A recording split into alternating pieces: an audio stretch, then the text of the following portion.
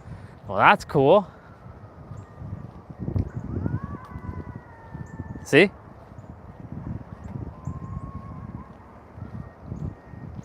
They're over there. Someone's over here too.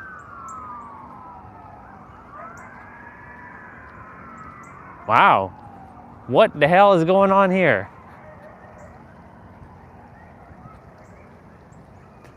There's definitely a pack of something over there. That's pretty badass. That's the first time we're hearing that. Huh. Wow. I'm sure the couple over there are hearing it too.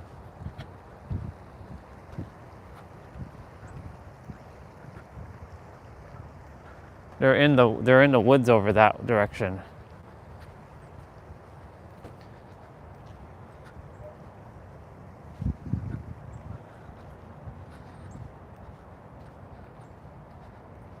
They were howling. I don't know if those were coyotes or if those were wolves, because they sounded more like wolves, but they stopped howling. Huh. Wow, that's a first. I was saying, like, you know, we've seen this place in summer, or spring, summer, fall, a winter day. And now we're hearing either coyotes or wolves howling.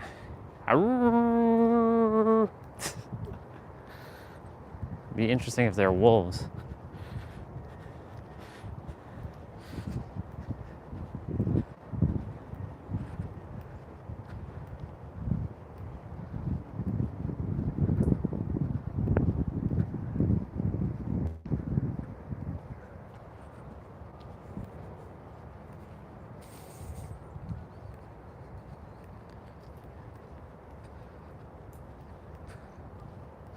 Wow.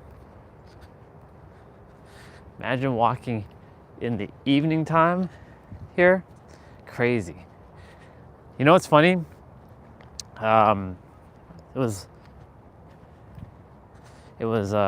early 2023. Wait, when did the trail get fixed?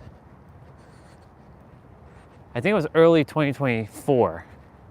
Yeah, early 2024. Late 2023, early 2024. We were walking here like early morning, like we're talking like 5:30, 6 in the morning. It was like dark. It was pretty awesome. Like walking down here in the dark. I'd bring my mini flashlight with me to see the trail. it was quite the vibe. And there was one morning where I was like, there were some cars down here and they were looking at me like, what is this guy doing down here? And he's got a flashlight in his hand. I'm like, what are you all doing down here at this time? It's funny. No, that was cool. That was a bunch of wolves howling just now.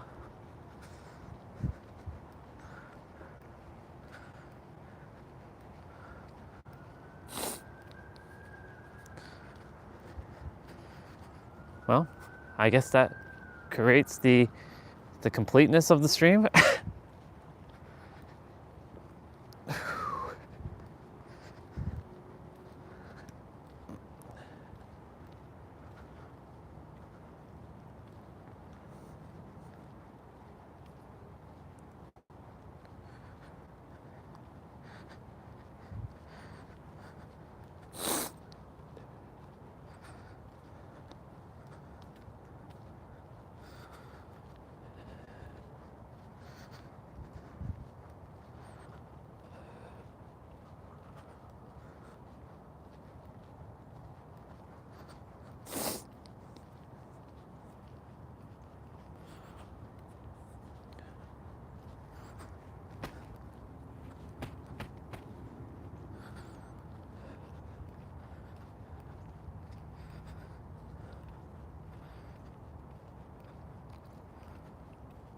I would do that, but it's a little wet and muddy there, and don't really feel like getting the phone and all that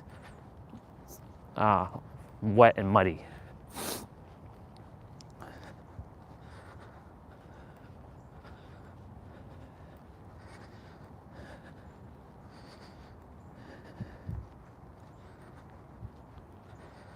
Well, there's gonna come a point where I won't be doing my playouts on the stream much anymore, which means you all will just get the talking version,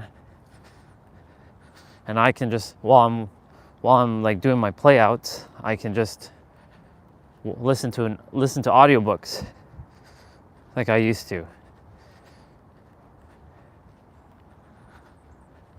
I did good though. I did good. 1 year, 1 full year of playouts on my stream.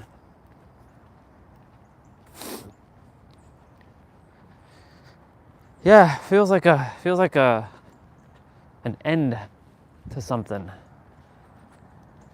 but a beginning to something else.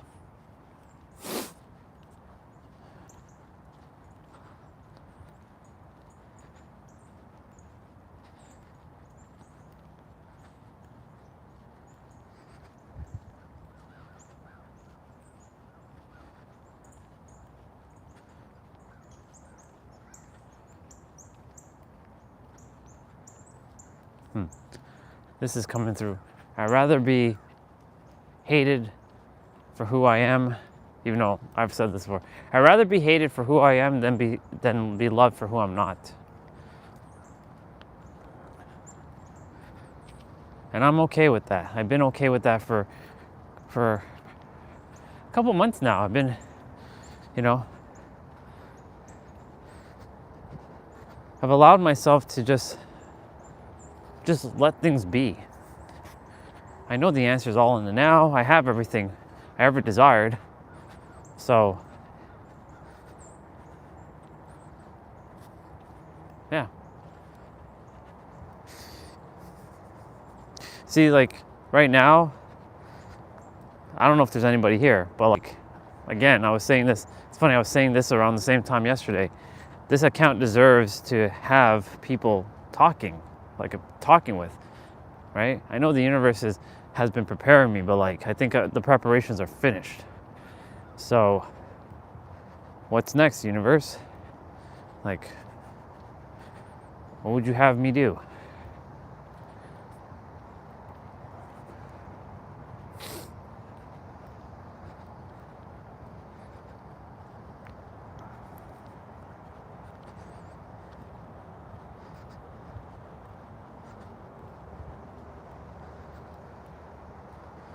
what's next.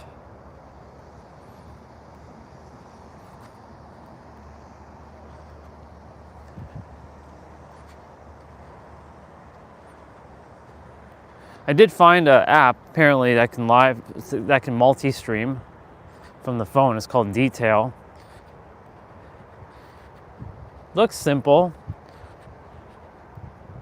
Don't know if it's gonna work the way I think it's gonna work though, because there's one that says Detail using iPhone as your camera for your computer or for your Mac, and then there's one that's like a video editor, and I'm like, I don't want to edit videos.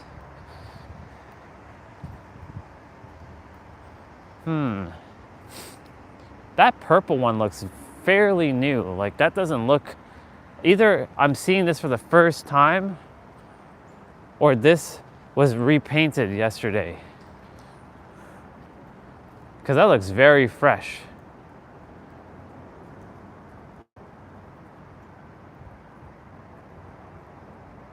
Goes to show you the collective hive mind in this particular area.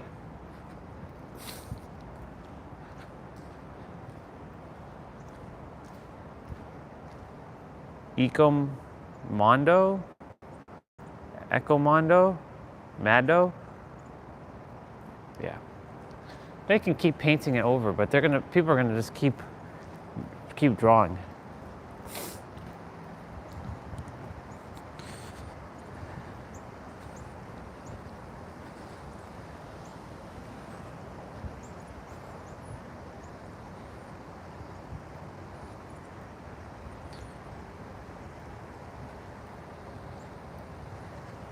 We'll be doing the play out inside because it's damp. But then we'll come back outside and sit and enjoy this day. I think we'll sit outside unless it rains a lot.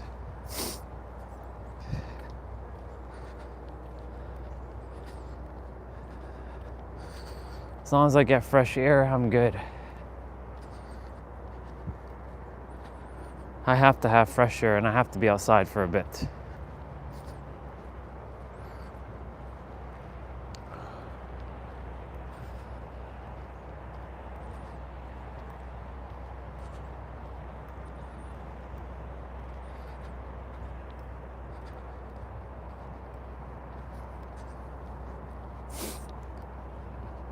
Yeah, but right now, like, I can talk to myself for hours and hours and hours. I've done it, right?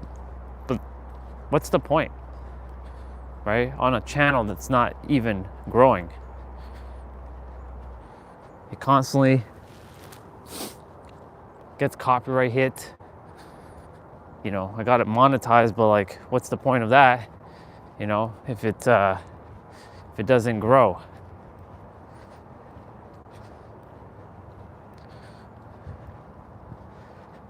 But it'll feel extremely weird if I don't live stream now, because it's become my norm. Ugh.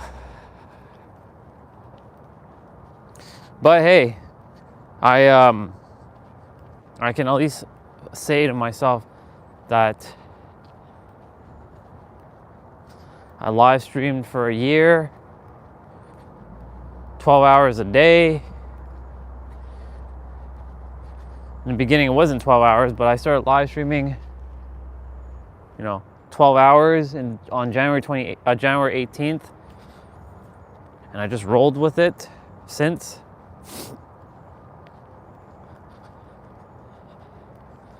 Okay, their dog is like going super slow.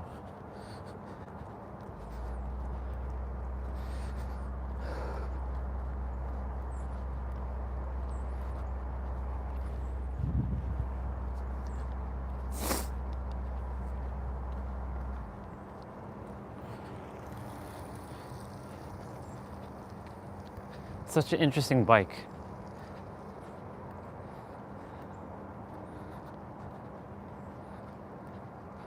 Okay, I gotta run backwards. All right, y'all, 3, 2, 1, go.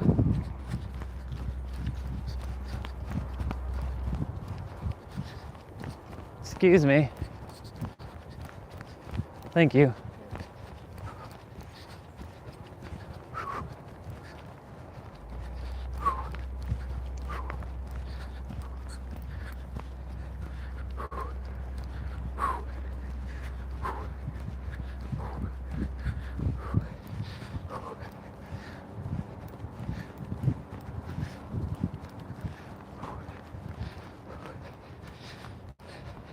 I wasn't gonna wait for them.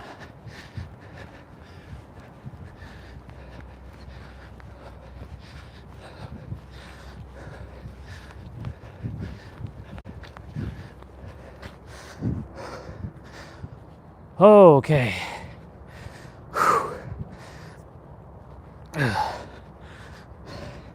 That way.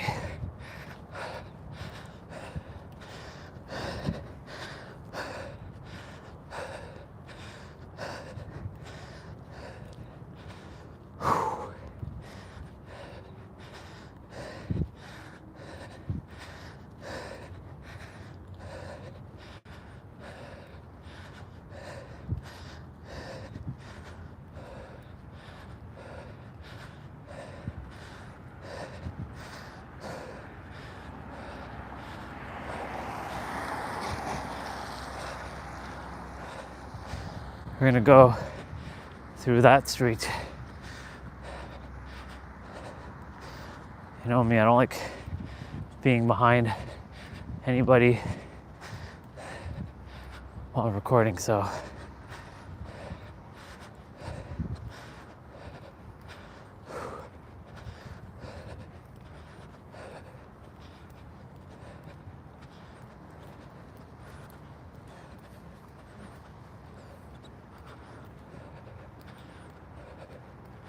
there.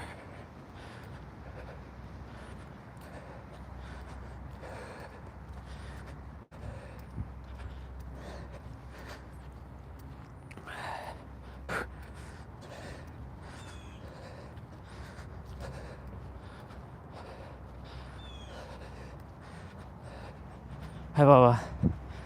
I love this house. They did a really good job building this house, and they did it in a timely manner, too. They didn't take long to build this house. Less than 6 months. They did good. Crazy. Ooh, I like that. North Pole. That's nice. That's pretty cool. I like it.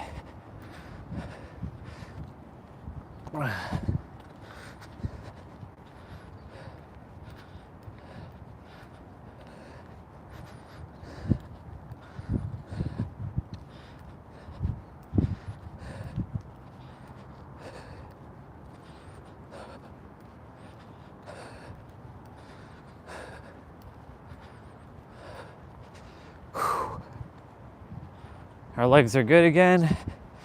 We catch our breath, we're good.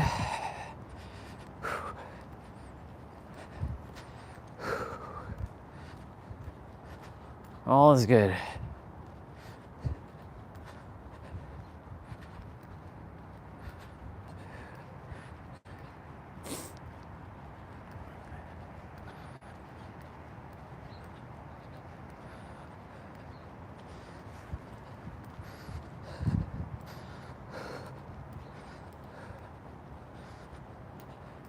It's funny how today we have a lot more battery and we were out longer. And in other days, we're like, we don't have as much battery. It makes no sense. Maybe the sun has something to do with it. I have no idea.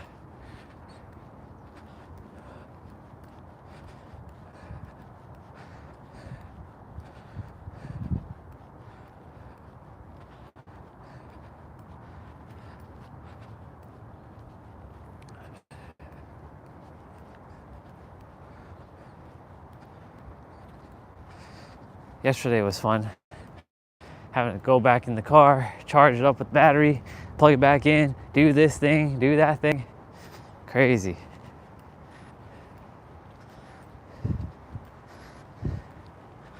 Hi, Baba. Hi, Baba.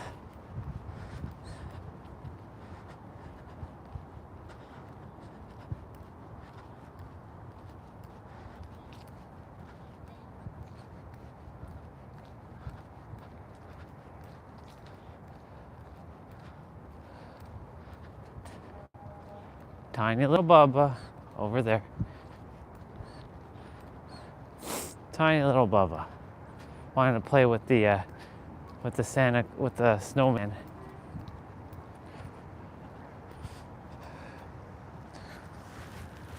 I don't desire to be here for Christmas.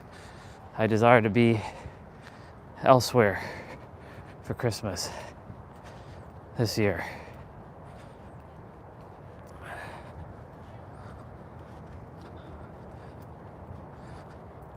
Show me a way, universe.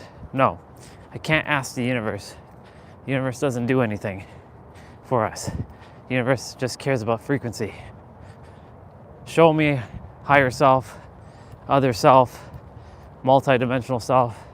Provide me the answer clear as day so that the third dimensional thinking mind knows what to do.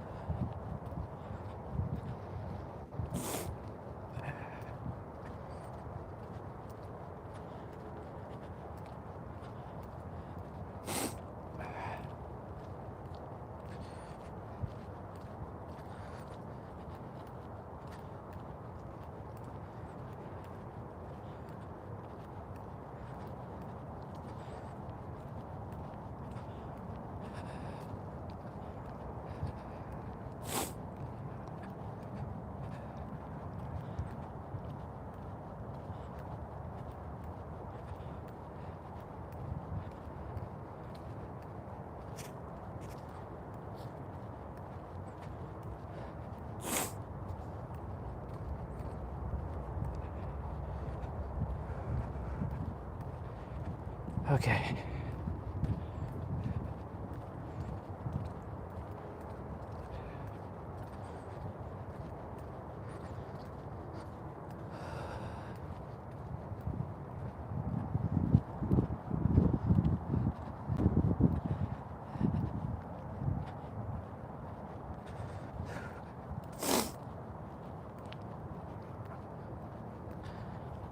Just thinking about something. I disappeared for a year. 1 year. No social media for 1 year. Like no YouTube, no, wow, 365 days of no YouTube. I mean, I download all that I can.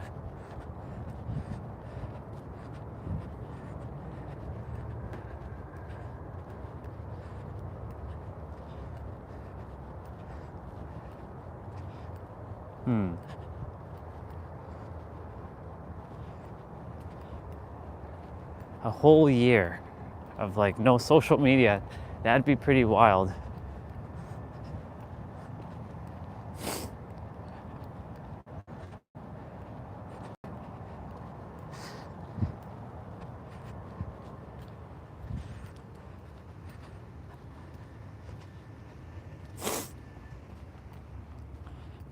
I would turn my tablet back to the e-reader.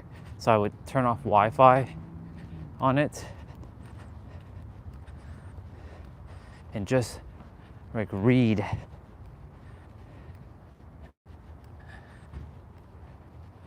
Read and meditate and absorb. Download all that I think is necessary before I go completely offline. Keep my MacBook off. My cell phone, it would be somewhat off. I'd probably check it like, that'd be interesting how, going going with very little to no technology. I mean, I did it technically, but during COVID, I had you know, the TV instead of, and the Android box. Right? So that'd be interesting. A whole year, just no YouTube, no Instagram, like none of that stuff.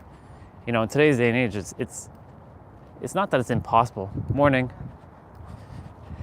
It's not impossible to do those things. It's definitely possible. It's just that there's a lot of distractions that get in the way of you doing that. But like just spending time with yourself,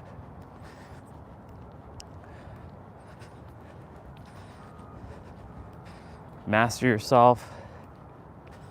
Now, of course, I would desire to play Dead by Daylight, so that's still some sort of social media aspect. Like, I'm not playing Dead by Daylight. That's like my game. I love playing it. I enjoy it. But you know, I don't have to do all that because it's not necessary. I don't have to spend hours and years off of social media because I have really good control. And plus, like, I have all the answers. Ooh, their gingerbread house looking nice, or their nutcracker, a nice pink one. That's nice. I like their nutcracker. They went Christmas now. That's nice. I like it. Their house brings me a certain joy every time I look at it.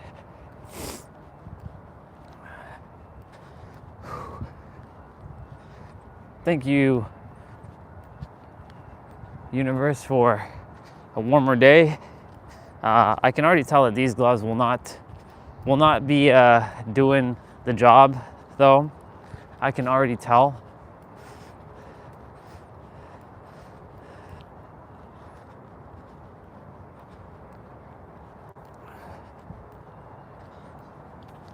I have to find those hand warmers. They should be in the in a box. I think they're in that box. I have to undo my the closet though and do all that. Theoretically speaking, I do have to clean out that closet and start purging shit. Wow, Ash's Tree them is like, wow, they have so much clothing to donate. That's crazy. Wow, that's a lot of clothing. Good job. Huh?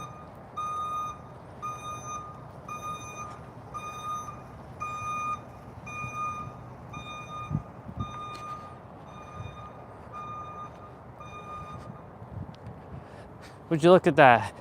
We now made it back. Like, we now hit low, like a low battery percentage.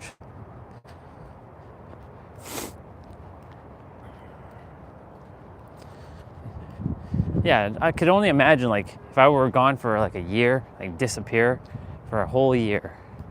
I used to do the disappearing act until I felt like it was necessary to disappear. Like, I did that for 6 months last year, and I know the ramifications of what happens. You lose connections with people, but you actually get to see who's truly meant to be a part of your journey, because some will reach out to you. Some will just not even know that you're gone, like, because everybody else is busy with their own life, right? I was actually gonna disappear for a whole year last year, but the universe is like, no, you got something to do. Hey, good morning, sister. Have a great day. Okay. Thank you.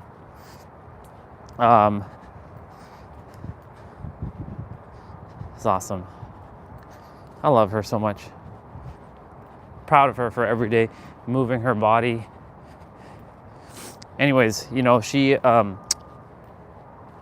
distracted with her sister.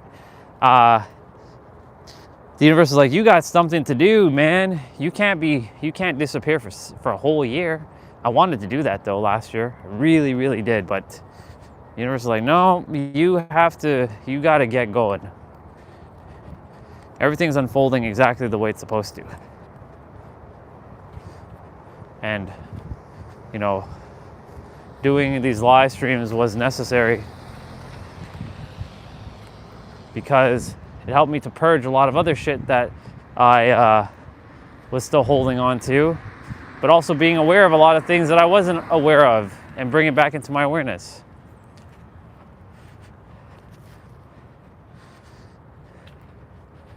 We're almost back.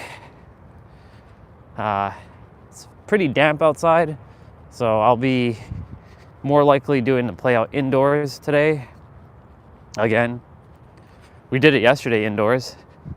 It was fitting because, you know, we started indoors last year, and had yesterday been the last stream, we would have finished indoors. But yesterday was good.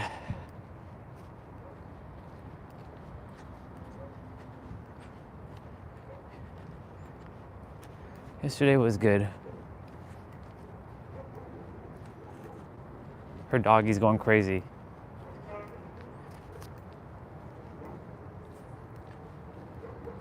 Oh, he's up there. He's up in the window, barking his head off. He's like rah rah rah rah rah rah rah rah rah rah rah rah rah rah rah. He's up in the window. I'm like, where is he? Oh, I see him. He's up there.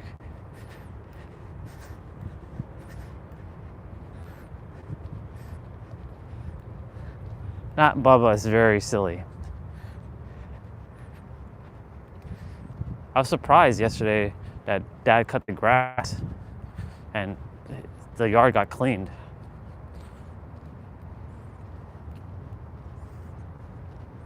Minus the sidewalk here, but you know. We're back.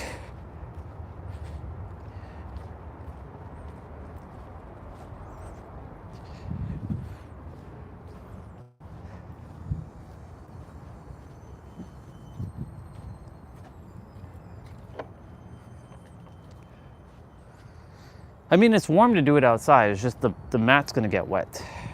But I could technically get rolling and do it out here.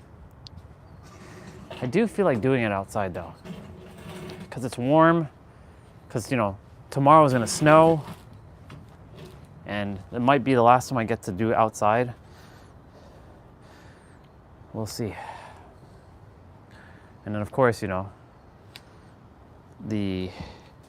I don't know when the stream is coming to an end. Who would have thought I would say that? But apparently, that's the thing, that the stream is coming to a conclusion. That's the point.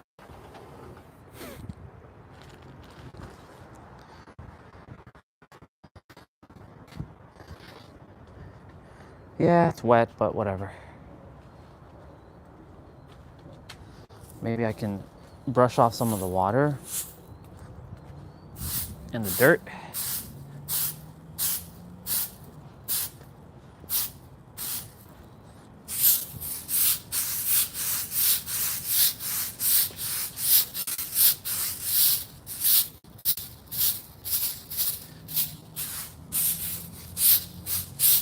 It's fine. I can easily dry the mat. That's the whole reason why we have the mat anyways, right?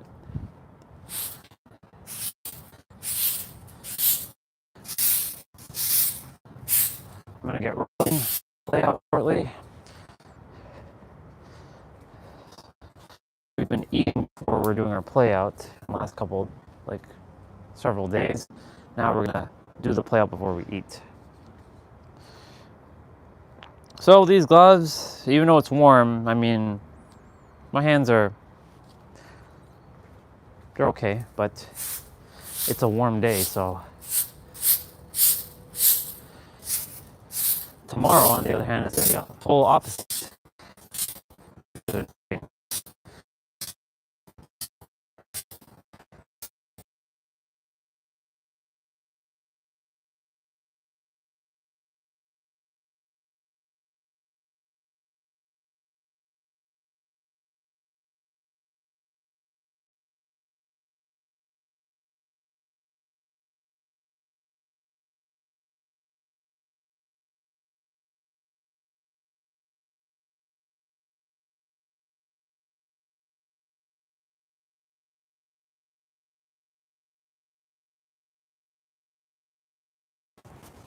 That was weird.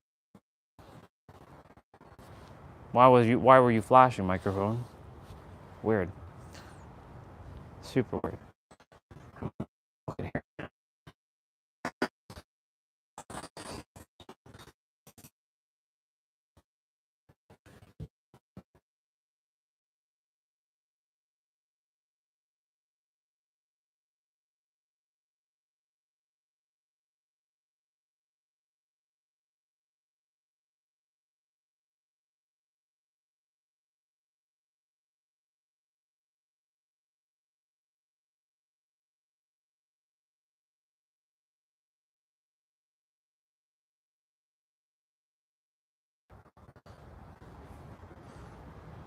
No audio.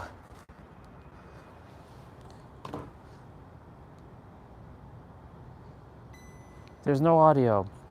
No audio. Oh, now there's audio.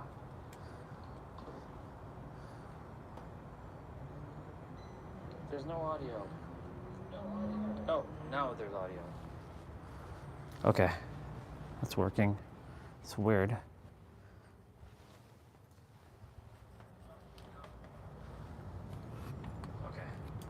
It's working. It's weird.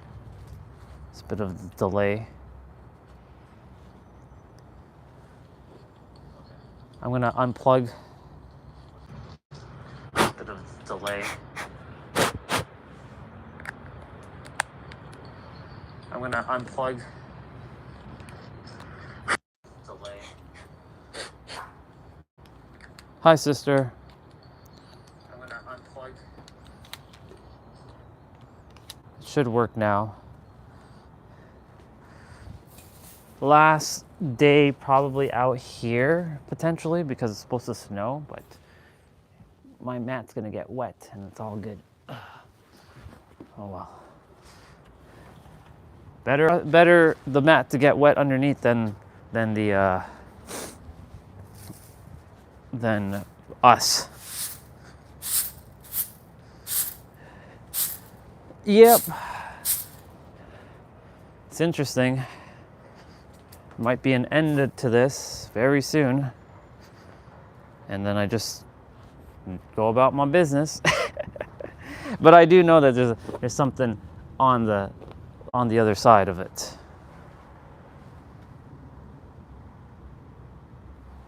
That's an interesting question you're asking me. I slept good. Why the question? Did you get a vision to some degree? Did you feel some energy from me? I slept great.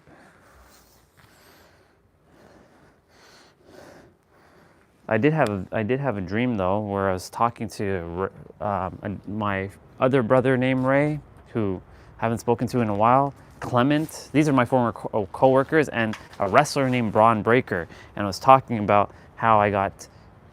I remember my past and Sarah and all that. I was talking to them in my dreams. It was weird.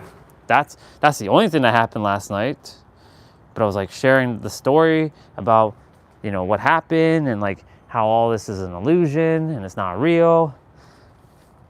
Other than that, I slept great. I slept phenomenal. Just don't know. I don't know what's next though on this journey, because it's if the channel was growing every day, I wouldn't even be considering it. But I did a whole year now, and have to find like I would like to continue to do this, obviously, but it has to be sustainable. And I don't want to also be in Toronto, and I focus on being in San Diego. So I don't like being indoors. I hate it. I hate being indoors. It drives me nuts. I came to realize how much I really do love the outdoors. I love it so much. I love the outdoors. The indoors it's like, even a few, like an hour or two indoors feels like ugh to me.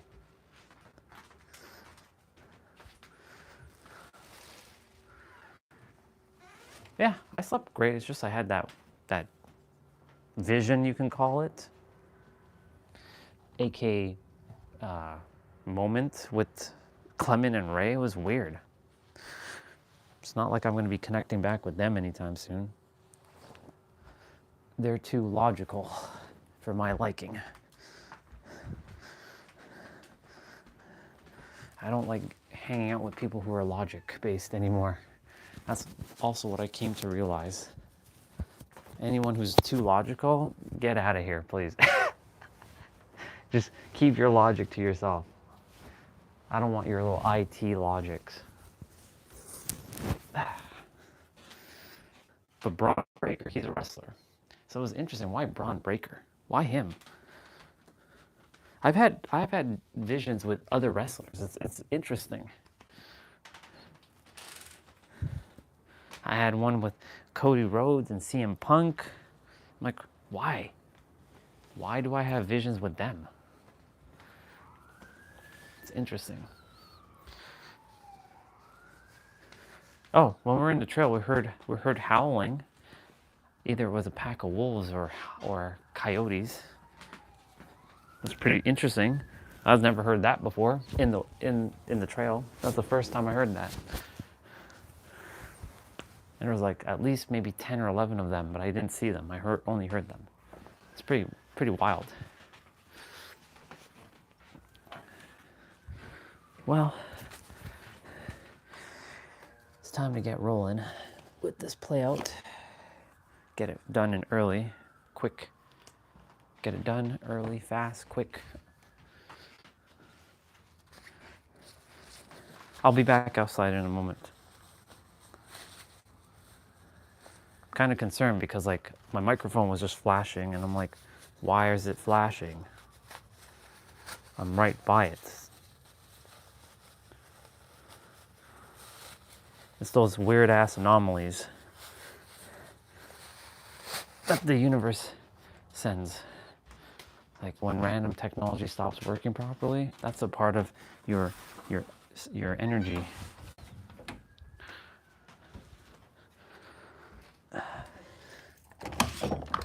Oh yeah, let's go. Ow.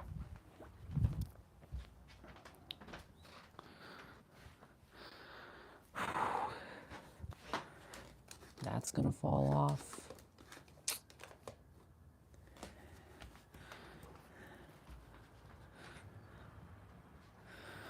I'll be back outside in a second. I don't know if you left anything. Do do do do do do do do do do do.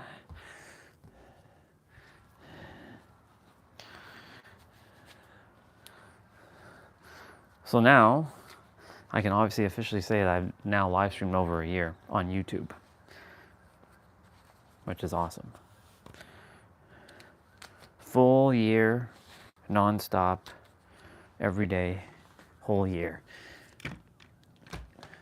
For me, I didn't feel like it was impressive because, you know, there's streamers who stream there's streamers who stream too.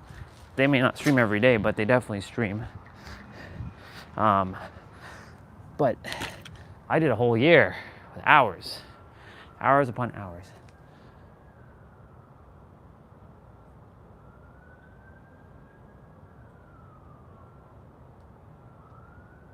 I had a good day.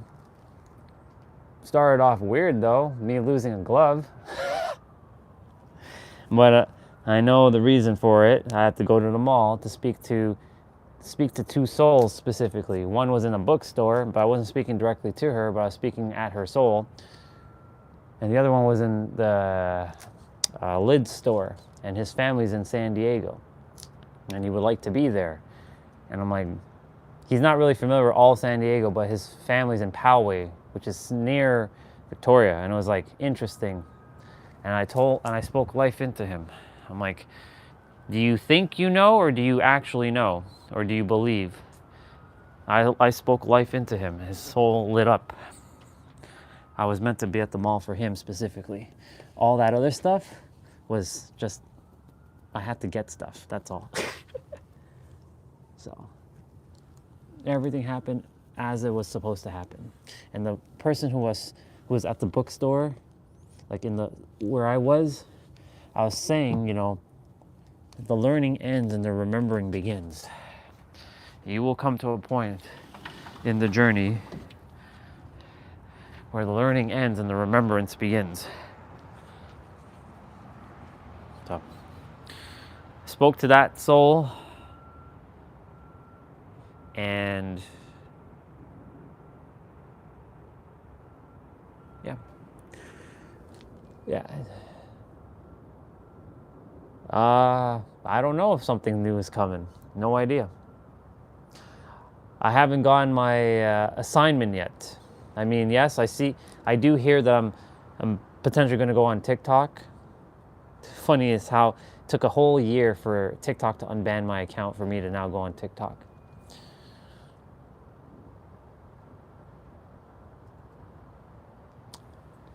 Yeah, I don't know. I have no idea. I have no idea at this point. But I'm just walking the path at this point.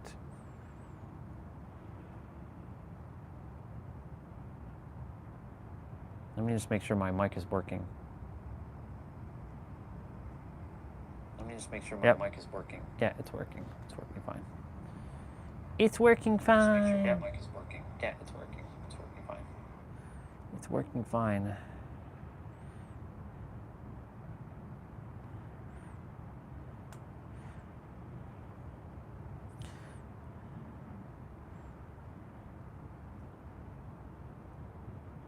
What a 5D being would see, reality beyond 4D explained. Interesting.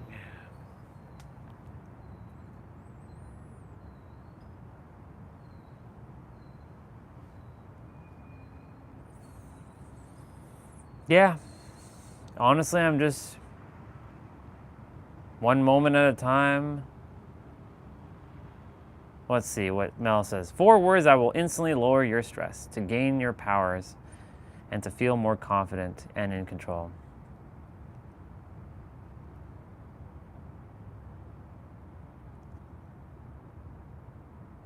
Let's see what you have to say. Focus on them, but you. What?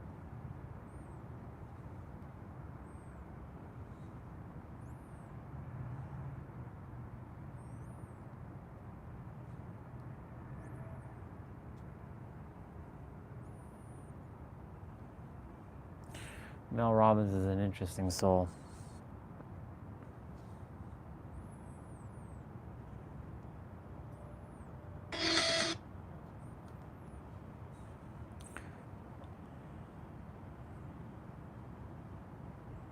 Yepers. Yepers. Okay. Oh, I'm going to open up my playout.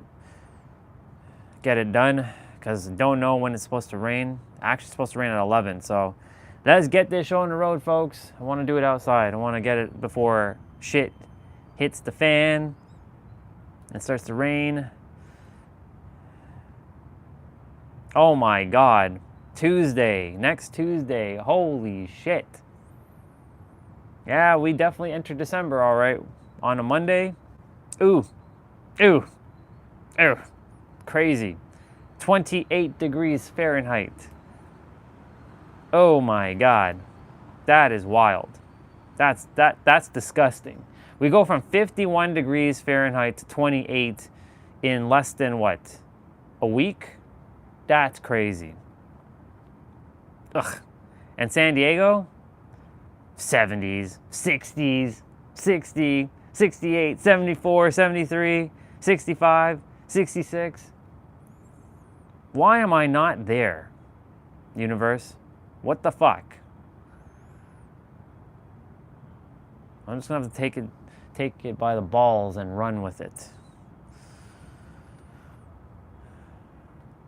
Anyways.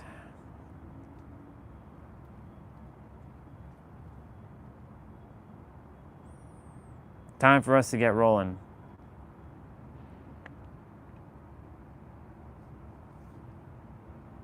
Whoa, whoa, whoa, whoa, whoa, whoa, whoa, whoa, whoa. Where's my window?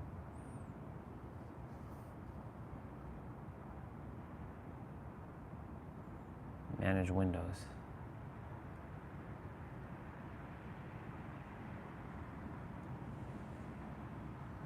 Restore. The fuck?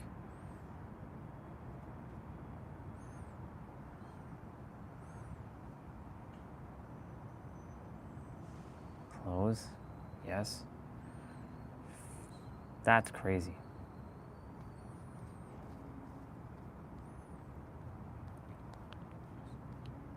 That was wild.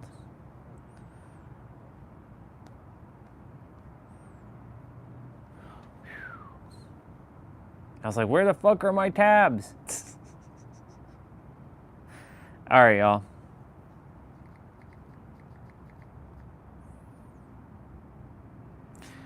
Let's get rolling.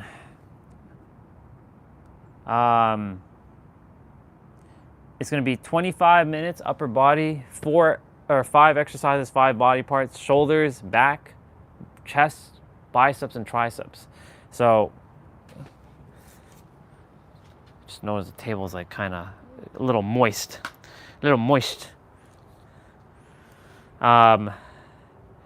regarding that, you will be doing push-ups. So for those of you who are going to be doing this with me,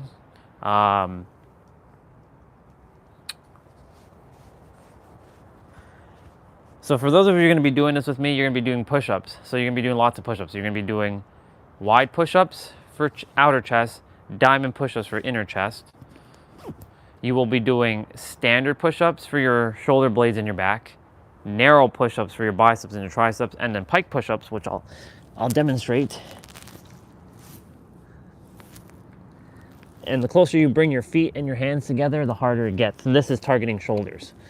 So that's what you're going to be doing. 25 minutes.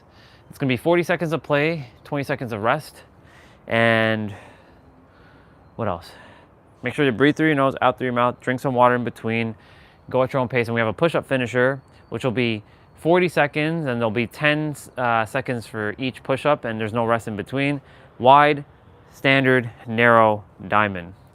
When we get to chest, go between wide and diamond. So alternate. So I would start with probably wide, diamond, and then actually we're going to be finishing with a wide push-up. So do that. For triceps, you can actually do all the push-ups because most of them target your triceps anyways. So you can do diamond, you can do wide, you can do standard, and you can do narrow. And technically pike does target your triceps a bit. So you can do all 5 for triceps. So that way you get one more in for each. Other than that, yeah, have fun. And then of course we have 10 minutes of abs, and then I want to get the main stuff done first before the rain hits. So with that being said, we're gonna put on some music. Some music.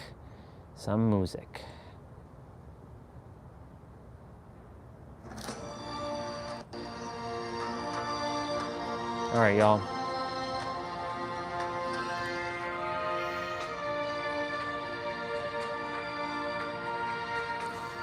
Let's go. We're starting with shoulders, so you're gonna do pike push-ups. Actually, hold on. I didn't use the bathroom. I was supposed to use the bathroom first. Like, actually go potty. Go potty. I'll be right back.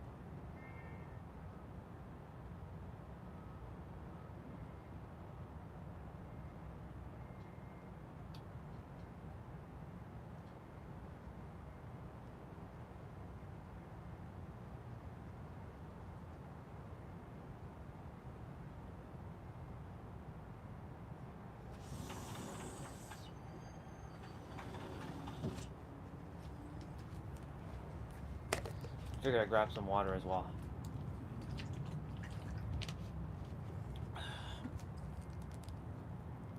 Start that over.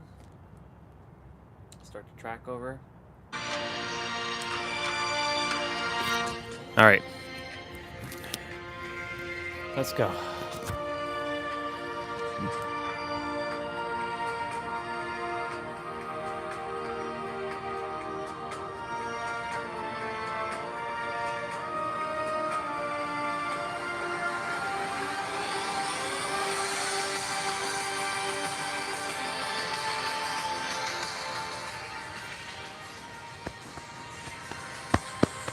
So we're starting with shoulders, like I said.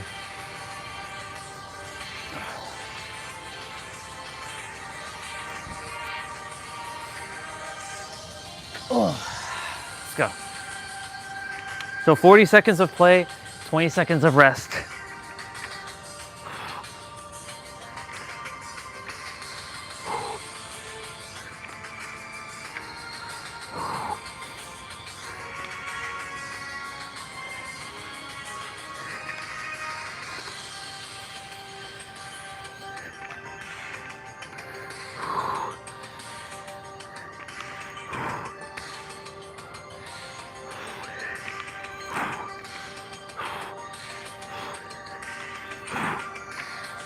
Very good.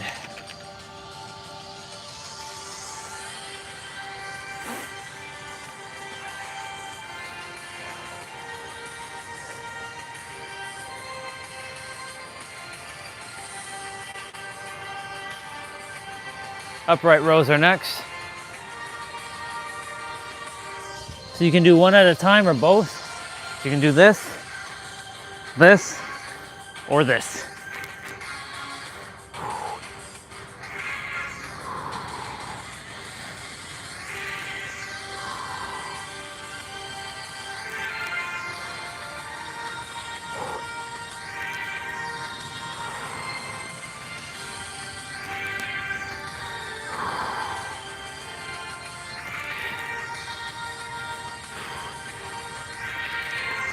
Feeling it in my shoulders already, y'all.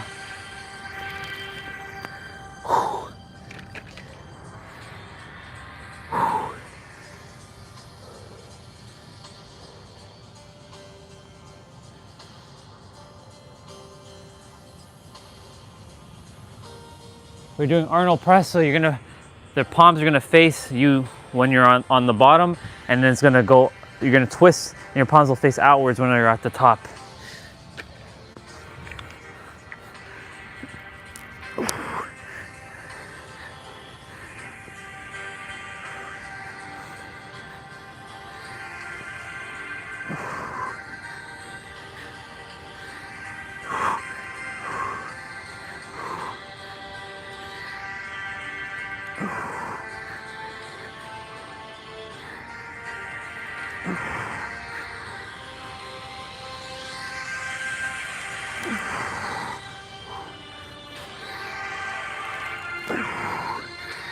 Let's go.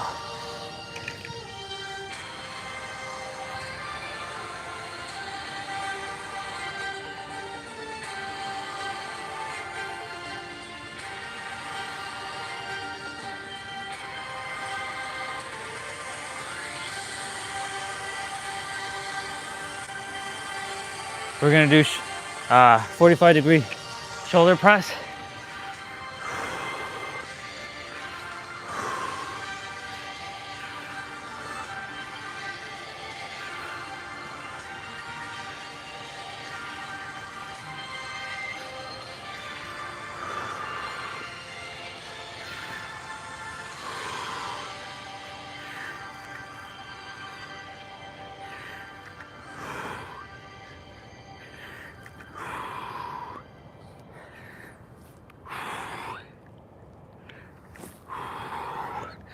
Very good.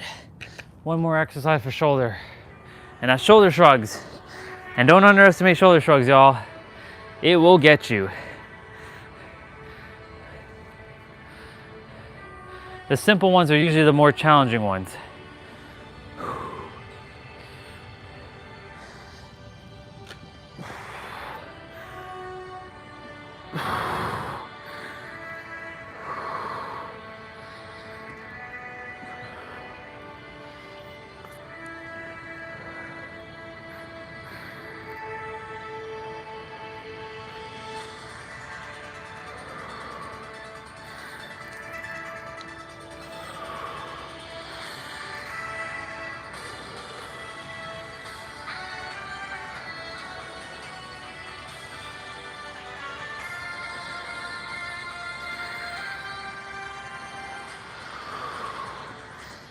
Ugh.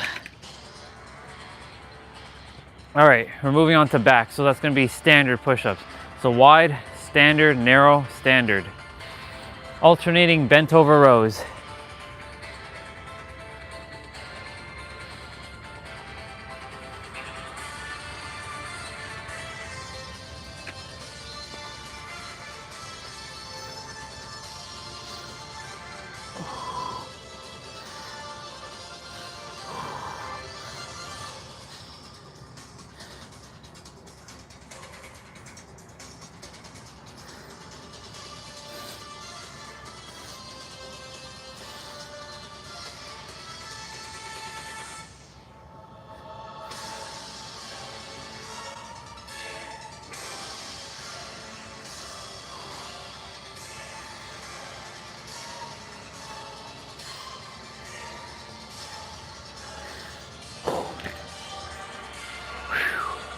Feeling it already, but it's good, in a good way.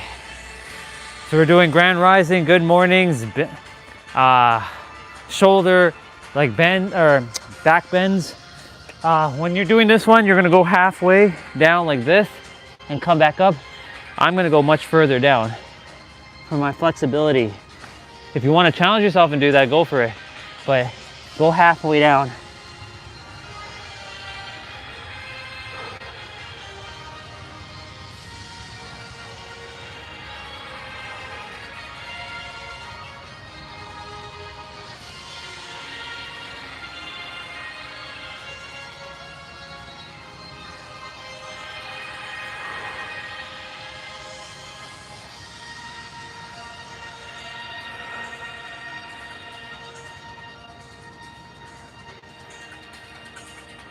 Very good.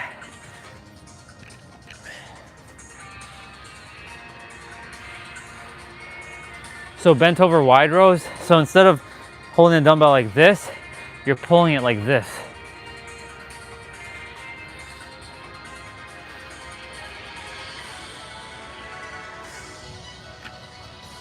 So like this.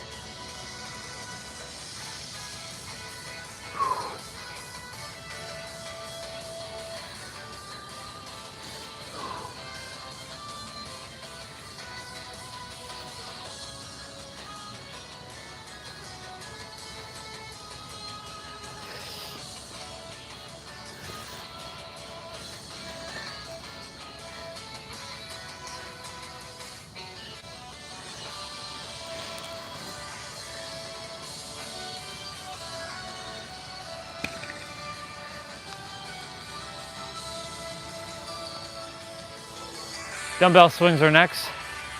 This one's really good for your lower back, your lower body, your calves, your thighs, your knees, your ankles, your glutes, a lot of it.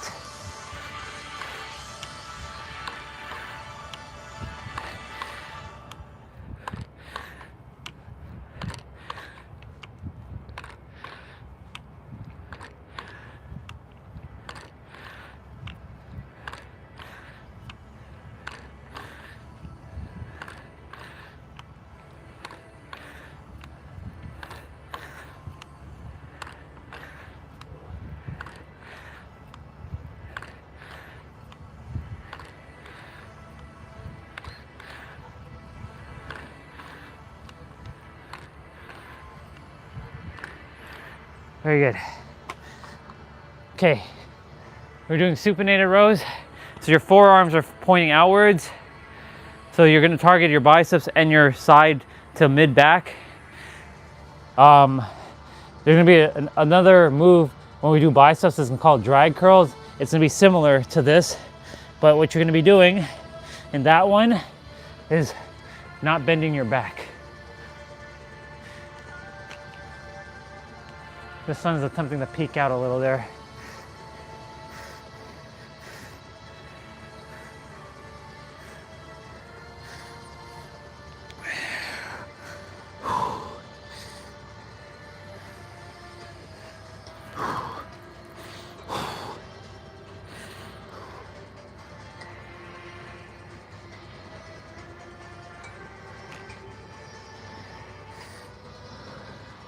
You can see the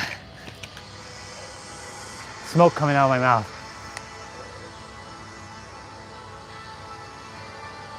We're moving on to chest. So 45-degree chest press. So you're gonna hold the dumbbell like this. You're gonna give your back a little bit of an arch like this. So let's start with wide push-ups here.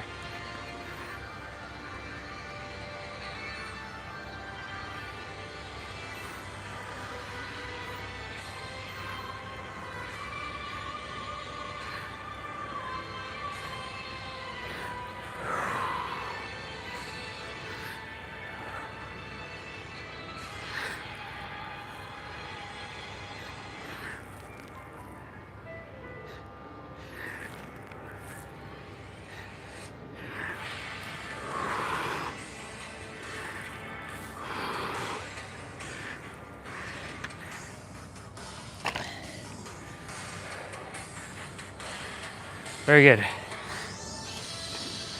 Standard chest press is next.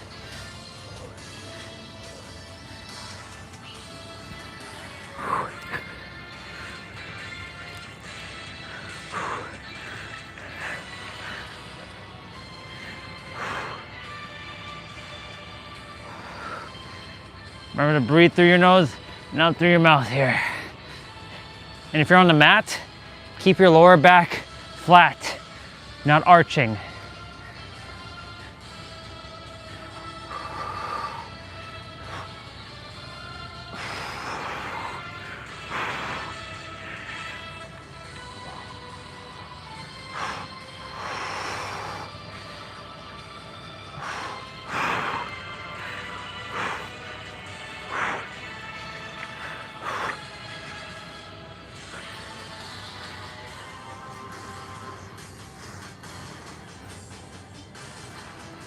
We're doing dumbbell flies next. So you're gonna go like this. So, diamond or wide, but your last exercise is gonna be wide. So do your best to alternate. So if you can't, then just do another diamond here.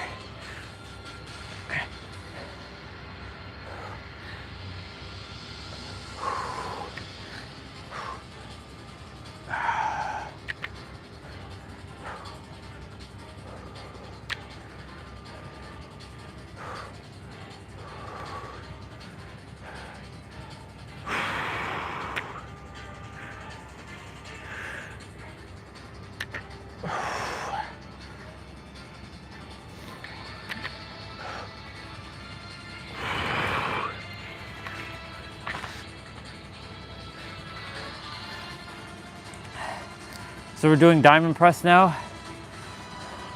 So you're squeezing the dumbbells together and you're bringing it up and down.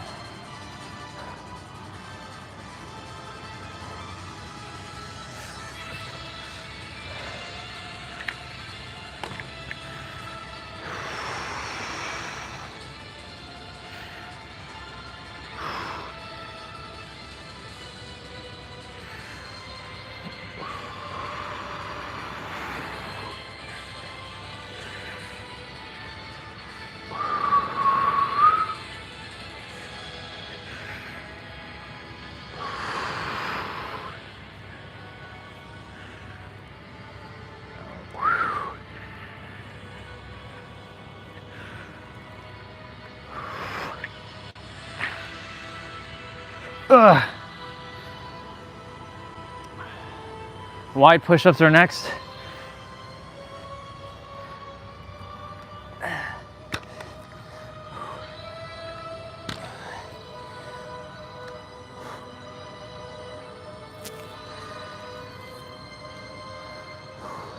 Let's go.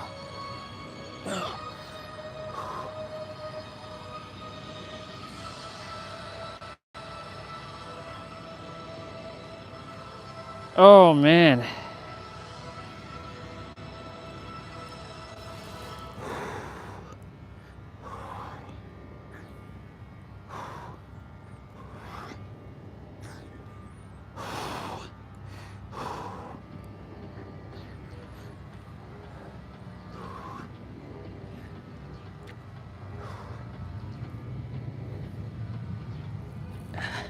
Very good. Biceps, narrow push-ups.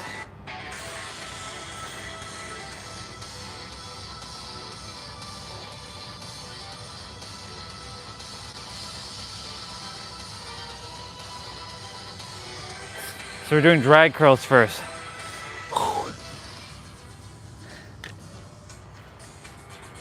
So similar to supinator rows, but you're not bending your back and you're doing both at the same time.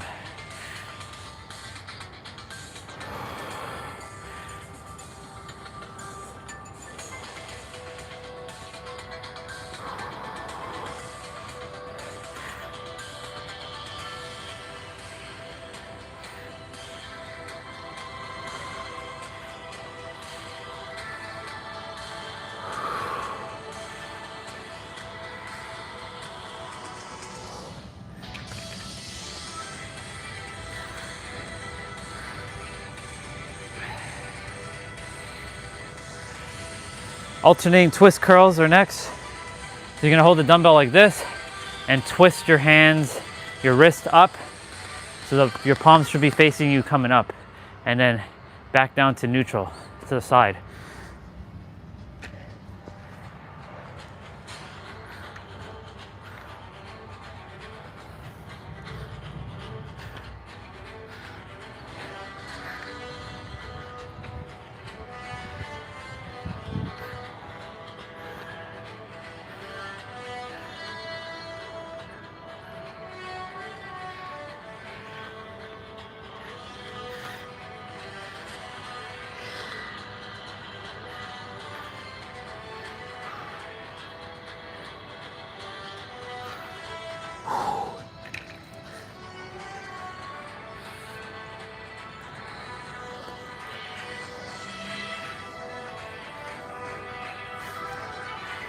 Single dumbbell curls next. You're gonna hold the dumbbell like this and curl like this.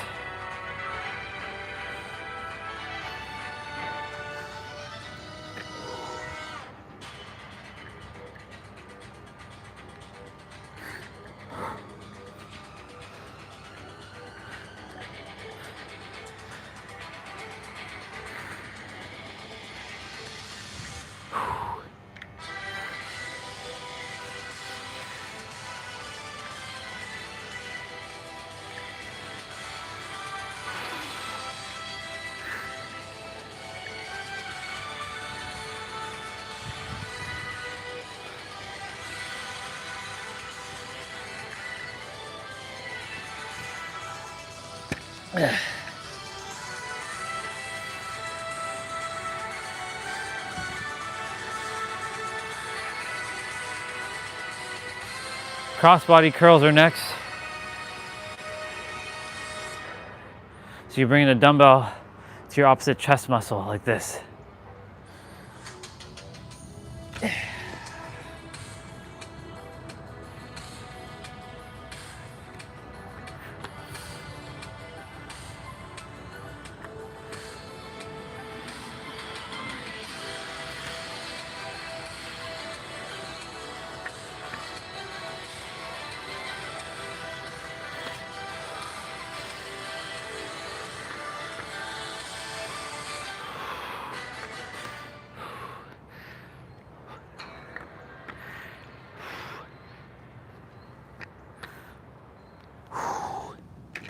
Very good. Hammer curls are next. So you're gonna bring the dumbbell, you're keeping your palm neutral, and it's gonna come up like this. You're not twisting, you're just keeping it like this. So you're just bringing it up vertically like this. After this one, should be, I believe, we get into triceps.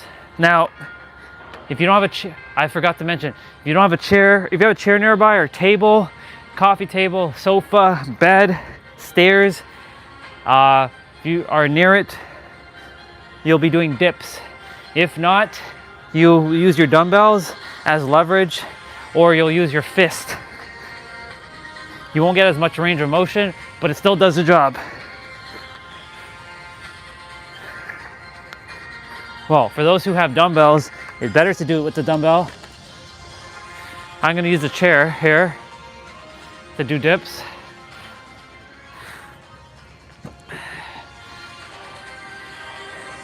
One exercise is gonna be narrow push-ups on the dumbbell. So letting you all know that it's coming up shortly.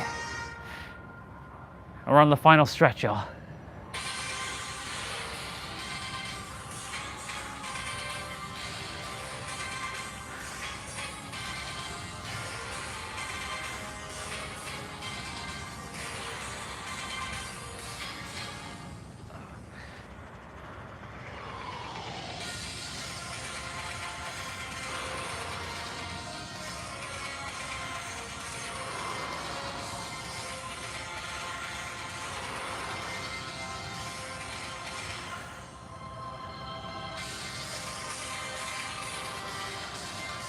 All right, thank you, chair. That was awesome, I appreciate it.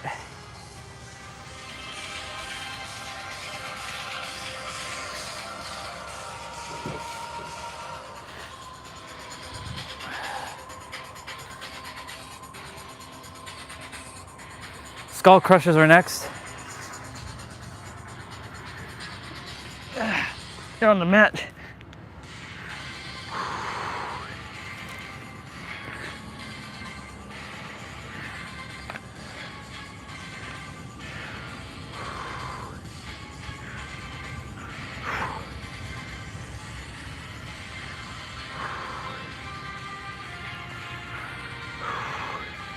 Then we're going to be doing Tate press.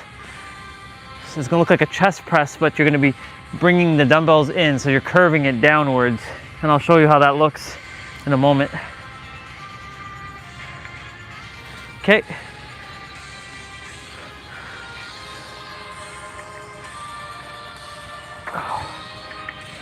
So Tate press looks like a chest press, but you're curving it in like this.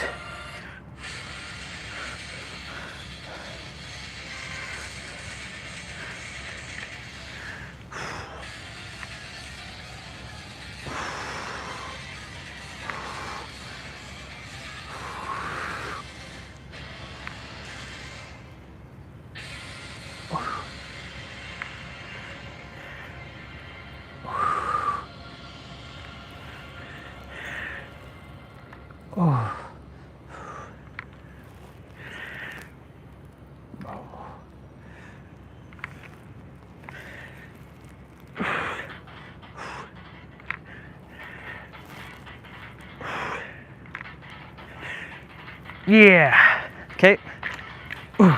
Narrow push-ups. Us with the dumbbells. Bring your dumbbells close together. And then we have overhead extension. And then we have our push-up finisher. And then you all are done the upper body. The main quest is done. Then we have our side quest, which is our abs. 10 minutes.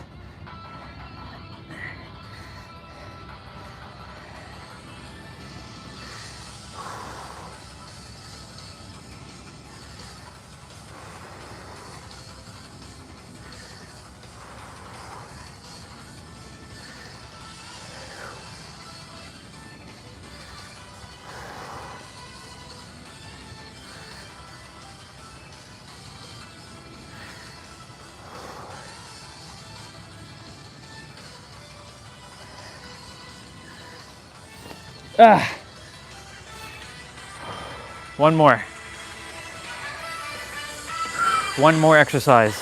Overhead extension.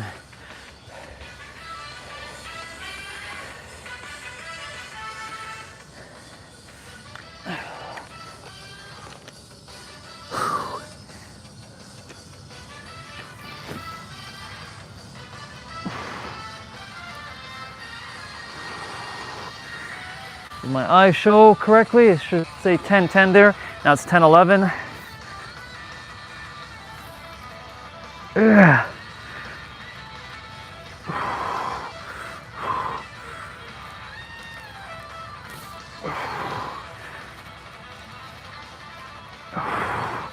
Arise, arise, Orion.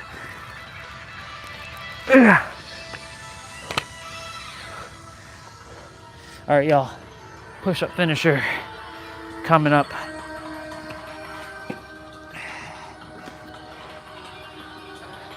So we got wide, standard, narrow, diamond. 10 seconds each.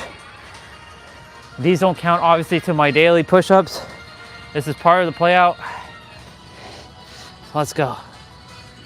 And I'll tell you when to switch.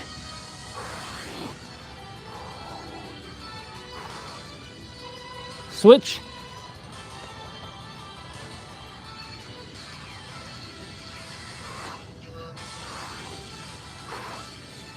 Switch.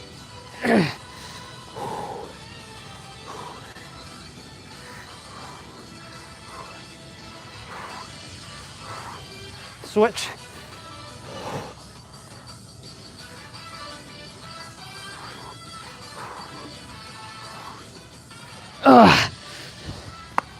Let's go. Fuck yeah. We did it.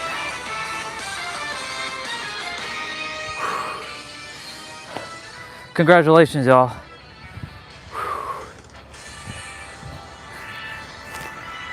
Ooh. Go ahead and do a couple stretches. I'm attempting to get at least the main play out done and the side quest done before the ring comes falling down.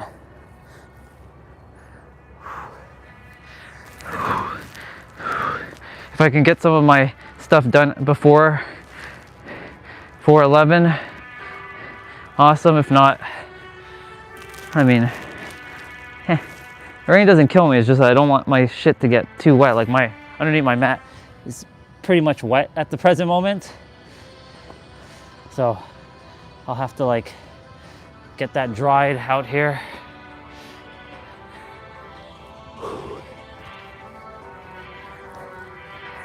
Oh man, that was good. Arm circles.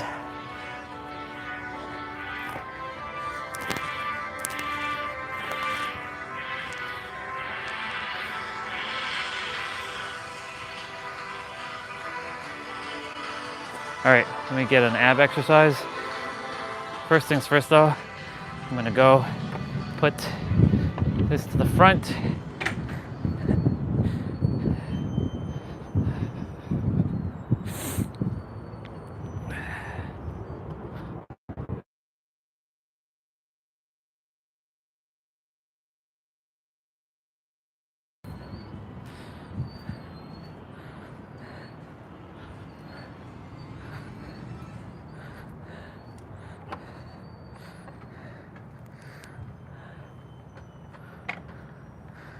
Very good.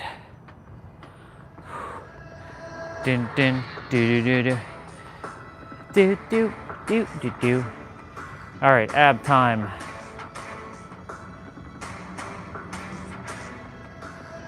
What are we gonna do?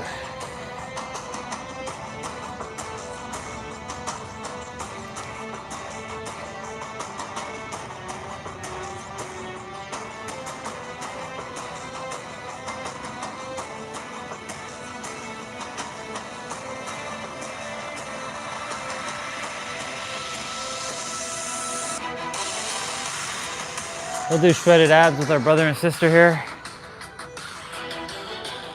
Both of them.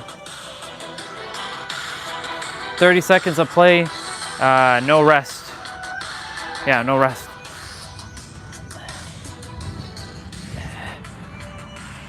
Prayer crunch first. Make sure your lower back is touching the mat. Make sure you're sucking your gut, pulling your navel, contract your core, bringing your belly button into your spine. Also, do make sure to know that ab exercises strengthen your core. They don't give you abs. You already have them. They're just hiding under a layer of fat. All those people say doing ab exercises get you abs. No, they don't get you abs. You already have them. They strengthen your core, yes, and they can pop, yes. They can show, but that's if your body fat percentage is low enough. Because I've been doing abs for years, and my body fat percentage was pretty high, and you couldn't really see my abs, and I've been doing it for a whole year straight. And Oh, we're just supposed to be doing right crunch. My bad. So we're just bringing our right. Actually, there is a rest. There's 10 seconds of rest. There is no rest. There is a rest. So you're bringing your right elbow to your left knee, and you're contracting your obliques here. And then we'll do the other side.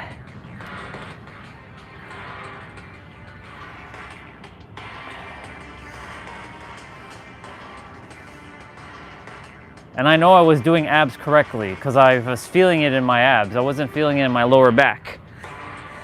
So, but for the first year or so, I was actually even eating cleaner too. I wasn't eating any cookies or chips or anything like that. It was just straight up like nuts and fruits as my snack, doing my best to cut out a lot of shit. But of course, that's when I was still adhering to being human and that this was all physical, not mental. So I was buying into a bunch of like, you know, shit. And my tummy didn't really go down that much. I still had what we call the pot belly. So I'm like, what the fuck? Like, I still have a pouch, y'all. Like, I intermittent fast almost every day. Like, you know, yes, I eat rice and I eat chips and cookies and shit like that. But like, I drink a lot of water and I move my body every day, right? I'm not gonna say it's genetics, so that's bullshit as well. That's a limiting belief. Anybody who says genetics, bullshit. But it is genetics. It is genetics. Well, okay, you keep telling yourself it's genetics. You're telling your cells that. Study epigenetics. Go look that up.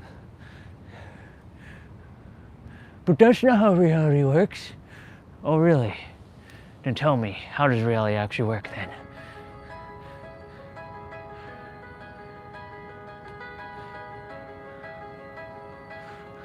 Right. Anyways, that's just me being silly there. So we're doing lean back pulses.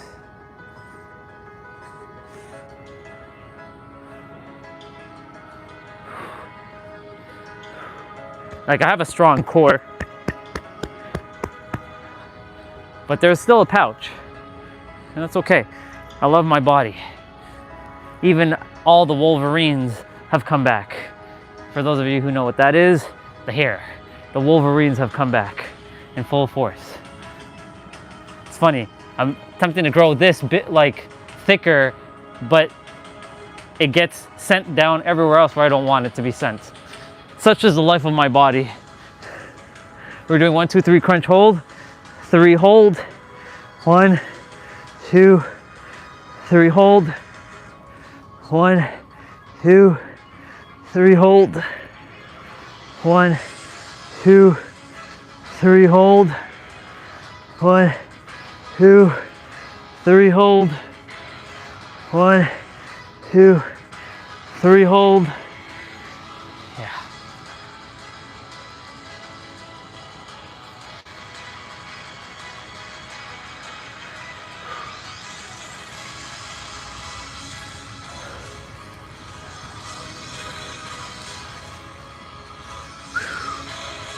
So we're reaching side to side.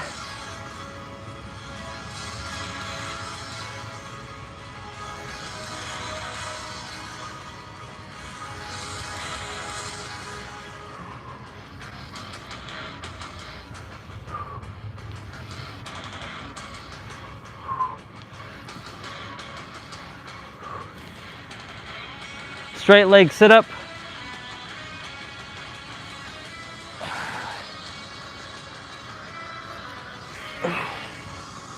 So you're reaching for your toes. Make sure your lower back touches the ground before your shoulder blades here. Make sure your lower back touches the ground first before your shoulder blades do. Otherwise, you're missing the whole engagement of the move.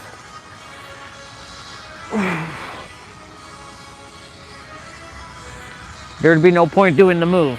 So make sure that lower back is touching first before your shoulder blades end up touching.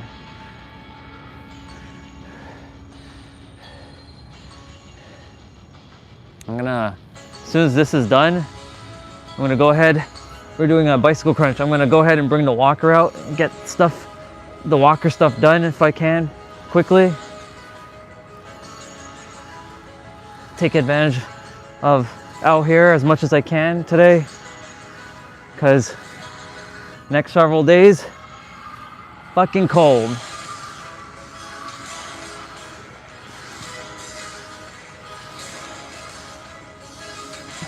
There's this misperception that, you know, December has to be cold. It doesn't. I'm attempting to send the energy that it's 2015 December, hot, warm. So we're doing plank dips to the right.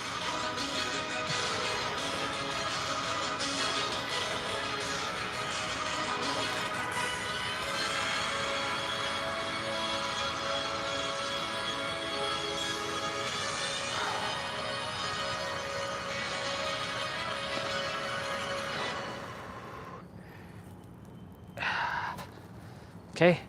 Nope, no, we're still on the same side. Plank reach throughs. So side plank reach to the right. So you're going like this, tucking in your left arm and coming back up. Now if you're having a hard time balancing on your feet, put your right foot forward and your left foot behind your right foot, and you'll have more stability. I'm stacking my feet together to challenge myself with my balance.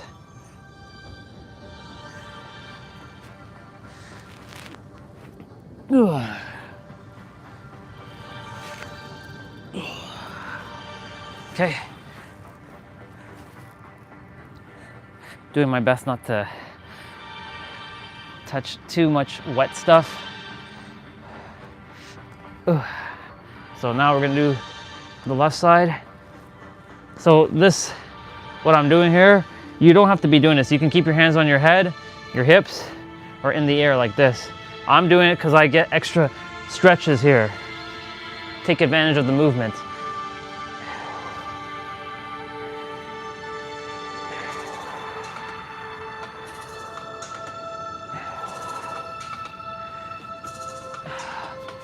I wonder when that sister, when we were at the auto dealership, when she gave me the little container, when she said keep going, what she really meant by that. Keep going as to what? Live streaming on this dead channel? I don't want to call it dead, but you know, this channel that doesn't grow. I mean, I'm growing, but I don't know. I have no idea, y'all.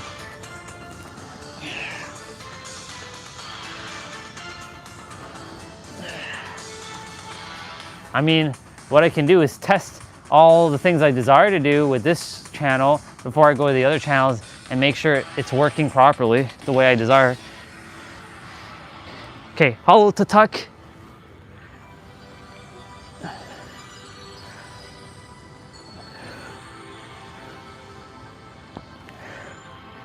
Who knows? I have no idea at this point.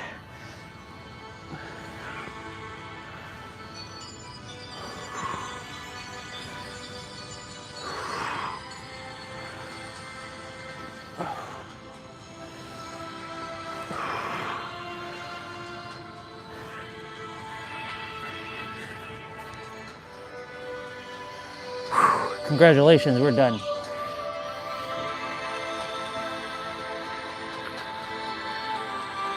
Never thought I would have to say that the channel might end, the streaming might end on this channel, but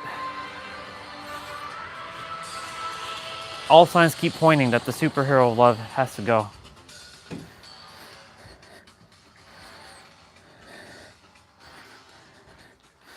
Maybe rebrand the channel, but even then, rebranding the channel won't do shit. Potentially. It's all logic at this point. I don't want logic. Logic is not going to help me in this scenario. Got to do some ab stretches.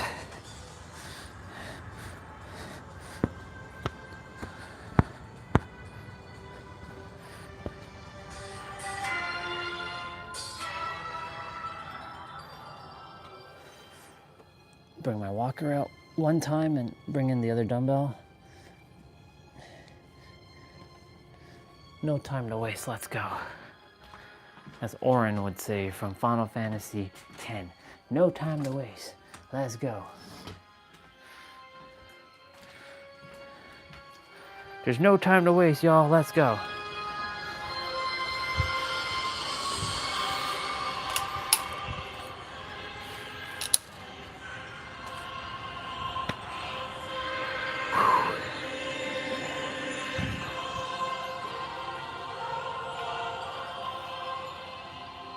Main quests, side quests are done. Happy about that. And it's only 10:27, so that's good. We have 30-ish minutes before it potentially rains to get most of the stuff done.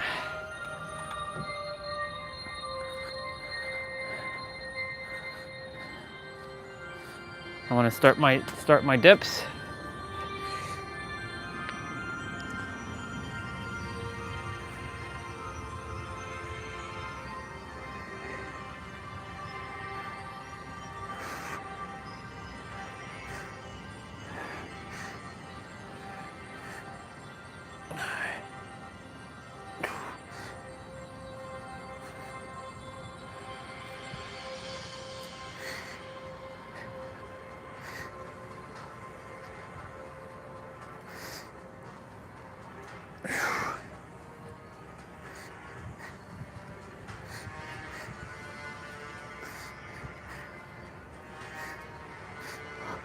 $21. 34 to go. There's a couple of you on now.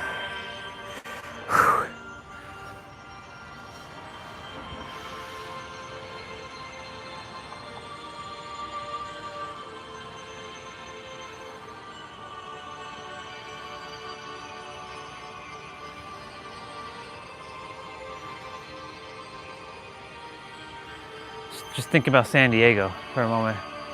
Oh, now it's raining.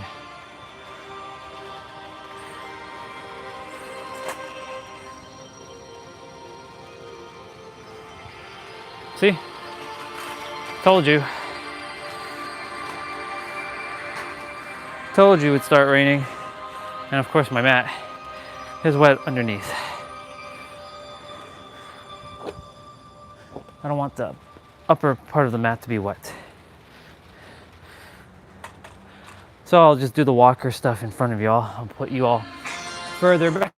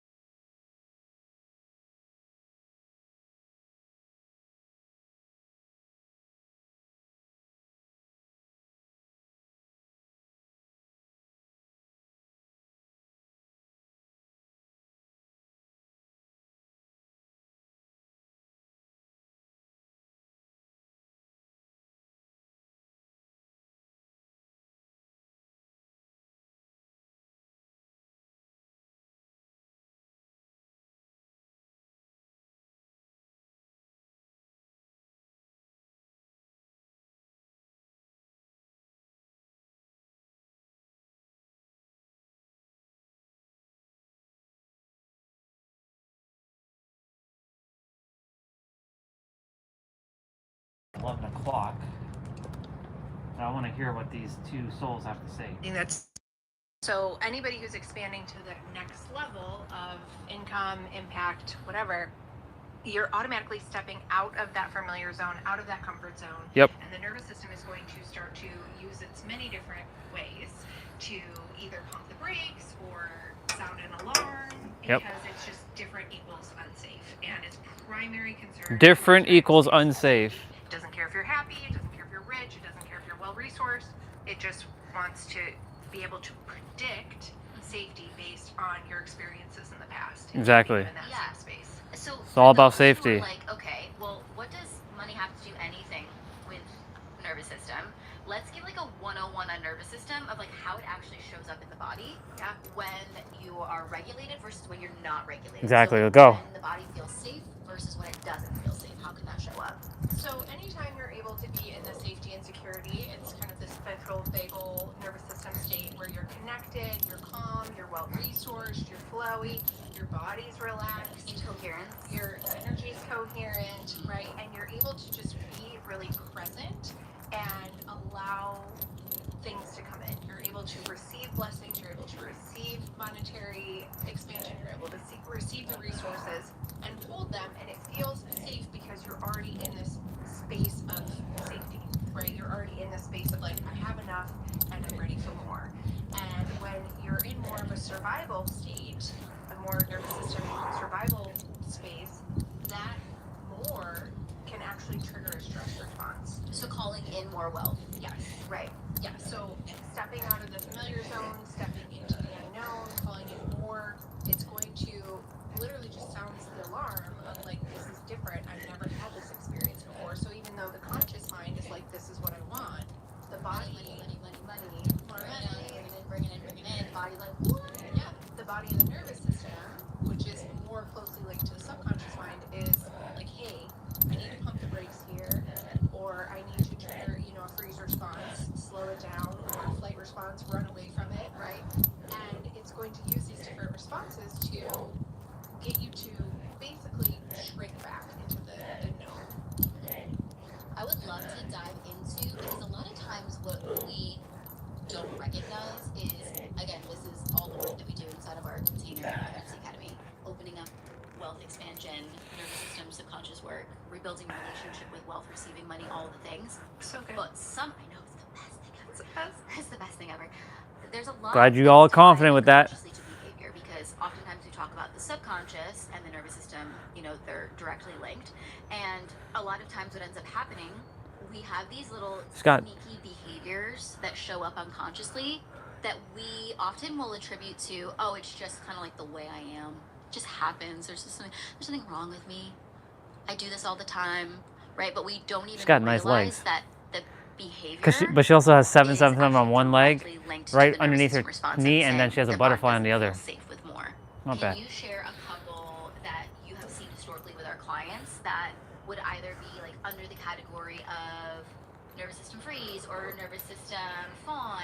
Let's start with those two. Yeah, absolutely. So freeze shows up a lot because it's basically your body's just shutting it down, right? So you're starting to expand, you're getting momentum, things are popping off, you've been showing up consistently, and you start to get too far out of that familiar zone, and next thing you know, you stop showing up, you stop posting. You get really tired. You get exhausted because Tired one is interesting. it's like pulling the plug on your energy, right? Like, So it's like unplug it. shut it down. Manual force shut down. Shut it down. And then you think like, oh, I was doing so well and everything was going, and then all of a sudden I stopped, right? And it's like this cycle that happens where it's more of a stop-start cycle. Like you're moving forward, you're having momentum, and then next thing you know, bam, everything freezes. And the interesting thing about this one is that often when you're unaware of that nervous system response, you attribute it to, I can't stay consistent, so you get nervous of trying Paradox. again or doing things again because I'm just going to get into this loop of feeling tired again, and I'm not going to have the energy to keep going. And there's this like kind of you kind of lose the self-trust, which is why understanding these behaviors when it comes to wealth expansion and nervous system is so important. Exactly. And to that point, I always like to say it's not you, it's your nervous system. Yep. Because it's so important to understand that, these behaviors are coming up in an effort for your body to seek safety and security. And it's not oh, I'm a failure, oh, I can't show up and do these Exactly. things, or I can't be consistent, right? We start to develop these secondary We're whole and complete and limiting infinite. identity beliefs that just make everything harder because we're sort of blaming ourselves for something that's just biology. And when you start to understand that biology and you start You to girls know understand what you're how it talking works, about. you can get to this place where it's working for you Good stuff. instead of against you. Yes, it's amazing. And Spot I on. think that oftentimes this shows up a lot of times with like bigger launches or rapid expansion with wealth. All of a sudden you have this big overflow, and then you have the rubber band effect where it's like the nervous system's like, oh, this is what we consciously have called in, but we don't feel safe in the integration if this is actually who we are and we can hold this. This feels too unfamiliar. You see this often with, you know, This is lottery good. winners, all of the things where Oh it's yeah, just see, I was all talking about the lottery things, winners. I can't hold it, You can and consciously you think try to about it, but then unconsciously get back down. you subconsciously So when we don't are kind of like feel reaching that safe top with of it. our wealth container or moving to a space where we've kind of gone past the subconscious set point or nervous system set point, that's kind of when those things can arise. So in terms of fawn responses, how does that potentially show up behaviorally? Fawn, generally, right, from a nervous system lens, is you are laying down and playing dead, right? So that the danger can walk Yeah. past you. So it's Fight, sort of this flight, collapse energy. It's fawn, called, like, freeze. where we're just collapsing and we're just hoping that the stimulus moves on by or the thing that we're afraid of moves on by. So that's going to really just, it sucks the energy out of you. Yeah. It's that same, you know, that shutdown energy where you have this momentum, you're moving, you're clicking, everything's grooving, and the next thing you know, it's like, I'm just gonna lay down and stop showing up. I'm gonna stop doing all the things that were working. Well, how would someone be able to decipher whether they're in fawn or freeze? So fawn and freeze are similar in that they're both more on the shutdown end of the nervous system spectrum. So freeze feels very uncomfortable. It's kind of like the gas and the brake at the same time. So there's activation energy, but there's also this like shut it down energy. So a lot of times you'll feel kind of wired but frozen and stuck at the same time. So you're anxious about something, you want to do the thing, but you physically are unable to do it. Probably a lot of the loop in the brain. A lot of brain having loop. a lot of Yep. internal dialogue happening. Yep, Yeah, so you want to I do know it, that but one you all physically too can't well. do the thing. And then fawn is more of this, like, you're just kind of exiting the chat energy. Yep. Like, you're just Exiting kind the of chat. like, Control, okay. Alt, Delete. Yeah, right. And so it's subtle difference. Girls, but you yeah, are it's doing just a little great. bit of a different energy Keep doing there. what you're doing. One of my favorite things that you talk about is the wealth thermostat. And I think that the nervous system is how that plays out, right? Yes. Yeah. So I always like to think about a thermostat very much like if you always have your house set to 70, right? And then all of a sudden you're like, you know what? I consciously desire to have something else. I want to have this in the room, or I want to have this temperature. And then all of a sudden it's like, okay, no, we're programmed to this. Like, Exactly. it's kind of like when my husband Nick will come in the room and be like, stop touching the thermometer. Don't touch the thermostat. Don't touch the thermostat. Don't touch it. Or like it'll be like a little colder in the room. It'll be like, did you touch the thermostat? And I'm like, I did. It was very hot in here. But essentially the thermostat is like, it's this set point in the body that where it's just, it feels comfortable, it feels safe, but it's so much unconscious. You're not really truly aware of it until you're like, oh, this feels uncomfy. So for example, it's really interesting because a lot of our clients, we attract a lot of the visionaries, a lot of the dreamers, a lot of those who desire a lot of change, the lineage makers, or lineage changers rather. And they come in and they're like, I want to make 100K months. You know, someone who was just in my DMs yesterday who's like, I'm currently making 50K months, but I want to make 4 million a year. Okay, so what we're gonna navigate in that expansion is elevating that set point, because we're gonna reach the top of it, and that's gonna show up behaviorally. It's gonna show up in the way that you move. It's gonna be in the way that you think, and then all of a sudden, once you kind of get to that place where it's like, no, this is what you desire from your prefrontal cortex. Yeah. And what the subconscious and the body feels safe with are two different things. Yep. So They're not in when we get alignment. past the point, Has nothing to do with the universe at this point. this set point or this temperature gauge, right? Then what ends up happening is the nervous system shut down, the thought loops, the procrastination, Yep. or Yep. you can even find yourself in the hyper hustle. You Oh, try yeah. to bypass the discomfort and just grind and grind and grind and grind and grind, and you don't really care for yourself in that process. It's true. So the work that we do is so beautiful because we really expand, or even we can touch the thermostat, we can access it pretty quickly. understand, like right where it starts to feel a little ooh in the body, that's usually a telltale sign. And then what we would need to be doing to be able to elevate to the next level. Yeah, absolutely, because it's going to show up in the body. And Oh, that's yes. where I think you have this idea of, okay, I want more. I'm calling in more. I'm taking the action towards more. But then when it starts to get to this point where the identity Ooh, 11, and the 11. self-concept is outside of the scope of something that you feel safe with or that you've previously known, that's when the nervous system alarms will start to go off, right? Yeah, and you like have to think about it like a fire alarm. exactly like that, It's like right? kinda, It's like, look out, watch out, here Yep. we go, and that's where the different And now responses everybody's show up, starting you to know, talk about fight, nervous flight, system. freeze, fawn, and that's where, again, you have this identity of like, okay, you know, I just can't I like be their setup, consistent, it's nice. or I can't show up the way that I want to show up, and it's not that, it's the doing the deep identity work of what that next level of your wealth expression, what that looks like, and being able to step into that while also creating safety in the body and while also being able to, you know, step by step regulate to that next level. I think one thing that we can offer as like a set point to understand is like if you look at like the last maybe 6 months of the amount of like average revenue or average money that you've brought in, right?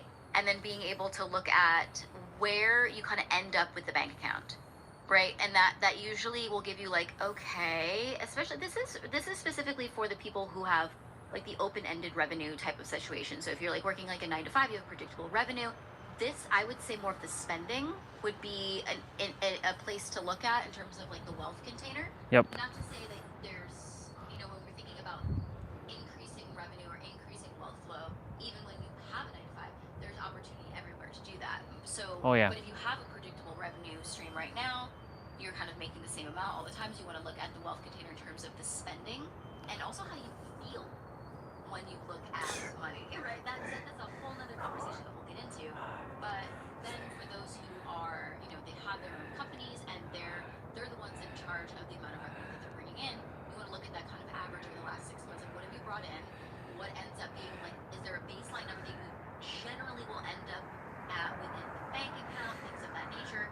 That kind of gives you an idea of like where the body feels comfortable subconsciously, not consciously, because you could desire having a lot more. For example, if you are, let's just say, an entrepreneur who brings in 5K months, you could be desiring 20K, right, and taking all the actions and doing all the things and hustling and grinding against your baseline or temperature gauge.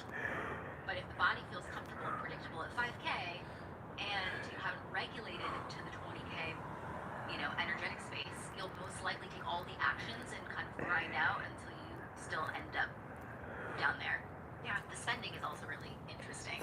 That's conscious. Yeah, Consciously you it's desire just this something, unconscious but thing unconscious that, things that the you. spending is a part. It's like the air conditioner coming on, right? So it's like you have this set thermostat, which is this is what I'm comfortable with. This is what my identity. This is who I identify as, Yep. and I've regulated to this being a safe zone of the 5. Let's use a 5K month example. You've regulated to that space and that feels safe. But when you start to go beyond that, you turn it up to, you know, you turn it down to 70, 68 or whatever.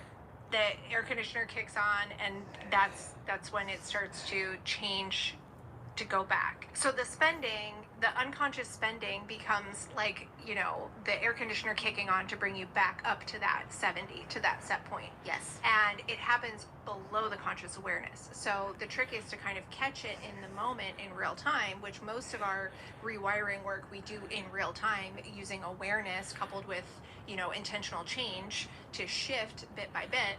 So in real time, you're going to notice, oh, this money is just kind of going out as quickly as it's coming in. And when you have that awareness of any time that you're, you know, circulating money, which is an important part of wealth consciousness, but just having a lot of awareness around that and like, what is the energy? How am I circulating this? Is it from is there some sort of pressure or urgency in the body? Because a lot of times that can be an indicating factor that there's a subconscious need to just get it out and get you right back to that comfort zone that your identity has regulated to. And you know, a lot Y'all of times did good. so I like you fast all. because we're not always really conscious of every decision that we're making. So what we do is we invite the awareness and the presence so that you can notice, oh, hey, I just did that thing where I just had a 10K month and I spent 12K, right? Oh, yeah. I just signed up for this new thing, or I just did this, or I just bought this thing. And that's right or wrong or any other. Yeah, it's not about feeling guilty, about... We're observing this from a place of non-judgment. Yes. Just noticing it with curiosity, and it's like, oh, okay, is this in alignment with the person that I'm becoming? Right. Or does this next version of me hold more? Yeah, because, you know, we talk to our clients when they onboard, right, when they're coming in, and essentially it's like, I feel uncomfortable with having more than X amount in my bank account. And then we have the complete opposite, where there's dysregulation in the fact that I used to have so much, and now I'm so scared to look at that because I'm afraid that it's going to end up getting back down. Like, I'm going to make money and then it's going to go away. And then we also It's funny how money is such an interesting thing. Like, there's 6 figures in my bank account, all is well, in overflow, so no worry. Now it's just being able to embody the person that can do that. Like, I can visualize it, there's no resistance. So I think that there is, in terms of the nervous system again is the familiar zone. It wants baseline safety all the time. So when you are creating a space of becoming the wealthiest version of yourself, the nervous system is so important, because as humans, it gives us so much awareness of where our baseline is, where our thermostat is. And if you want to expand the thermostat, then there's intentional work that needs to be done. So what would you say would be the first thing that someone would want to pay attention to when they are, number one, having the desire to call in more overflow, and the thing to make awareness around when it comes to the body? I think it's getting used to having awareness and presence with what the body is doing, because the body is always going to communicate that to you. And sometimes it's sort of this mental spiral, sometimes it's an inner monologue, but a lot of times there's going to be a tightness, a stickiness, a sensation in the belly, a holding of the breath, like the clenching, tightness in the throat, right? This sort of like bracing energy, or this feeling of like hotness and urgency, you know. So it's becoming really aware of the different sensations that we're having, specifically when you're dealing in the wealth It's raining again. area, right? So if you're looking at your bank account, if you're, you know, having a financing meeting, you know, there's different ways that this shows up.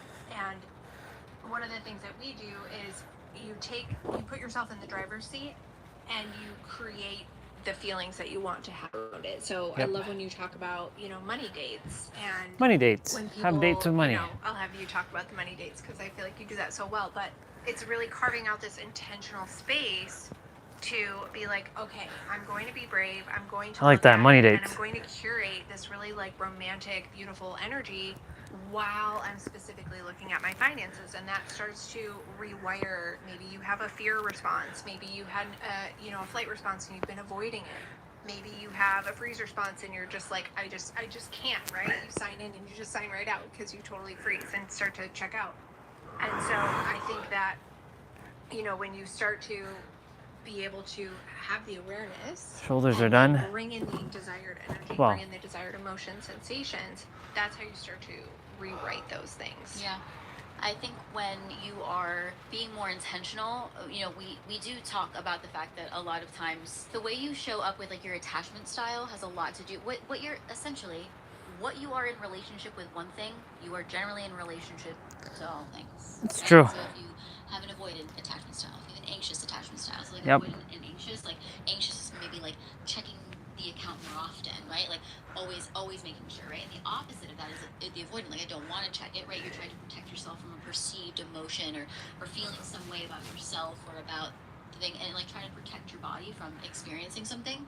So I think just self-inquiry is really, really important when you're like, hey, when I'm moving forward in my life and I want to create more overflow, you have to think about it. If you are the type of person who is calling it an overflow but refuses to check their bank account, there's a misalignment in energy there. So if you are also the person that's calling in more overflow but like hyper fixated and like has to cling and hold on to, or kind of sways between the two, right?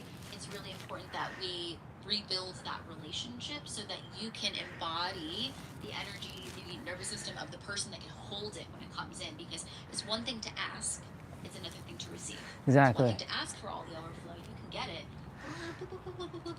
Right? But then when it lands here, are we like gripping, holding, afraid that it's going to leave, afraid that you feel more nervous with it or to spend it.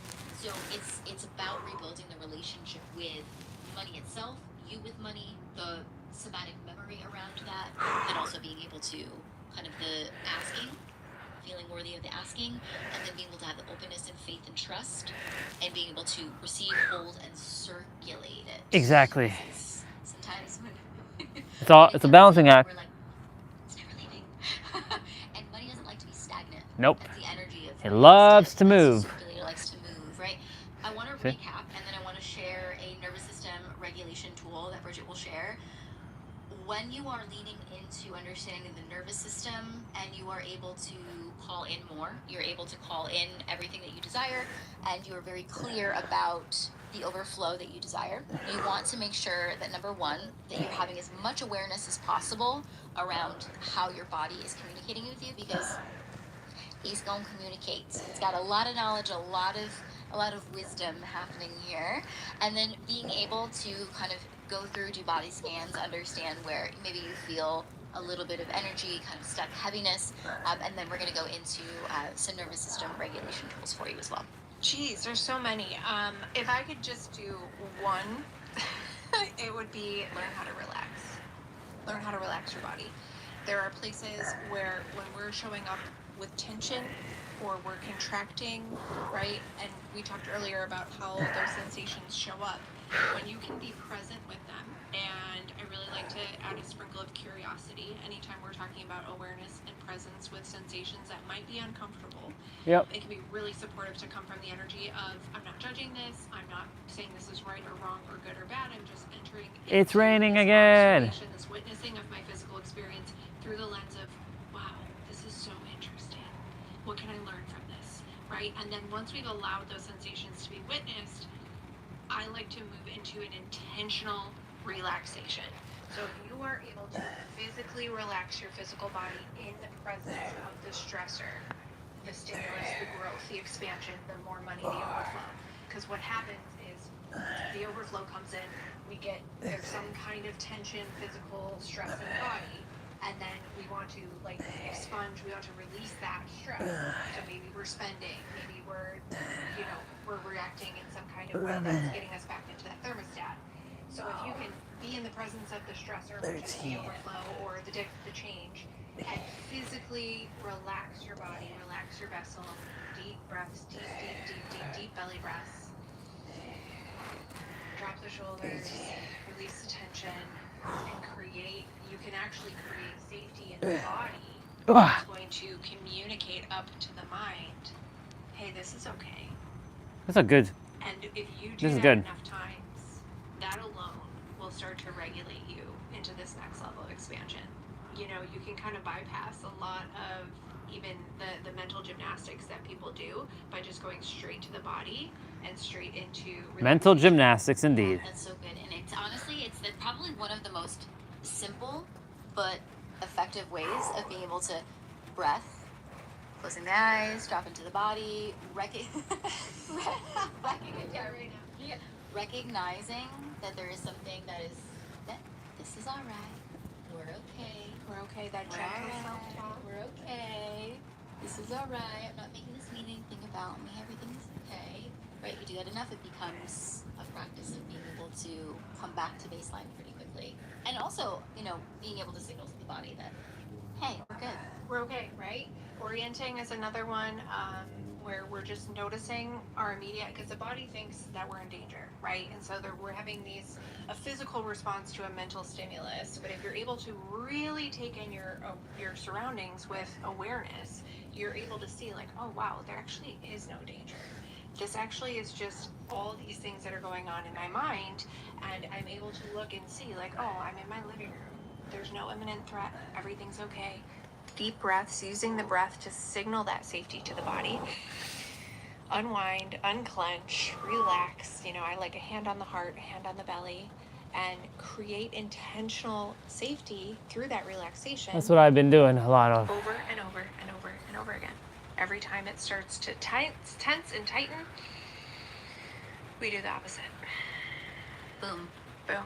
Train the body. Yeah, and then you let it flow, and that's going to affect your receivership. That's going to affect your ability to flow. That's going to lessen the likelihood of you like compulsively spending to release that pressure.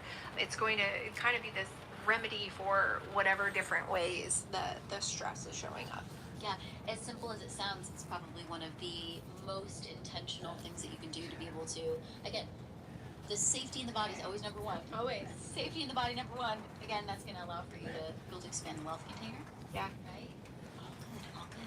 Thank you so much, Bridge. This was an amazing conversation. And again, this is exactly what we do inside of our Container Currency Academy. And if you are looking to extend this knowledge a bit more, looking to dive deeper, be able to be as well resourced as possible to bring your financial dreams to reality, we have many resources in the show notes for you to be able to dive into and get started immediately. Thank you again, and we'll see you in the next episode. Good job. So many people are walking around unconscious, responding to old programs. It's a reaction all the time, and a response to the way that we're seeing the world, the way that we're seeing things. Once you are out of the unconscious, and then you're aware and you're walking around and you're like, whoa, this is a brand new way of seeing life, a brand new way of seeing myself. And when you have that awareness, and all of a sudden it's not looping in the body anymore.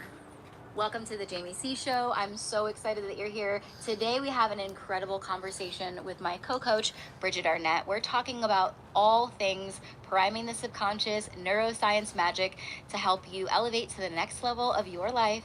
Bridget and I are going to be sharing 3 actionable steps that we find are the most important to take when you're starting your journey using the subconscious to create your dream life.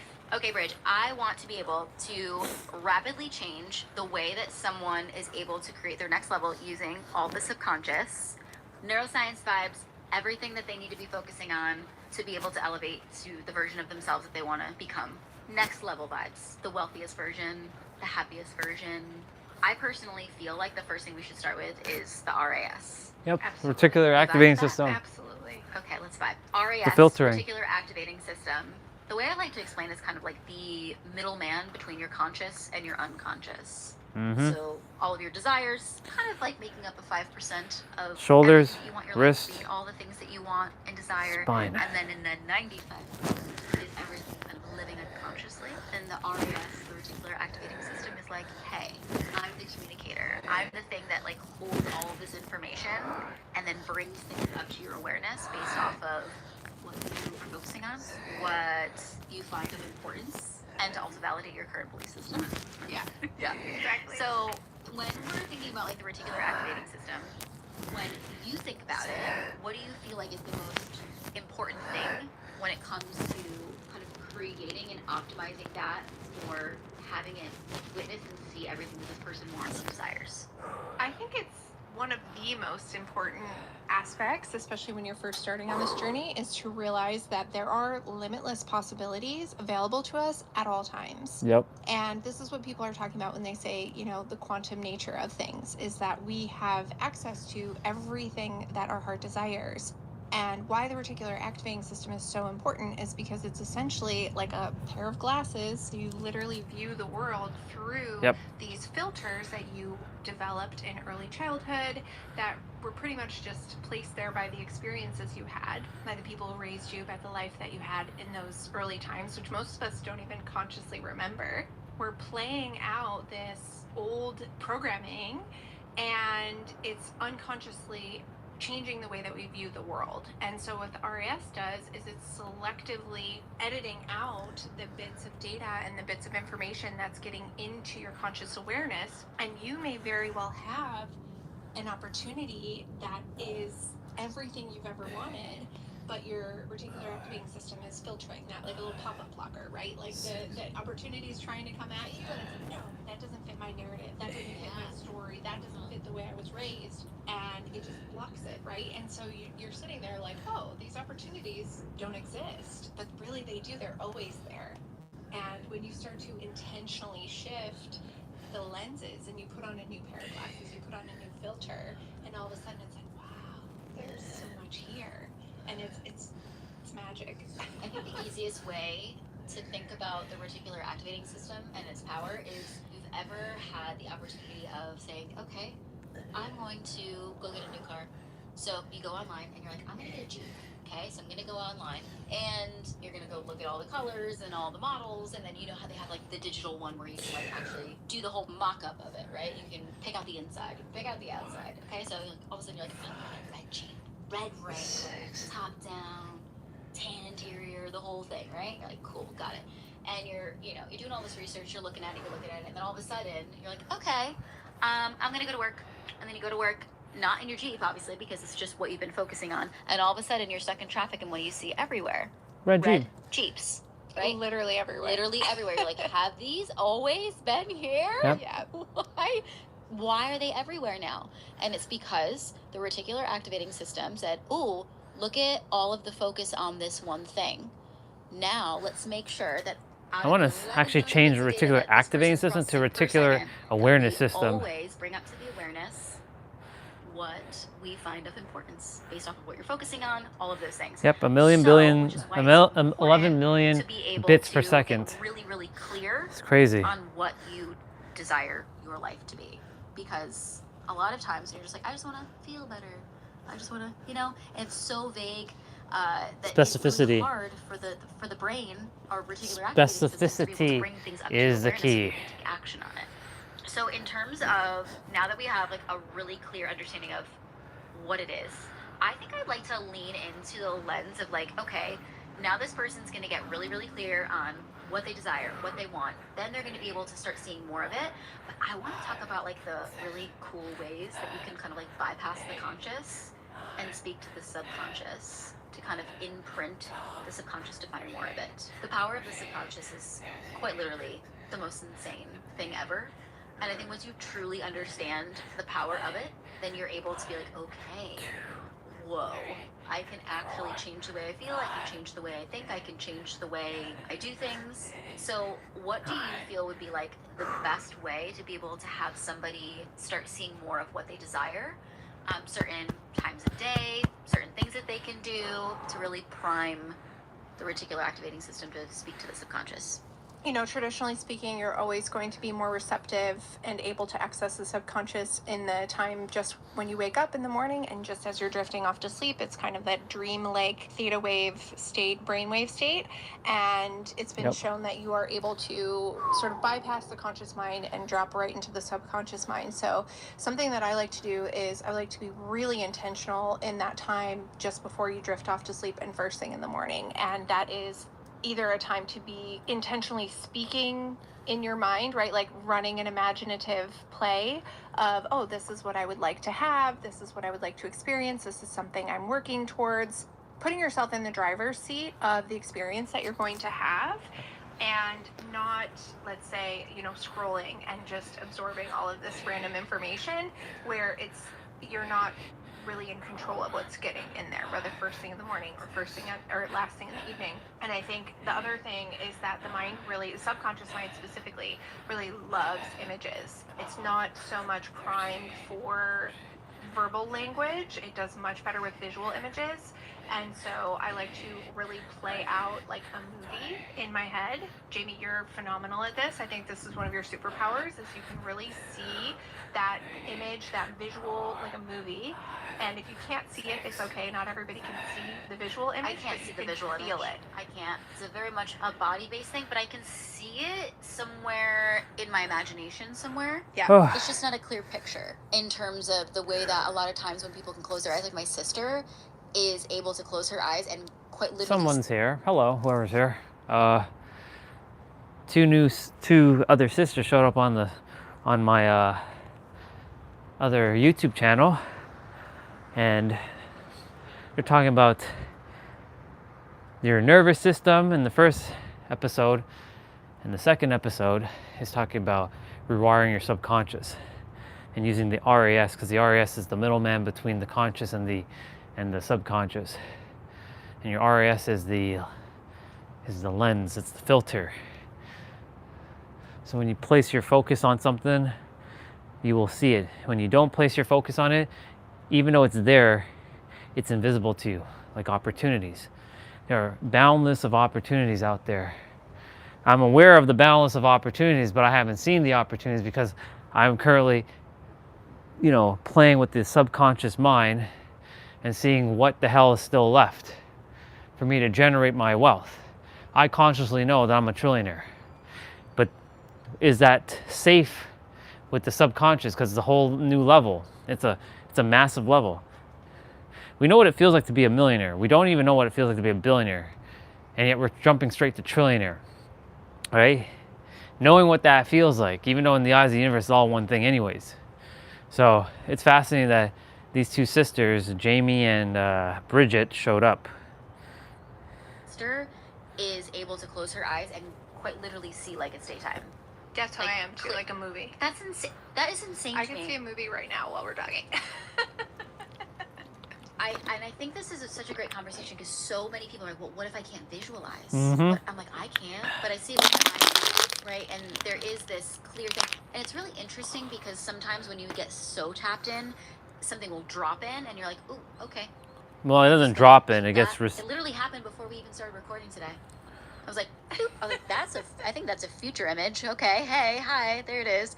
So I love that. And I think that being able to have those visual images on the background of your phone, on the pop-up reminders on your phone. This could be even closing your eyes and using movie music. I always love that one. It's my favorite. Using movie music to kind of imagine yourself as the main character. That makes sense. It builds and it builds and it builds and it builds, and it's like this person going through all this, I'll use anime music. hardship, and then all of a sudden you're like, yes, and then you're like reaching the thing. When the music builds, it's you reaching it. That one brings up so much emotion in the body, which is part of actually bringing it into life, is like pairing that emotion with the visual. I think the heightened emotion, so if you're trying to rewire the neural pathways and you're trying to really get it in there, one of the ways to increase that is to add the heightened emotion.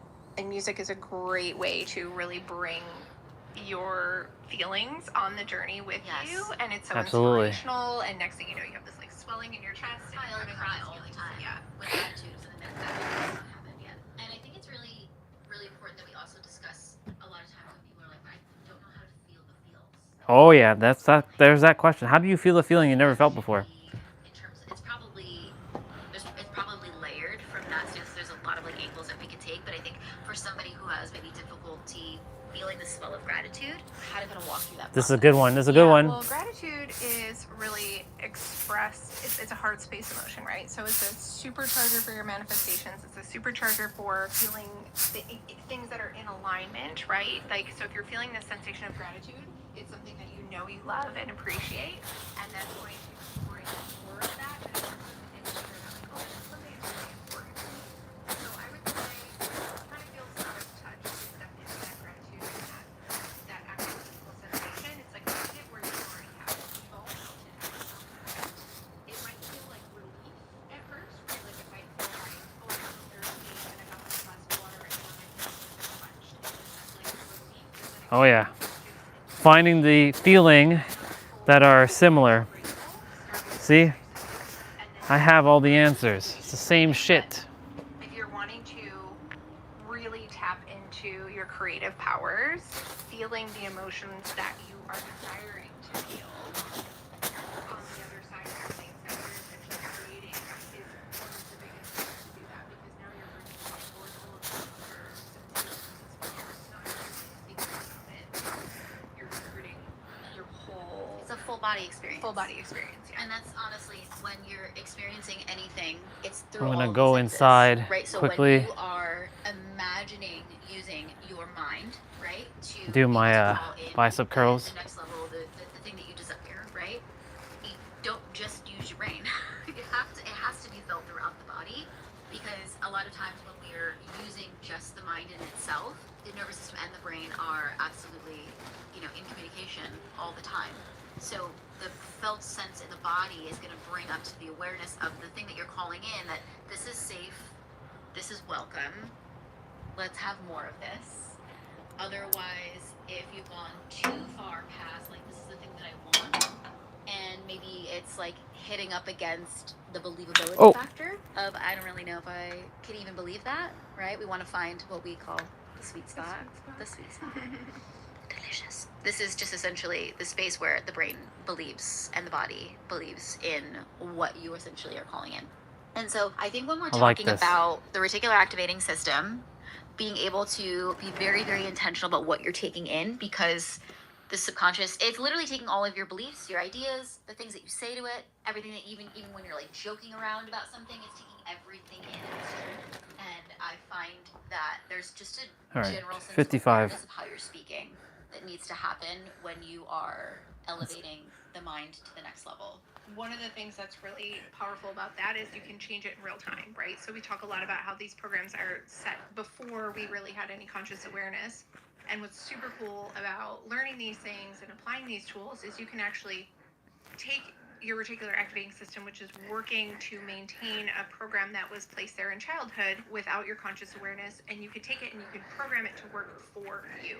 So once you begin to have this conscious awareness of like, hey, this is what I really desire, and this is what I want you to look for, this is what I want to be open and available for, and this is how I want to feel, and this is what I want to experience, right? And you take those windows, first thing in the morning, last thing in the morning, and every chance you get in between, to have the self-awareness to notice like, oh, I'm doing that thing where I'm just kind of living on autopilot of an old program, and I want to do something different, and you catch it right in the moment, like you just said, right? It's like you have the awareness to say, oh, I just said something that isn't quite the person that I'm embodying. Let me just snatch it back and rewrite it in real time.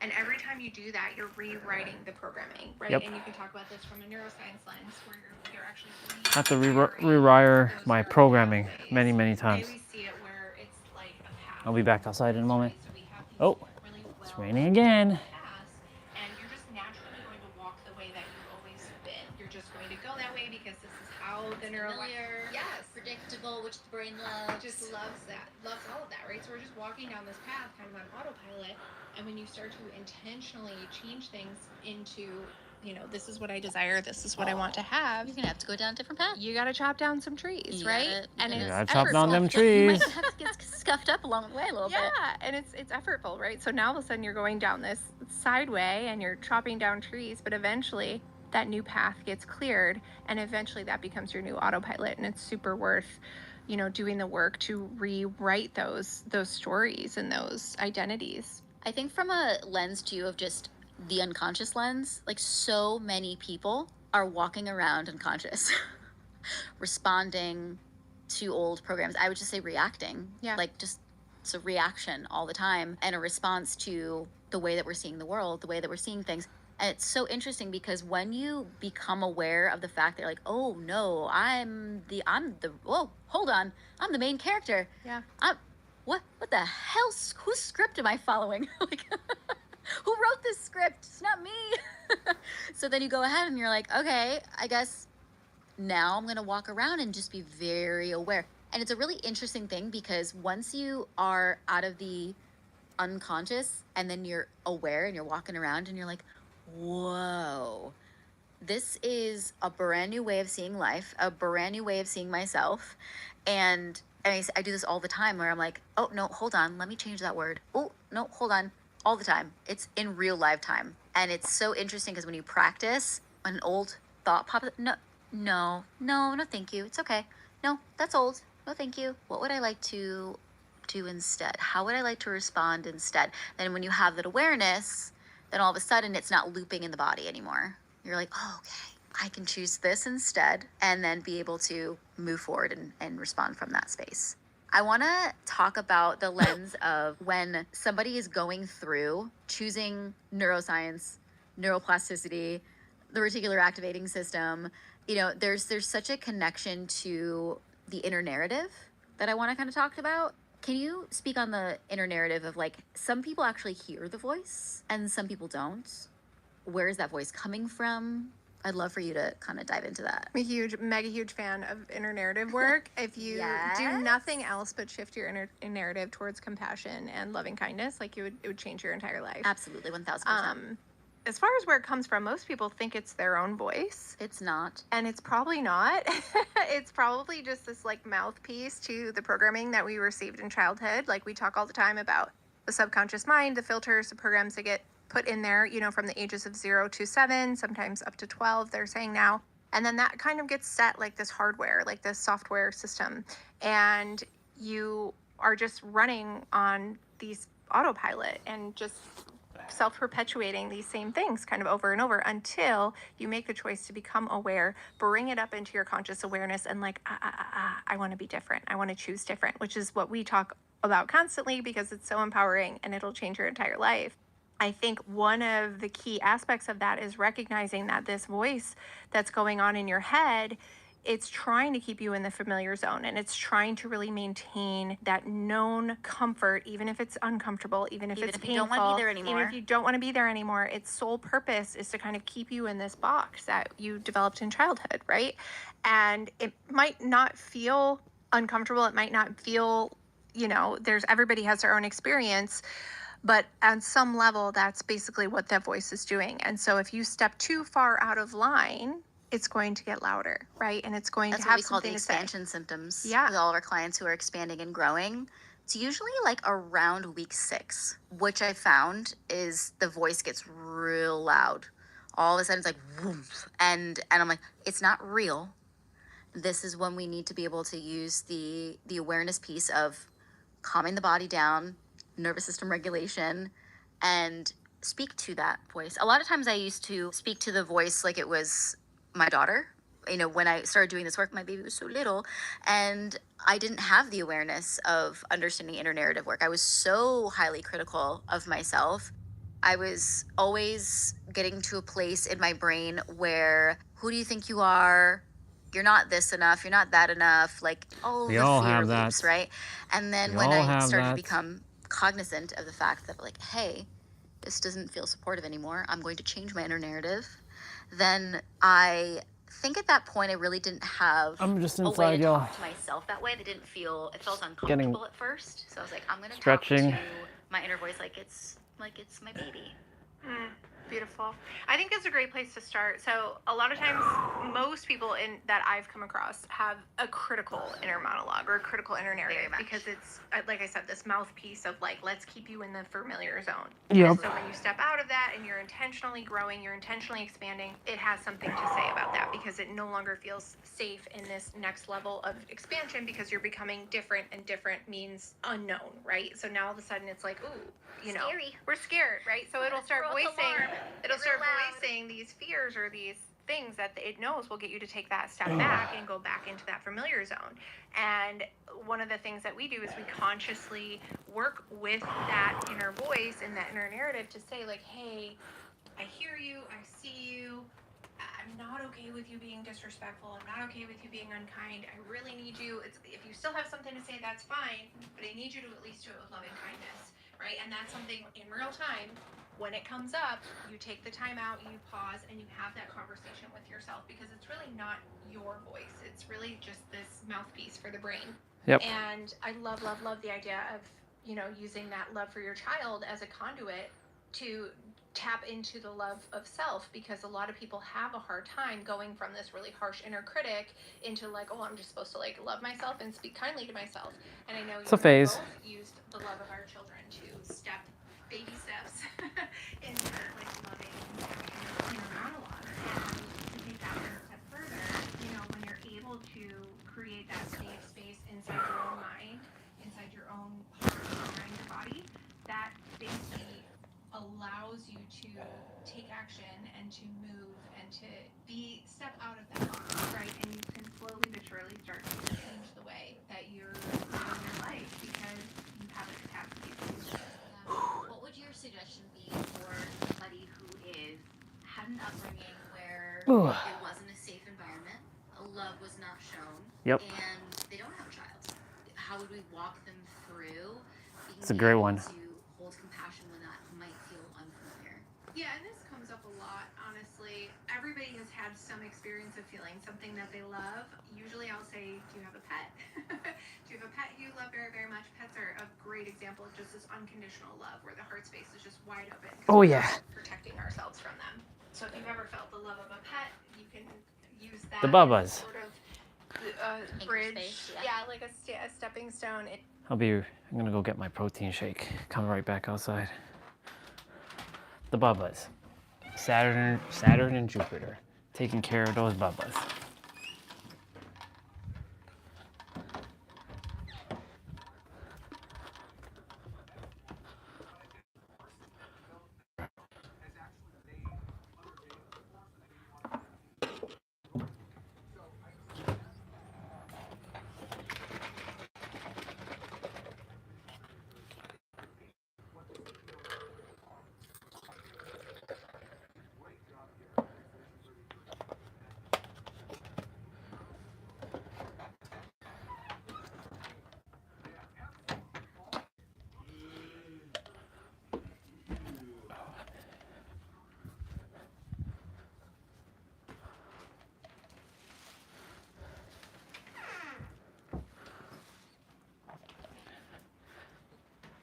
These two are really awesome. I really enjoy.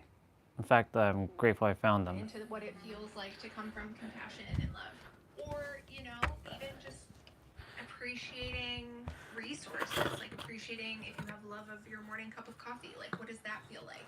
And what's the energetic difference between being in that love, The energetics. feeling of expressing caring and kindness, and what does that feel like in the body versus the contraction and the fear of like having this sort of harsh critical energy that's coming up. So just starting to gauge the difference of the two different feelings and getting used to what that feels like in the body. And when you create compassion and you create the space, you feel it differently in here, right? It's true. going to be more of relaxing, the shoulders are going to drop down, the heart space is going to open up, versus when we're in the critical inner narrative, there's a lot of protecting, bracing. It's a lot of bracing. A lot of bracing, a lot of protecting, a lot of this kind of energy. Really feeling it in the body and finding it wherever you can find it, and then using that as a bridge to move forward. And I think there's a lot of times too when you're new to this work, inner narrative work, becoming aware. I don't want to generalize for everybody, but I would say for some people it's very exciting because there's like a receptivity of readiness, of like, I'm ready to change, I feel so good about it. It's gonna be uncomfortable and that's fine, and like it's okay, and let's go, I'm ready to rock, right? Like there's openness, right? And for some people, and there's no right or wrong, no good or bad, it's just all neutral, right? There's not a space of like, this is the better place to be. But I would say that there are some people who are going to experience, it's going to feel so foreign and so uncomfortable to speak kindly to yourself when that's never been the baseline. But that's not an indication that it's wrong. If anything. What is that? Is that leaf cleaner thingy? Yeah. Cheers, y'all. And all of a sudden you start walking, you're like a little out of breath. And eventually you get up every day, you start walking more and more. And all of a sudden you look forward to it every single day and it's easy. And now you're like walking around the neighborhood, then you're walking 4 miles. And then you're like, let's go for a 10-mile walk, right? It's just easy. You're building the endurance and building the muscle of being able to have that space. Because eventually, guess what? It becomes your autopilot. Yep. Like every day, my brain is like, no, it's okay. You're doing so great. I love you. You're so, no, seriously, I believe in you. You're okay. Everything is fine. It's okay if you don't figure it out. It's okay if you make a mistake. It's okay if it's not here right now. Everything's all right. And that's now my baseline. And if you were to ever hear my inner narrative, it is a vast difference. So speaking from personal rewiring experience, it's very worth it.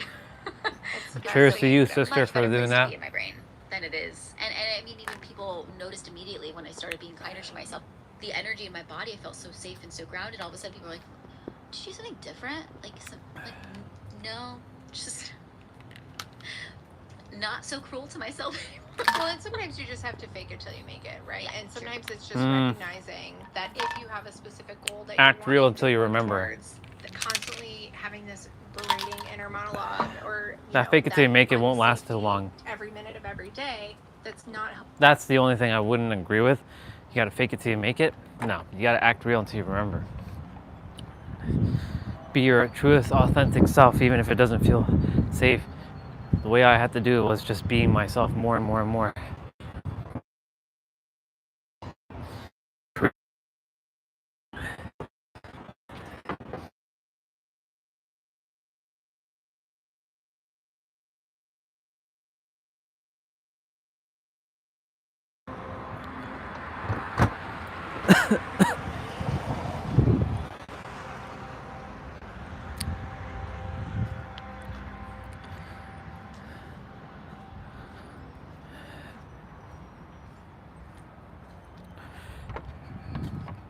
How's the fence so green? What the heck?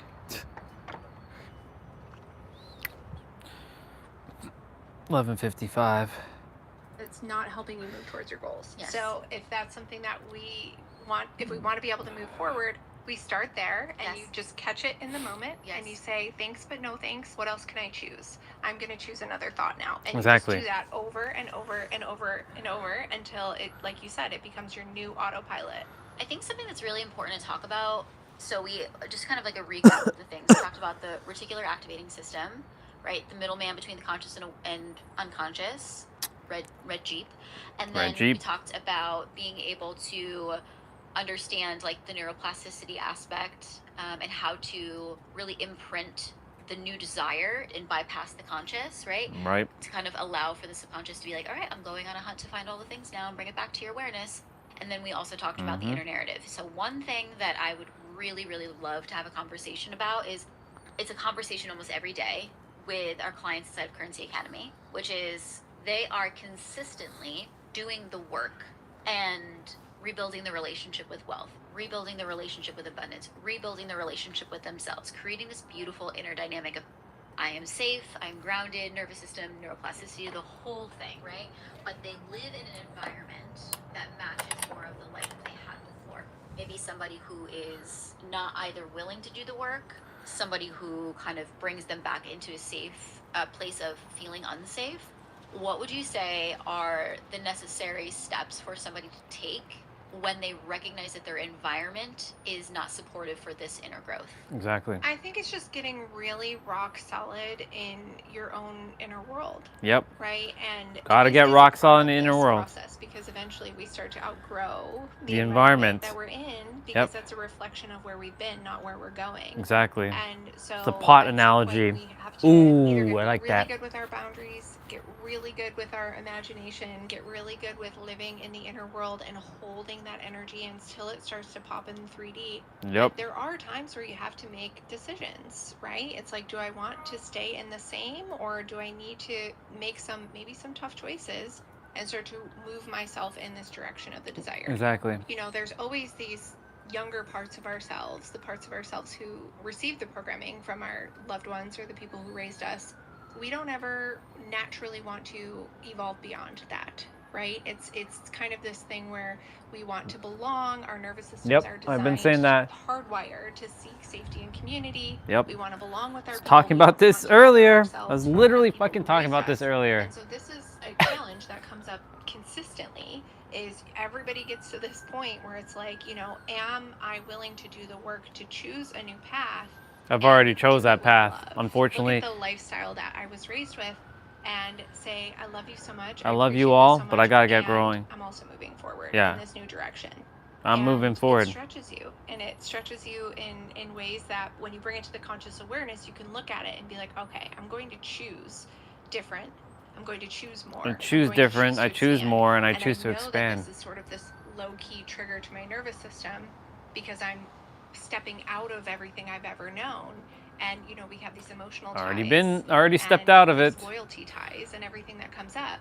And It's a matter of moments. You have to consciously choose to step forward. Yep. And what we've seen is a lot of times the people, your loved ones or your people, they get really inspired by that. You know? It's true. True. It's really, really true. And I think that I've heard this actually a few times, that people being afraid to become their wealthiest self, afraid to become this, because what if I become a target? What if my family disowns me? What if my family no longer loves me or expects me to do all these things for them? And the truth is like, you don't know until you get there. Exactly. You can't paint the picture of the worst case scenario. And we also have to be in a space of, it's worth it for me to be able to live the life that I want to live. I think that I've had to make a lot of those decisions. I mean, I still make them every single day about who do I want in my space? Who do I feel safe with? Who do I feel safe to expand with? Who do I feel safe with to share my ideas with? And there's been a lot of times where I'm like, I just know that it's This is a not good worth it conversation. for me to get to the end of my life, knowing that I've sacrificed all of my hopes, dreams, desires, and feeling good because I just wanted my family to accept me. Exactly. Because the Fuck that opposite noise. happened. When I Screw actually that. started to do that, Screw that. they were proud. Mm-mm.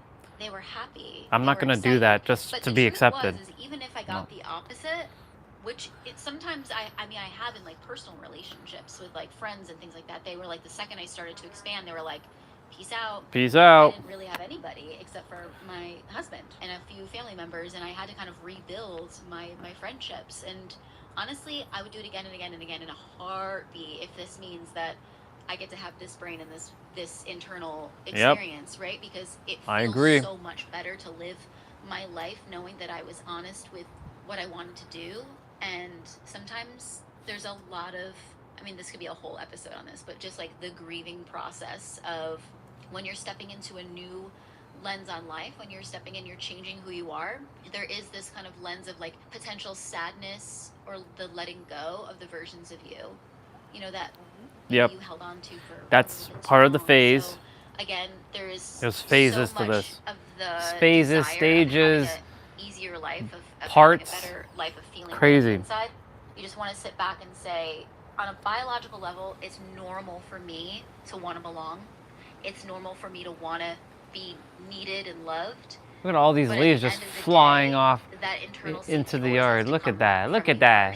Look at this tree just dropping leaves. Dropping leaves left, right, and center.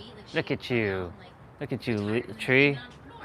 Like, after years and years and years of never owning her own business, like, she literally retired from years of being here and then did this. And my dad's reading all these books. And it's just, like, incredible. You know? It's magic. It is. It's the best thing in the world.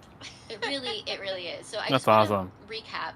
When you are going in and you're changing the way that you're thinking, the way that you're proud of you you're both. really desiring this next level, please honor that, because I just never feel like we don't desire that. Just, it's not a fluke, right? There's a part of us that is ready for it.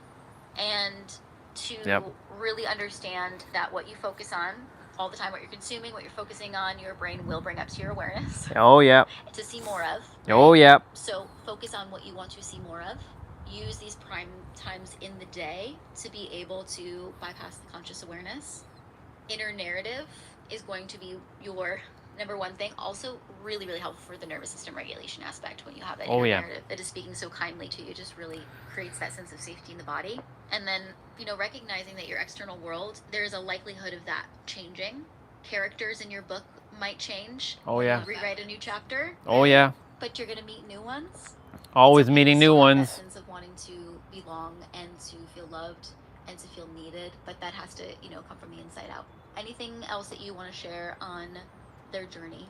I just think, I don't know, we could talk about this all day, and I think it's so worth it. Whatever it is whatever desires you have in your heart, and you can come to this and you're hearing and watching this and you plan to receive, doing the work and showing up in a really inspiring way and see the world, the opportunities, and just knowing that you can do this. Yep. You can shift, you can grow, you can expand, you can reach that next level, and every single person that we've helped support on this journey has just had this like joy, this life force that just comes online. And it's just my favorite thing in the world.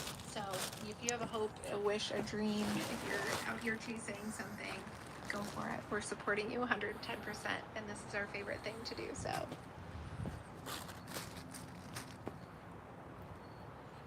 Yep. Thank you, girls. Thank you, sisters. I really appreciate you both. You did good. You did good.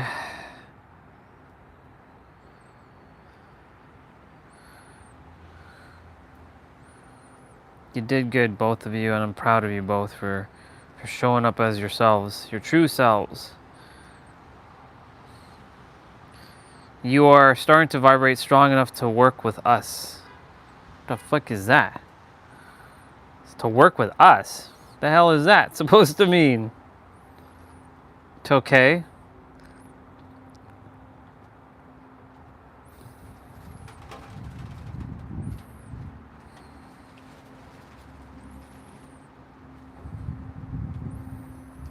Okay, y'all. I'm going to...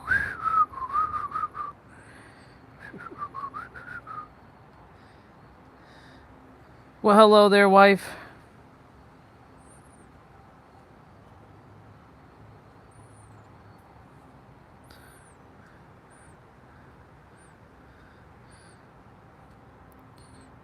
Yeah, I don't know. We'll see about that. We'll see. Expecto Patronum! You're telling me for 40 For 40 years. Expecto Patronum! I will meet you by Airport thieves Oh. are now stealing your stuff with just a pen. And if you're still using a zipper with a generic...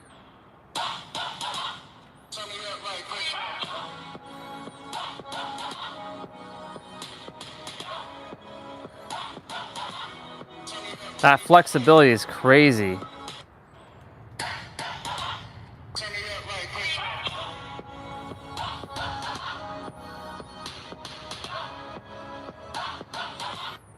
Hi, baby. Can you dance?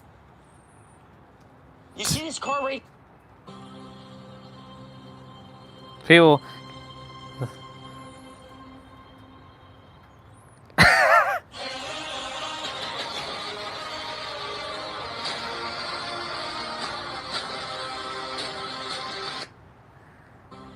Fuck yeah.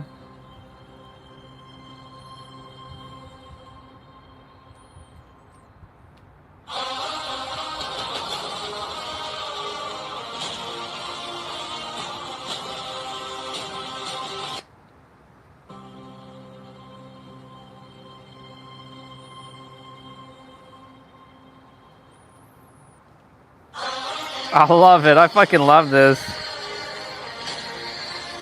It's so true. Dragon Ball paved the way for a lot of anime. All right, I'm gonna play Chapter 9 of Nero's book. Chapter 9, people. Huh? Wait, what? Why is there 0 tracks? Oh, right, because I fucking moved his book.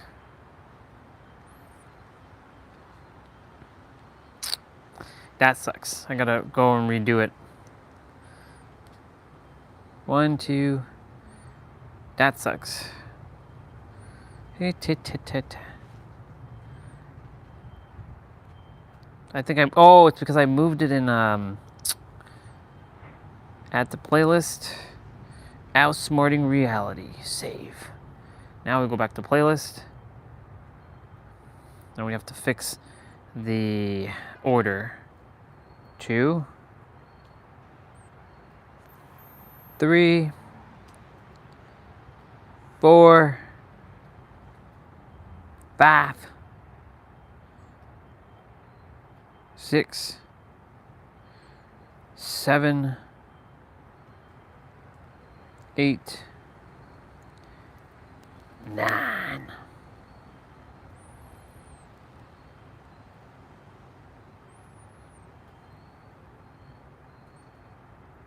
10, 11. So 1, 0. 1. We have to do the intro. Introduction has to go at the very, very top of the food chain here. 1, 2, 3, 4, 5, 6, 7, 8, 9, 10, 11, 12, 13, 17, 18, 19, 20, and outro. Perfect. Perfect. Perfect. Now we got the book back. Chapter 9. Chapter 9. Defining manifestation. Principle.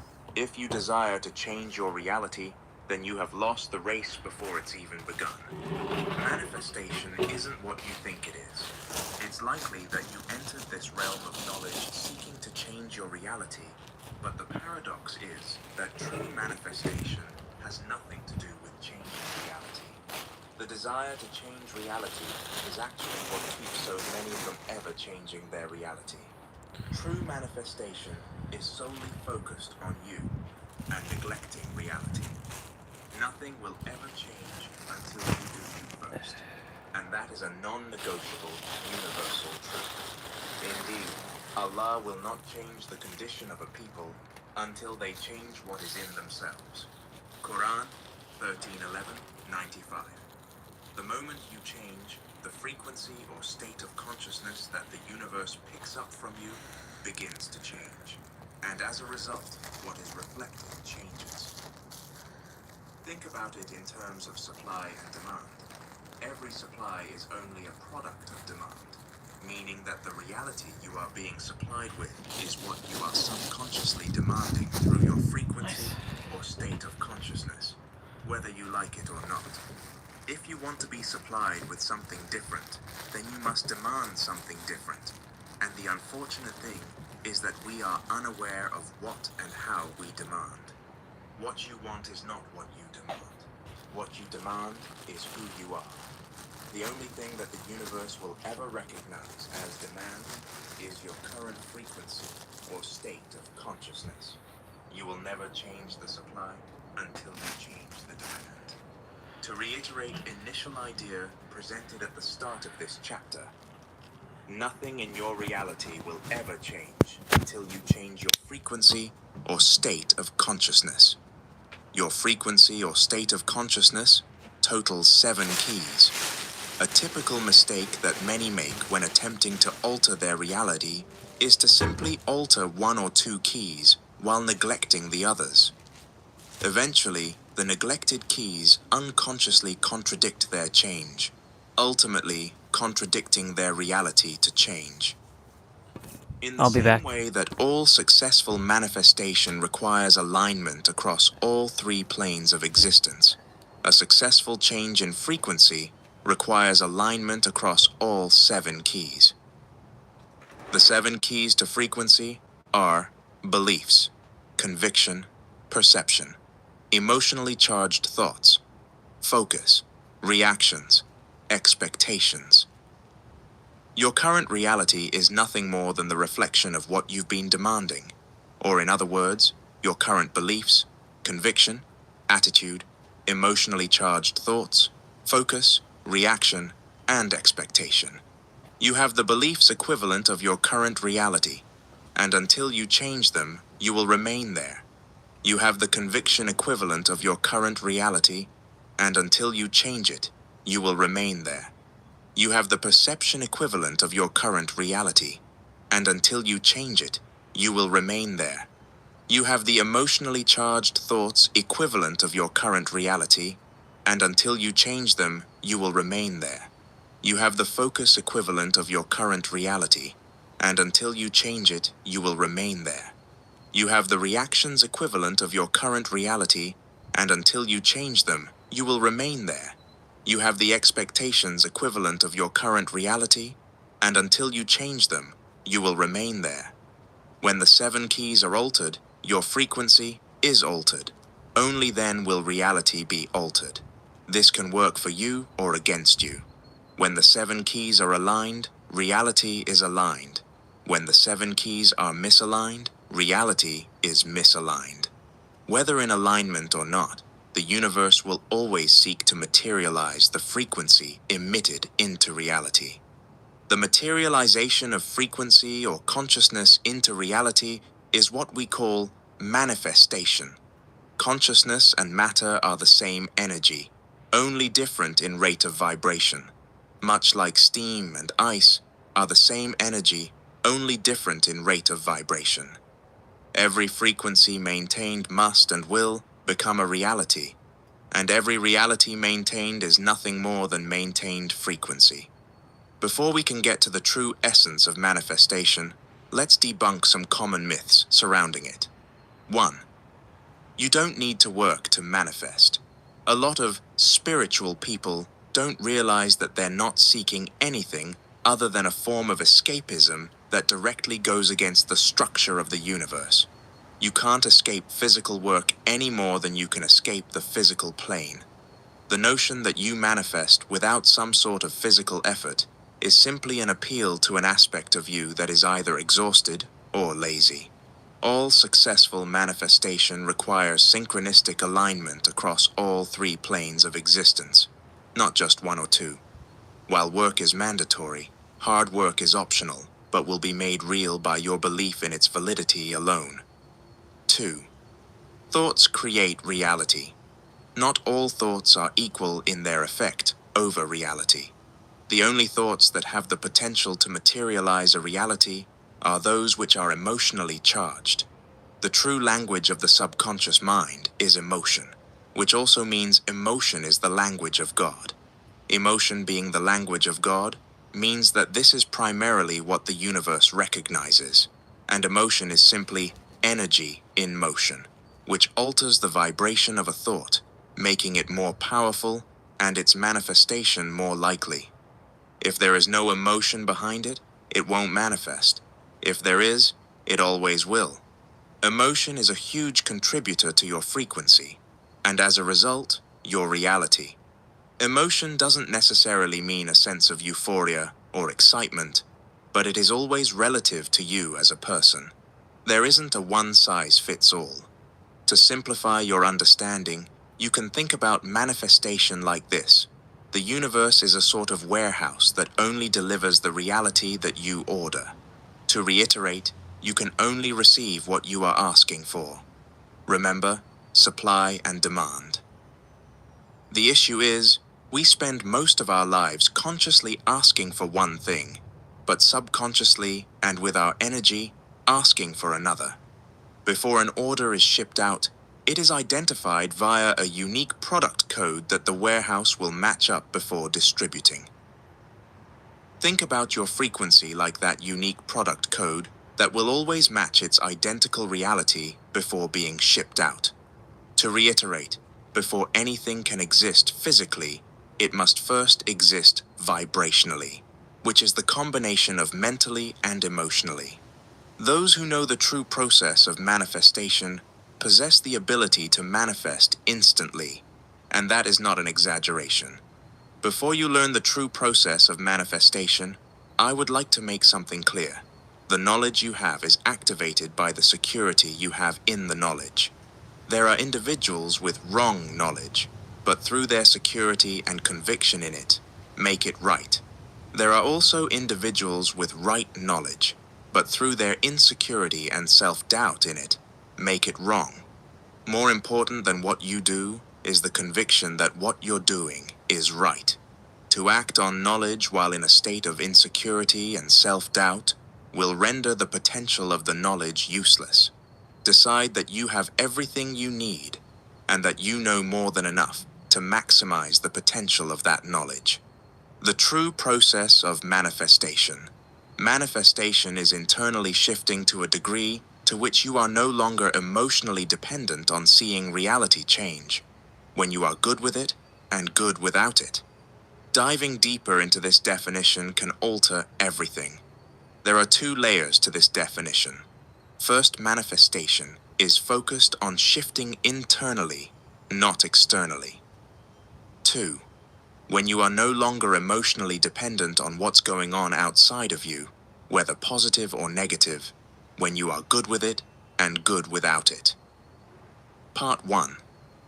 The common perception of manifestation is that it's about changing your reality.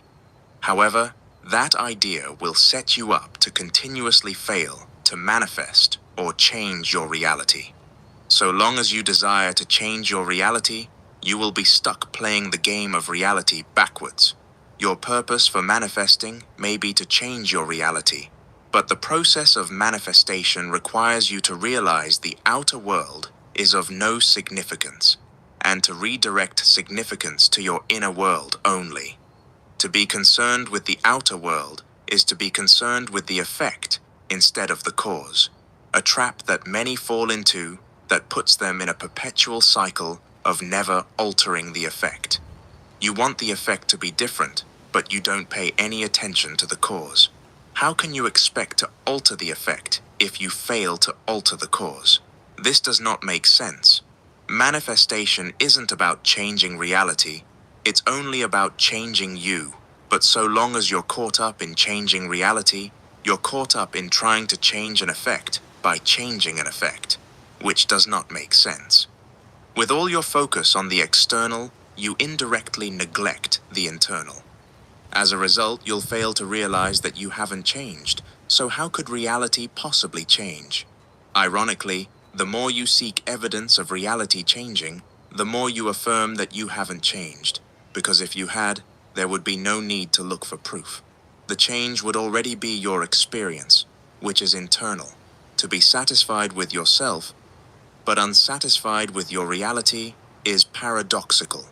It's ignorance of the fact that the two are interconnected, which for most is the source of their unwanted reality. To desire change without change is against the nature of the universe. You can only go somewhere you've never been when you become someone you've never been. The process of internally shifting is simply the act of exchanging your current state of consciousness for the state of consciousness that matches with your desired reality. Completely different beliefs, a different level of conviction, a different perception, different emotionally charged thoughts, different focus, different reactions, and different expectations. Part 2. If you manifested your desired reality right now, how would you feel? Happy, excited, amazing, euphoric, free, relaxed, secure, accomplished? If so, that's the exact reason your desired reality will never manifest. Conversely, if you never manifest your desired reality, how would you feel? Disappointed, crushed, sad, annoyed, frustrated, irritated, angry, empty? If so, that's the exact reason your desired reality will never manifest. Whether you realize this is or not, to grant the external the power to alter your internal state is a confession of a dependency on reality. To be dependent on reality is to require reality to give you what you desire. Those who are internally dependent on reality will forever be the slave of condition, circumstance, and the events of reality. To be independent of reality requires you to give yourself what you desire. Those who are internally independent of reality will never be the slave of condition, circumstance, or events of reality. The quickest way to determine if you're internally dependent on reality is to ask yourself whether you're postponing the feelings of your desired reality until it manifests. If that's the case, it means you're waiting for reality to change before allowing yourself to feel those feelings. But in doing so, you reinforce that your reality hasn't changed, so it doesn't. Ironically, the feelings you envisage as your desired destination are actually the starting point. They generate the frequency that signals to the universe that your desired reality is already yours. By feeling those emotions now rather than later, you shift your state of consciousness to the present, setting in motion the external changes that reflect your new reality. The postponement of the emotions you'd feel in your desired reality is the source of your internal dependency on seeing your desired reality, which indirectly shows your ignorance of how reality is materialized. On a deeper level, it is an indication of importance. Importance to the universe is interpreted as energetic space. The bigger the importance of your desired reality, the bigger the space between you and it. Conversely, the smaller the importance of your desired reality, the smaller the space between you and it. The more you are internally dependent on seeing reality change, the more importance you indicate to the universe, which means the more space there is between you and your desired reality. If you need your desired reality to materialize before you allow yourself to feel the way you would in that reality, you'll never generate the frequency required to bring it into existence. The world will never prove anything to you that you have not first proven to yourself. Internal independence of reality is the essence of what it means to be good with or without it, which is the prerequisite to altering your reality. Unfortunately, too often you are good with it, but not good without it. At first, this notion can seem frustrating. How can I be good without it when I need it? The truth is, this notion is liberating. The moment you are no longer dependent on reality, you are freed from it, which also frees up your desired reality to come to you effortlessly. Your desired reality is merely an aspect of you that already exists within, but it remains imprisoned by your internal dependency on what you believe it will give you. When reality can offer you nothing, it will offer you everything. Manifestation has nothing to do with doing, but everything to do with being. It isn't something you need to do, it's something you already do. Manifestation is like breathing, an effortless, unconscious process. Understanding this is the foundation of all manifestation. Only then will it be experienced as such. Think about the moments you were searching for a particular car online, and then suddenly you started seeing them everywhere in your reality. Think about the moments you were searching for some shoes online, and then suddenly you started seeing them everywhere in your reality. Think about the moments you were thinking about someone, and then suddenly they called or texted you. Manifestation is something you've always done effortlessly. You've never had a problem with it. Truthfully, learning about it is simply discovering what you've been doing forever.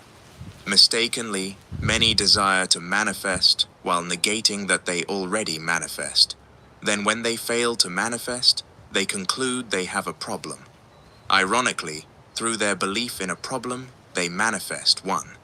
So rid yourself of your old frequency's trickery, attempting to convince you that you have a problem manifesting. Ironically, there are no truths in reality other than what the subconscious mind accepts as true.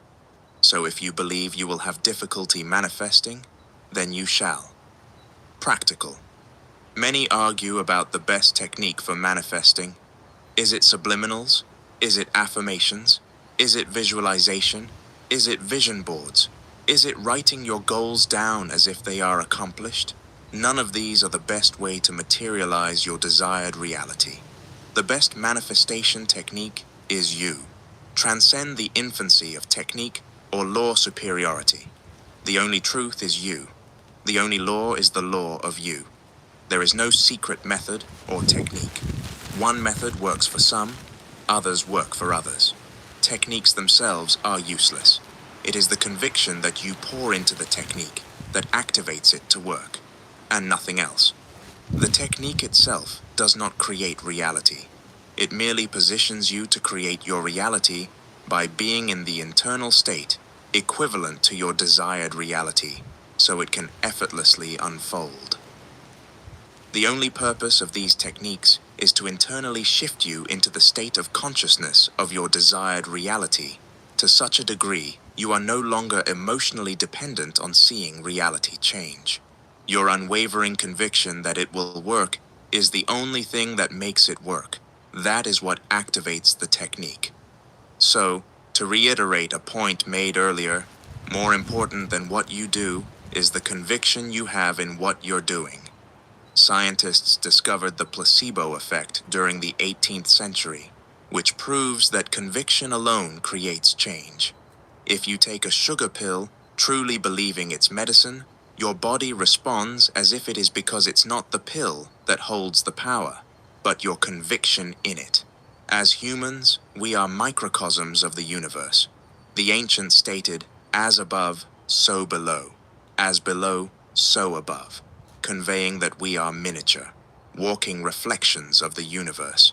This means that the universe itself being so below, as above, has its own placebo effect. So it's not about affirmations, visualization, vision boards, or writing your goals down as if they're already done. It's about you. That's what it's always been about. Techniques are like vehicles. It doesn't matter what car you ride in.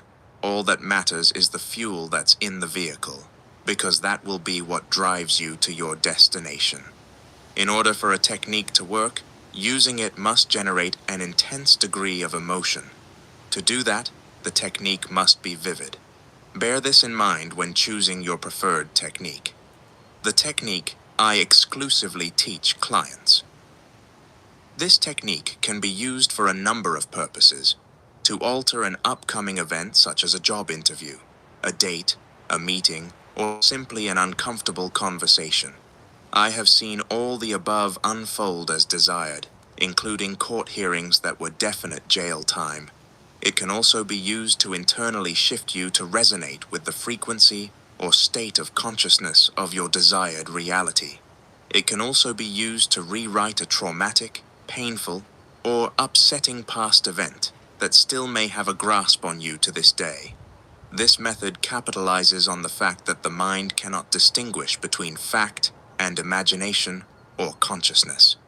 When imagination becomes real to the mind, it alters your frequency or state of consciousness to reflect that, causing reality to reorganize itself in alignment with your internal shift.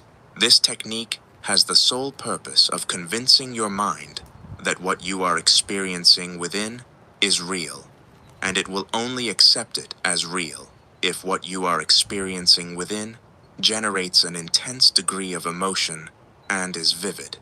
An intense degree of emotion may mean euphoria. It may mean tears of joy.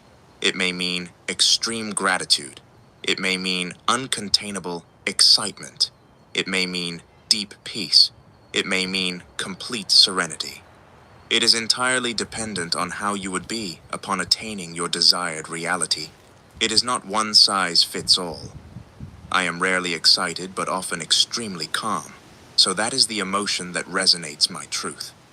Vivid implies clarity, which means knowing exactly what you want with pinpoint precision, so there is no room for confusion. These two components combined will be sufficient to convince the mind that the internal experience is something that has actually been experienced.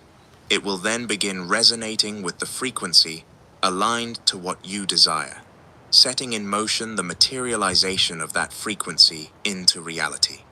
As mentioned earlier, importance is the enemy of the materialization of your desired reality. The beauty of internally, intensely, and vividly experiencing your desired reality within through this technique is that the more you do it, the more your mind accepts that this has already happened, which decreases the external desire and importance placed upon it. The only way to reduce the importance placed upon your desired reality is experiencing it internally, because then, and only then, shall it no longer be desired externally, which aligns you with it. Your desired reality is only important because you don't have it, and if you did, it wouldn't be important. Too many see their desired reality as a pair of shoes in the shop window, instead of the pair they already own and have been wearing for months. The importance you give to a desired reality is an indication of internally lacking the frequency equivalent of that desired reality. You only want it because you don't have it. Using this technique correctly positions you to take your desired reality for granted. At first, this notion may seem confusing, but that is only until we look to human nature for understanding. As humans, unfortunately, it is within our nature to take for granted that which we have. By taking your desired reality for granted, you indirectly indicate to the universe that you already have it. Think about how everything you currently take for granted comes to you effortlessly. This does not contradict the notion that any technique you use must generate an intense degree of emotion. The purpose of this is to generate a frequency aligned to your desired reality.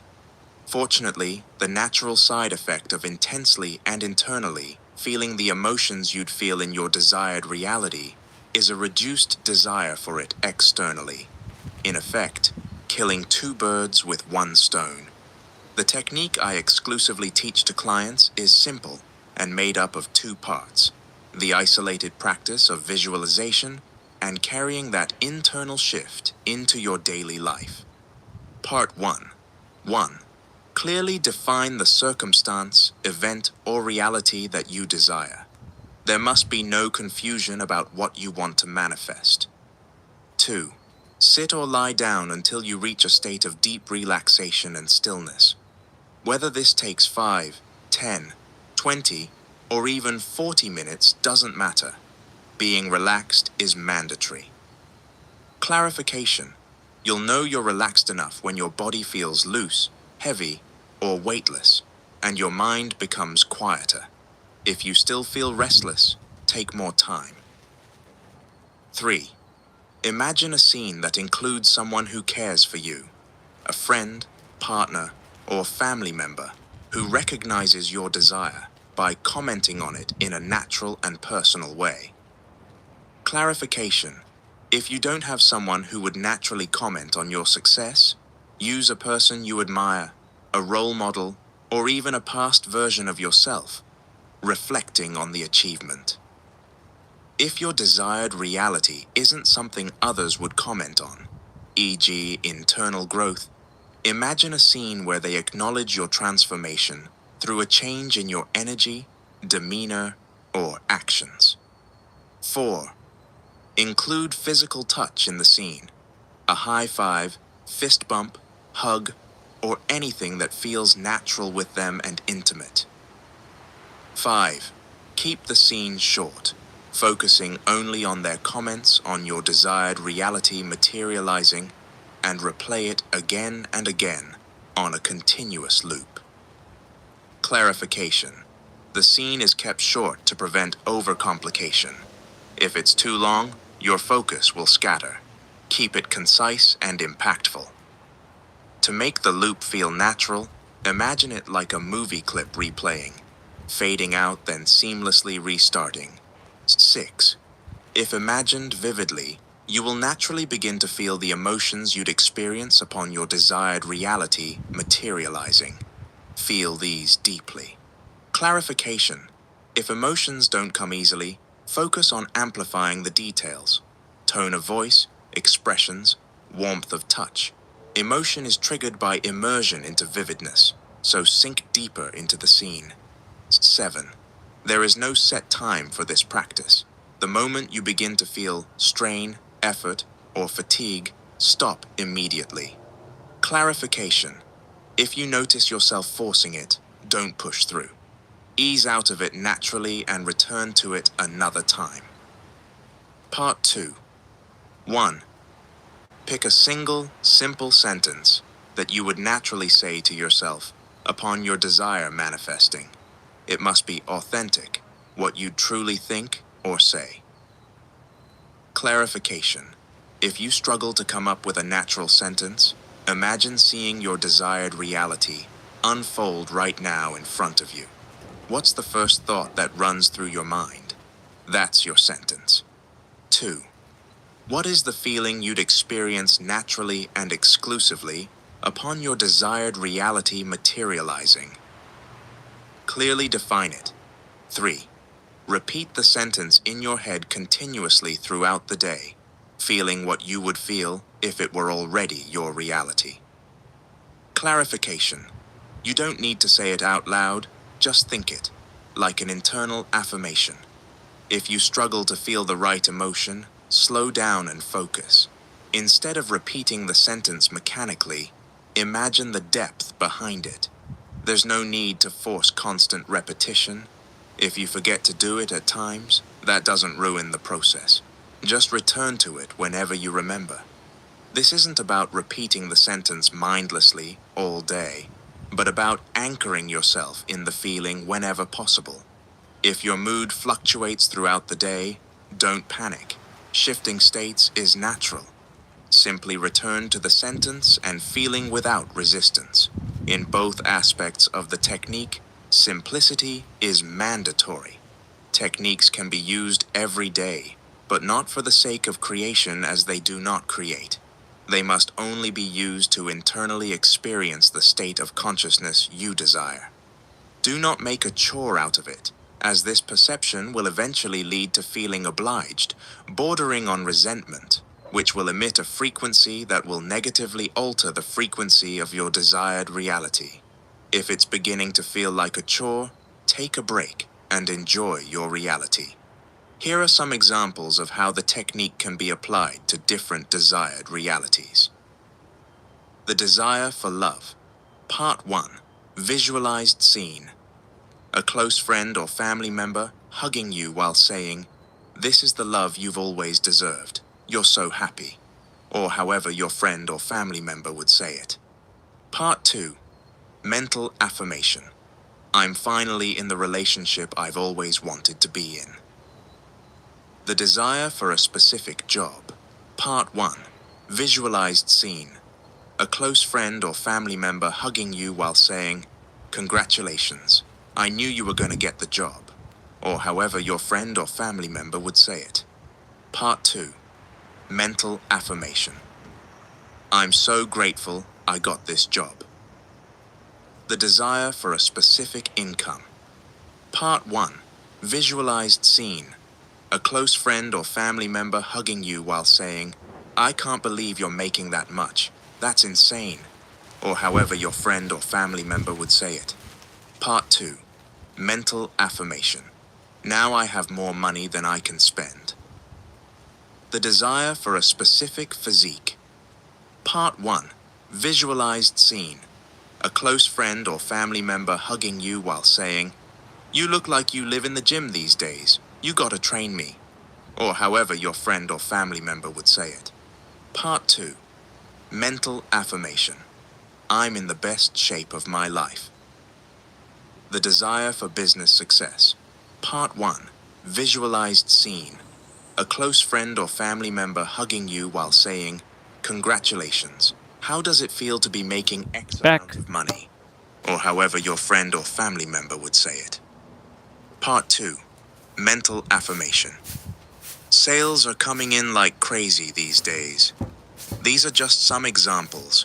Adapt them to your specific desire. All manifestation is instant. When aiming to materialize your desired reality, it's natural to ask, how long will it take to manifest what I want? This question is a confession of ignorance to the true essence of manifestation.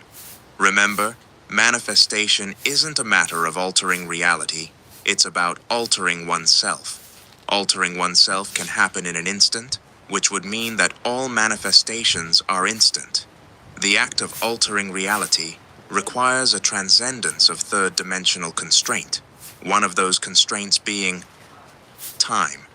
You need to transcend time by immersing yourself within the state of consciousness of your desired reality. By doing so, you experience the truest essence of your desired reality. Those who think manifestation is about altering reality will always wait for reality to be altered, which indirectly indicates to the universe they are lacking what they desire. Imagine your desired reality as a jacket. From the moment you step into its frequency or state of consciousness, you put on the jacket, and you remain in that state until you unconsciously choose to take it off, which is when you shift out of that frequency or state of consciousness.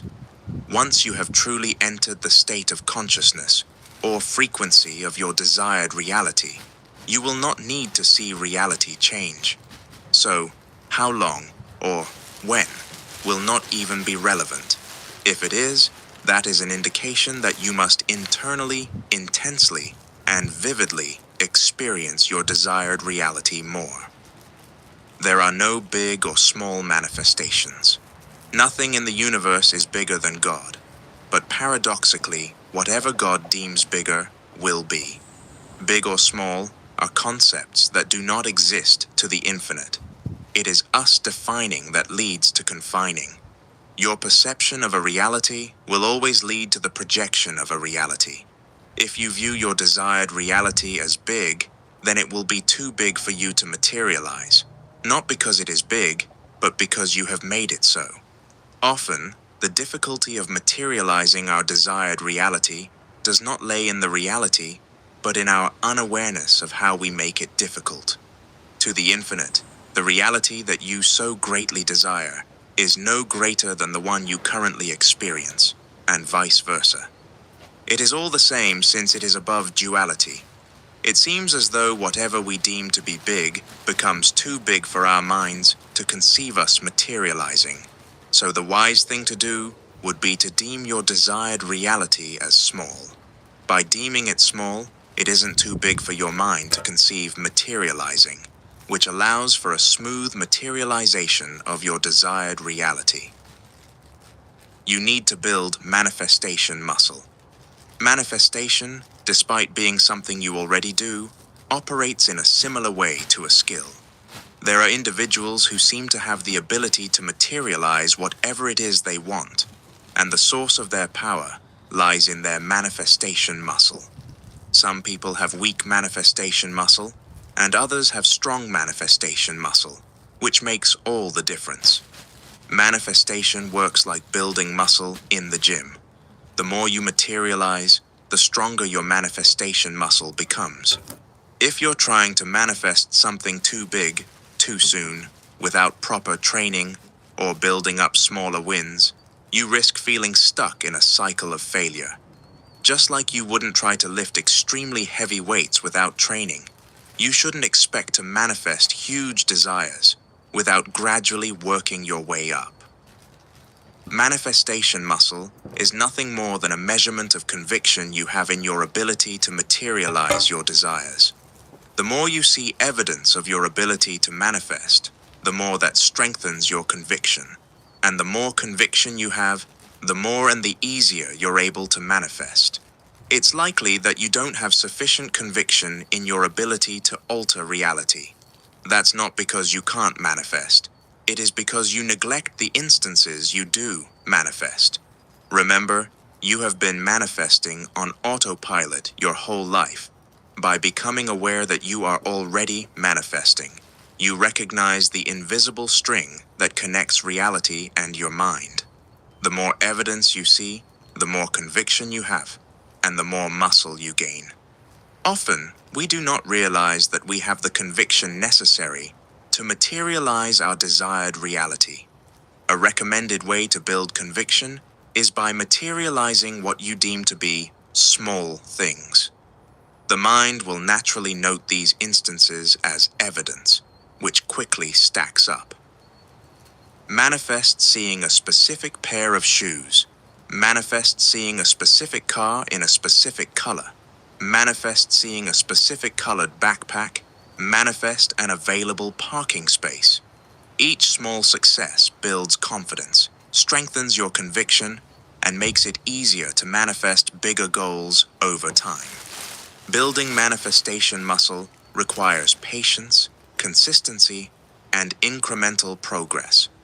After a while, your mind will naturally have a shortcut, and the idea of your desired reality will seem easy.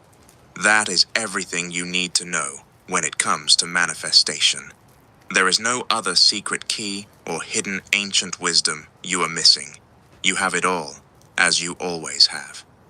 I'd like to end this chapter by saying that manifestation is not you creating reality. There is nothing for you to create, since all realities and frequencies already exist within the infinite within.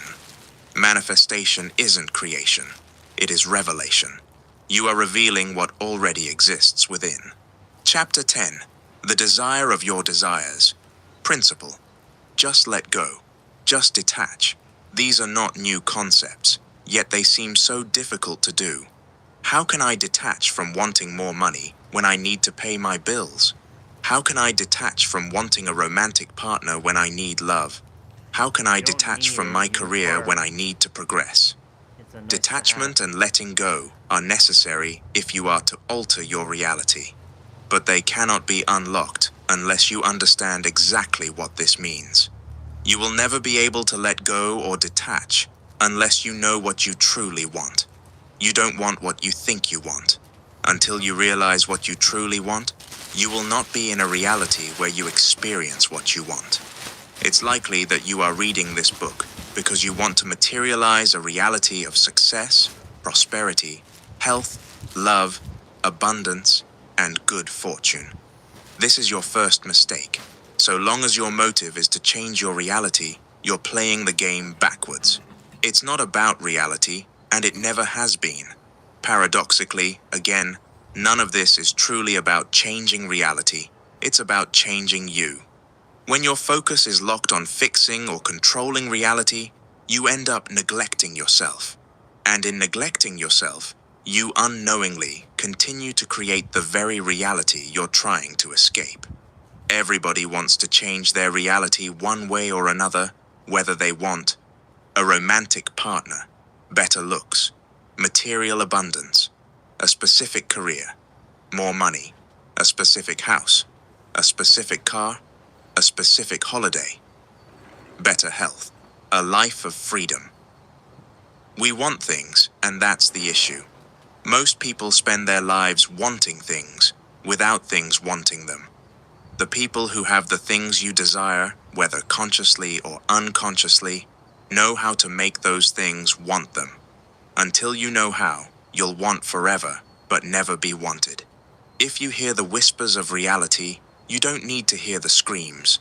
The workings of the universe have never been hidden from you. It's easier to make a cheetah come to you than it is to chase a cheetah. It's easier to make a butterfly come to you than it is to chase a butterfly.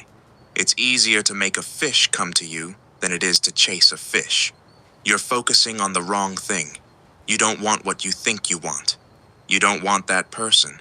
You don't want that amount of money. You don't want that house. You don't want that trip.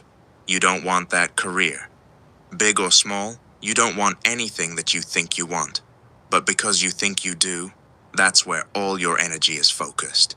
And as a result, wasted. For anything you ever want in life, remember this. You don't want what you desire, but the internal state you believe it would put you in. Here are some examples to illustrate the point. You don't want a toothpick for the sake of wanting a toothpick. You want to be in comfort. You don't want a drink for the sake of wanting a drink. You want to quench your thirst and feel satisfied. You don't want a person for the sake of wanting a person. You want to be appreciated, seen, loved, and cherished, or sexually satisfied. You don't want a house for the sake of wanting a house. You want to feel accomplished, proud, and secure. You don't want more money for the sake of wanting more money. You want to feel secure, free, and relieved. You don't want the things themselves. You want how the things would make you feel. If they didn't change how you felt, you wouldn't want them. Whether the feeling is mild or strong, we still want it. If you dig deep enough, at the root of everything you'll ever want, you will find a frequency that you believe is missing. All we want in life is frequency. We were once interconnected and part of the infinite, but through materializing ourselves on this physical plane, we separated to a degree. And so every desire we have is nothing more than a feeble attempt to become whole again. You don't want anything in this world, even though you've become convinced that you do. What you want is a different state of consciousness than the one you have now. How can you expect to detach from the world when what you think you want is the world? It's a trap. This is why the notion of letting go or detaching makes sense intellectually, but not practically. Until your concept of what you desire changes, nothing will change. You will never want something in reality without reason. Reason is meaning, and meaning is always emotional, which poses a question. How do you think you'd feel upon materializing what you want? If you can answer that question, you can have what you want. And this leads us to the paradox of reality. The universe interprets you wanting something as an indication that you don't have it. How can you want something that you already have? You only want that house because you don't have it. You only want that career because you don't have it. You only want that person because you don't have them. You only want more money because you don't have enough. This is how the universe thinks. In this universe, there are two chairs, wanting and having.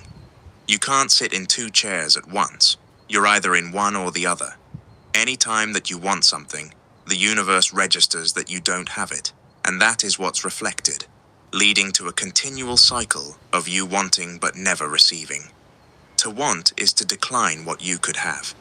Wanting something will repel you from ever having it. Having must be understood through the lens of the universe rather than the human definition.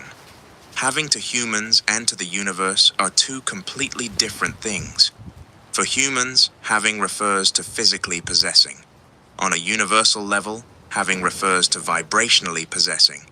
We humans want our desires because we physically don't have them. And if we did, then we wouldn't want them anymore because we'd already have them. To the universe, the physical plane is an illusion. It's insignificant as it isn't grounded in universal truth. The universe, knowing that reality is merely an illusion, doesn't revere it as we do. What it truly honors and responds to is vibration, because vibration is the cause, the source, and the truth behind the illusion. Only what is vibrationally possessed is real to the universe, because that vibration will eventually compound into frequency, which must become reality. Vibrational possession refers to your current mental and emotional state, which aligns with a frequency that aligns with a reality. If you want all your desires to be met on a human level, you must have them on a universal level. To revisit the point made at the beginning of this chapter, it's about shifting away from reality and towards your internal state. It's never been about reality. To vibrationally possess what you want, you must have it. And you have it the moment you occupy the mental attitude, frequency, state of consciousness, internal state of it. It's not about changing reality, it's about you giving you what you think you've been missing that you've had within you, and will always have to the end of time. You think getting what you want will make you feel a certain way, without realizing that feeling that certain way will get you what you want, because you have it. Use the technique already given. Ironically, the more you immerse yourself in feeling how you'd feel upon attaining your desired reality, the less you need it externally, and that's how you detach or let go. That's the light bulb moment that some will never experience.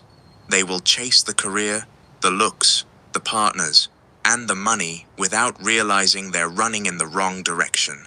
The more they run, the further and further they stray from what's truly real, which is within. Detachment can only take place when you detach from what doesn't truly exist. Letting go can only take place when you let go from what doesn't truly exist. Chapter 11. How to know exactly what action to take. Principle. You may still be asking, what action do I need to take to manifest my desired reality? How do I act? When do I act? The blueprint of your desired reality exists within you. Imagine if you had instructions from the version of you in your desired reality on exactly what to do to get there in the most efficient and effortless way. From the perspective of infinite parallel universes, the version of you living in your desired reality isn't just a wish or goal. It's a reality that already exists. Another way of conceptualizing it is to understand that the essence of everything is within you, which means all frequencies and all realities are also within you. Whether through the lens of quantum physics or spirituality, everything that you'll ever need and ever want is already within you, simply waiting to be accessed. The guidance and instructions are ready and waiting, but first you need to know the multi-dimensional sequence. That's when you'll know exactly what to do. The mistake that most make is acting on a frequency contradictory to their desired reality. The wrong frequency, even with the right action, will always lead to the wrong reality. The wrong state of consciousness, even with the right action, will always lead to the wrong reality. In a battle between actions and frequency, frequency wins every time. You cannot and will not out-hustle your frequency. The masses live in frequencies that are contradictory to their desired reality. They spend their life senselessly taking action to get to their desired realities, without ever realizing that action doesn't create reality, only frequency does. They are like flies trying to get outside through a closed window. They desperately want to escape, so they continuously bash into the window with all their might, burning themselves out and eventually dying on the windowsill. Taking action to become wealthy while being in the frequency of poverty will only lead to a reality of poverty. No action from poverty will ever bring wealth. Taking action to become fit while in the frequency of being unfit will only lead to a reality of unfitness. No action from unfitness will ever bring fitness. Taking action to become free while being in the frequency of survival will only lead to a reality of survival. No action from survival mode will ever bring freedom. Action alone isn't enough, but it is a necessity. Since you exist in a physical world, it cannot be avoided, but that doesn't mean the action you take must be hard. You act through your ego, also known as your physical vessel, that relies on its 5 senses to navigate and make sense of the world. The ego isolates itself from the infinite intelligence and, as a result, suffers from a limited awareness of the entirety of reality, seeing everything from the lowest level of consciousness. Seeing everything from the lowest level limits results to be of the lowest level, and this is where most of humanity will reside for the rest of their lives. To the ego, action leads to results. Think about it. Whenever you want something, you take action to get it. Whenever you want to go somewhere, you take action to get there. Whenever you want to eat something, you take action to eat it. Whenever you want to drink something, you take action to drink it. But remember, the ego operates from a limited awareness of reality, so it doesn't know what is really going on. When the ego experiences something it doesn't like, it fixates on the process of taking action to change the result. The illusion presented here by the ego is a trap, that you can change an effect by changing the effect itself. Actions and the subsequent results or changes exist within the physical plane, which is the realm of effect. All actions, results, or changes are nothing more than effects themselves and not causes, which means they had already been long set in motion before they are experienced. This is why action alone will never alter reality. Maybe momentarily, but never completely. The only way to change an effect is to change the cause. The multi-dimensional sequence from which action originates is as follows: consciousness/frequency, intuition, mental nudges, action, reality. Until you understand this, like the masses, you will continue to act senselessly, and it will never be enough. Let's begin with the end product, which is reality. To get there, we take action. Think of action as the midwife of energy, solidifying the immaterial to the material.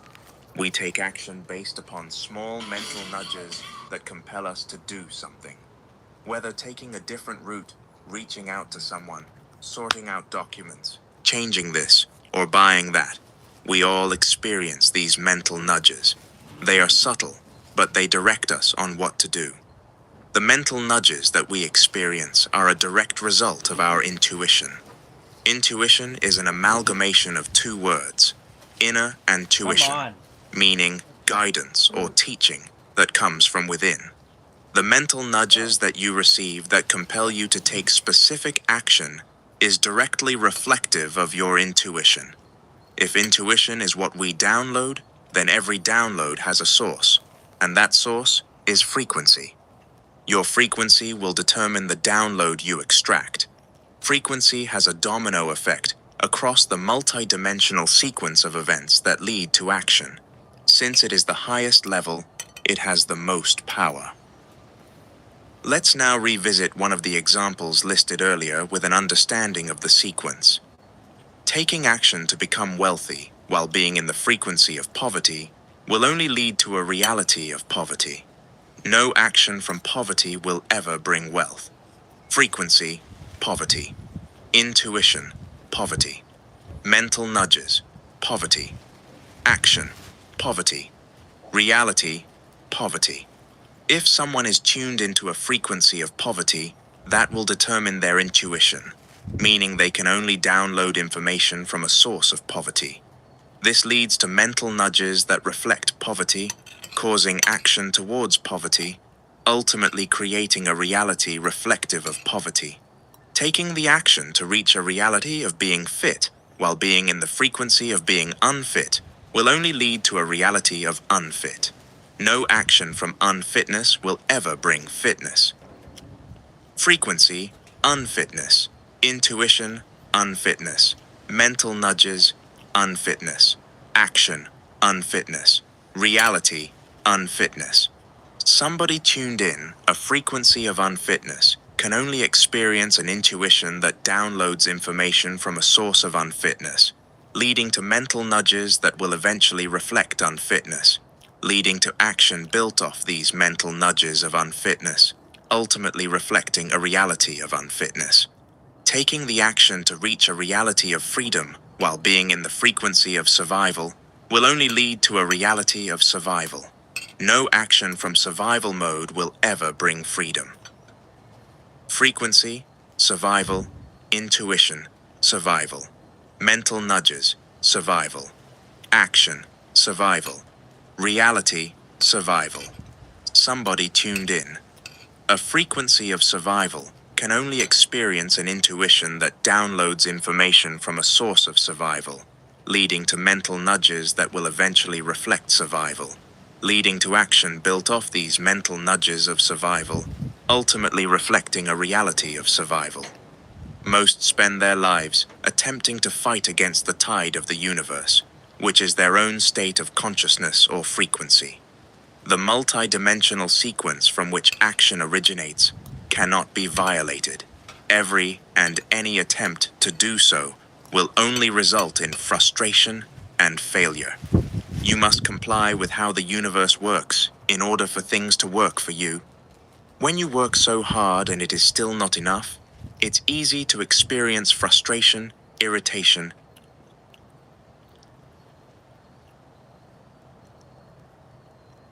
What if you could see everything everywhere all at once?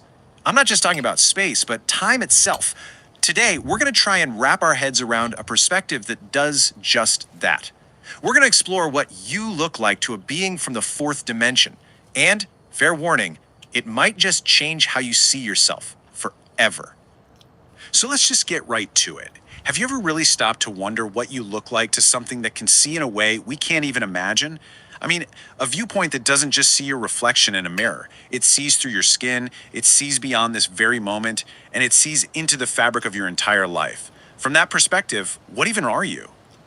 Okay, to even begin to get our heads around something as big as the fourth dimension, we have to start small. We're going to start with a really simple analogy, our relationship with the two-dimensional world. Seriously, understanding this one little idea is the key that unlocks the whole thing. So, picture What's this. up? Imagine a little character living on a flat piece of paper. Their entire universe is just lines and shapes on that page. They can't even comprehend the idea of up or down. It's just not in their reality. But for us, living in our 3D world, we can just look down on their piece of paper and see their entire universe, right? We see the whole drawing, every part of it, all at once. Now hold on to that thought, because that relationship is absolutely crucial. We are to them what a 4D being would be to us. All right, so let's take that exact same logic and just flip it. We've seen what the view from Multi-dimensionalness right here. a 2D world looks like. So what happens when a 4D being looks down on our 3D world? Well, the implication hits you right away, and it is kind of startling. That totally complete, unobstructed view we have of a 2D drawing, a being in the fourth dimension would have that exact same perception of you. Yep. Think about that. There are no secrets. Privacy is an illusion. To hide. And when I say they'd see all of you, I mean everything at the same time. They wouldn't see your face and then have to walk around to see the back of your head. Nope. They would see your front, your back, your left side, your right side, your insides, and your outsides, all in a single, complete, instantaneous glance. Just try to imagine that for a second. To them, your skin isn't a barrier. Your rib cage doesn't hide your heart. From this higher dimension, every single part of your physical body is just laid bare. It's all completely visible and unobstructed, almost like a living, breathing anatomical model. But here's the thing. You might think this would be some kind of chaotic, gory mess, right? But it's not. The source material for this describes it as something beautiful. You would actually appear as this complex, glowing, transparent sculpture with every layer and every system visible at once, all layered together like a luminous 3D sculpture. Okay, so that's the physical side. But this is where things get truly, truly mind-bending. Because the fourth dimension in this thought experiment isn't just another direction in space, like up or down. The fourth dimension is time. And if a 4D being can see all of space at once, well, it can also see all of time. And this is where our whole understanding of reality really starts to get weird.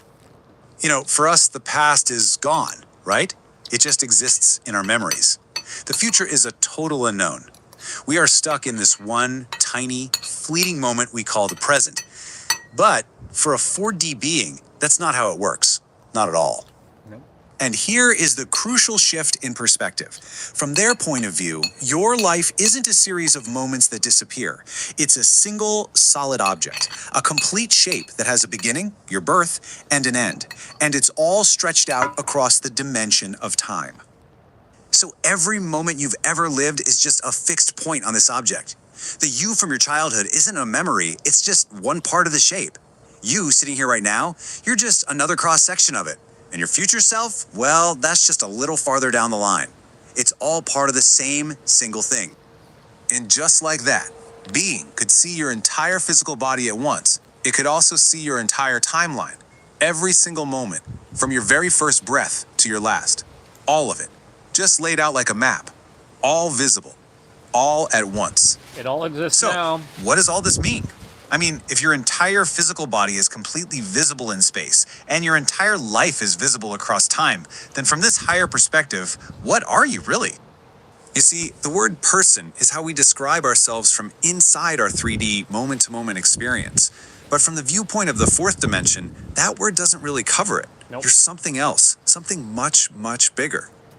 The source material we're looking at today gives this incredible idea a name. You are a time creature.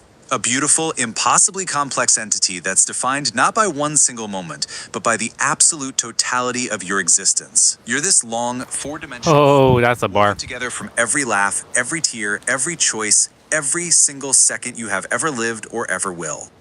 And really, that's the whole mind-blowing takeaway here.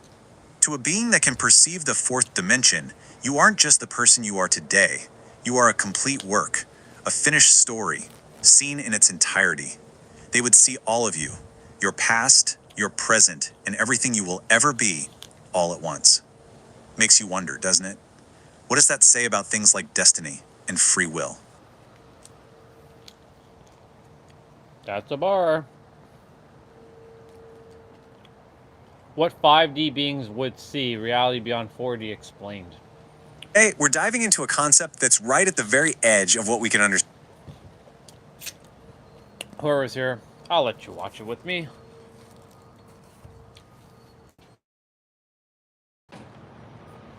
I will sit this way.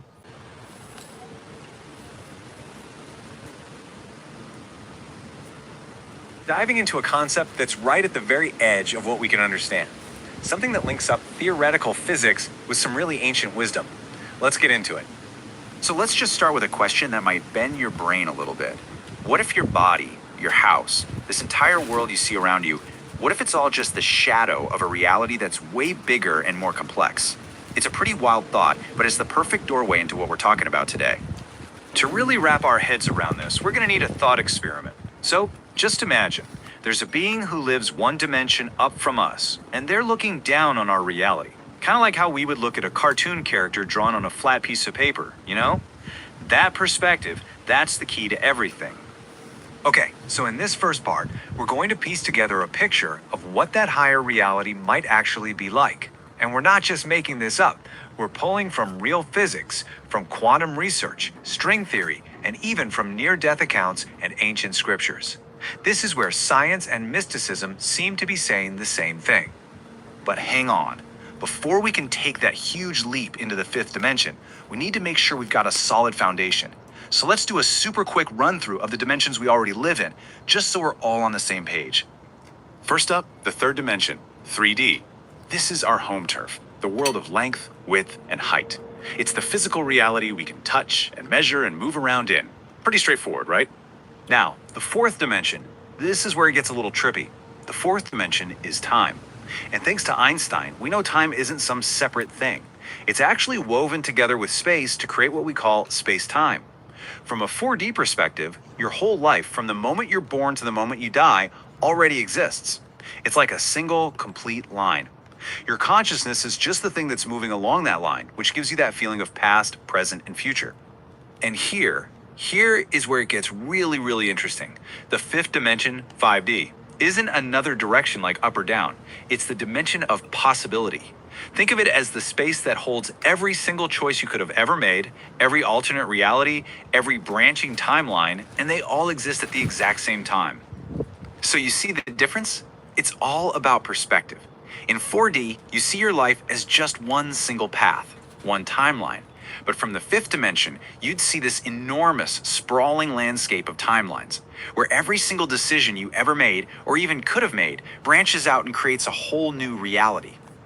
All right, so we've got the theory down. Now, let's really try to picture it. What would a being who can actually perceive this 5D landscape, what would they see when they look down at our world? Well, from that vantage point, a person isn't a solid thing at all. You look more like a shimmering web of probabilities, with your past, your present, and all of your potential futures visible at once. Solid walls, they'd be totally transparent, because a 3D object is just a slice of a higher dimension. Every choice you make would look like a ripple spreading out, creating brand new timelines. And time itself, it wouldn't be a ticking clock. It would be a complex, beautiful shape, like a branching tree, or maybe a giant spiral. And this quote just nails it, doesn't it? It's the fundamental shift. A 5D being doesn't sit there and watch the future unfold second by second like we do. They navigate it. They can actually move through this landscape of time and possibility just like we would walk through a park. Now, what's so fascinating is that this idea, which sounds like something straight out of science fiction, it isn't new. You can find echoes of it in both cutting-edge physics and in some of the oldest spiritual texts humanity has. The parallels, they're pretty mind-blowing. I mean, just look at this. The idea of seeing all of time at once, that's conceptually a lot like the multiverse theory from physics. And it sounds an awful lot like ancient texts talking about seeing the end from the beginning. The idea of moving through solid walls, that actually aligns with concepts in M theory, and it's almost identical to stories of angelic beings. Even perceiving multiple realities at once has a direct parallel in quantum superposition, which is a cornerstone of modern physics. Okay, let's bring all this home. In our final section, we're going to see how this huge cosmic idea actually boils down to something incredibly personal. What does this higher dimensional perspective mean for you, for your life? So let's bring this right back to you. Just imagine for a second that you could tap into this 5D consciousness right now. What would you actually experience? This isn't just some abstract exercise. It's a way of completely reframing your own potential. In an instant, you would just see it all. The entire web of your life, every choice you made, every path you didn't take, and every single potential future you could have. You'd finally understand why certain challenging things happened, because you'd see the larger pattern they were part of. You would realize, deep down, that your life isn't just random or chaotic, but it's this beautifully designed structure of potential that you are navigating. And that leaves us with one last, pretty provocative thought. Maybe you aren't just a person trapped in time, living out one single life. Maybe you are a vast consciousness and you're just learning how to navigate the infinite landscape of possibility. Remember. What would you do differently starting tomorrow if you really knew that every single choice you make actually creates a new world?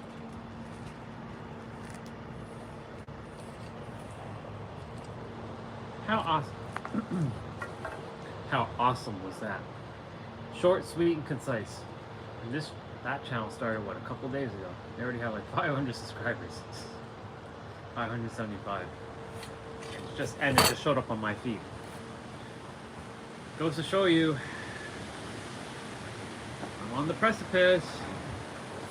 Y'all think that I'm just goofing around, or I think you're not taking me seriously. Joke's on you when the time comes, though. Joke's on you. I really do hope you take this stuff seriously when I say it. You are everything. When I said you are the master creator, everything you desire is truly here in the now, and creation is finished.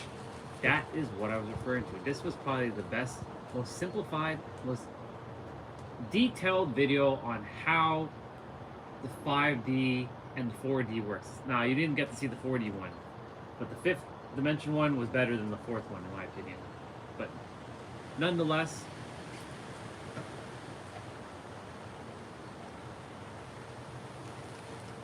there's a comment here. So why do we come here? Why the hell do we come here and forget all this, who we really are? Because you choose to.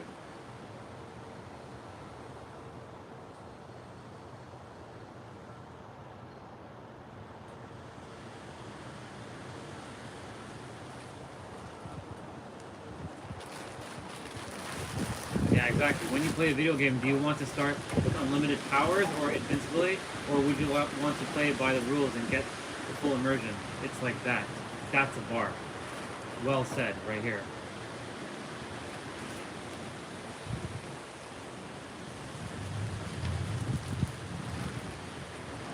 That's a bar. Well said, person. We come here because we want to play a video game. Life is a video game. We want to play a game, and some people are like, but I want to have all the money. I want to have all the power. I want to have all that.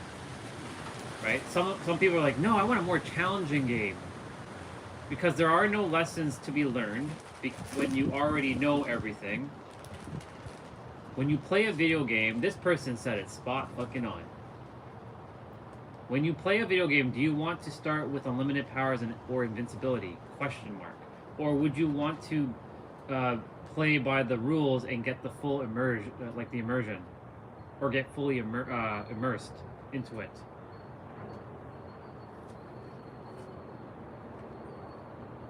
Congratulations, person.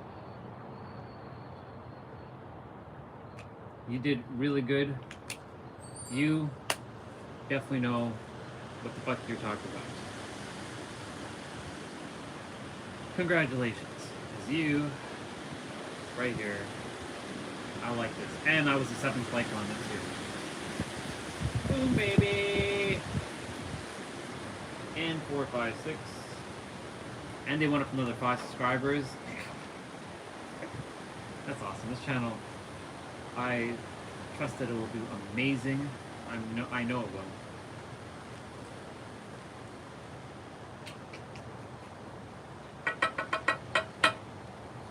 Get burrs. And I'm going to download that video onto my tablet. Because there's going to come a point in my journey where I'm going to turn the tablet back off of Wi-Fi, so there won't be any Wi-Fi connections, and just have the most critical stuff that I require on it. I like offline stuff.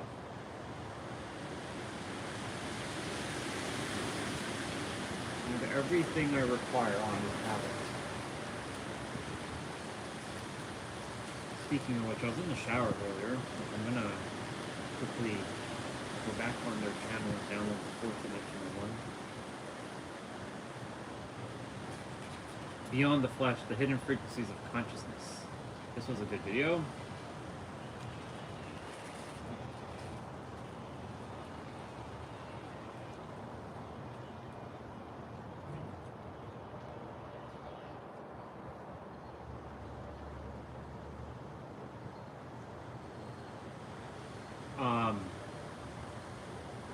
And I was jotting down on the glass. I make notes in the shower. Prosperity, wealth, abundance, rich, and opulence. These 5 words. Prosperity, wealth, abundance, opulence, rich. Which is tied to money, but not really fully all money, of course. And I was seeing where the unconscious, the nervous system, and the subconscious, where there's a disconnect. And I'm gonna draw shit out just now. I think it's time for me to... It's time. It's Vader time, people. It's Vader fucking time.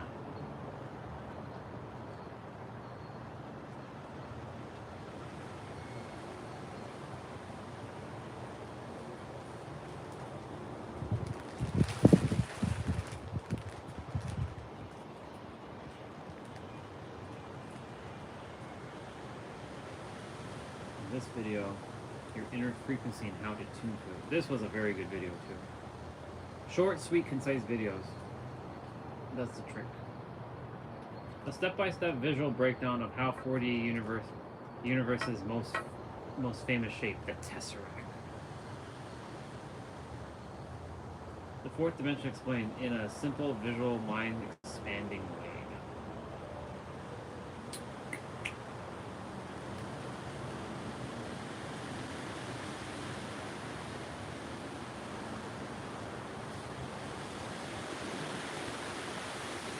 Mother of Otome Games Japan's... Oops. Don't want you to be playing. Open up a YouTube video.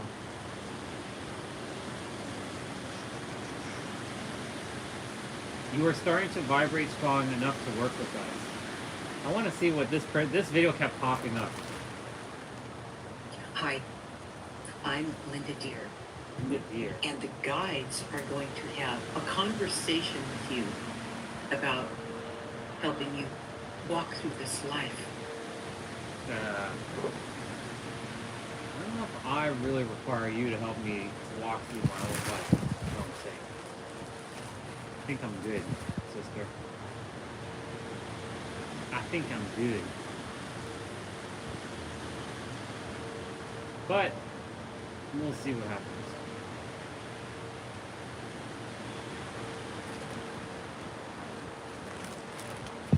What was that?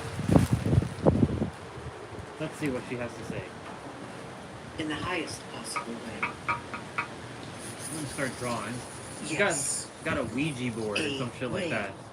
That all will yield a vibration of transformation on a vibration of no judgment. Love. You keep bringing this up about a vibration of love. Yes. Strong vibration beginning to unfold. People are journaling. Because you are starting to be vibrating strong enough to work with us. And who is us? How do you want everyone to work with you?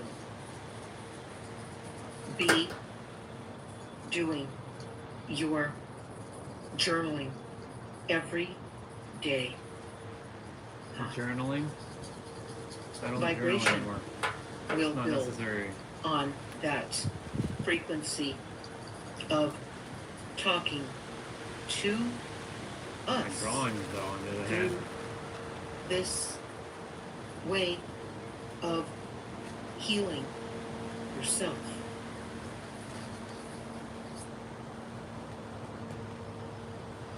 Okay, that's enough. If I feel called to rewatch it. New, I'm gonna call this one frameworks, because I require to write some of the stuff down that has been popping up in the last little while.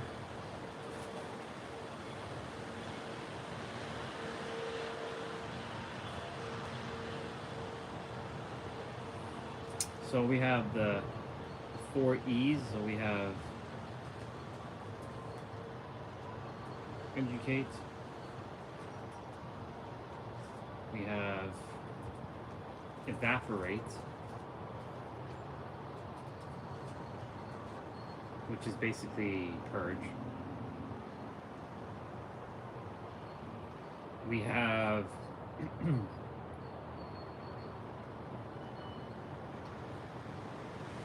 elevate,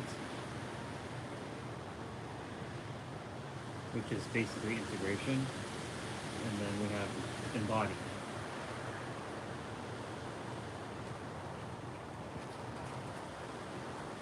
And then we also have empowerment.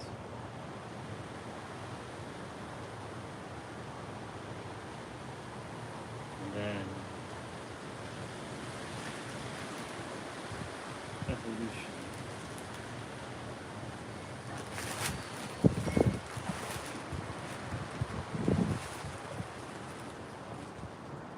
So these are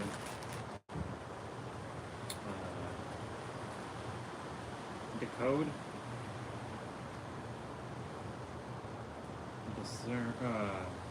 decode, decipher,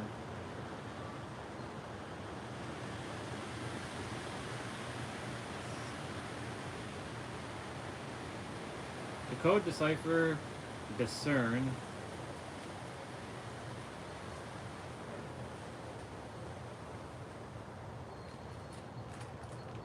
decide.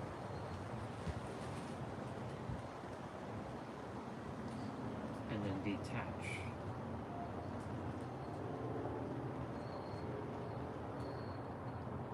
You know, whoever's here, I hope you're making note of this. This is $100,000 worth in coaching right now. So I hope you're paying attention to this. If you're not, I don't know what you're doing with your life. We have the 6 eyes. We have many eyes. So we have the infinite, or we have the imaginative.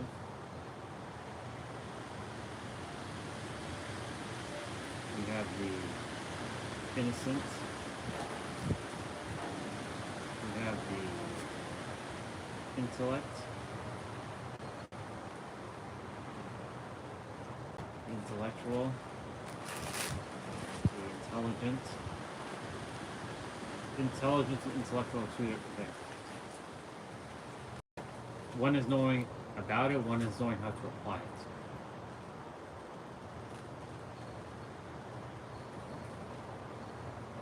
We have the intuitive,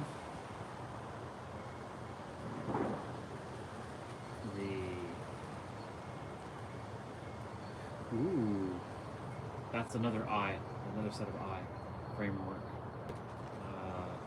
All the frameworks are coming out. Intuitive. 1, 2, 3, 4, 5, infinite.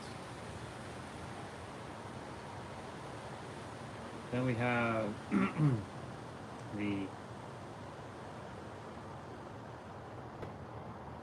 invincible. This is another set of I frameworks. The immortal, because you're immortal, you can't die. Well, your soul can't die, you will just come back. You are the inevitable.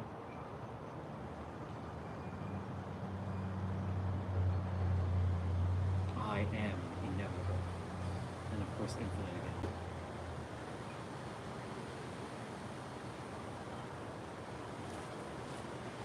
Cool. Cool. Now, of course, we got the P's. We got paradox. We got perspective.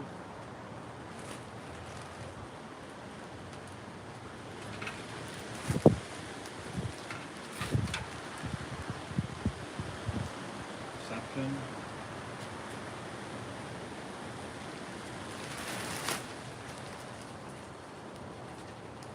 Projection.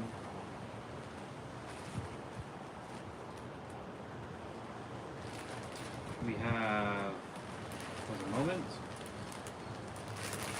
we have a paradigm shift.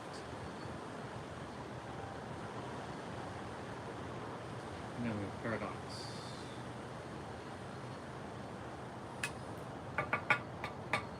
One, two, three, four, five. 5 frameworks already, and I have much more. I also have the disintegrate.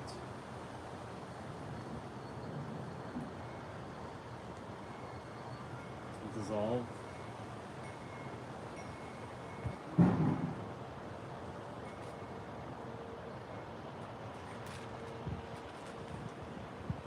Disintegrate, dissolve, destroy, and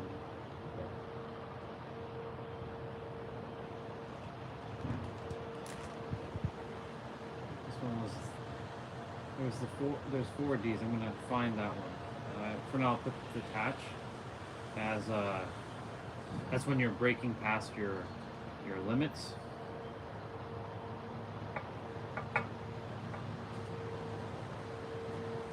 The other one was, this one's just without the same letters.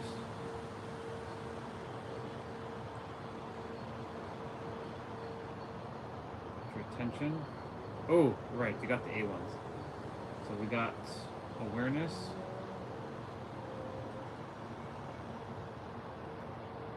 attention, replacing your attention,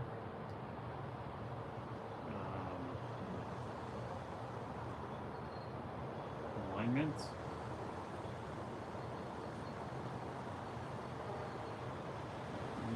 That's 3 of them. And I have a 7th. I have 7 A's. Some of them are kind of overlapping. Whoever's here, you better be making notes of this, because time's ticking. You can use this for for yourself or for helping people. This is not gatekeeping. This is sharing. But if you don't take it seriously now, then I can't help you.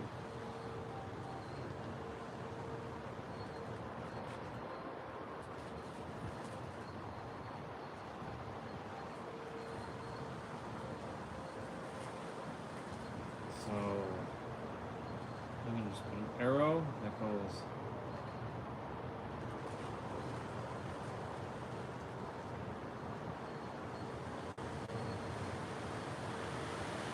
associations.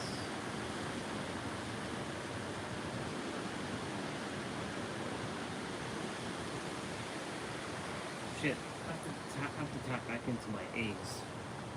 I know I made a document on ChatGPT. I just gotta find it.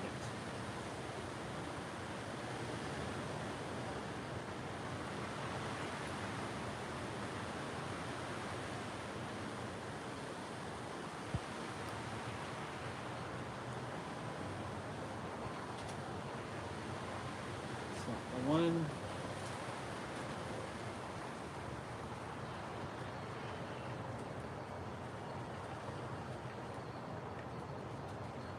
Frameworks for development. I think this is the one. Yeah. We have starting with and ending with that. So we have attention, association, allowance, acceptance. That's the one I was looking for.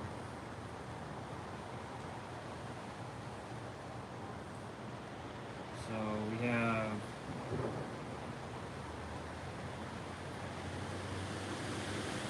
awareness, attention.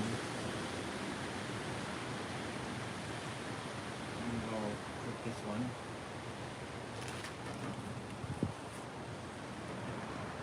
Awareness,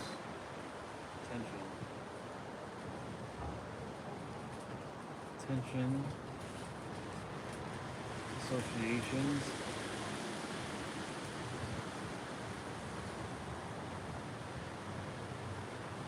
allowance, acceptance.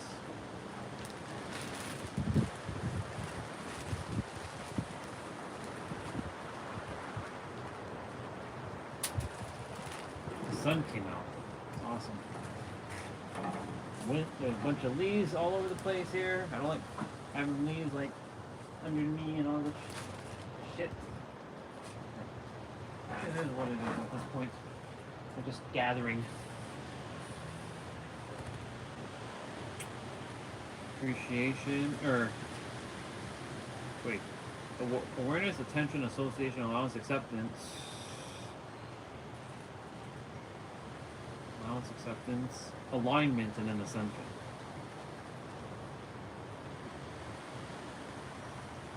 And then ascension. Awesome, awesome, awesome, awesome.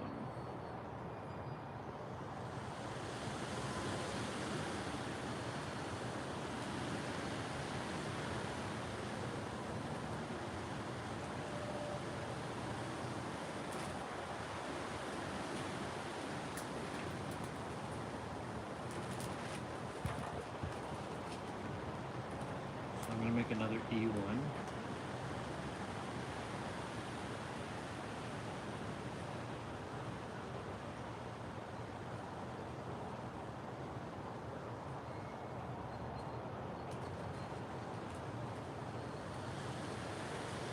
We have educate again.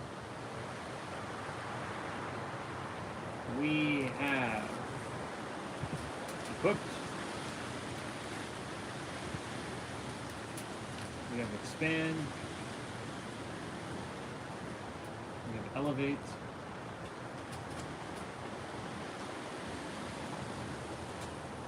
We have evolve. We have enlighten.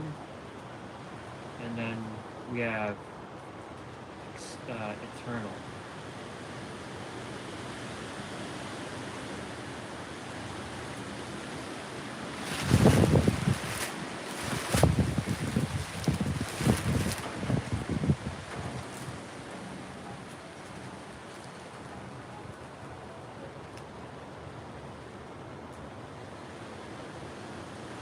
Sir, let's go.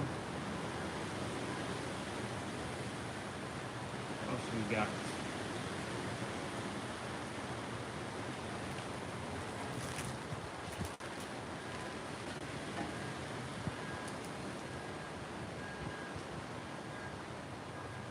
Pivotal paradigm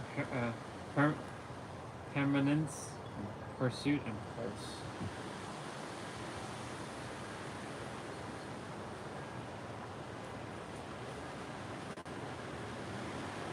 Actually, E, we have educate, equip, expand, elevate, empower.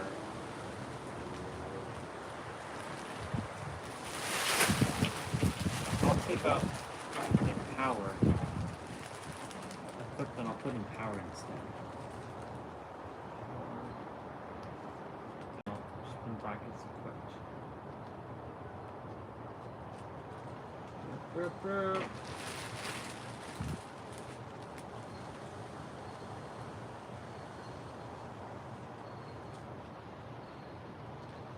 Discern, distinguish, detach, dissolve, diminish, disappear. Ooh, that's a good one of these.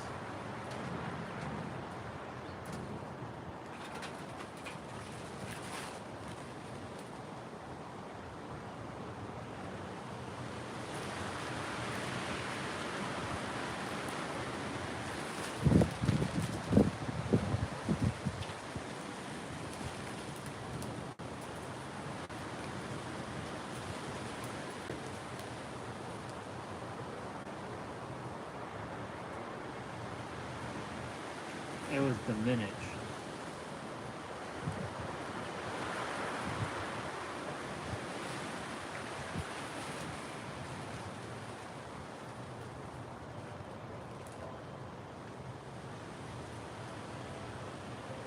Okay, get it.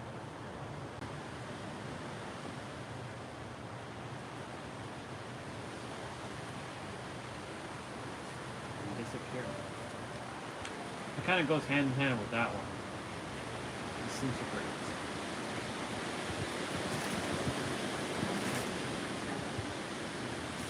Disappear.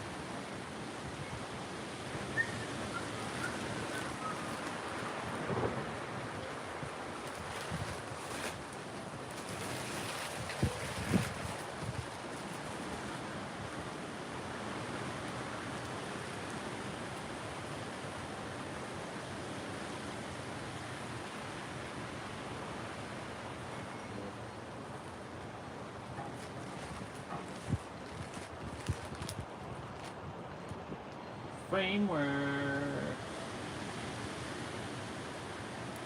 This one was a long conversation.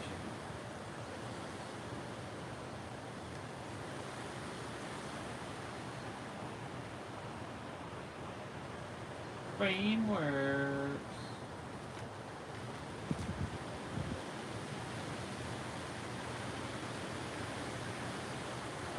Cool. I wrote down the main frameworks that I've been talking about. 1, 2, 3, 4, 5, 6, 7.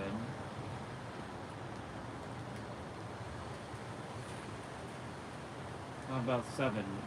2 of them, 3 of them are continuations though.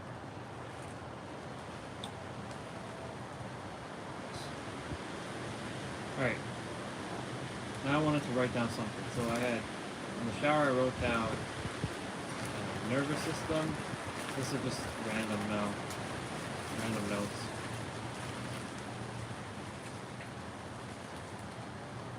I want to start a new document just because it's not going to be that much. Nervous system, subconscious,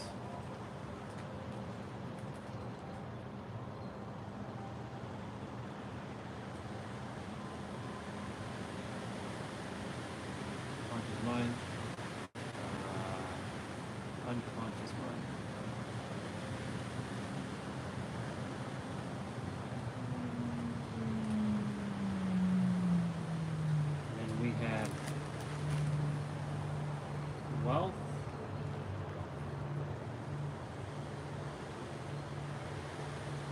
Because here's the thing, y'all. It was said in one of the videos I watched with the two sisters. They were saying, you know, you can logically say you want wealth, and you can logically say I'm a trillionaire, but when the time comes for it to happen, will your nervous system be able to handle it?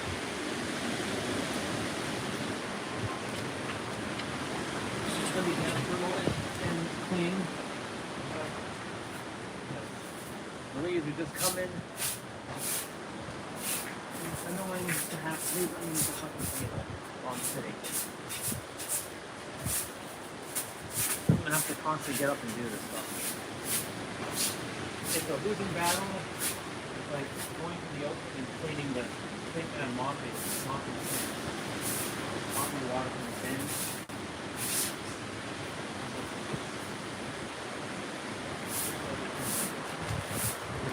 Blowing back. Go away, Lily, go away. The simplest thing is to pick them up and put them into that baggie over there. Which I'm gonna probably do. And yes, I did wrap up the chair.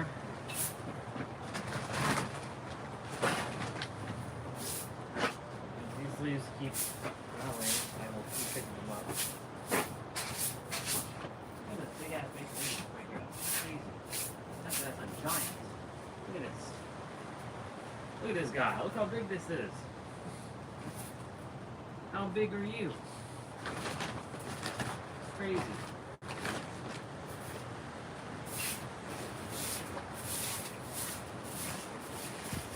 Now,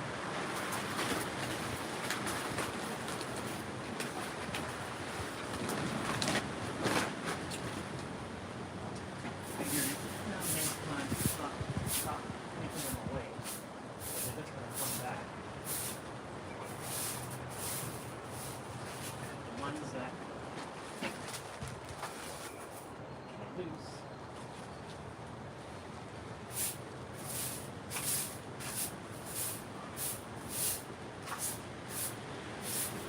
Funny, I know what the mind is doing. It's being distracted by things. You never want me to deal with what I'm about to do. You know what I want you? I want you to expose itself. So like, don't expose me. I don't want to be wealthy. Too much responsibility. Yeah, I know. I know what you're saying, mind and nervous system. I know. Nervous system is unsafe because it forces you to grow and expand. And I'm always expanding. The body and the mind are like, I don't want it. Has nothing to do with the universe. Just so you know. The universe is not involved whatsoever here now. There is no more universe. It's the subconscious mind and the unconscious, the subconscious mind, and it's the nervous system. I have to try to. It's them now. It's only them.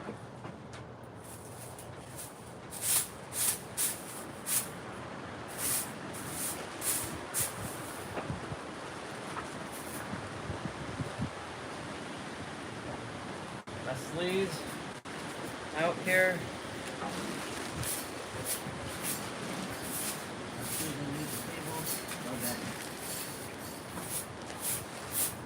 Whatever tree is falling with these big ass leaves now, can you hurry up and fall so I can get you all clean?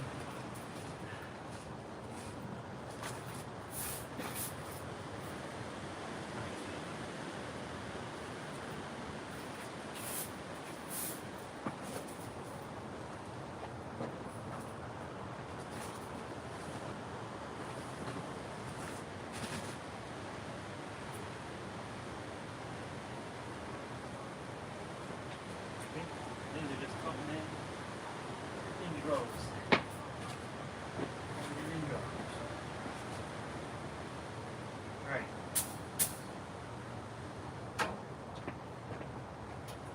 this side, a bunch of leaves.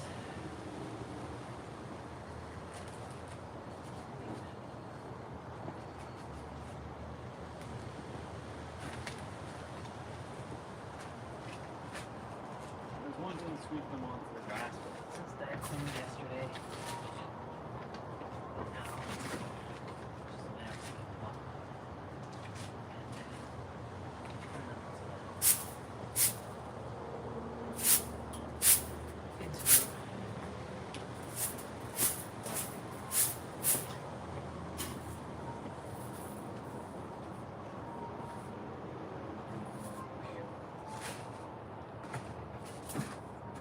All right. That should be enough. Enough.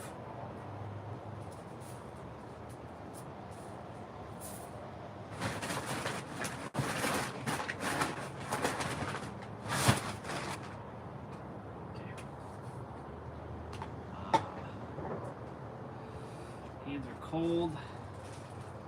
All right, so the framework for Earth. Let's finish up Let's finish up that.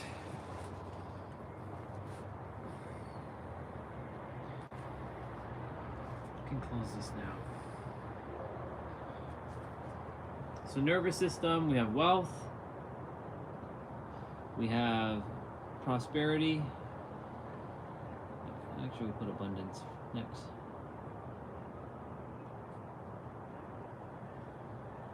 We have prosperity. We have richness.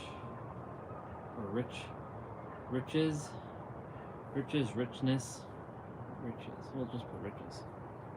And then we have opulence.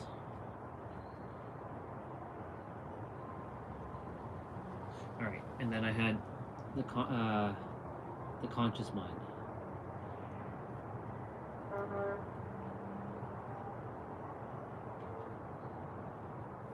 So the conscious mind is okay. The conscious mind knows it desires this. So the conscious mind knows that it desires wealth. So I'm going to say it knows. Now, as for the nervous system and all that, well, that's a different story. These, let me see how I'm going to do this. These it doesn't know.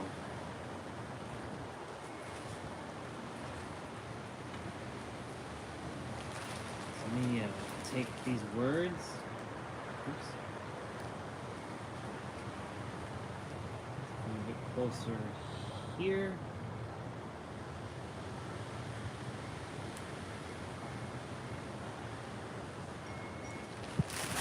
I really want to rewrite that word wealth. Wealth looks ugly for some reason. Well.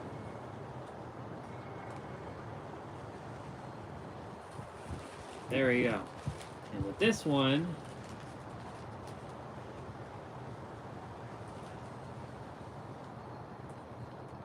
for fuck's sakes, my hands are so cold. They are remembering.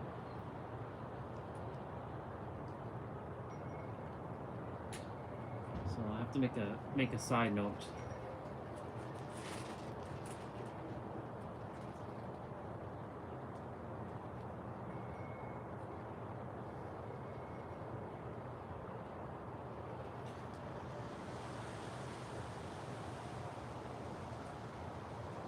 Desiring safety.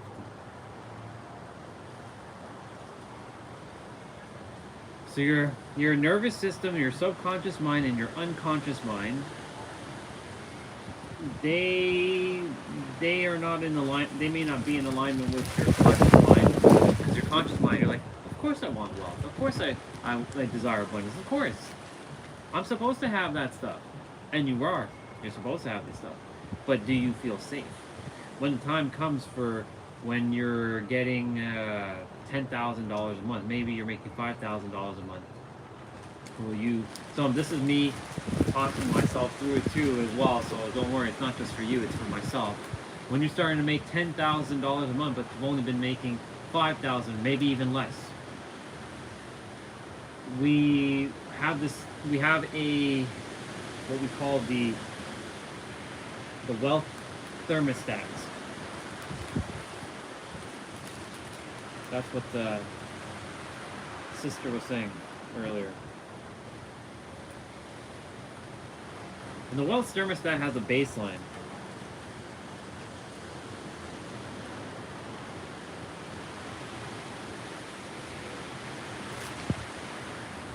Now the baseline may be like,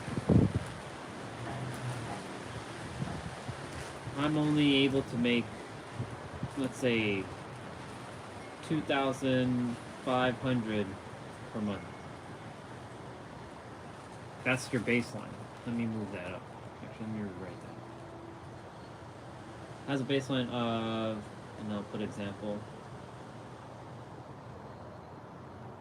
2,500 USD per month.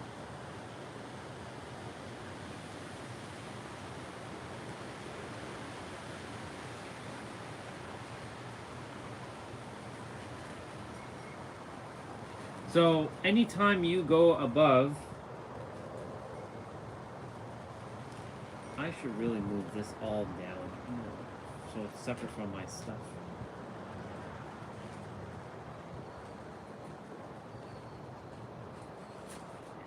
Just take care of that. So the moment you go above 2,500 USD per month, you have one of two things that's going to happen if you're not consciously aware. You either will start to spend because you just made more money,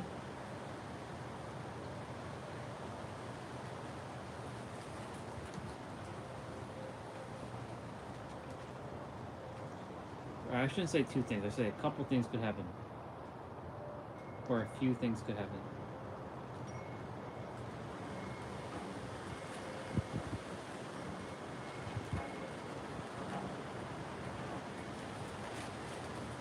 When you go above, not if, when. When you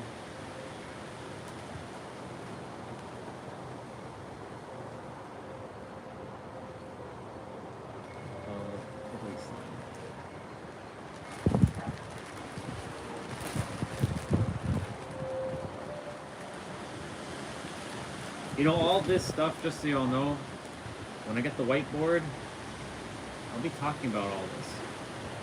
I'll be sharing all this all day. Wealth. So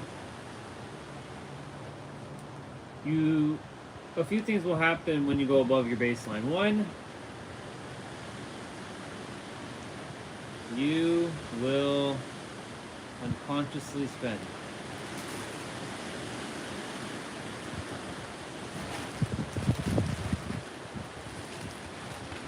Two, you will hoard it.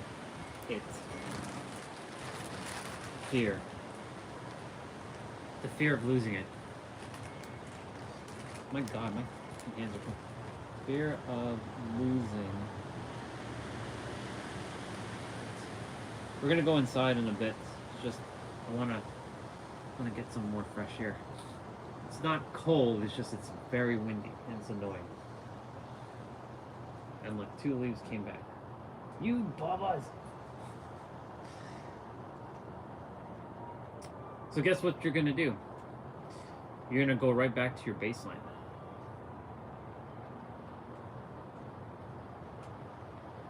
So money's coming in and it's going right back out. It's going out right away. So you're probably wondering, well, then what am I supposed to do with money? If I don't use it, then if I'm holding it, then I have fear. If I'm using it, then I'm like losing it. So what do you do? Money loves to be circulated. So I'm going to just write a couple things before I get to that point.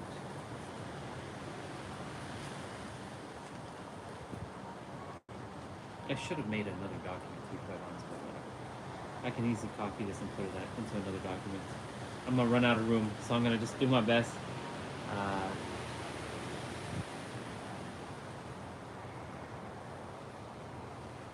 So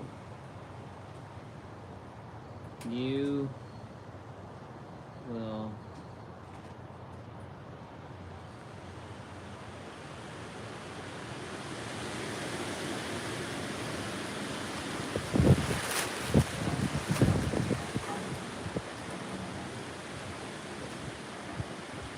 So what are you supposed to do?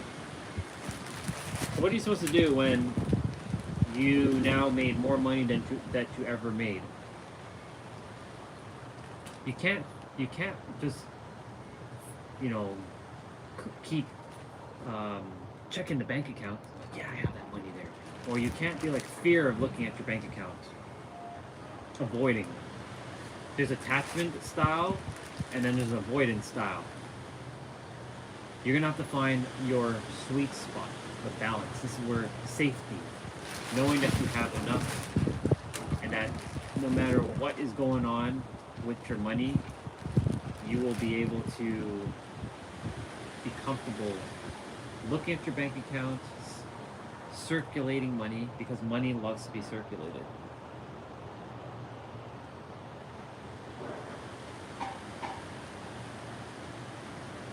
Key distinguisher in a moment.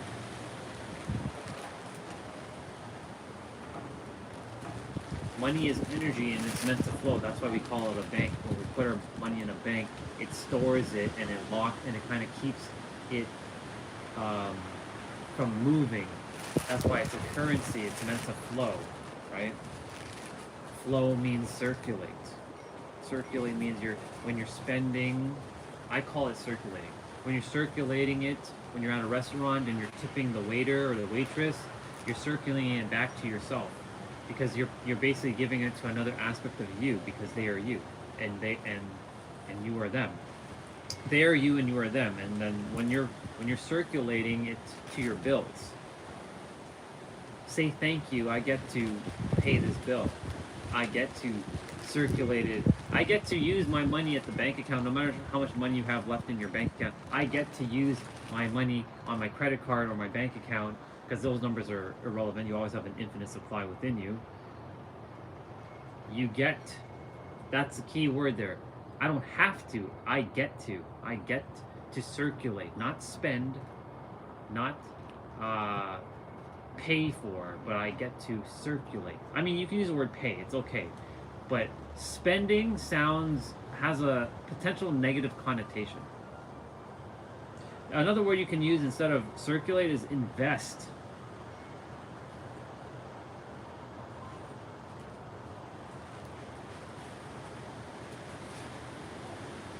My hands are so cold right now.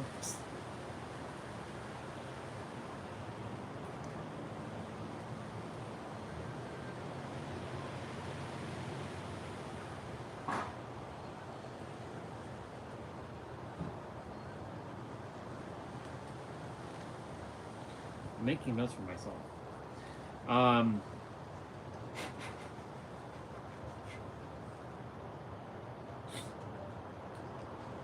When you invest or circulate, you're allowing the universal flow to keep going.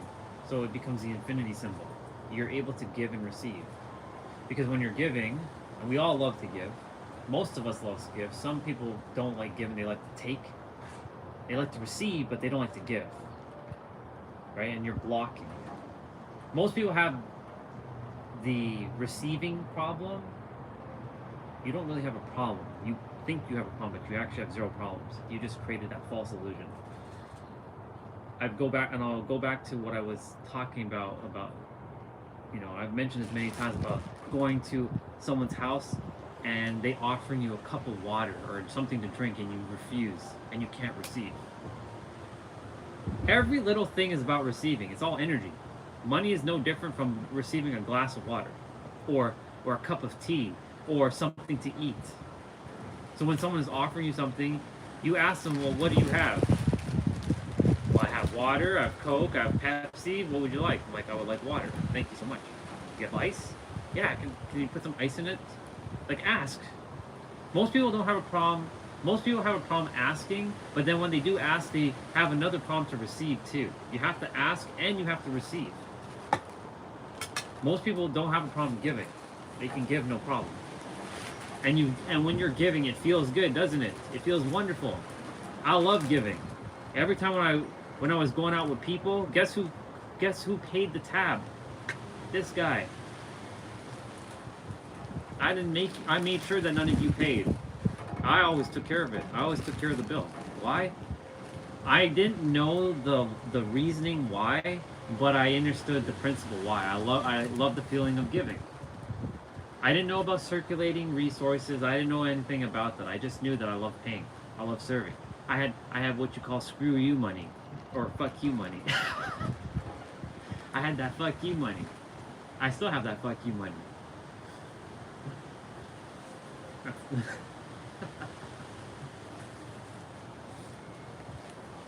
I'm not saying that in a negative way. I'm saying that in a positive way. I had money for days, and I still have money for days. It's just within. It hasn't made it in the outside world yet, but it's all a matter of time. Is it not on?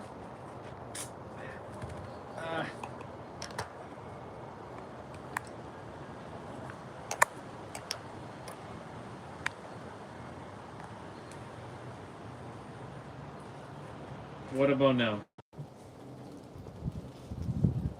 See, I require somebody to be here 24/7 to check my audio. I should pay someone to just be on my stream all day and they can just check my audio. Is it working? Okay, perfect. So I was talking about wealth. Whoever else is here and they were not saying anything, I'm gonna slap you silly. For that other person who's here, because there's another person here and they didn't say anything, that my mic wasn't working, backhand to that person, backhand to you. How dare that person just sit here and I'm talking and they're like, hey dude, your mic is not clear. Backhand. Anyways, I was saying, we're talking about wealth, your nervous system, your subconscious mind, and your unconscious mind. Your conscious mind knows that you want wealth. You can say, I want the billions and trillions of dollars. But when the time comes, will your nervous system, your subconscious mind, your unconscious mind handle it? I'm basically recapping what I just said. I made wealth, abundance, prosperity, riches, and opulence all in the middle. Your conscious mind on one side, your subconscious and your nervous system and your unconscious on the other side. Your unconscious, your nervous system, and your subconscious desire safety. If it doesn't feel safe, it will push it away. If it feels safe, you will receive it. But then we have another problem. There's no problems, but there's a lot of people who've made this a problem. The ability to ask and the ability to receive. Like I was saying, when you're going to someone's house, and they offer you a glass of water or something to drink or something to eat, and you are like, no, I'm good. You are pushing away abundance right there in every present moment. Because you've been programmed to be polite and you're taking from somebody and it's not good to take from people. Maybe you got that programming. I know I got that programming when I went to relatives' house, like aunts and uncles. I was not meant to take anything. I was supposed to just, whenever you go, don't ask for anything. Don't ask for anything. It's impolite for you to ask. It's impolite for you to ask. It's impolite. It's impolite. It's impolite. It's impolite. It's impolite. You can't ask. It's impolite. Don't ask. The next time you go to someone's house and they offer you something to drink or something to eat, you ask them, what do you have? What do you got? What do you got? What kind of liquids do you got? Tea, water, Coke, Pepsi, what is it? What do you got? Oh, and if it's water, some ice would be cool. Please and thank you. Ask and receive it. And it goes hand in hand with wealth because it's all energy. It's all energy. Literally, it is all energy. Energy. Energy. Money is meant to flow. It's not meant to stay stagnant. Money doesn't like to stay stagnant. It likes to be circulated and invested. Now, you can use the word spend or purchase, but that has more of a consumer connotation. Yes, we are humans and we consume things, but we're aiming to make sure when we're saying these words not to feel guilty. At this point, it doesn't matter what word you use, just don't feel guilty when you're using the words. But the one word that I will say to any of you to do your best not to say much of is to say the word, it's expensive. It's expensive. I have an exercise for all of you. On a piece of paper or if you have something nearby, it can be type it out. It's better if you can write it out. Write down a big ass number. Something that you currently feel comfortable with. And don't think about it. Just the first number that comes to your mind. You write it out. That will tell you what you're going to be comfortable with. And whatever you're comfortable with, and don't bullshit yourself. Like if you're like, I'm good with like 10,000, write down 10,000. If you're good with only $1,000, write that out. Whatever you're comfortable with or whatever that feels good with, you're gonna see your thermostat level. That's your baseline. So the moment you go above that baseline, a couple things can happen. One, you will either hoard your money and fear for your life because you're like, I have all the money now, I don't want to use it, I want to spend, I want to keep it. I want to keep it, I want to keep it, I want to keep it. In the bank account, Can't use it in the bank account. Or you will, if you went above that baseline of $1,000, let's say, or 2,500, because I made the example of 2,500, you will unconsciously spend on things that you don't need. Like, yeah, it'd be cool. Like yesterday I bought 2 cables. Did I really require them? No. I knew what I was doing though. I was very conscious what I was doing when I bought those 2 cables. Did I require it though? No. They were just nice to haves. Doesn't mean that you shouldn't buy stuff. I'm not saying not to go and circulate money. What I am saying is to be conscious of when you're actually spending on things. Do you actually require it, or is it just a nice to have? If it's a nice to have, cool, but I'm not saying that you have to be like stingy with your money. What I'm saying is that is it necessary right now? Do you require it? If yes, get it. Don't hesitate. If it's something you really desire, get it. Don't hesitate. Like for me, I was about to actually drop $3,500, almost $4,000 on a laptop yesterday. And I'm like, I don't require it. Like I was like, ooh, it's nice. It's very nice. I like this laptop. It's very nice. I get to touch it. It's got the badass video card and everything. But then I asked myself, do I require it? No. You know why? Because that red laptop does the job. Sure, is that red laptop slow at times? Yeah, it takes a little bit of time of pressing a button and clicking, but guess what? I also, it's mirroring back me being patient. So in a good sense, this red laptop has taught me, or has mirrored back to me, the art of being patient with things. Now, I'm not saying that you have to keep waiting and waiting and waiting for the things that you desire. If you desire to have something, have it. By all means, you're meant to have it all. But don't say, oh man, that thing is too expensive. Because you know what you're doing every time you say that? You're telling your subconscious, oh, you can't have that. Oh, it's not safe to spend that resource, or invest that kind of resource, or circulate that kind of money.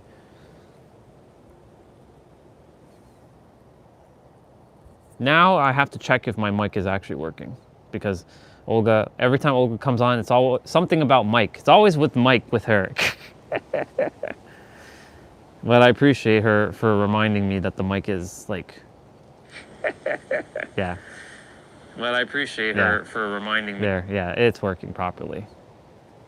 And I'll know if it's working properly. I'm gonna stand up. I'm gonna stand up and talk. Let's see. Test, test, test, 1, 2, 3. Yep. Sounds good. Sounds good. Sounds good. Sounds good. Yep. Sounds good. Sounds good. Sounds good. Sounds good. Yep. Sounds good. Sounds good. Sounds good. Sounds good. Cool. Now that I know my microphone's actually working again.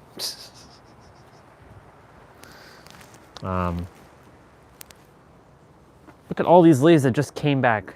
It's a losing battle, y'all. It's a losing battle. But I must keep this place as clean as possible. I refuse to give up.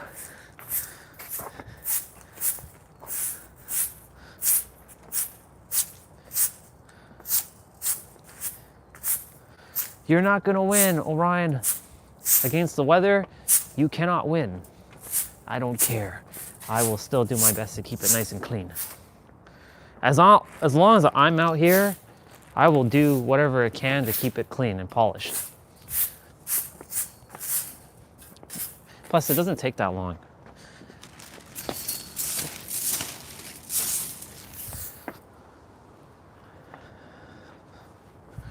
Cool. So anyways, back to what I was saying. I'm gonna go inside and make a hot chocolate just now and come back outside. So when you're investing or you're circulating resources, right? So I was getting to the point of, well, Orion, what do we do then? If I'm unconsciously spending, but I can't also hoard it in my bank account, then what do I do? You have to have no fear. Meaning you consciously know that you're circulating the resources and you have no fear to let it circulate because you know it's all coming back. It's all one thing. Because if you unconsciously have this fear of like, you know, you're rich, but then you have this fear of going to your bank account. And remember that exercise by going to your bank account, opening it up and just looking at your numbers and staring at it and neutralizing that feeling. When you do that, when you neutralize the feeling, you will make your life so much simpler. I promise you. Because you're getting your nervous system to feel safe, because the nervous system and the subconscious mind work hand in hand, and they're aiming to keep your vessel safe. They don't care if you ever get rich. I'm gonna be real, y'all. Your subconscious mind and your nervous system doesn't give a shit about you, about your dreams and your goals. It cares about one thing, your safety. And so your subconscious mind uses emotion, and your subconscious mind is linked to your nervous system. And the one way to get to your subconscious mind, there's many ways in fact, is to use your RAS, as they were saying. And the RAS is your reticular activating system, but I would like to change it to the reticular awareness system. And it's the lens of what you wear. It's the middleman between your nervous system, your conscious mind, and your subconscious mind. It's the middleman. What you pay attention to, what you focus on, is what you'll get. So when you focus on wealth, you will get wealth. But you have to also get your nervous system regulated and safe. I know Nero doesn't really talk much about the nervous system. Look, all the leaves just came right fucking back. There's no point at this point. The wind's just blowing at this moment, just making it ridiculous. Anyways, it's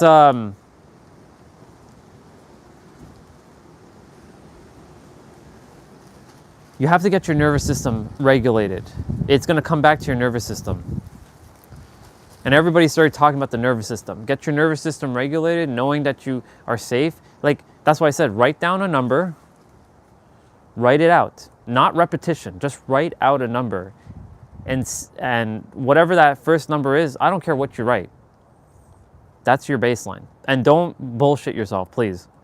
Don't write out like 1 exaton or whatever, or exian or whatever. I don't know. I just made up a word. That's like 100 zeros or something in your bank account.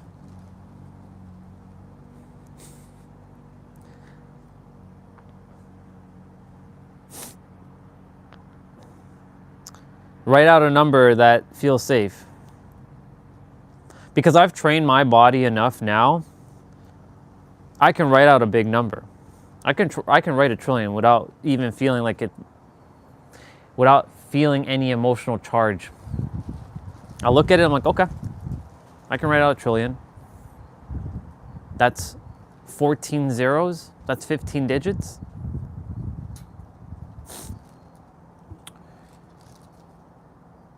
I've trained the body to see 1 trillion. I went in my inner world to know what it feels like to have 1 trillion. But the subconscious mind and the nervous system still haven't quite clicked yet. There's still a little bit of tweaking. Now in the 5th dimension, there's a version of me who has already mastered that. I'm in the process, this is what I was saying, being in this world but not of this world. You have that mastered version of you, and then there's the version of you who is mastering to get to that version. So I'm currently in that state of mastering to get to the mastered state by continuously hammering away little by little with compassion that I'm a trillionaire. I know Justice said, you know, you have to start small. Like Nero even says, you gotta start with small manifestation muscle. But I've manifested a lot of things on the stream. It may not have been money per se. I did manifest some money though. It may not have been money, but it was definitely things that I'm like, pink car, blue car, specific car, you know, went somewhere, saw that thing. I told you. It's like the rainbow cloud, like the stuffed animal thing that we saw in San Diego. I'm like, show me a random rainbow with a cloud and a face, one that I've never seen before. Why would I ask for that? Of course, my brain went the RAS. I'm going to call it the reticular awareness system. It's going to be coined by me now, the reticular awareness system. When you bring it into your awareness, you will start to see it everywhere.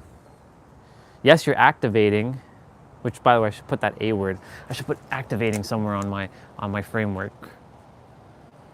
One sec. Let's open back up my document and let's put the word activation or activate.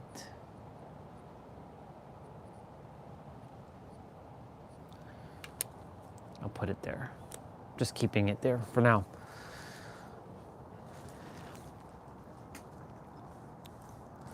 But when I asked for stuff, I got it. So like, I don't have to build manifestation muscle. I am fucking manifestation muscle.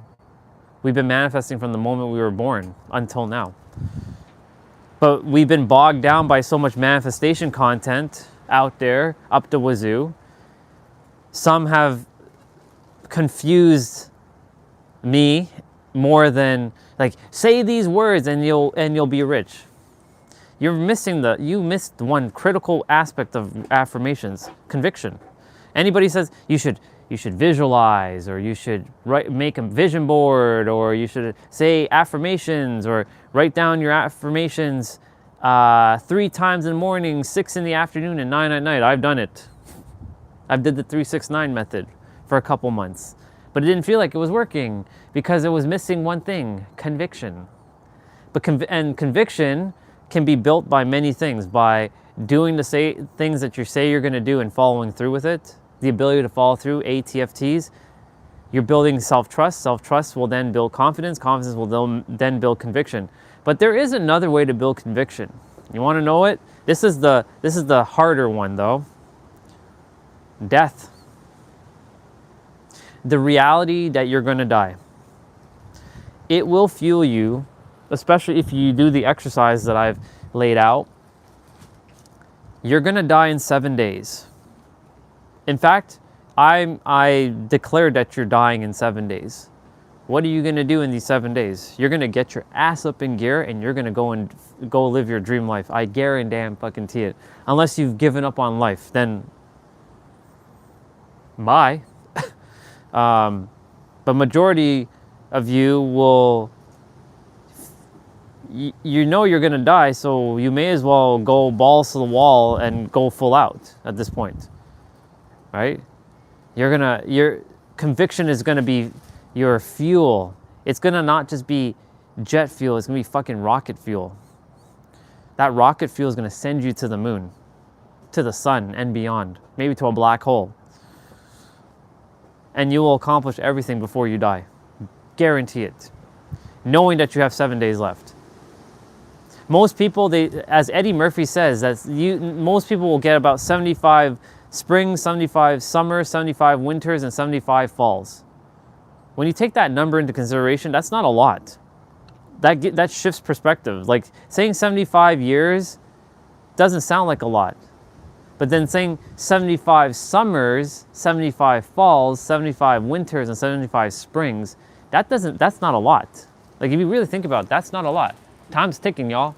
It changes, there's a shift. You can feel the micro shift in the words there, like the energy shift. 75 years, right? In comparison to 75 winters or 75 summers. You have 75 summers left. Well, half of us who are on here, depending on how reality goes and how we master our bodies, we can still live more than 75 years. But let's just play devil's advocate for a moment. And you have 35 years, 35 summers left. That's not a lot of time. That'll get you to start to see things a little differently.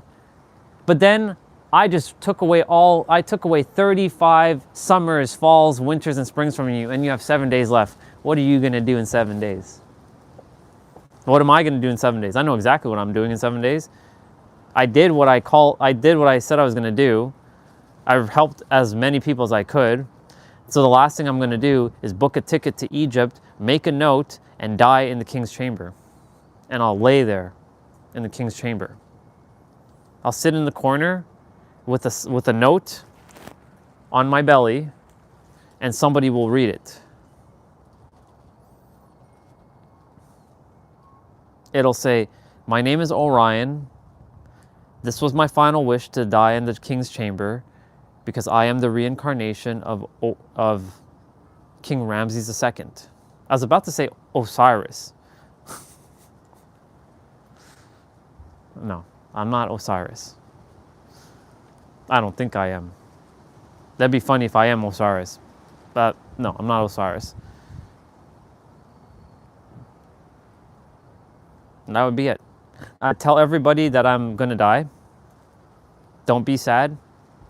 I'm going home. I know exactly where I'm going. Don't miss me. I know me saying that's still not gonna change anything. I know some of you will miss me. It's only human, right? It's only human, right? To miss another person. That's our emotions. It's okay. Go ahead and miss me. I told you not to, but it's okay. Go ahead. But just know this, that I fulfilled my destiny. And when I die, like I'm gonna sit, and I know when my moment is coming, and I close my eyes, and the sweet release of death takes me, and I'm gone. I used to have fear of dying. I used to have this fear of dying. I don't anymore because I know what's on the other side. A lot of other fear mongers, though, they put the fear of like, oh, but there's souls that are trapped on that one side because they didn't do this and this and this, and they're like waiting for somebody to like, save them and stuff. I'm like, I'm not saying that's not real, but I don't subscribe to that because my consciousness knows that it's all one thing. The in-between planes. There's an in-between plane of existence. That's where like wayward spirits are and all those things. I don't plan to be a wayward spirit or anything like that. I'm a council of elder. a council of elder or an archangel. I'm already an ascended master. So the next evolutionary step is the archangel.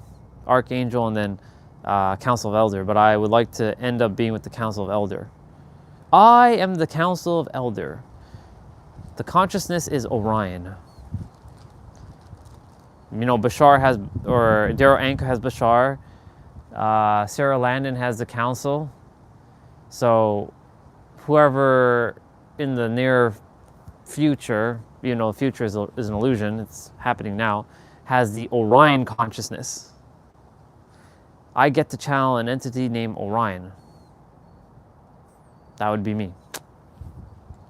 I'm part of the Council of Elders, the Arcturian Council, the Pleiadian Council, the Lyra Council, all of the Council of Elders, all of it.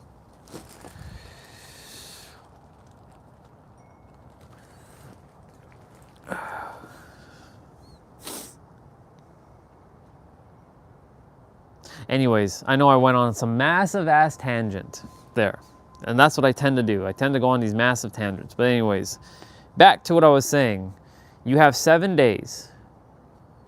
Conviction is going to be your best friend in those 7 days. You will just be fueled with passion and fury to finish everything before you leave, knowing that you only have 7 days left.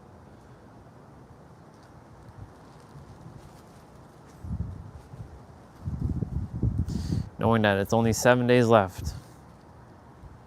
That's it.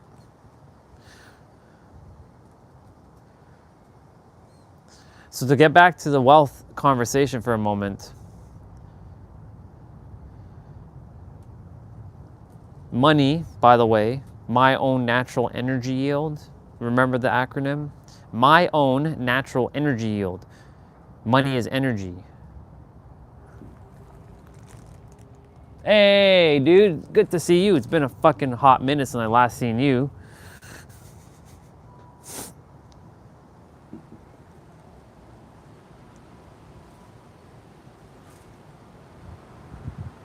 This is a good question. I like this question. Do you think more people in this world would be in fear of dying if there was no concept of life after death stored upon them?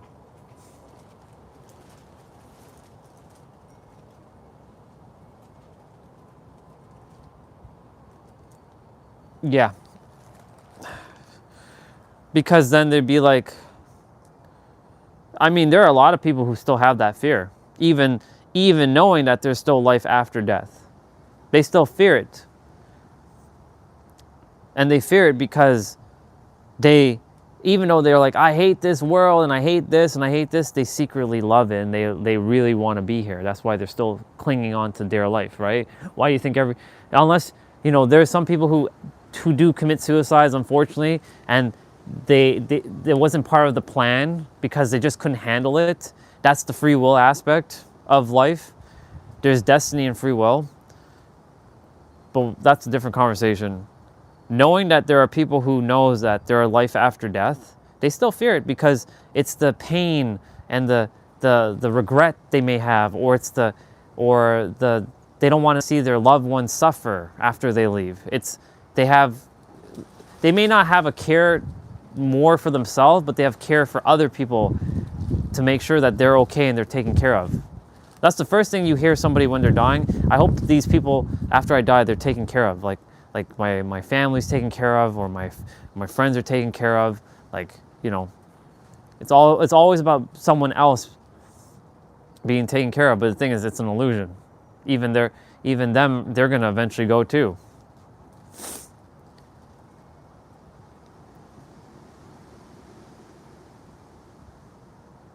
That's why I came here to mirror back awareness, to help people to know that there is no fear after death. What you get after this lifetime is lots of love and compassion. There is nothing to fear. However, if you bought into the religious connotation of hell after death, guess what happens? you will go to heaven. There's no such thing as heaven. It's not really called heaven, but we give it that name. You go back to the other side and you come to the realization that, oh my God, I wasted my life worrying in fear. And guess what's going to happen? You're going to have to come back and repeat because you're going to not feel fulfilled. There was a question left on a video I just watched. You might have been here. You might have just showed up. And it was about the fifth dimension and how fifth dimension you can see all past, present, future all simultaneously at once. So somebody left a comment saying, why the hell do we even come here then? And we forget everything and not remember. And someone commented, and I didn't have to write anything. They nailed it perfectly. Congratulations to that soul. They know what it's about. I'm not too concerned with them. They basically said, think of it like a video game. When you start to play a video game, do you want to start off with infinite power and invincibility? Do you want to steamroll through the game? And it's remember, this is the first time you're playing this video game. Would you like to, have infinite everything? Wouldn't the game be boring? Or would you like to be fully immersed in all the ups and the downs and the challenges? Because, a lot of humans, they love this thing called struggle. And they love this thing called overcoming because it gives them a story to tell. Because if they don't have a story to tell, then they don't feel relatable to others. And then if they don't feel relatable to others, it's somewhere it's etched into our, into our soul blueprint, our DNA, that we're wired for connection. And if you're not feeling connected to anybody, then you're ostracized. And that ostracization period feels like death. So people will do weird ass things unconsciously, unknowingly, just to have connection. So they will self-sabotage and do stuff. That's a whole other conversation though. To get back to the point of the question though, knowing that there is life after death and you get to come back, you choose to come back. All of us chose this. It wasn't forced upon us. We all chose this. Just everybody forgot. This is the greatest illusion in the history of reality. And a lot of the other beings that live in the other dimensions, they're just laughing at us because they're like, look at that human. They totally bit off more than they could chew. They're complaining, they're whining, saying that this life is hard and all of this stuff and life sucks and everything else but yet you chose your game. I chose my game. I chose my parents. I chose everything. It doesn't feel like that though, because I'm like, why me? We have the why me victim paradigm. Why me? Why me? Why me? Why me? Why? Why? Why me? Why? Why did this happen to me, right? You hear that a lot. Why? I've done that a lot. I played the victim for many years. I played the victim for many, many, many years of my life. And this is a losing battle, but I'm still doing it anyways because I like making sure I'm not sitting in leaves. When I'm back inside, the leaves can come back out. But until then, as I'm sitting outside, you leaves, you get your asses back on the grass. Anyways, yeah.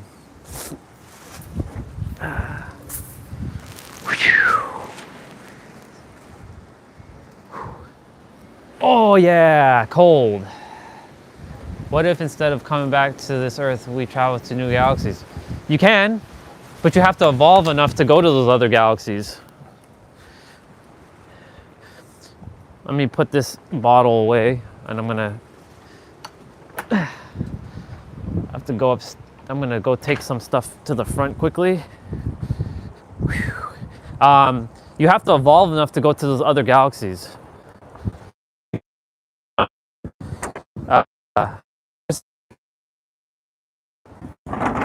it basically wants you to make sure you can handle the other galaxies, because if you don't evolve enough, then you won't be able to handle it, you know?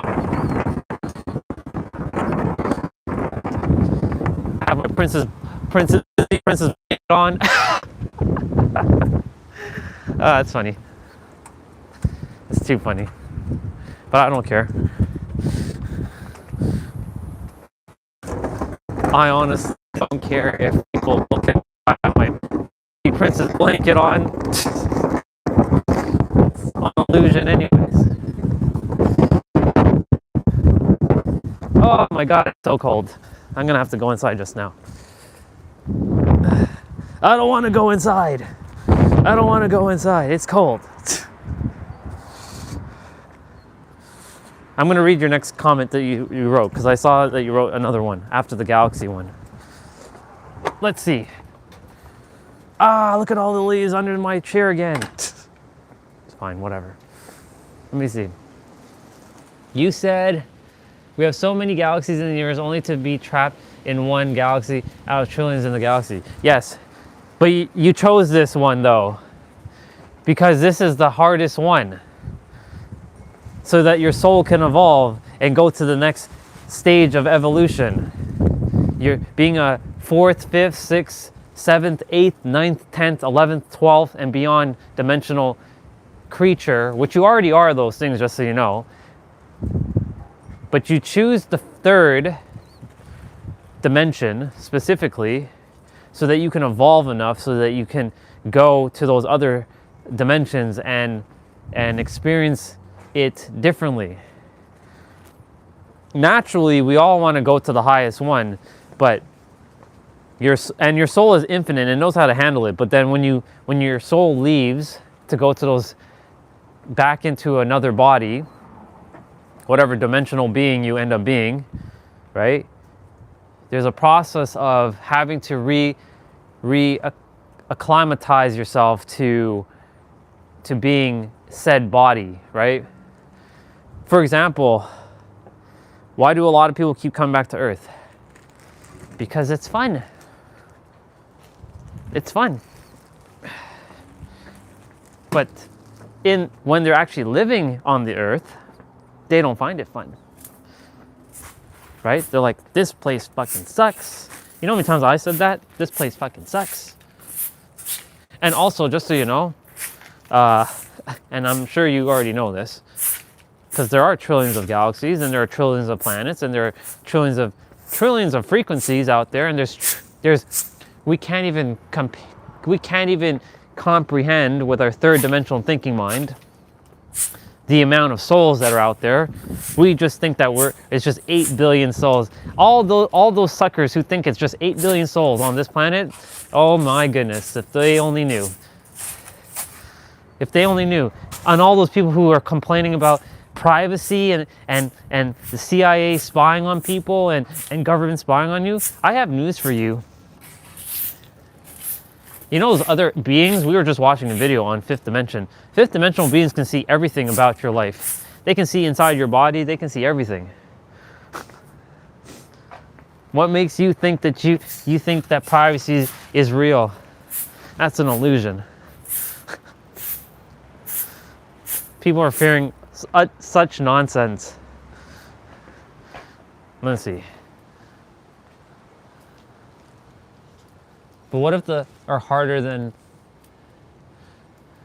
They're not though. They're actually easier, because everything's instant manifestation. That's why we come to this one. This one's harder. The lower the densities, like the lower the dimensions, the harder it is. Think about it. You're in the 1st dimension. What can you do in the 1st dimension? The lower the densities, the harder it is. The higher the densities, the higher the dimensions, the easier it is. This also goes to your consciousness, right? When you get higher, isn't it easier? Because you're more aware. I know you're giving a hypothetical what if question, which is fine, but it's not though. Because I have my memories and I can tell you it's actually much easier. Everything's instantaneous. Everything's easy and fun. But there's no challenge. We come here so that we could have quite the journey, you know? All these different cultures and all these body types, and some people freeze easier than others. Like some people could be in shorts and t-shirts and they're warm as fuck, and others like myself freeze very easily in the same temperature. It's not a circulation problem. It's a compatibility issue. Anyways, jokes aside, not really joking, but you know, when you go to the higher densities, higher dimensions, it's actually much easier. It's a lot easier. That's why we choose the third, because the third has such heavy, dense, thick energy, and it's governed by gravity as well. Of course, on this planet, on this particular planet. When you leave this planet, you're still in the third dimension, but gravity doesn't exist. So not only do we come to a heavy density like dimension, we also tack on gravity to add to that challenge. So it's actually easier. When I got to visit the fifth, I was like, why do I have to come back to the third? Like, the third fucking sucks. It sucks because you didn't understand how to play the game. That's why it sucks. But now that I understand how the game rolls here, it all comes from within. It all starts from within you. Reality starts from within. It always starts from within. Everybody talks about within. There's every fucking person like under the sun now talking about your inner world. No accidents there. More and more and more brothers and sisters are being aware of this inner world stuff. Because I'm talking about the inner world stuff. And if I'm talking about it, and I'm bringing stuff from my inner world outwards, I'm manifesting them saying the same things that I already know. And because I now know, it's become a lot easier. So thus, when you raise in consciousness, you're actually making your life actually much easier. But when you're not, when your consciousness or your they call it density, when you're at third density, it's much harder. Second density and first density is like, oof. But there are some humans who, even though they're third density beings, they operate from the second density. And the reason why they're operating from the second density is because they have to evolve their soul enough to get to the third. There's some, like myself, who's at fifth and sixth density in a third dimension, in a third density body. Density and dimensional they're not the same, but they're kind of the same. So those words are somewhat interchangeable, but there's slight nuances.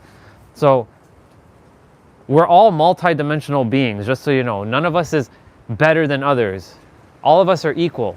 The difference is our awareness. And our awareness, you can call it the densities, the consciousness. So my consciousness level is at 50 and beyond. Most humans are at third dimension. They don't even like, yes, they know about the fourth and they know about the fifth, but they don't operate from the fourth or the fifth. They still adhere to time. And yes, I still use time for a measurement of like, okay, I gotta go at 5 o'clock to go to the airport and catch my flight, or I have to go at 6 o'clock to the grocery store because at 7 o'clock the store is gonna close. So yes, I still use time in that aspect, but when it comes to what I desire, I'm not gonna say it's gonna take me 10 years to build a business, or it's gonna take me 10,000 hours to master a skill. I don't use that. I don't use time like that. That's basically an illusion. You have everything right now. All you're doing is reacquiring the skills you already had in a different lifetime. You still have them technically. You're just you're unlocking them again, or you're rediscovering, or remembering, or becoming aware, or realizing the awareness. Pick your words. I basically said the same thing with different words there.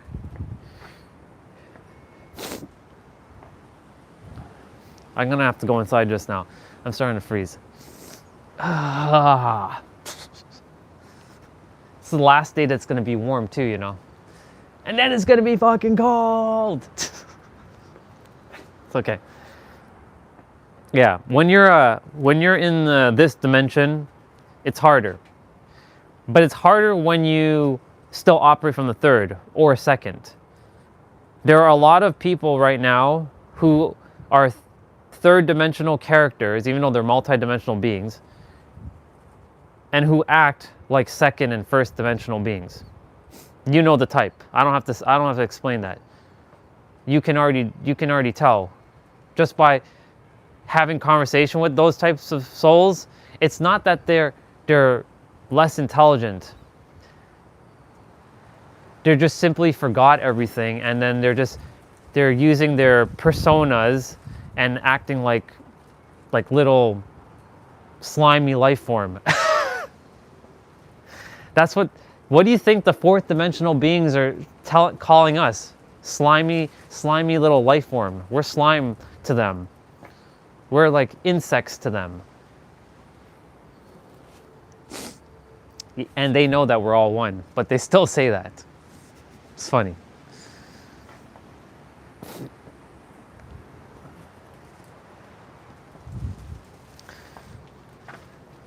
Pretty interesting stuff though.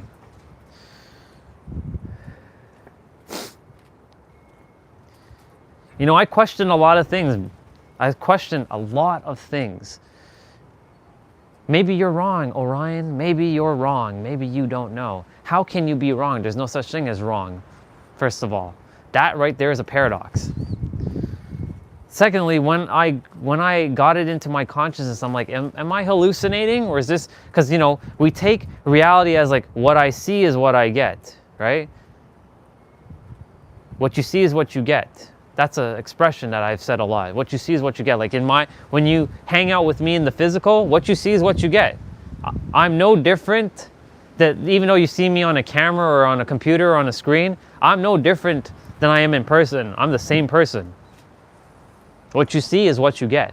However, I don't use that saying for reality. I don't say what I see is what I get. Fuck that noise. What I know is what I get. That's a bar.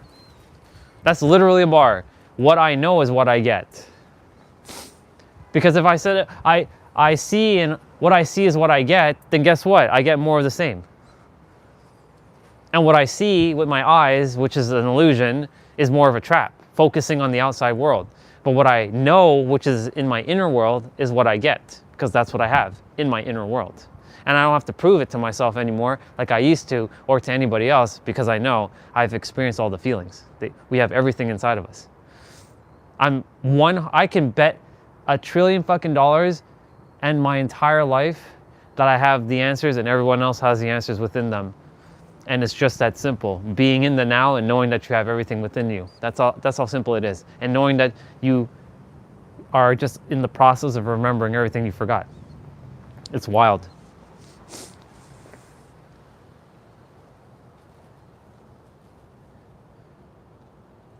Oh yeah, dude. There's a version of you right now in the other dimension who is a trillionaire. There's a version of you who's the greatest singer or actor or greatest cook or greatest like architect, the greatest like writer, the greatest pianist, the greatest video game player, the greatest like fighting game expert, the best, maybe the greatest fighter ever. There's a version of you in that dimension. They already exist. It's just a matter of you tapping into that version in it right now and trusting and knowing and not believing, knowing that that version of you exists and walking. That's why you be in this world but not of this world. You walk as if you mastered yourself while mastering at the same time. Humans don't know how to handle two states at once. I'm not a human, so I know how to handle that. We're all multi-dimensional beings though. Most people forgot how to handle that because they're too fixated on, but this is what my reality is and this is what it is. They're focusing with their eyes. like you said, you're a superhero in one of the other incarnations. In the other dimensions, you have everything. You can shoot a Kamehameha out of your hand. You can turn Super Saiyan. You can fuse with another person and become whatever version. Gogeta, if you want to call yourself Gogeta. You can be Gogeta if you want. You can summon Kurma from your body and turn into Kurma, beast mode. You can turn into Optimus Primal. You can turn into Megatron if you want to be Megatron. I don't care about Transformers. I like Beast Wars more. I like that. If you know the Beast Wars, yeah, that's the real Transformers, not them car ones. Fuck those car ones. You can be Ichigo. You can be Jinwoo, where you're leveling up and you can summon things and say, "Arise," and you can summon shadow monarchs from the ground. You can what else? You can be Dante, where a sword gets stabbed right through you and you don't feel pain, and you're immortal. You're fucking immortal. You're Apocalypse from X-Men, and you can like grow. And he's like, "You infidels." You infidel. Like he goes from one size and he just gets bigger. He's like, "You infidels." I love fucking Apocalypse. He's just badass. I'm gonna keep talking. Share what you want to share though. I have to go upstairs and take care of this quickly. What else? You infidels. I love Apocalypse. I think he's better than Thanos. Just saying.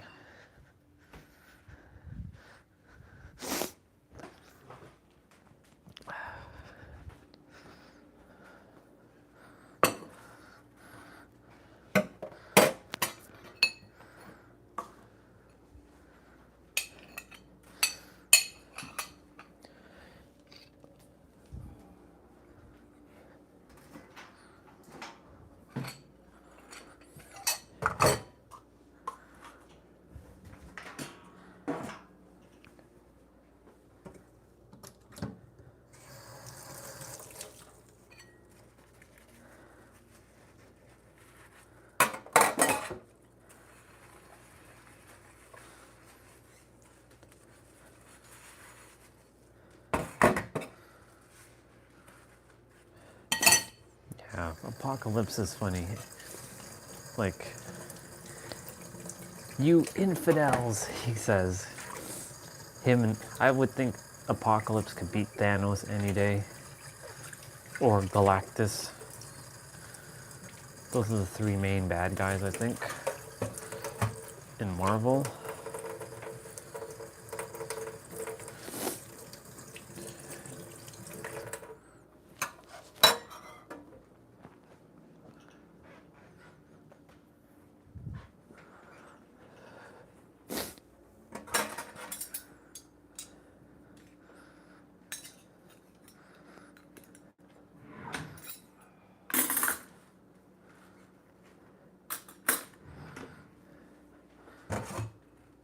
I'll be back outside in a moment.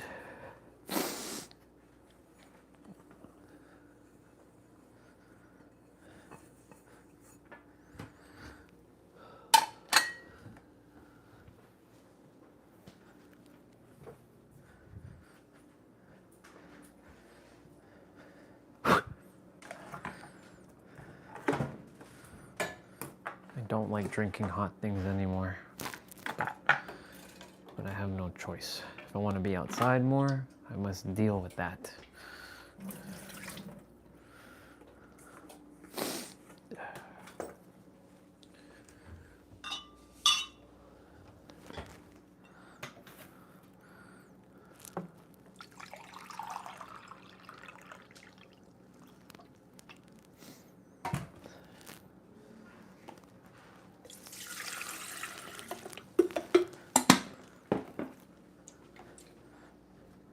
That wind is fierce.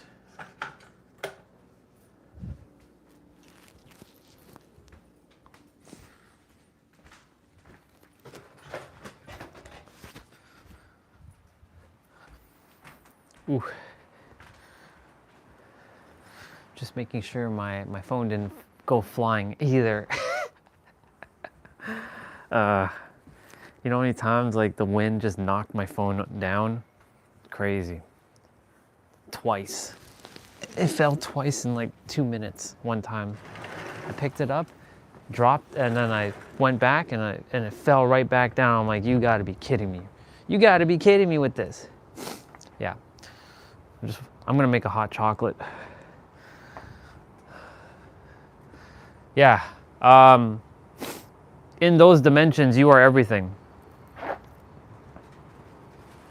Here's something that you probably haven't heard. You know when you become aware of something new, even though it's not new, you're just remembering what you forgot?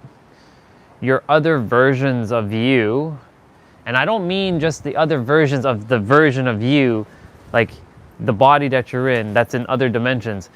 The other versions of your soul that you've been in, so other bodies, they get the same information at the same time.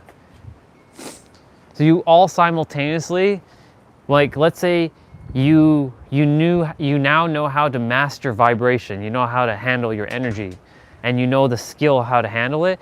Every single one of your incarnations and every version of your current self in the different dimensions will get the skill at the same time, or reacquire the skill, or remember the skill, or realize the skill, or reacquaint with that skill. All basically the same thing. Pretty nuts, isn't it? So when and here's the funny thing, when they get, and by they I mean you, like the other yous, when the other yous get something, guess what happens? It sounds like it's a download. But it isn't a download because it doesn't come from outside. It comes from within. It's an upload. Because all versions of you exist simultaneously.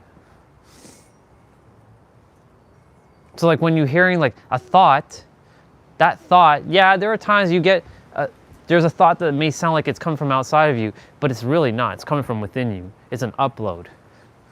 So when a version of you acquires something in their dimension or their lifetime, you get it in this.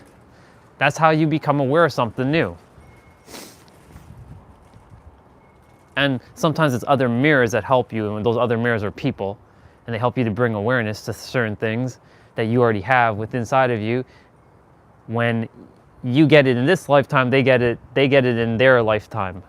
And whatever lifetime, like let's say the you in ancient Egypt, because you lived in Egypt at one point. Every one of us did. Every single one of us on the planet right now has lived in Egypt. Not everybody was Pharaoh though, but everybody either was a part of the royal families. Some were pharaohs, some were like royal blood. We all got to play that character, that role. There have been lots of different pharaohs. It hasn't been just one. There's been many pharaohs that lived in the history of Earth. But we all got to play slave as well too. So each of those versions of you acquired a skill, and if they're acquiring a skill, and by acquiring, they're remembering a skill that they already have, because all souls have all answers, right? When you, or when they get the skill, or they remember the skill that they already possess, because the soul has all the answers, and guess what? You get it in this lifetime. That's how simple it is, because it's all linked. They're not separate from you. How can they be? It would make no sense. But then again, reality doesn't make sense anyways. I have to go upstairs, get tissue. You gotta be kidding me.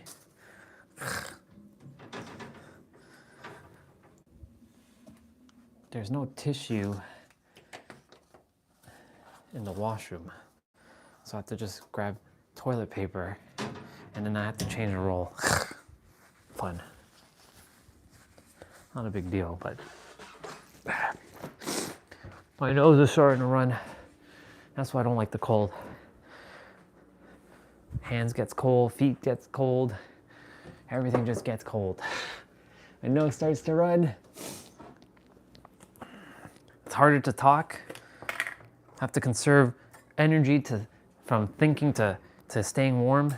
Really annoying. Absolutely annoying. But here we are. Yeah. What else?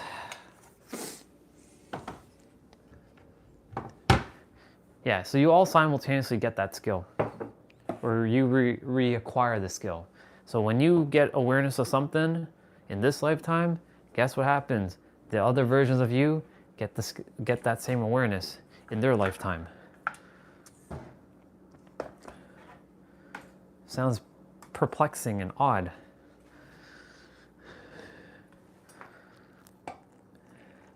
But everybody forgot who they are.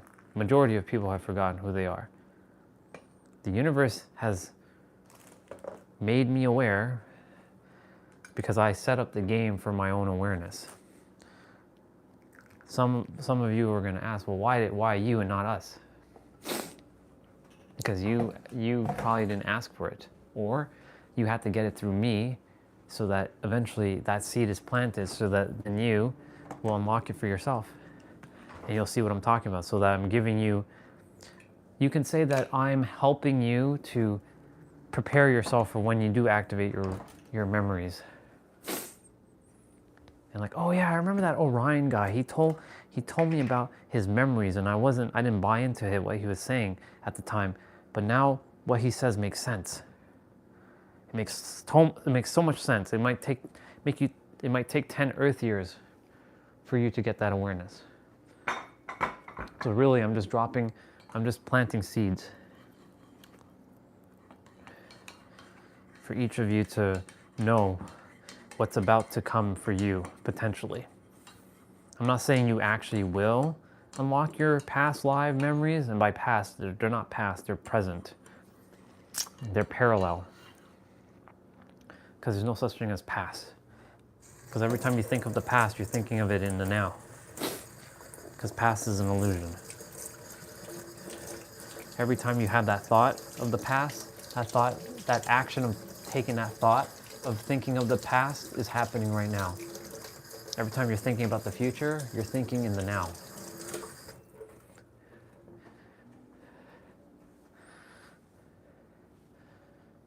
It's basically like a line. Like what they said in the video. It's like a line. Think of reality like a line, a string. There's a beginning and an end of that string for that particular version of your soul, body that you're in. However,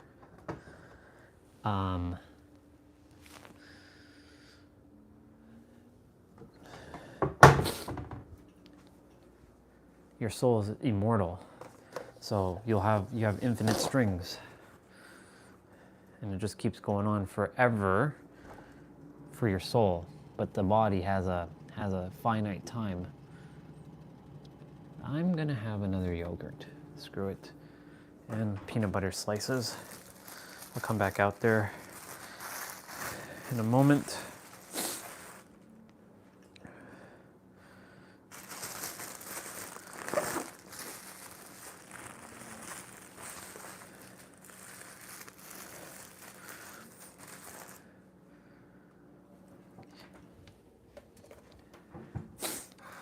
You know, there's a quote, and I said this many, many times. I missed the way I looked at the world once, I missed the way I used to look at the world once I became aware of everything. I do miss how I used to see the world. I loved, to some degree, hating people. I know. Take that in for a moment, what I just said there. I thrived on hating people. I loved it so much. I could give fuck all about helping people. But part of me knew that was a lie. I created a false persona to protect myself. I was afraid. But I enjoyed my dark side. I loved it. I love pissing people off. I love going onto people's like Twitch streams and making them upset and ruining their party and doing all that kind of stuff. Yeah, I was that guy. I was the Debbie Downer.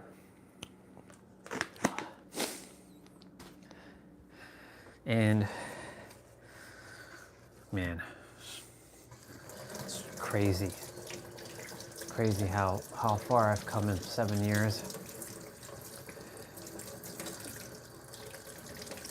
It's funny how I was starting to live stream 7 years ago.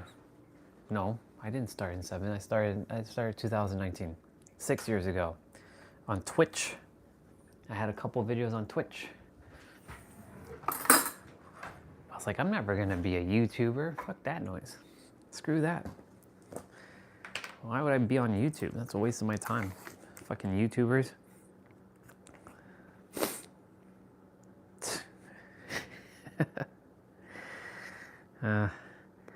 It's funny how I say these things and then it ended up happening anyways.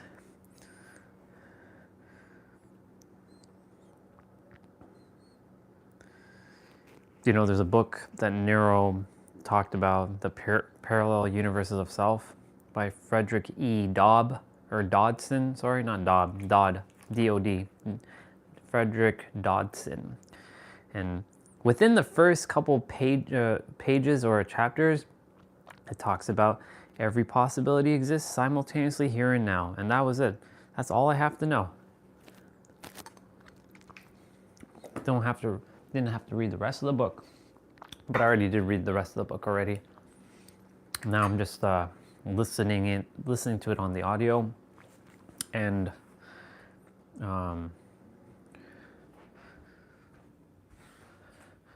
yeah, just listening to it on audio while simultaneously reading it. Pretty fascinating book. Parallel reality or parallel universes of self. Frederick E. Dodson. I'm back outside, and it's not too bad. Let's see. Villains can be free. They're already dislikes, so therefore they embrace it by being free. That's why Kanye West says anything he wants to. Exactly. As he should. And he's a very aware dude. Him and Terrence Howard? Yes, Terrence Howard. The actor dude. They are very aware on how reality works.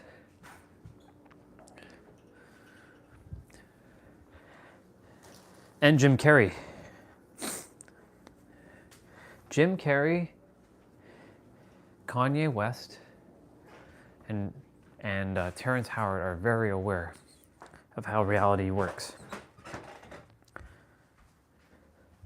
They are on the upper echelons of the actors, actresses. Of course, some of the actors and actresses are starting to get it. Keanu Reeves is there too, but he doesn't get into all the metaphysical stuff like Kanye and the rest of them. But Keanu knows. He just doesn't speak that kind of language.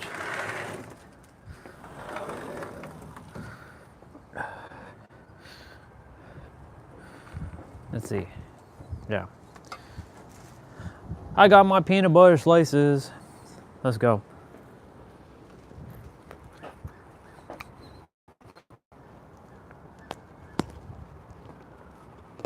Some people don't like me chewing, so let's change it for a bit.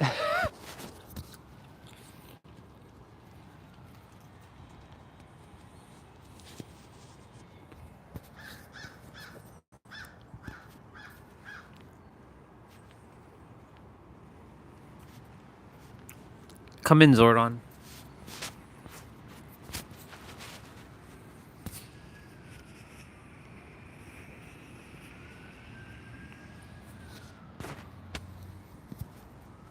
Come in, Zordon. There you go.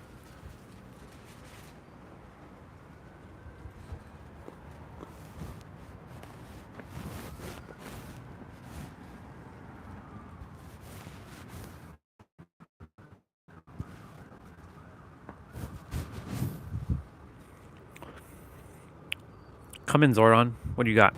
Yeah. Anyways. Yeah. Kanye, he says what he says because he knows.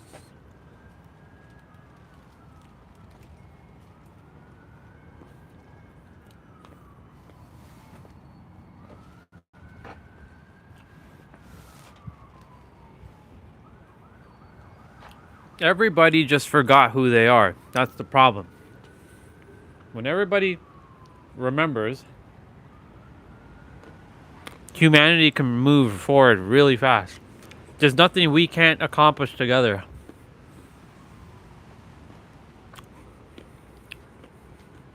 What the hell is going on here?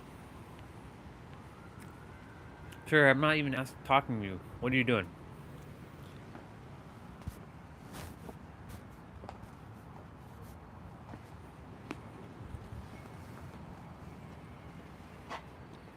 I came here. There's a brother who said something. I'm going to read it to you. He said it word for word exactly what I'm here to do. But I like how he wrote it.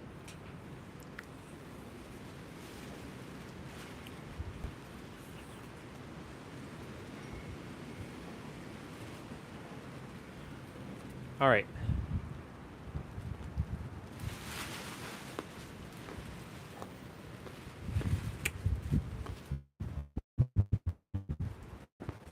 Give me a moment.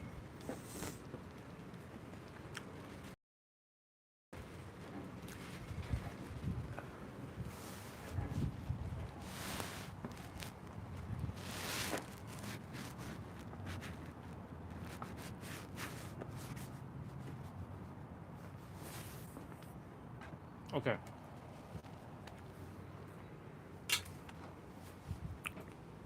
So he said this. I'm not here to pick a side. I'm here to end sides. That's a bar. I also came here to end sides. I didn't come here to pick sides. I came here to end sides. There comes a moment in every awakening when you realize that choosing a side only keeps you trapped in the very conflict you're attempting to rise above. The moment you pick sides, you still adhere to duality.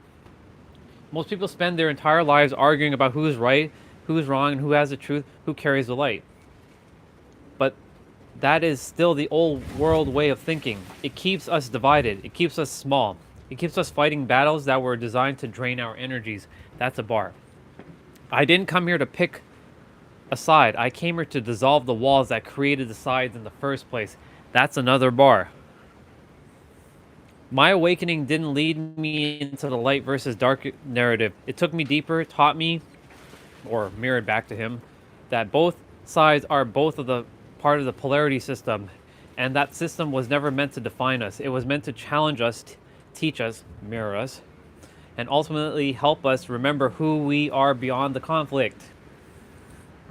Some of us didn't incarnate to take a position. We came to bring the cycle to completion.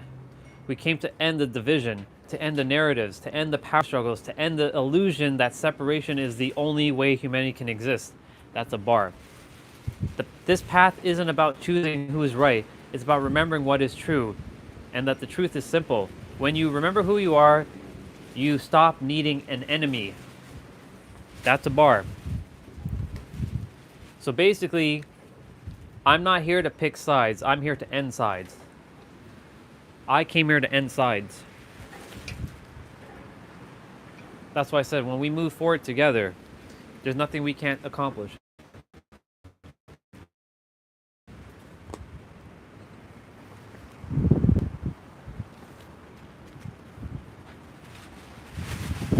Holy shit, it's cold.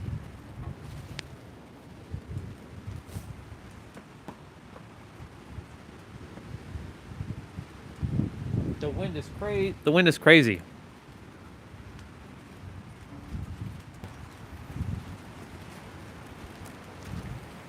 It's not poetic. It's facts, bro. I wouldn't call that poetic. That's just straight up facts. But use whatever word works.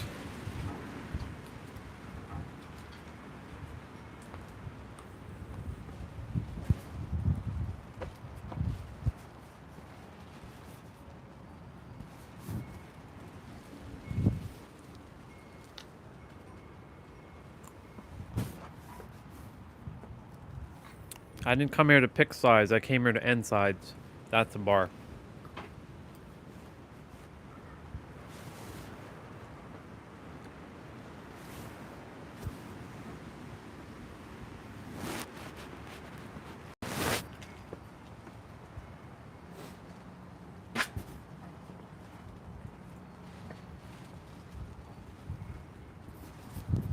Of course, as I'm doing that too, I'm going to create... Unfortunately, there's going to be a lot of resistance from people. Here's what I found. I'm not talking to you, Siri. I'm not even pressing Siri. I don't know what the hell. He's activating on my watch.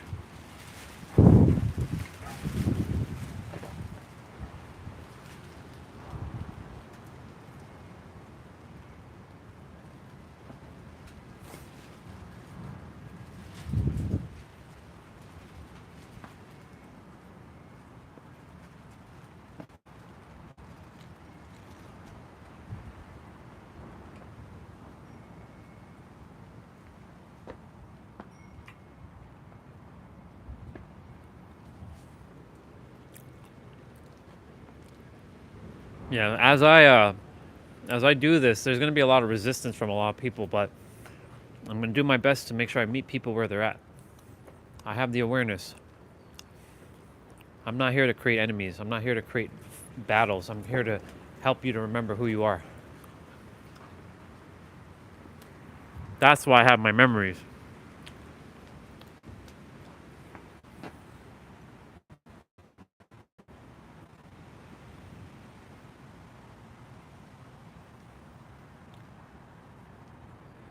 I mean, they already have a dog, bro.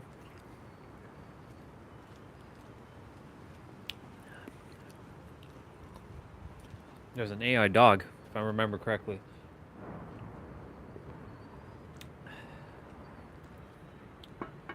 In the military, if you don't know this, they've already created AI bots to go out on the streets so they can arrest people. So there won't be really a need for cops.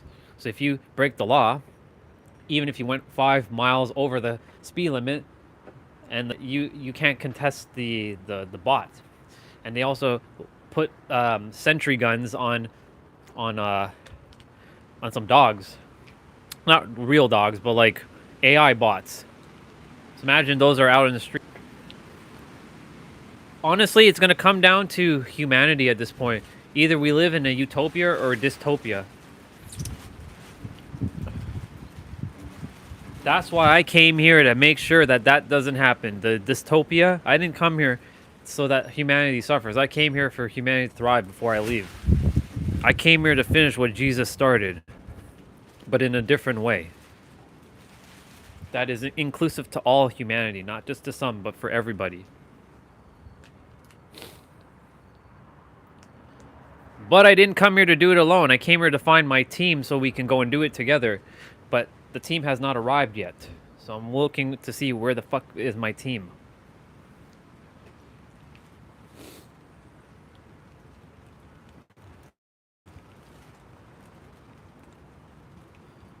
But in the meantime, I'm doing what I have to do before. I can't wait for the team to show up. I have to just do the thing and the team will show up.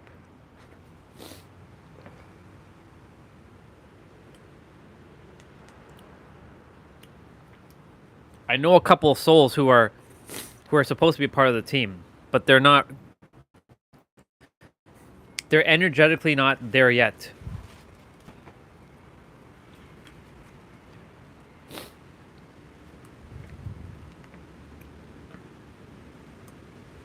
Man, it is fucking cold. Holy shit. I'm gonna go inside after this. I've had enough. I've had enough. I've had enough. I've had enough of this cold.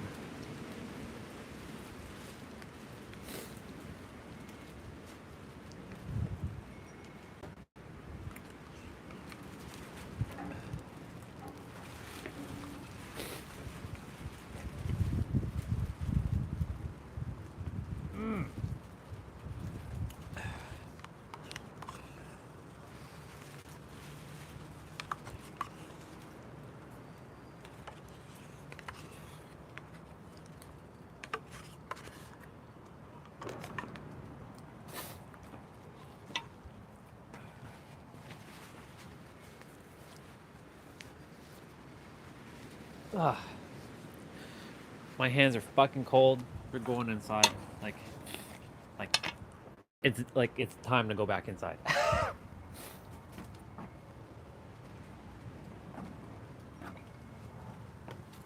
My hot chocolate is not hot chocolate anymore. It's like cold chocolate. Oh my god.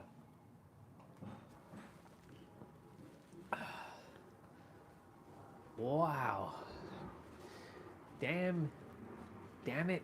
This planet, winter should only exist in the North Pole and the South Pole, and the rest of the planet should just always be 20 degrees Celsius all year round. There shouldn't be no such thing as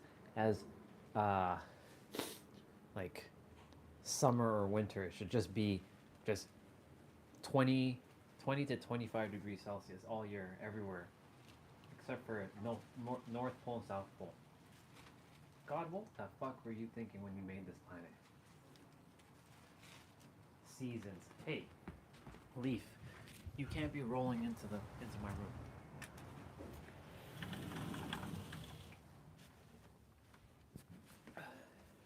I'm gonna bring you all inside just now. I'm gonna just sit in here and just finish a lukewarm hot chocolate that I made, which was hot. Only took a few minutes for it to get cool like that. It's crazy. That's wild. I'm gonna read what you shared in a moment because I know you left something there.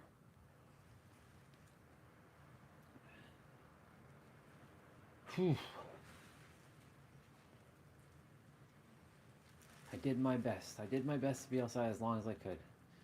But the wind is just too much. The wind is too much now.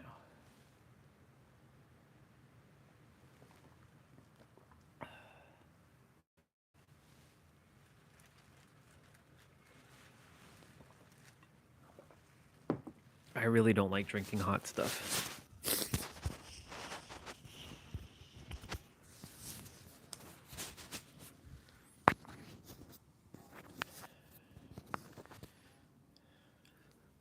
I'm gonna train myself to drink hot water. The most just disgusting thing ever. Drinking hot water.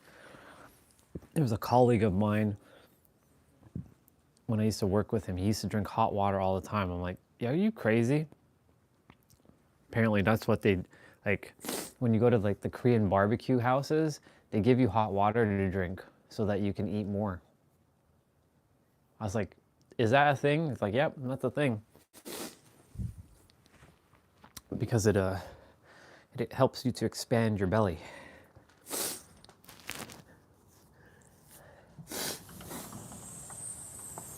But it also helps you to purge and digest your food faster too. So,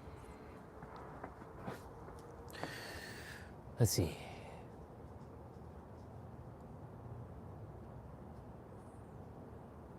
Can you give me the context? Because I said a lot of things when I said energetically. Let me know what part I was saying, because I said energetically probably a couple times. Just remind me what I was saying, because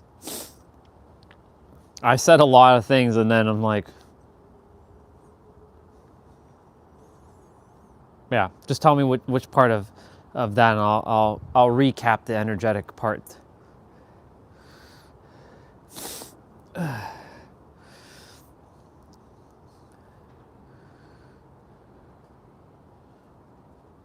The winds calm down for a moment.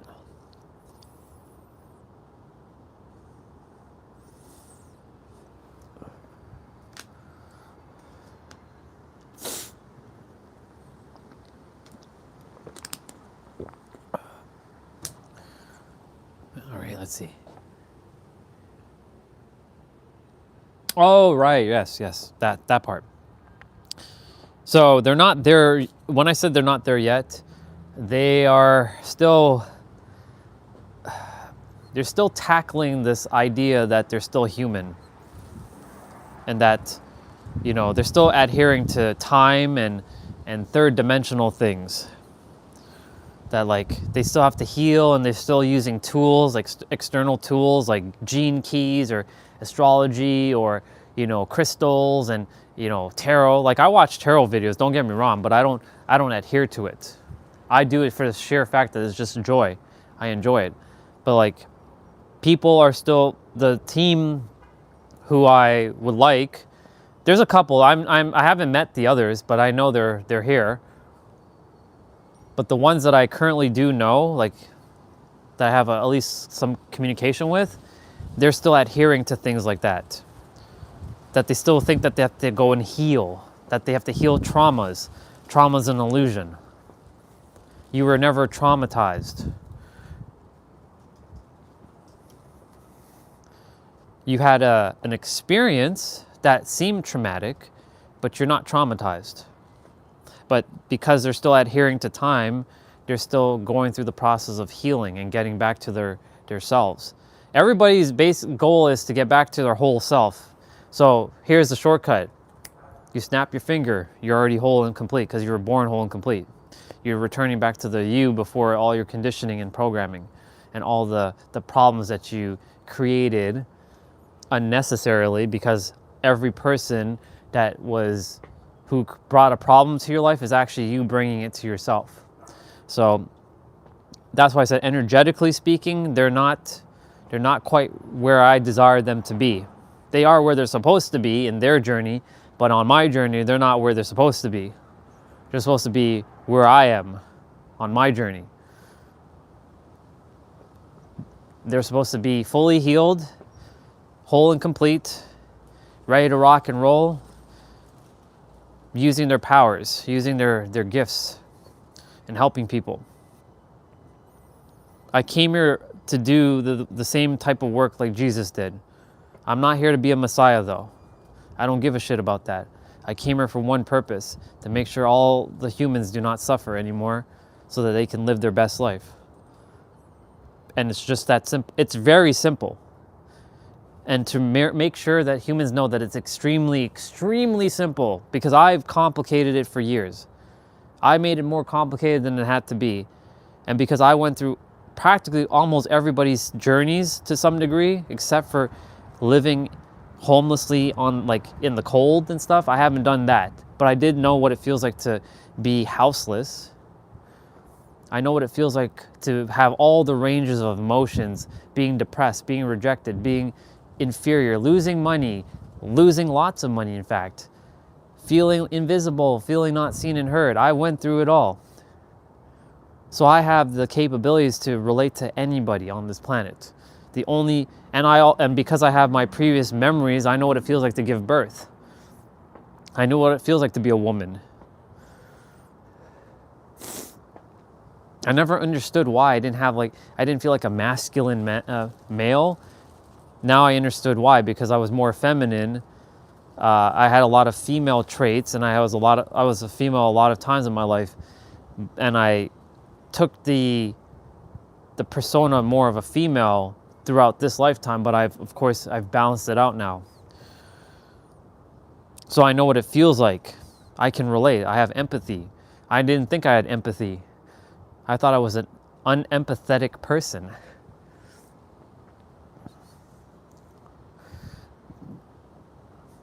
And because, again, I have my memories, not all of them. I have a lot of them now, though. Since May 18th, a lot more has come through. I came here to finish what Jesus started, but not from a Christian standpoint, not even from a spiritual standpoint, because fuck that word too. Even though all words are basically made by the Creator. It's all one thing anyways. It's to get back to unity. Tear down those sides. Technically, that's a paradox in itself, because me tearing down the sides is creating another side, if you think about it. It's the middle path. So instead of the left and right, it's the middle. So energetically speaking, I came to help everybody not activate the remembrance. That's not my role. My role is to help you to remember yourself by you doing it yourself, by me being a mirror, reflecting back who you actually are, the infinite. You all are the infinite, pretending to be a character. All of you, I call humans humans, all the humans, HOOMANS, humans. All the humans are pretending to be humans when they're actually God pretending to be humans. The humans. That's just a joke I like to call the humans, the humans. You're just acting like third dimensional humans. But every one of you is infinite.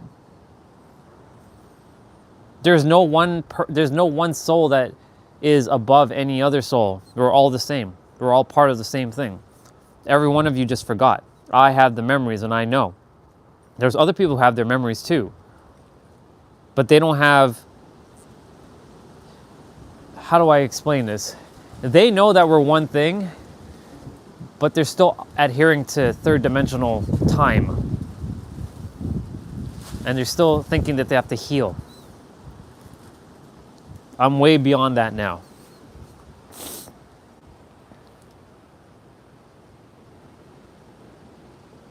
Oh yeah, your environment's a big, that's funny that you're bringing it up, because there was a video we were watching earlier where you can outgrow your environment, and your environment is it's like you're in a plant. Like here's a great example. Man, it is windy as fuck. You buy a plant from Home Depot. I don't know if you're in Canada or America, or if you live in North America, but in North America, there's a place called Home Depot, or one of those like hardware stores. And you can go and buy plants. You know, you buy them from a little plant, right? A little pot. So the plant is starting to grow. You start to feed it, right? But you don't take it out of its original pot that you bought it in. So guess what happens?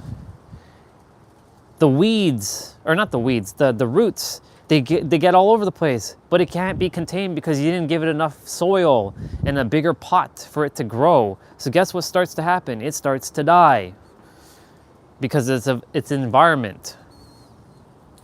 The environment of that pot. Okay, so okay, perfect. You're America. You're on that side. You're on the West Coast. Cool. So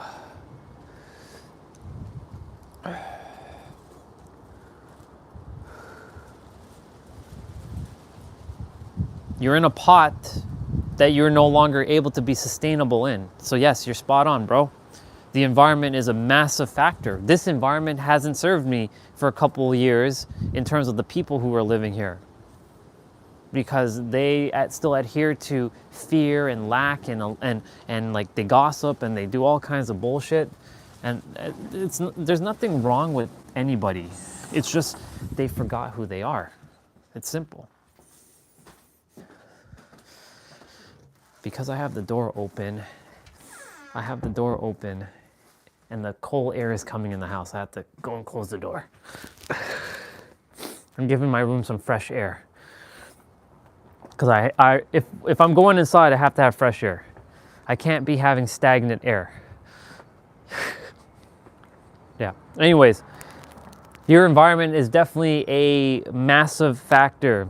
And in the video today, they were talking about, you know, your environment. You'll have to do things to overcome your environment. You have to go in your inner world and get very imaginative. And, you know, the people who are, you know, that programmed you and stuff, it's not their fault. They didn't know. Like my parents didn't know about wealth consciousness and all this. I wish they knew, right? I wish that I had parents that were more conscious, but they aren't. But I can't blame them because they were born in the 60s. There was no internet. Who was talking about consciousness in the 60s? I mean, there were people, but it was very hard to find people in the 60s talking about consciousness. And then of course they were kids. Would they have listened to them if they found them? Probably not. And plus where they were born and raised, they were born and raised in Guyana, South America, where when you go to school, if you made any trouble in school, your ass is gonna get beat. They went to school where they call it the headmaster over there. They whipped their ass. My mom didn't finish school. My dad went up to high school, but he didn't finish school either. They have street smarts though. I can never take that away from them. They're intelligent when it comes to surviving the streets. And they're able to afford a house with the not limited wisdom, but the wisdom that they currently possess, but they also capitalized in the markets back in the day, because if they were to attempt to buy this house now, there's no way they would be able to handle it. They'd be struggling.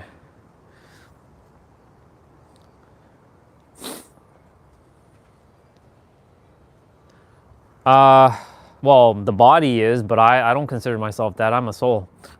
I'm everything. I've been everything under the sun.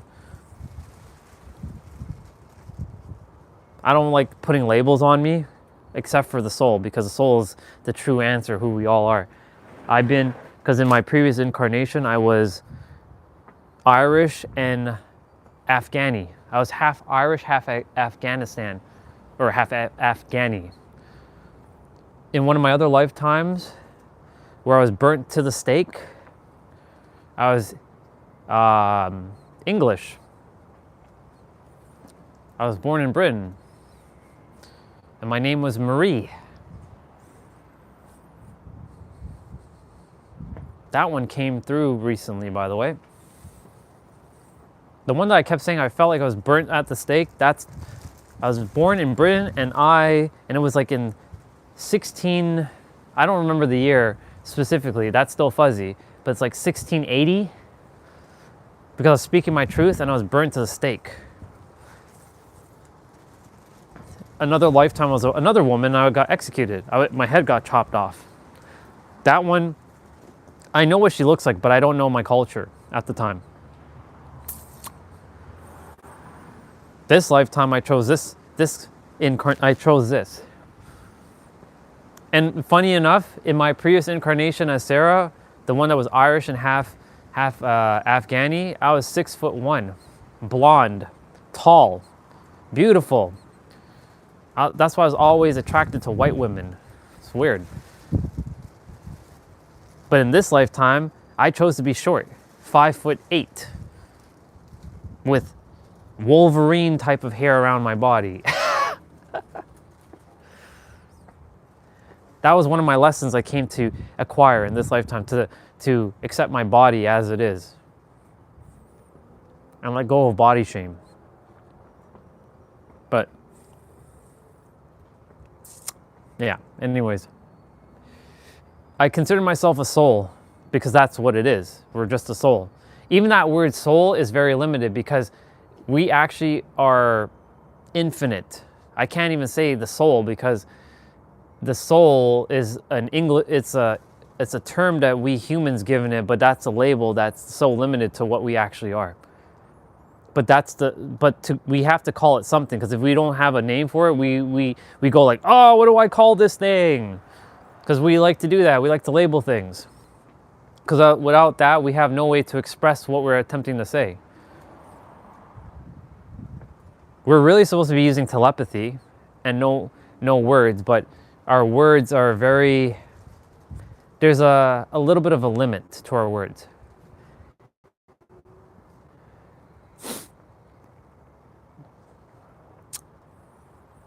Yeah, what was I saying before I mentioned, oh yes, the environment. So yeah, your environment definitely will play a factor, 100%. And it still can. And even if you go to another environment, your environment will always play a factor. Even if you're living alone, right? Even though you're living alone in your, let's say, penthouse or mansion, remember, you also have the collective hive mind around your area. What is the collective hive mind in that area? Are they, if you're living in a mansion and the others are living in mansions as well too, right? If the area is rich, then they have a collective hive mind of people being rich, but they can also be stuck up and superficial, right? Because that's an environment in itself, right? Like a gated community. Like your house or your mansion is in a gated community where all the other mansions are gated, and the only way to have access is to have the passcode to get in. But what's the mindset of the people there? Are they wealth? I mean, we know they're rich, but are they kind? Are they loving? Are they supportive? Are they people who likes to get to know each other? Is it a community full of people of entrepreneurs, right? In my environment, there is no entrepreneur. It's working class people who, and nothing wrong with that, but it's the employee mindset. And what is an employee? Nothing more than a slave. We just use the word employer, employee, but really it's master and slave.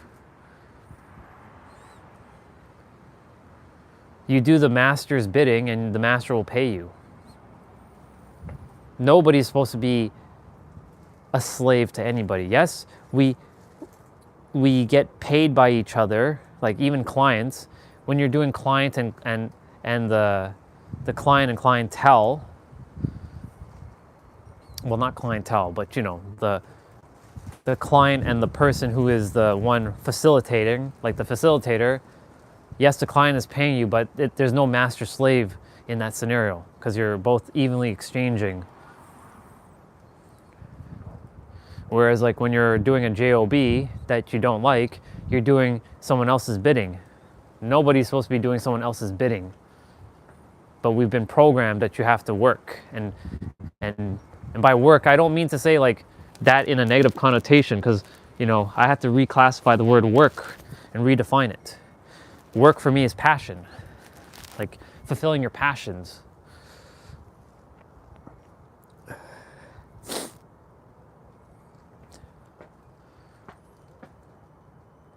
Doing a job, on the other hand, is, what do they call it? Just over broke?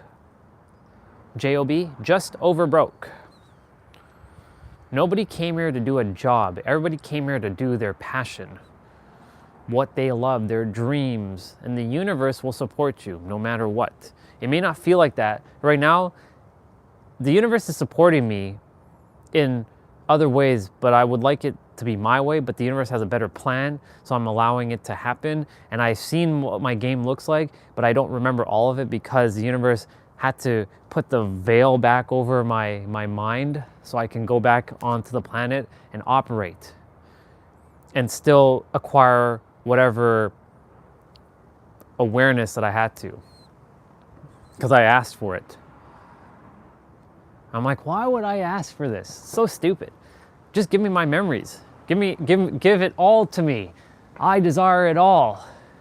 I activate all my memories.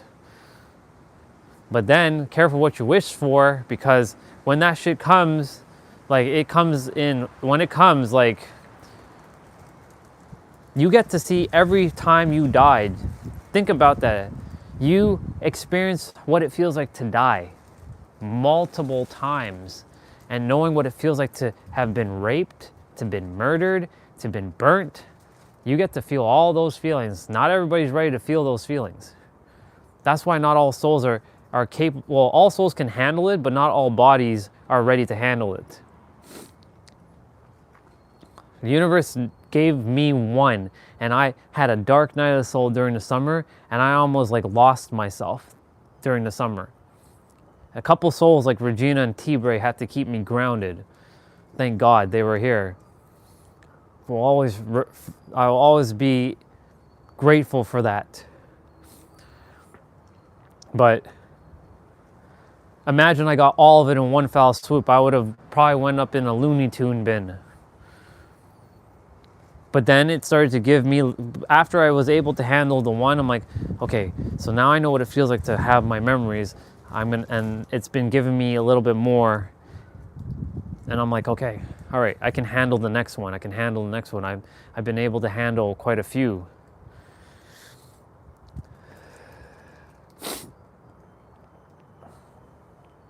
You know, I said I was going to go inside, and I'm still outside, and I'm freezing. And this is what we humans do. We We say we're going to do something, and then we prolong our suffering. This is an example of prolonging our suffering. Even though I love being outside, I fucking love being outside. I said I love being outside. I'm also creating my own suffering right now because I'm freezing. But I'm like, no, I can stay out here a little bit longer. I can stay out here a little bit longer. I can warm up. I can generate some heat. I can do it. I know I got this. I got this. I got this. Okay. But humans tend to do that. They prolong their suffering a lot. And I mean in all kinds of aspects of their life. Like, for example, dating, relationships, finance, like money, business, career. We all came here with our purpose and our passions to fulfill. But not everybody's ready to handle that yet. They have to let go of their fears. Well, here's the thing. That word fake is also fake. It's not. It's a paradox, because that word is not actually. That word is, I would say, not genuine, because there's no such thing as fake. Because even fake is still technically real, but real is actually still fake too, because there's nothing real about this planet. It's a paradox. I would say paradoxical money with a paradoxical world. That's the best. I would say that's the more aligned statement. A paradoxical money system with a paradoxical world, because everything's a contradiction. Nothing's actually real, but everything's real at the same time. Like, I'm not real, but I'm real at the same time. You're not real, but you're real at the same time.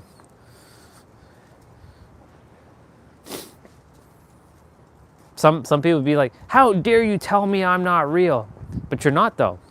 You're an illusion. But simultaneously, you're real too.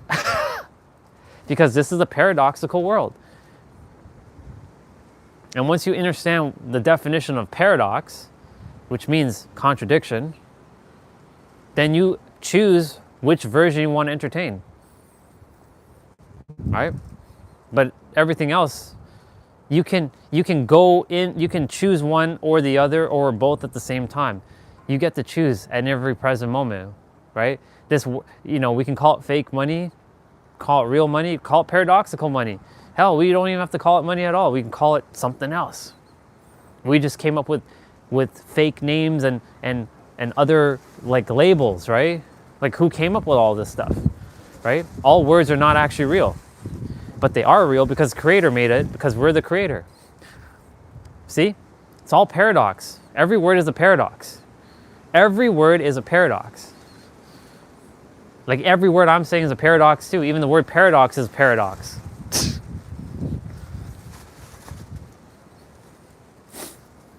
I'm glad you said that, because this allows me to go deeper.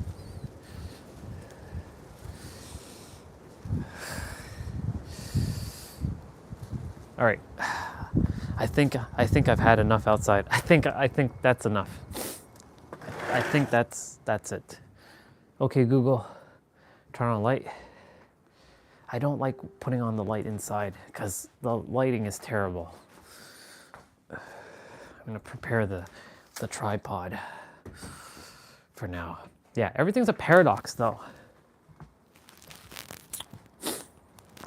I would say the word genuine and not genuine. Those words feel a little bit better than real and fake. You know what I'm saying? But use whatever word works for you, right? Because there's people that say there's fake people and there's fake this and fake this and fake that. But technically, it's not fake because it's there. It's a paradox. It's more ingenuine or not genuine.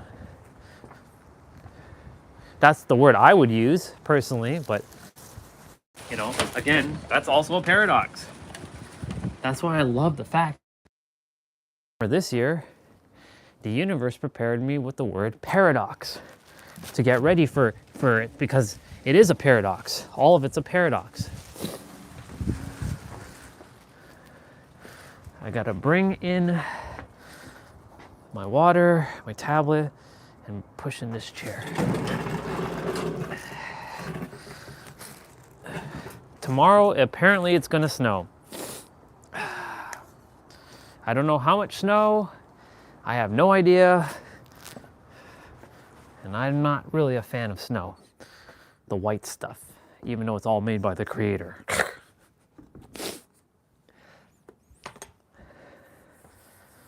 Okay, the room's got enough fresh air for now. If I require more, I will open up the screen door. But my feet is frozen now. Ladies and gentlemen, that's what we call suffering. Being outside, desiring to stay outside, but it got too fucking cold. My hands are like, they're numb right now. I can't even like fully like do what I desire to do. Like if I want to go play a video game right now, nope, not happening. Not happening. Not happening. I'll put you all on the tripod shortly. Damn it. Fucking Toronto. Fucking winter. Why can't I be? I'm gonna be home eventually. I'll go to San Diego. I'll go home. Just have to get I want to get my US citizenship. Hey, universe. Let's open up a path to get my US citizenship. Full American citizenship. So I can live in San Diego. I don't have to leave after like X amount of months. I can be there forever. Let's make it happen. Let's make it happen. Let's go. Chop, chop. It's not really the universe. It's actually me. It has nothing to do with the universe anymore. The universe desires to give us everything. We just got to get out of our own damn way. We get in our own damn way of things.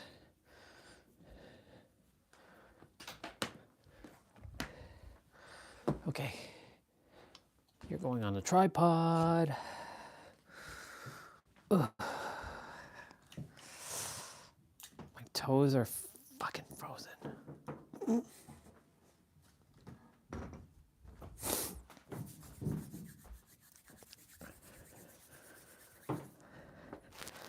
I think the best thing I'm gonna have to do is take off my socks for a moment.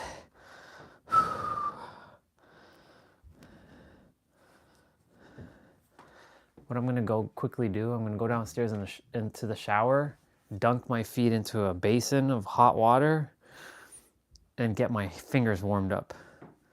I'm not taking you down there because, actually I can, but I do have to use the bathroom too, so to avoid all that water sound, I will, see, fucking 4 socks, and my feet are freezing. It's crazy. 2 pairs on each. Ridiculous. Stupid winter. I don't know why I asked for this body. Why can't I have one of those, you know, those people who can go out in winter and they're wearing shorts? Why can't I be like them?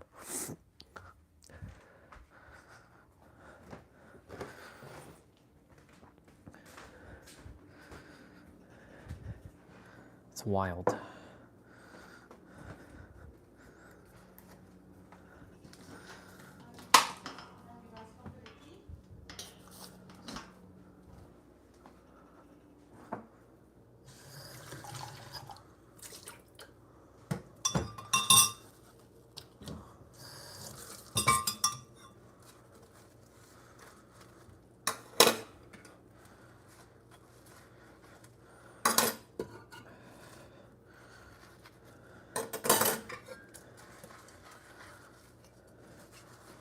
Well, I did my best to be outside as much as I could.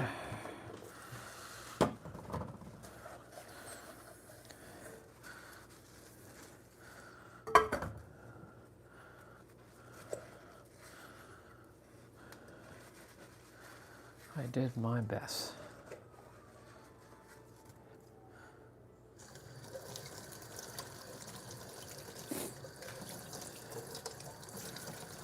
I'll be back there in a moment, y'all. I'm actually in the kitchen washing some dishes.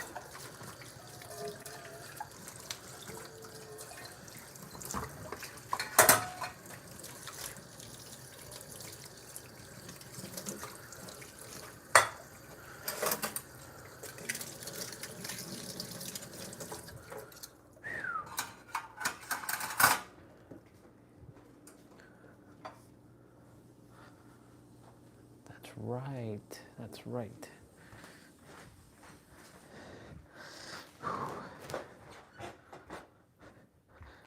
Tomorrow is U.S. Thanksgiving.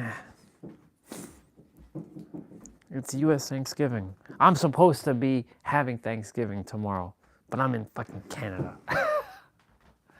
It's funny. Okay, let me go use the bathroom, put my water in some hot, like put my feet in hot water. I'll be right back.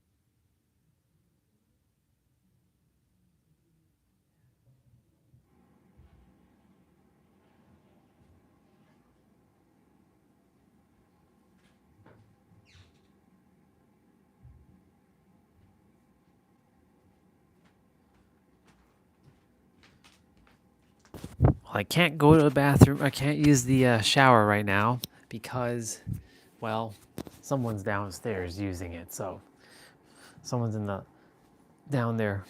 So I'm gonna have to find another way to keep my feet nice and toasty. No big deal. My hands are fine though. I got my hands nice and warmed up. Piano music? Yeah, let's put on some piano music. Let's go. Let's go. I'm not here to pick sides. I'm here to end sides. Hell yeah, let's go. I should make a song called Ending Sides.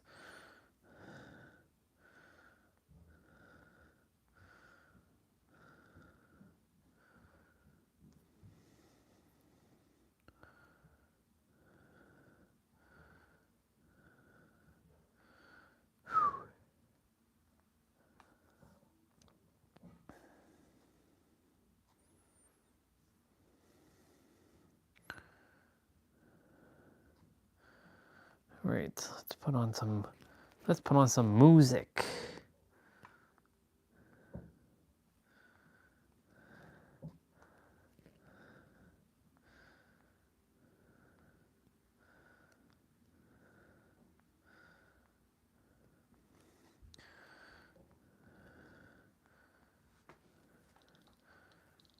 Man, why does it have to be so cold?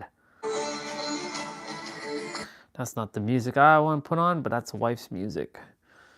That is wife's music. Piano music. Let me see. Do do do do do do do do do do do do do do do. Let's see. There we go.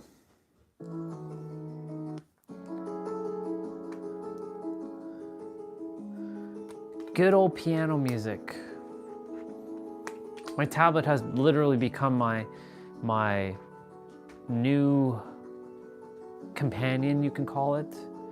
Like my MacBook, I mean, I still use my MacBook. It's just, I don't really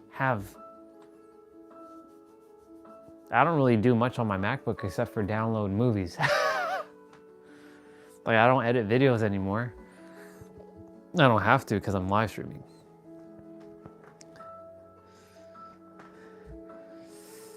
Ugh. Boom, boom, boom, boom, boom. Bum, bum, ba, boop. I still want to go put my feet in some hot water.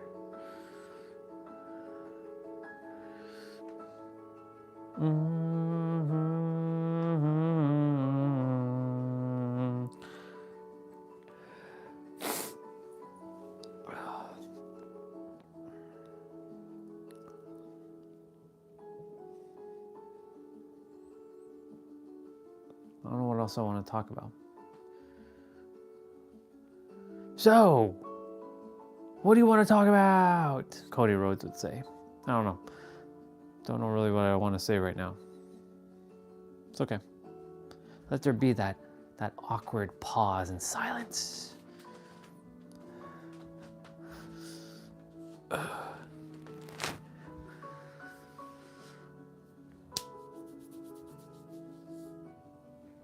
I just want to get my fucking feet warmed up.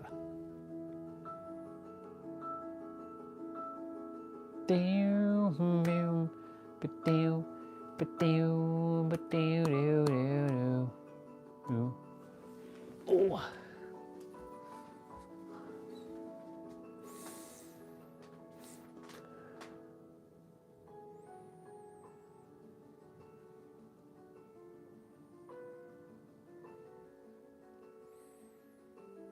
Yeah, before money, I'm just reading what he said. Before money was invented, everything was done with bargaining. So for 10 apples, you trim the owner's or travel of his travel horse.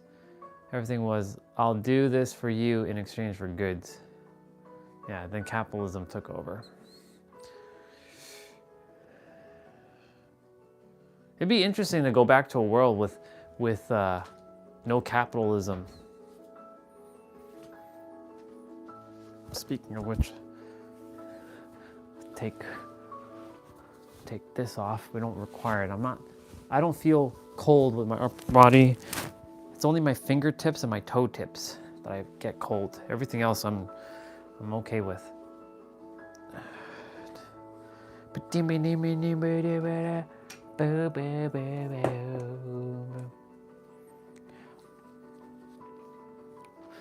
Be interesting though, going back to a world where we went back to bargaining. Don't know if that would ever happen though. I don't think it would. But, I mean, it won't happen for the next 20, 30 years. We will still be in this capitalistic world until more people become aware. But that's why, like, within that time, the world will either be a utopia or a dystopia. More people are starting to become aware, which is good. They're starting to remember who they are.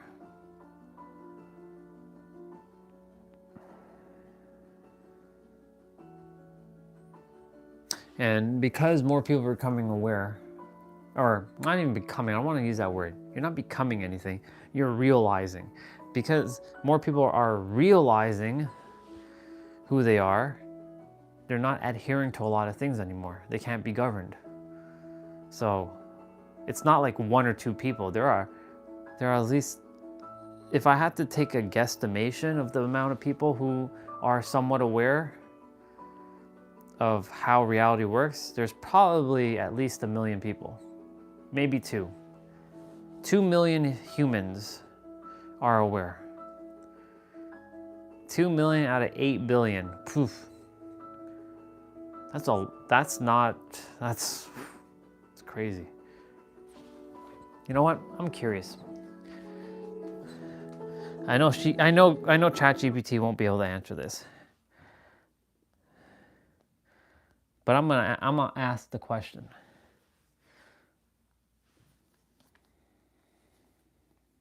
Hey there, how's it going?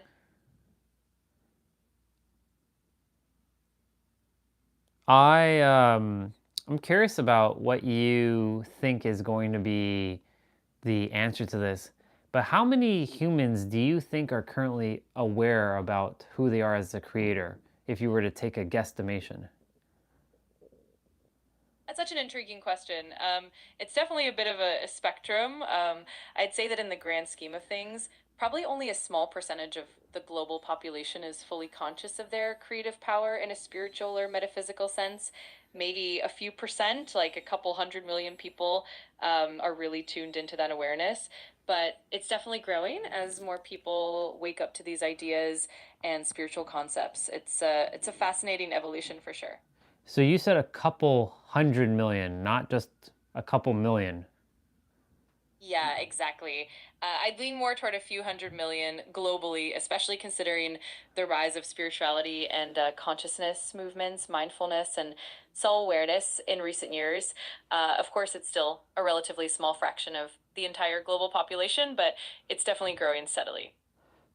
So if you were to give, well, you take a guess. Just give me an actual number. How much would you say if you had to take an actual guess? All right, if I had to throw out a specific number, I might say somewhere around 200 to 300 million people worldwide are really tuned into that creator awareness. Of course, it's a bit of a ballpark figure, but that range feels reasonable to me based on the trends and growth in consciousness. I just noticed that the interface for us chatting is different now. I see that you're transcribing and I can see that what you're saying is in real time. When did this change happen? Yeah, it's pretty cool, right? The real-time transcription and voice features have been evolving over the past little while. I think this version rolled out more prominently in 2024, so it's definitely been improving and becoming more seamless over time. I'm glad you enjoyed it.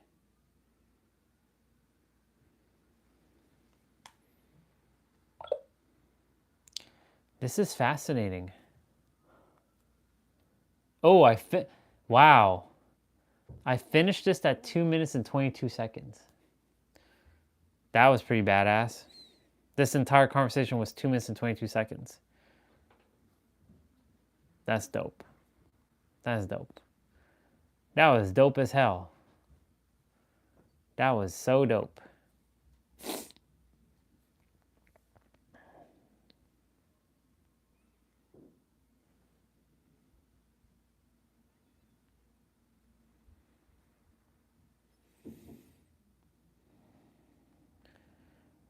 We are not here on Earth to have our dreams tamed, clipped, or domesticated. We are here to make magic happen. Richard Rudd, the Gene Keys embracing your higher purpose. That's right. We came here to fulfill our destiny. We didn't come here for bullshit.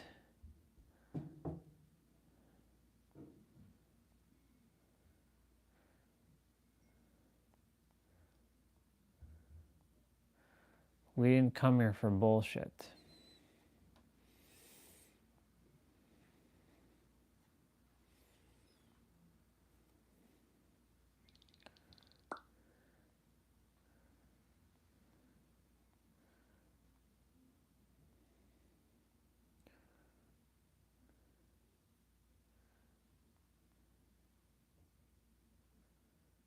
Ooh, that's a good one. The first home you should renovate is your body. That's a bar. As above, yep, here it is. Soul the soul.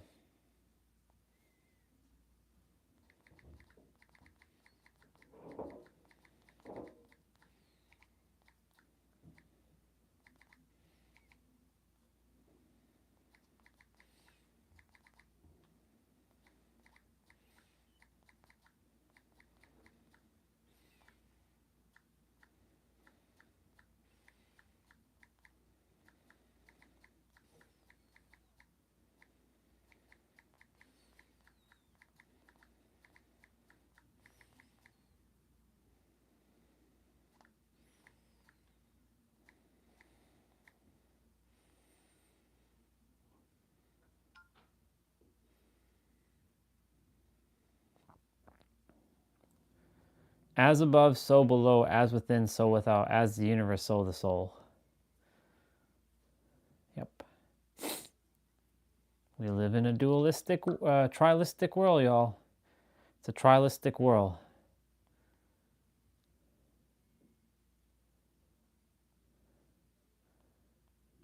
Yep.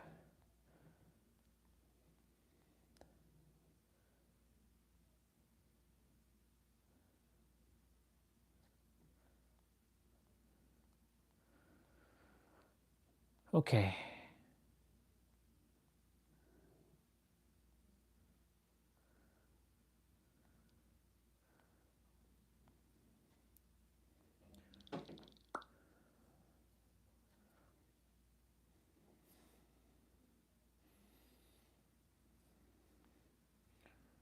Beep beep beep.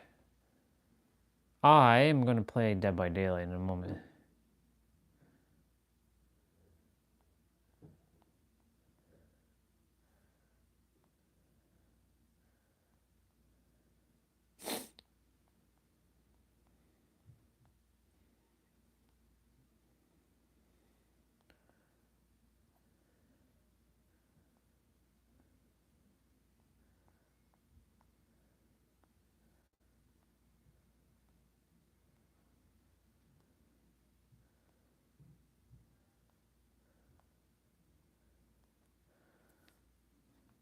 Okay.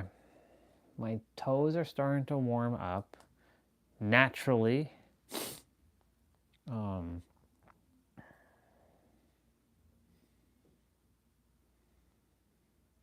Yep. What we got going on? Dragon Ball X Street Fighter? What is this? The all-transparent gaming setup. That looks like fun. You can't see me. You can't see this desk. You can't see this PC. You can't even see this screwdriver. But you can finally see these. That's right. To celebrate our new, legally distinct, colored transparent screwdrivers, we have... Thanks, Future Linus. Now to just figure out how to put this thing together. Your choice of plastics can affect a PC build as well. Awesome. Except the chair. Oh my god. A whole transparent... Actually, not that bad. And it's so clear. Another one of those transparent computer, y'all. This is awesome. That looks pretty badass. Oh, you set up with Signal RGB. That's a nice touch. It cycles through all the transparent colors that the LTT screwdriver will be available in. We've got orange, purple, teal, and, well, okay, we couldn't make a black light, but no. You get the point. You get the point. Now we just need to know if it games. Does this say 540 hertz? This monitor is nuts, and it does over 700 hertz if you put it in 720p mode, which I suspect most people wouldn't do in the age of, full high definition, but still. 540 hertz monitor. Pair of headphones. 540 hertz monitor. This sick build. The fuck? It feels like I'm just kind of, I don't know how to that looks describe like a it. sick It's build. I'm gaming on air. That's Like, pretty it's so sick. Clear. I'm looking right through the whole thing. It I like it. reminds me we need to clean our studio. Woo! Damn, that's smooth. I got distracted by how beautiful my monitor was and ran over a bunch of civvies. My bad. My bad. My bad. Sorry, officer. He's got a clear if you guys gaming enjoyed setup. This video, why not check out That's wild. the original video we did on the creation of the original? That's crazy. We will be perfect. Hi, wife. In every aspect of the game, you drop a pass, you run a mile. You miss a blocking assignment, you run a mile. I feel like I'm gonna watch a movie tonight.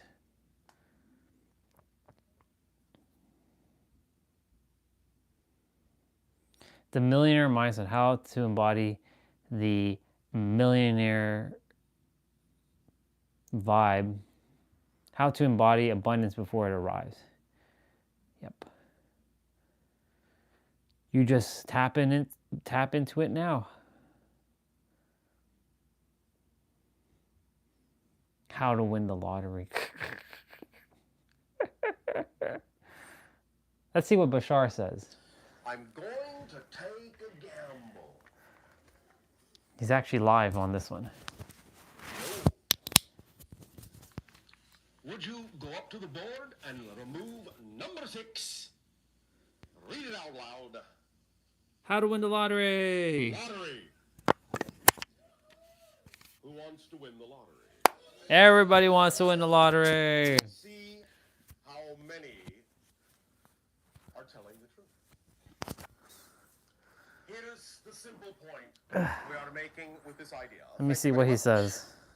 For your assistance. many individuals on your planet, when they play such games as the lottery, in their mindset, more often than not, the majority of them will be thinking, I hope I pick the winning numbers. I hope I pick the winning numbers. I hope I pick the winning numbers. Here's the key. Remember that when you choose your numbers, whether by your own hand or you allow the machine to randomly choose for you, you are still choosing. But the key is not that you will pick the winning numbers. The key is you will pick numbers. You will shift to a reality where those are the winning numbers.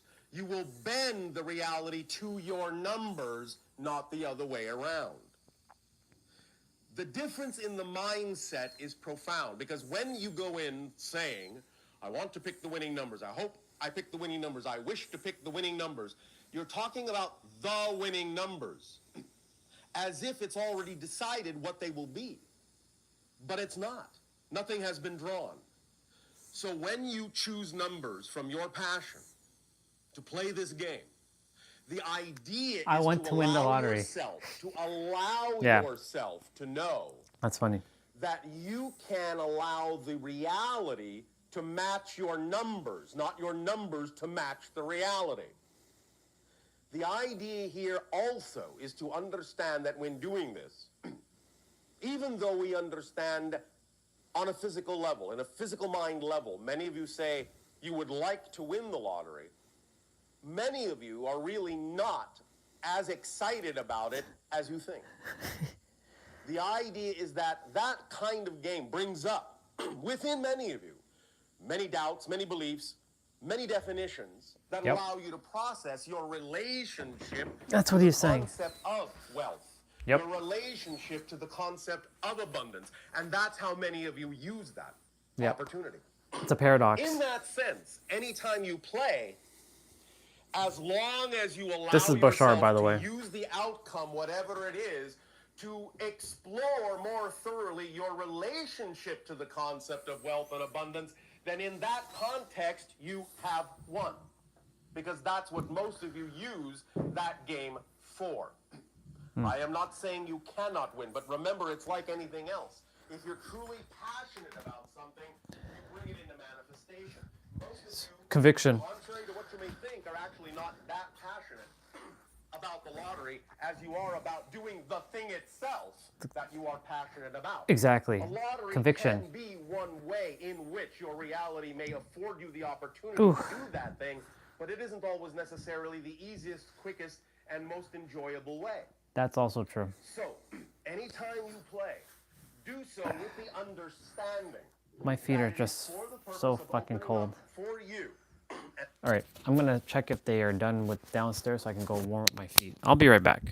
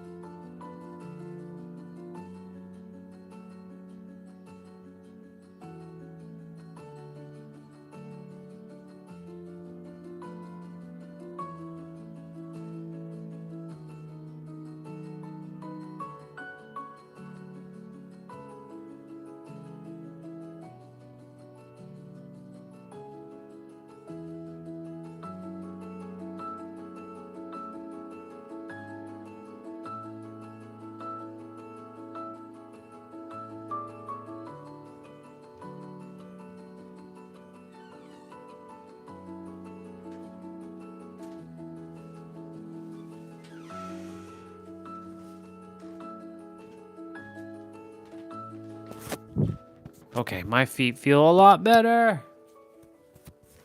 Nah, it's not frostbite.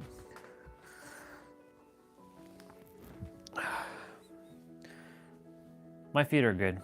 It's just, they call it Reynolds or whatever. I don't know what they're called, but I don't subscribe to, I have a like circulation problem. It's just fucking cold. My body was not meant for winter. It's meant for summer. It thrives in the heat. There are people's bodies who don't thrive in the heat. They thrive in the cold. I know a couple people who can't stand being in the summer. They hate it. It's unbearable to them. And I'm the complete opposite. It's unbearable for winter. So they're meant to be here, but they're elsewhere. They're in the heat suffering. And I'm here in the cold suffering. Well, I don't say I'm suffering, but you know, I don't put that energy out there, you know. My feet are good. Like I can be outside for a while after I shower. After I shower, I can be outside for a good hour to 2 before the cold starts kicking in.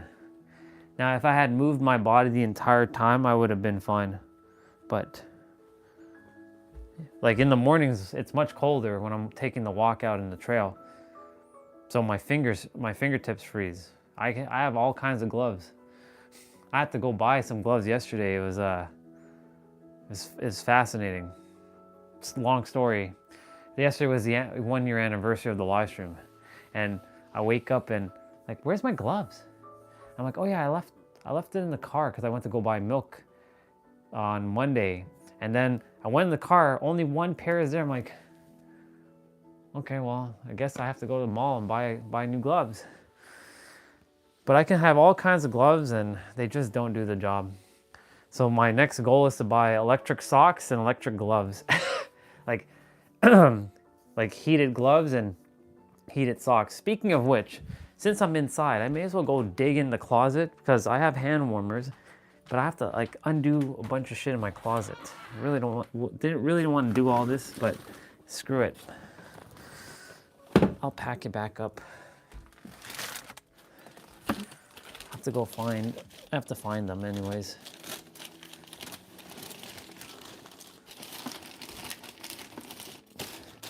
I'm going to start throwing out some boxes soon.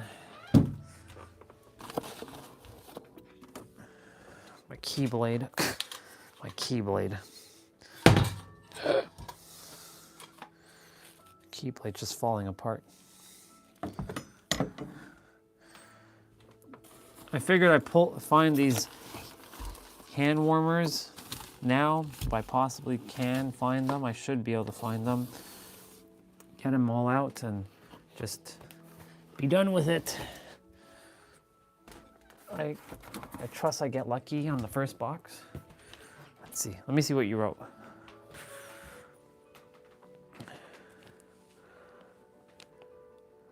Yeah, I thrive in the summer myself. I like to meditate in the sunlight. Been doing it since 20 and help my heart rate. That's amazing. Ah, I see.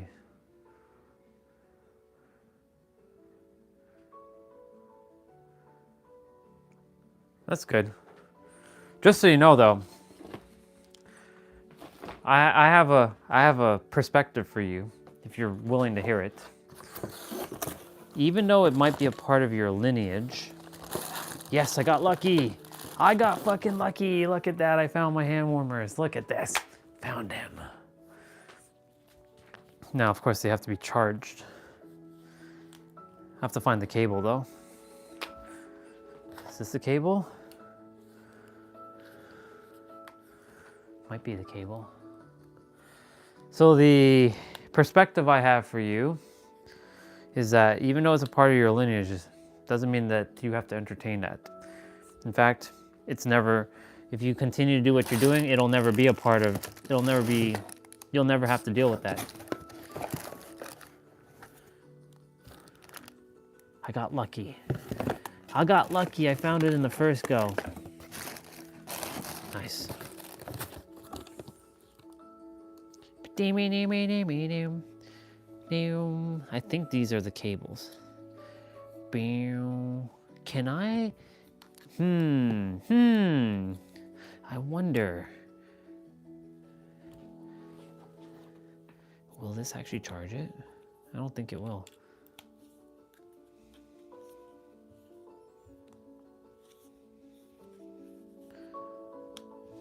How do I remember? No. These dumb... I think these are the cables that I have to use.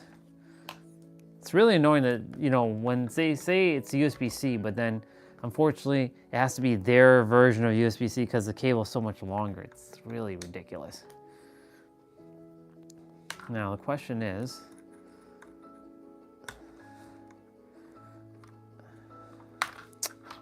come on, can you like go in? Like what the fuck? What's up with you? Let's see. I forget how this thing shows up, like the light. Oh, okay, right there, right there. Gotcha. Ah, it still has some juice on it, actually.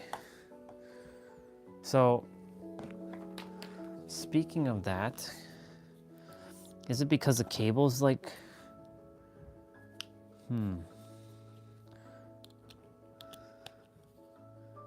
Okay, so this one charges it. What about the other one? Nope. So this one doesn't charge it, but that one does. That's ridiculous. That's ridiculous.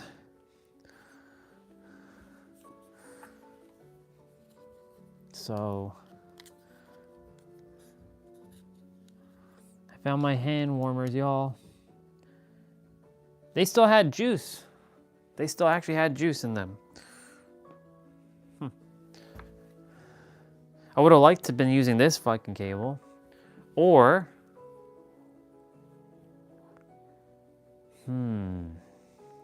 I know what I can do. I have that cable from yesterday. I wonder if this... I wonder if this will do it. I'd have to undo this middle one though, for the time being. If one works, that means the other should work. Beep, beep, beep, beep. Let me see. Can I get lucky? Can I get lucky? Fuck. Come on. Damn it all. Really? It's the ones that have higher... It's the one that has higher wattage that it doesn't allow to charge. Unless I'm choosing... Oh. No. I chose the wrong cable. I chose the wrong side. Duh. I chose in. Silly me.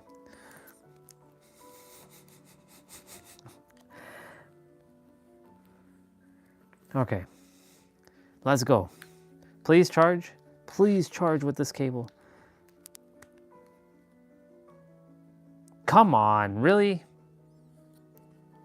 Ah, that's stupid. How can some USB-C cables charge and others don't? It's because of the wattage. Like, come on, that's ridiculous. Like that one doesn't work. It's a 240 watt cable. This is 240. You would think the ones that have more power would charge, but they don't. That's ridiculous. All right. Last but not least, I have one other cable that I got yesterday. It's a pink one.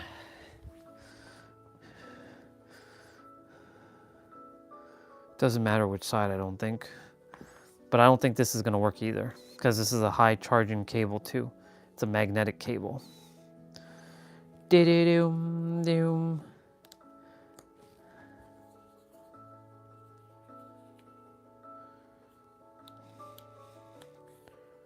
Oh yeah, this one works. Fuck yeah, let's go. That kind of sucks though.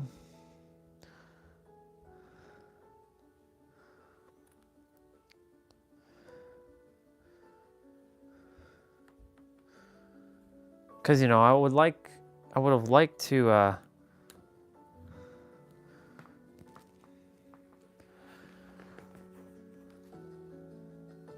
yeah.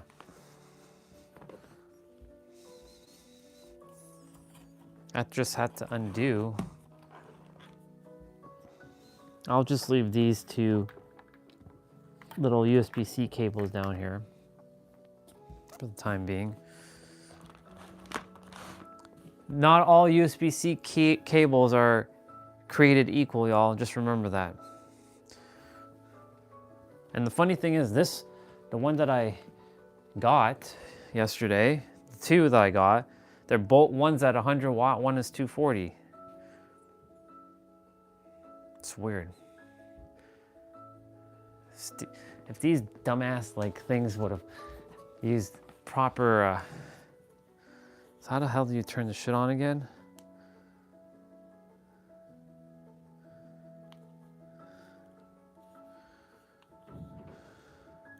Hold on, let's see.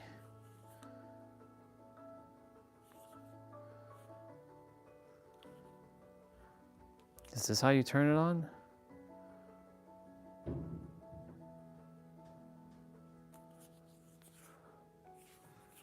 It's a red light.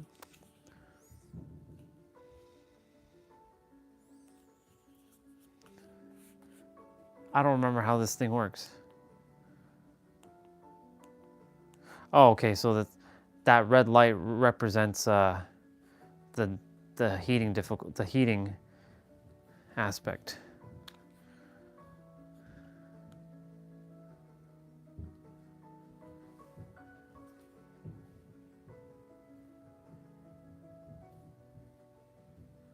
Okay.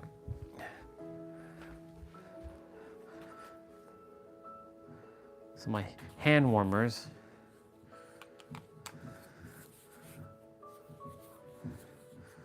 They're not quite. Oh, now they're kicking in. Okay, now they're fucking kicking in. They're starting to kick in. Took a while. Hadn't used these things in like a hot minute.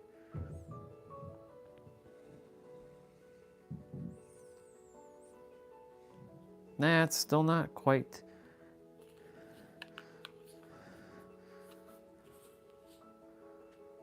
You're not supposed to keep them together.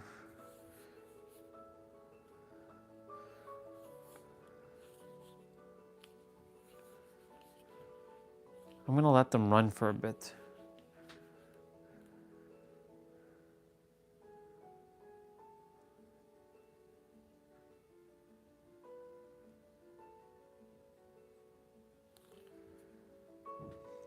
I forget how these, how long they take to get warmed up. But hey, I lucked out. At least I found them. I knew they were in a box. Look, United States Postal Service. I sent this from me to myself. From myself, from California, El Cajon, California, to me in Toronto. How fun. How fun is that?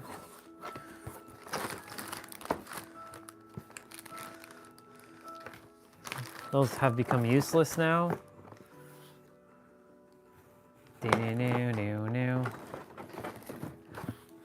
This the Samsung Galaxy Note 4. This is my second ever smartphone. Look at this thing. Look at this beast. It does work. It's just the battery's dead. And sometimes I have to put the battery in a fucking freezer. It has a really good camera, by the way. This was one of the first 4K cameras ever. This phone was a friggin' tank I bought it in 2014. This is 11 years old. It still works, but I don't use it for, I only used it for my MP3 player.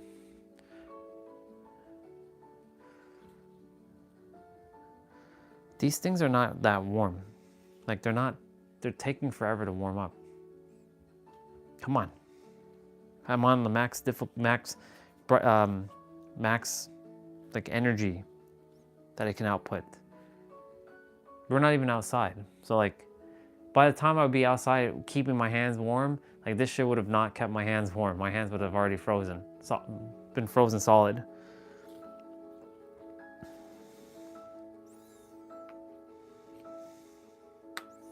They're magnets.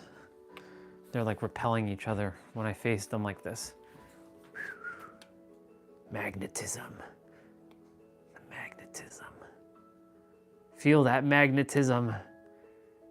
That's how powerful we are, magnetism. But then,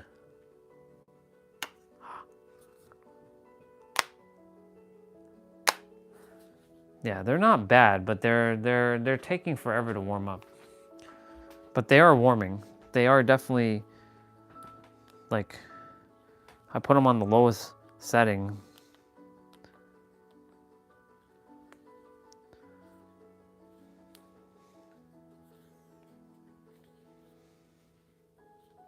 Hey. All right.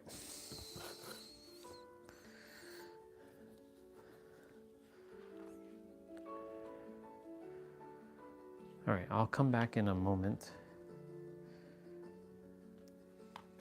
Maybe I'm supposed to keep them together first, and they're supposed to generate some heat. I'm gonna put them on the ground first.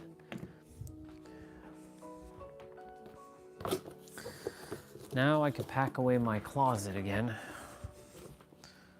I lucked out. Thank God I didn't have to go digging deep for it.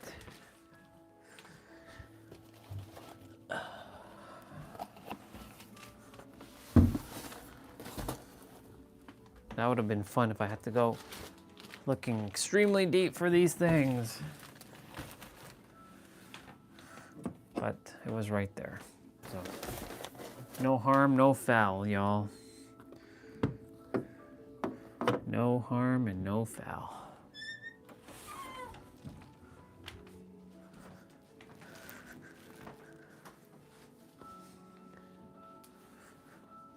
Starting to get dark outside.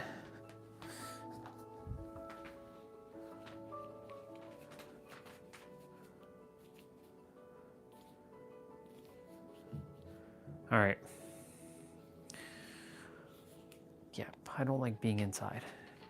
What's up, bro? Good to see you. We were outside, came inside because it's cold.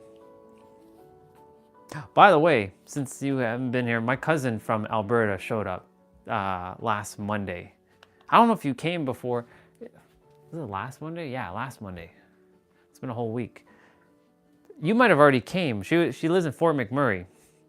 She's like telling me, you know, your warmer temperature like number is actually colder than where she lives in Alberta. I'm like, that's fascinating, and I know why. It's because of the lake. So that means even though you all get like colder temperatures, it's actually warmer in comparison to here, because here is, when it gets fucking cold, it gets cold.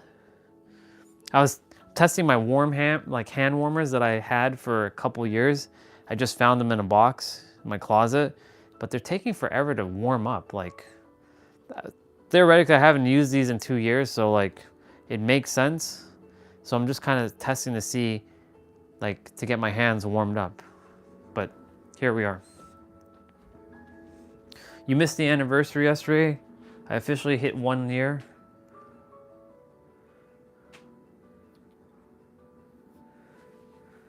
I don't know, man.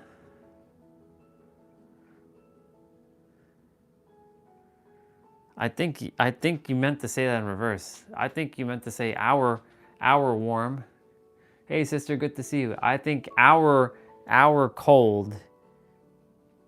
Yeah, wait. Yeah, you're right. No, you're right. Yeah. No. Our so-called warmer temperature is actually hot, like summer for y'all.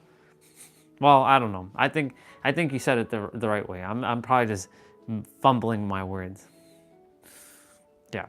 All I do know is that you all, if we had the same minus like 4 degrees, let's say, Thank you, bro. Appreciate it. If we had the same -4 degrees, you all are warmer than us. Well, I'm not putting me as us here because I don't belong here. So people in Toronto. So if you all had -4 and Toronto had -4, then you all would be warmer because your -4 is actually warmer than Toronto's -4.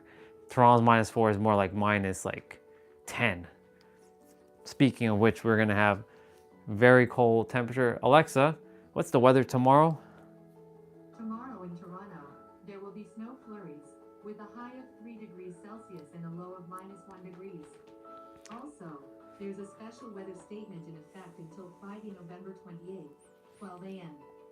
We have a special weather statement for till Friday.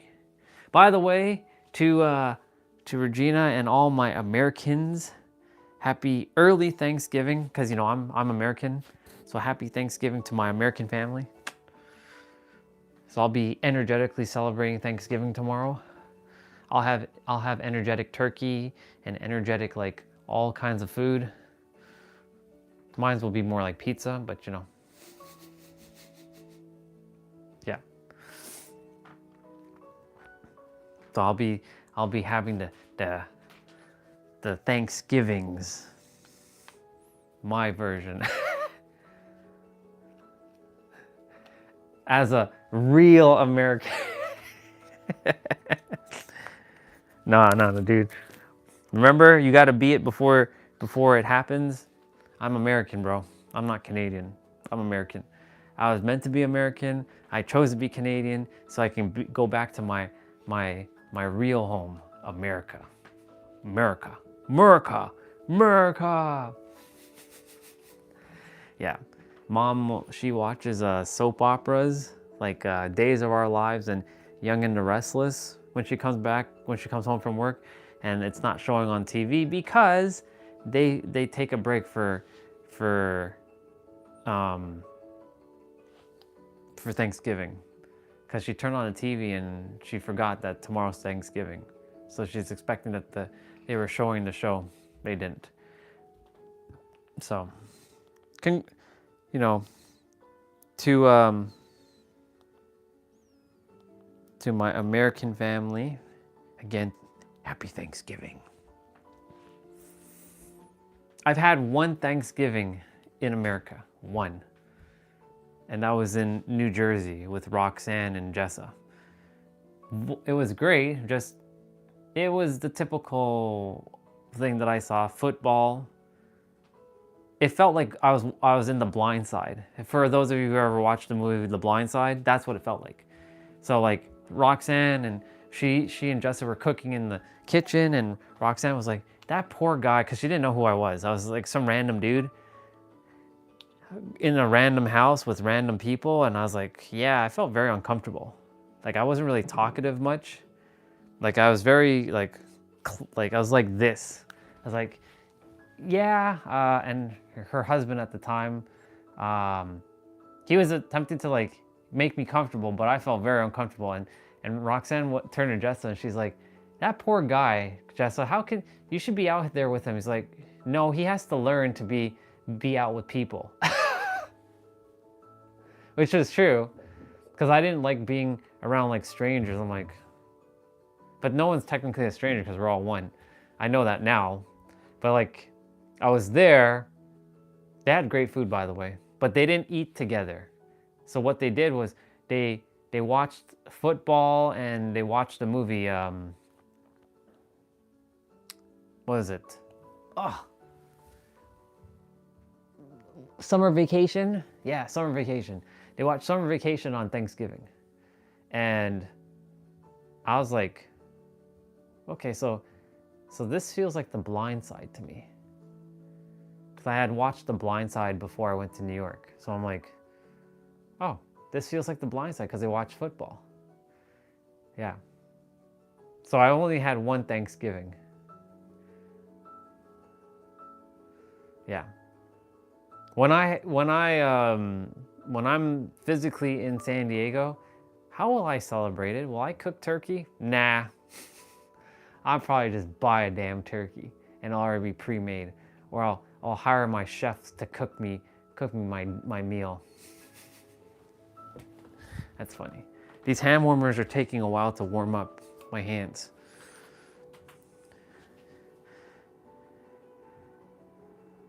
That's true.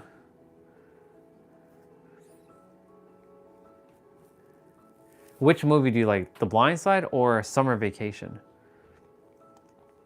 And yeah, Americans, there's different bluntness levels, for sure. In New York, they got their like gangster blunt. Then when you're in San Diego, they're more chill blunt. Then you got the Texas one. I haven't been to Texas, but I can only tell from what Regina has shared with me. They've got the direct blunt. Then you got the Florida people who got like the Miami Vice like blunt. Sure, let's go with it. I wonder, Timo, he was here just now. He's from Seattle. He's closer to you, by the way, in terms of like distance, bro. And I wonder what kind of bluntness they have in Seattle. I've never been to Seattle.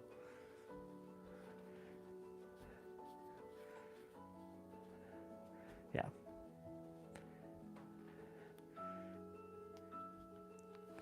Who's got the more patriotic bluntness?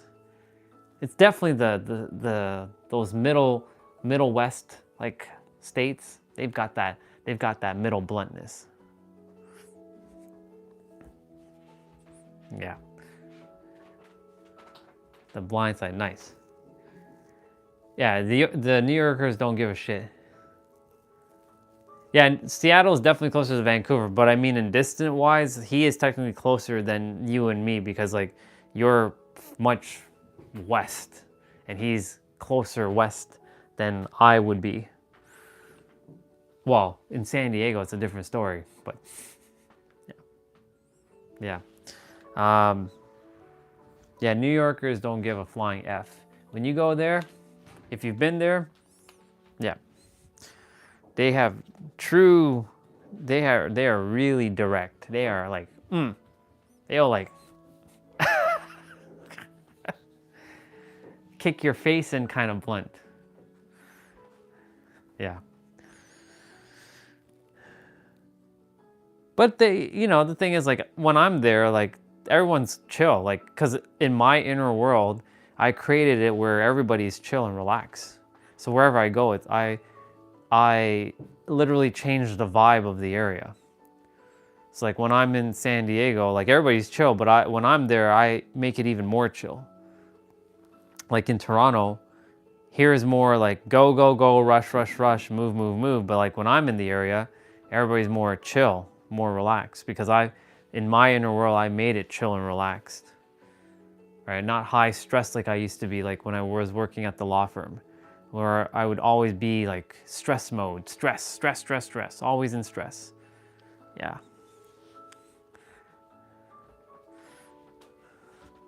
Let's see. My friend Jeremy that lives in Toronto is the most chillest guy I've met. And he's living in Toronto? Man. Call girls in magazines.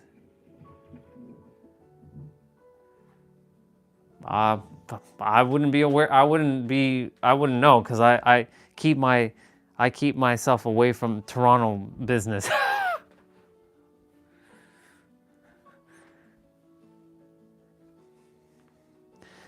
I mean, I guess I have no idea. I can only speculate based on like from what I've seen. I don't see it, but then again, I'm not really downtown much in the evening times, seeing like hookers and prostitution and all that stuff. But it is a very big city, so I can only imagine that there is that kind of stuff.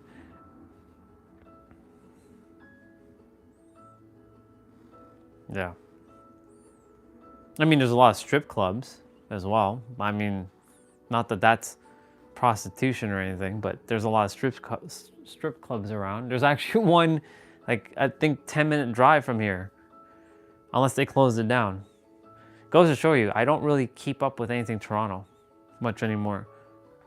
I know more about San Diego and California, specifically SoCal, like from LA downwards, than I do of the place that I lived all my life. Can you believe that? It's funny. I know so much more about California and San Diego specifically than I do about Toronto. Not to say I don't know anything about Toronto. I do know some stuff, but like, and I've been to places in Toronto, just not as much as I have in San Diego and California. I've traveled so much further there than I have here.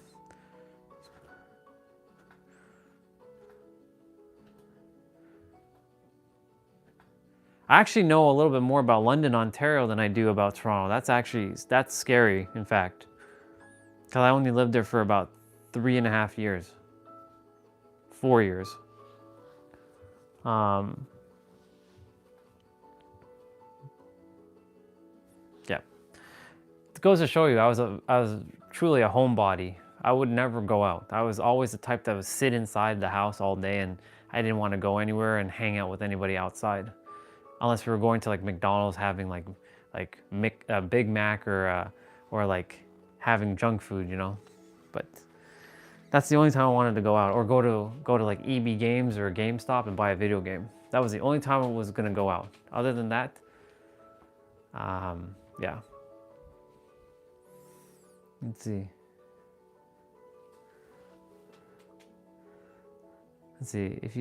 I feel like if you live somewhere long enough, oftentimes people outgrow their cities. I've lived in London and Sarnia for a couple of months. Oh, wow.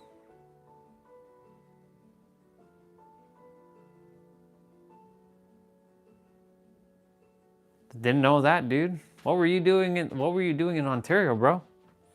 Was it school? Or was it something else?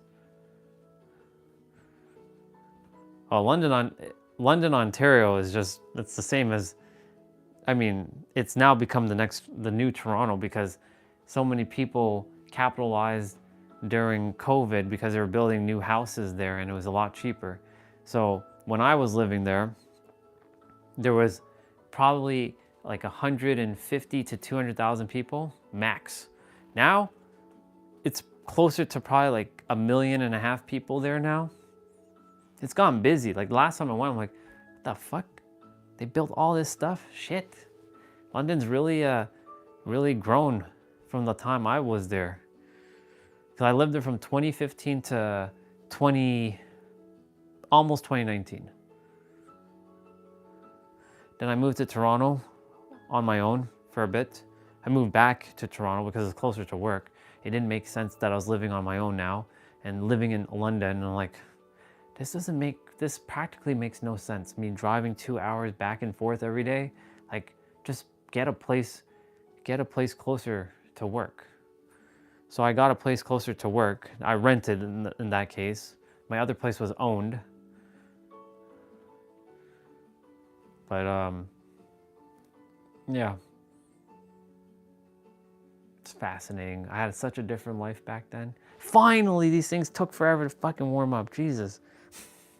Now my hands are like burning. Let's go. You're working. You're finally working. Thank you. You're actually working. Damn heat hand warmers taking forever.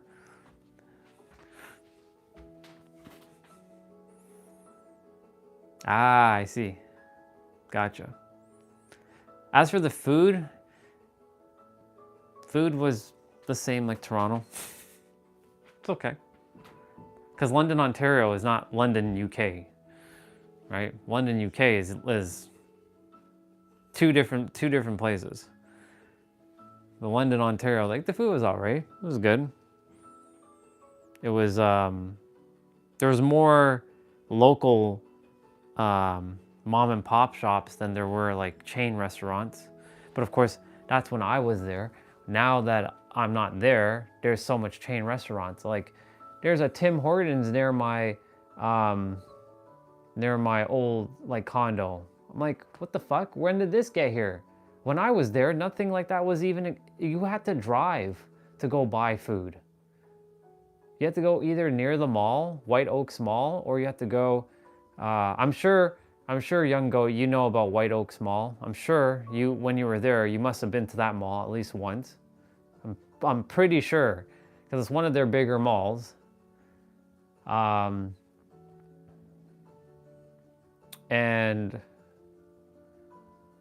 yeah, they didn't really have that many things there at the time. Yeah. So you've been in the same place I've been. So there you go. There we have a similar connection. Because I lived there with my ex-wife for, well, we lived together for 2 years, and then we split, and then I lived there for an additional year and a half, and then I'm like, screw that, I'm going to move closer to work, and I moved to Toronto for about a year and a half, and then guess what happened? COVID. Parents were suffering. I felt guilty that I was like, I could help them, and then here we are. But it had to happen that way, because if I had stayed where I was staying, which was a good place, don't get me wrong, then I would have to keep working, and then I wouldn't have been able to work on myself. So it all worked out the way it was supposed to in the end. That's how I ended up getting, like, I stayed here. Wasn't really what I desired to do for my life, but I'm not going to be staying here for the rest of my life. This is just temporary. But this is my training grounds. This is where all the inner play really took place. Like, some of it was in New York, some of it was in Vegas, some of it was in Florida, and some of it was East Coast driving, and then the rest was in San Diego and in California, and the bulk of it was done here. So I do like a pie chart. Majority of my inner work, about 50% is Toronto. 40% is 30% is San Diego and California, and the rest of the percentage is deviated between New York, Vegas, Florida, and the rest of the eastern United States.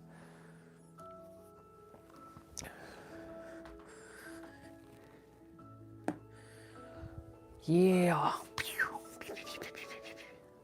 Let's see what sister said. Where I'm at, there's hardly any fast foods. North Austin, it's mainly grocery stores and a few restaurants, and all truck vendors. However, in South Austin, there's a smorgasbord of various food truck vendors. Gotcha. Okay, cool. Sounds good. Enjoy your drive, bro.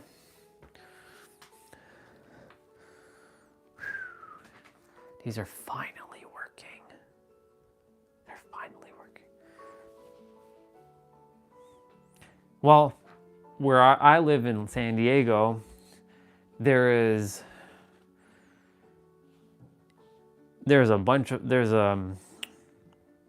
Broadway and Fifth Avenue. I just got to walk up. That's that's basically all pubs. All pubs. All like craft beers and lots of great food there. You walk down there, bang. My ice cream store is there though. Girardelli's or Girardelli's, however you want to pronounce it. That fancy wine ice cream, tasty. So good. I should have a picture on Instagram of that. Oh man, I've shown you all this on the stream. I think I was there when I went for my birthday. And I'm like, I have to have Girardelli's. I definitely was there. I can't check my phone because my phone is being used right now, getting the photo. Let's see.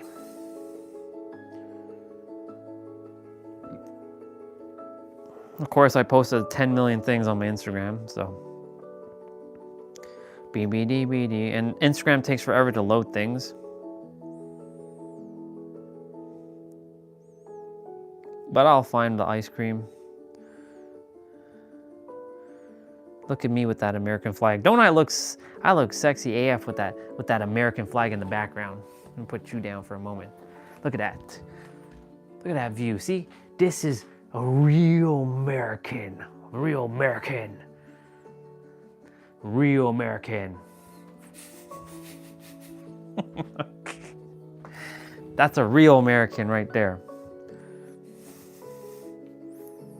I'll read what you said. You said something about ice cream and alcohol, or something alcohol. So I definitely am going to read that in a moment.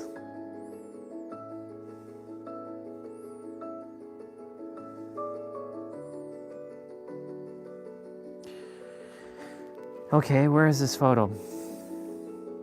Because there's a bunch of, you know, I've done 10 photos per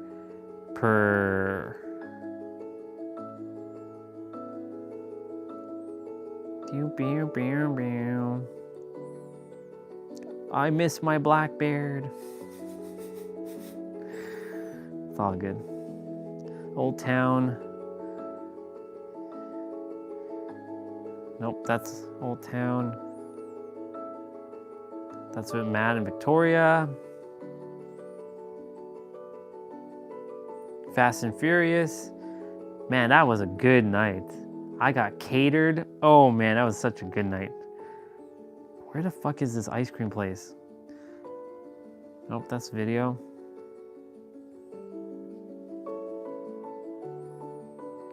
I know I took a photo of that. I just have to find it.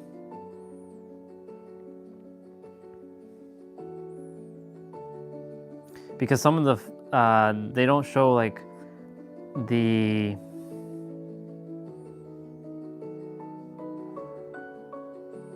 come on, I gotta find that ice cream place. The fancy wine glass one. That's with Victoria. That's Hollywood. I invaded Hollywood.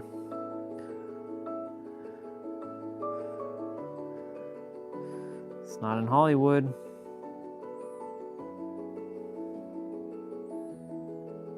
It's not there.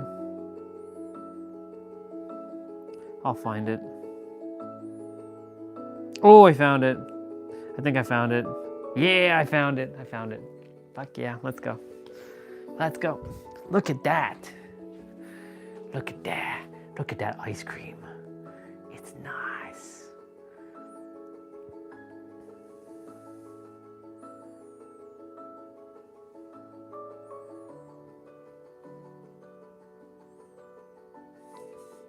I don't have an accent, you have an accent. Look at that ice cream, look at that. Look at that ice cream. That nice, tasty ice cream. Y'all, you know, when you all come to, I know, the joys of the hologram, isn't it? You know, when you all come to San Diego, you'll be getting the ice cream. You're gonna come for that kind of ice cream. Nothing but the best. Plus, it's close to home. You know, the beautiful thing is, it's close to home. I get to walk, maybe, actually, you know what? I should do a quick little Google. Let's do a quick little maps and do a destination.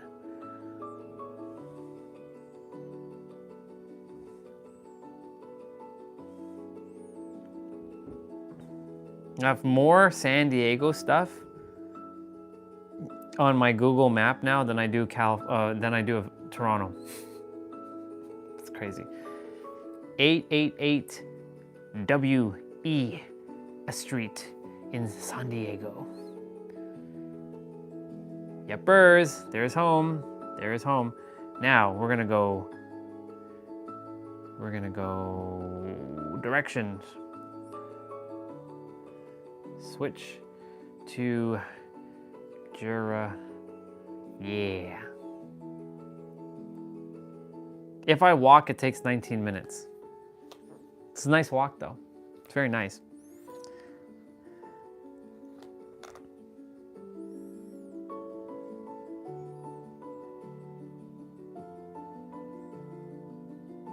Why are they taking me this way? That's like the longest. Well, I can see why they did that. Walking through G Street. Yeah, let's go. Look, that's the distance from home to the ice cream place. Home is that one right there. And then ice cream place is that one right there. 19 minutes. That's the way, that's the fastest way. If I take the other way, well, it's about the same.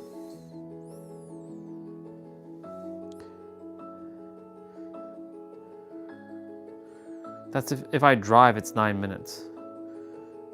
Really.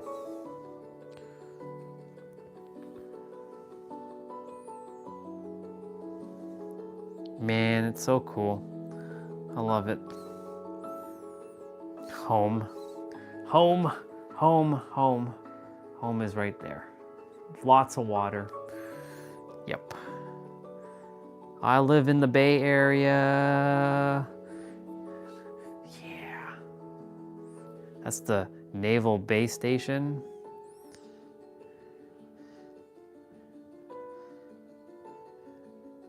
Man, it's so cool. Coronado.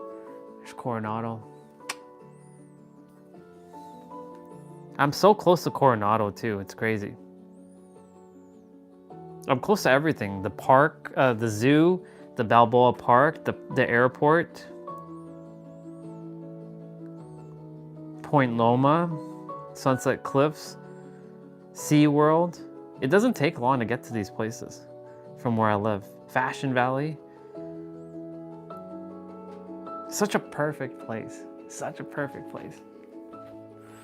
Ah, I'm excited. I love home. Home is so cool. So cool. Yeah. So any one of you coming with me, we'll have like let's call it a 15-minute walk to the ice cream store. It's okay because you get to burn it all off by the time we walk right back to our place. That's awesome. That's cool. The ice cream. So good. So good. 5th Avenue and Broadway, y'all. That's basically the same in New York City, just so y'all know. 5th and Broad. 5th and Broad. Downtown San Diego. The gas lamp quarters. Ice cream and chocolate shop.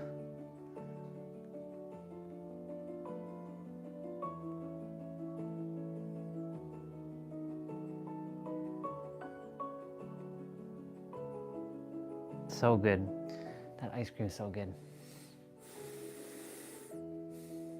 I can feel the ice cream right now. It's nice.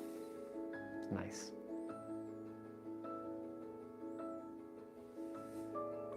So good to see home. It's so good to see home.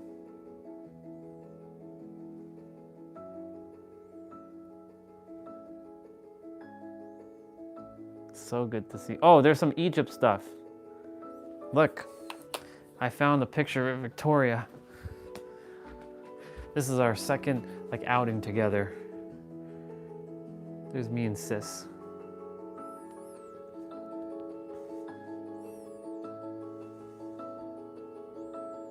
Never forget how wildly capable you are. That's what it says. But I saw some ancient Egypt stuff. We were in Chuck's crystal store. I was in Pink Rose Cafe. There's the ancient Egypt stuff. Some keys. Yep. It's cool. Julian, California. Julian, California.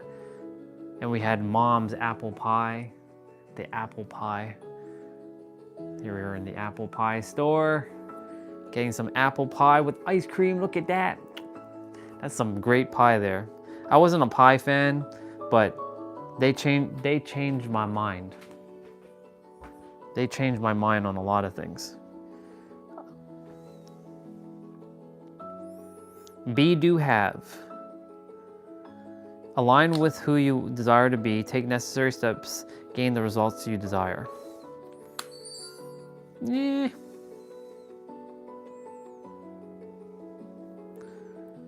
That's still kind of motivational stuff, Mr. Jim Quick, but I'll still take it.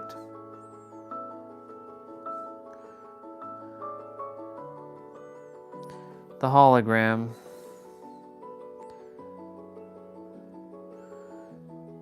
Eventually, we'll all be exiting the hologram again. And we'll return back to whence we came.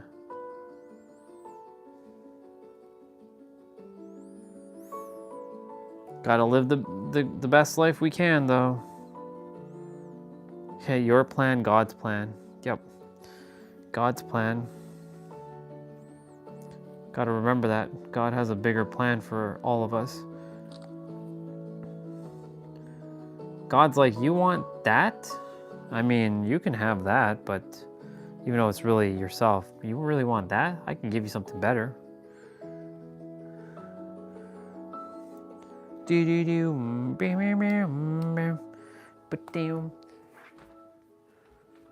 These feel nice.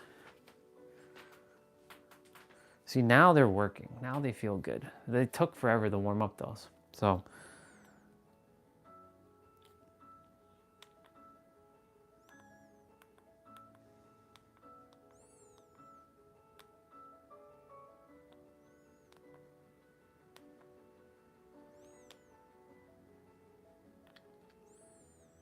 yeah.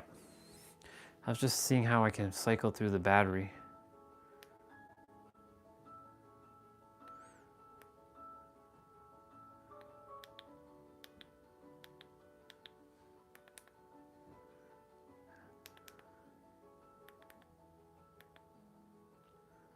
It's got one battery bar left. This one's also got one as well.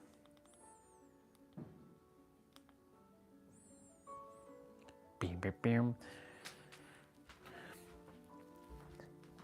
I bought a pink USB-C cable yesterday and a black one.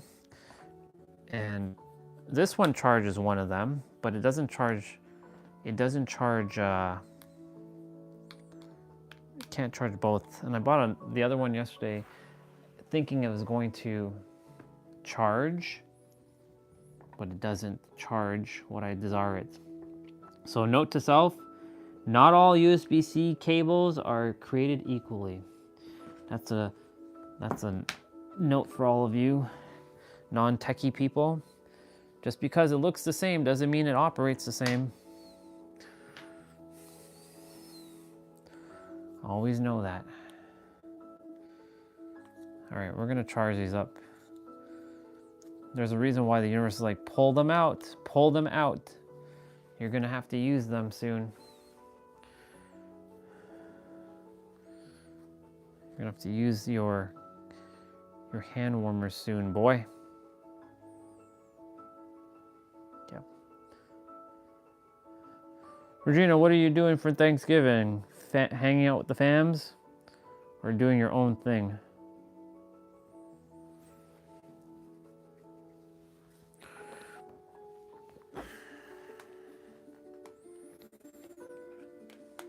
For me, I'll be, as you know, energetically hanging out with my soul, doing my own Thanksgiving thing.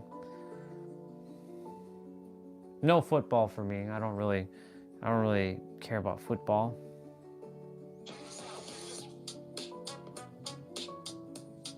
Whoa.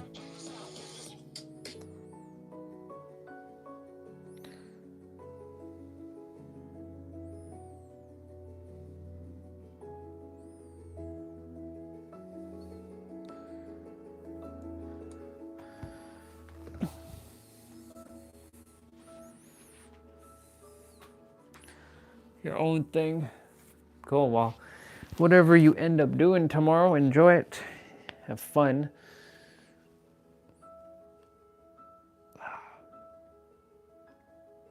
I gotta acclimatize myself to all the American holidays, like Memorial Day.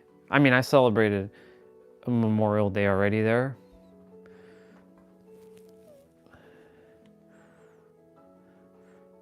Will I still celebrate any Canadian things when I leave? Will I celebrate Canada Day and Victoria Day and Canadian Thanksgiving? I wonder.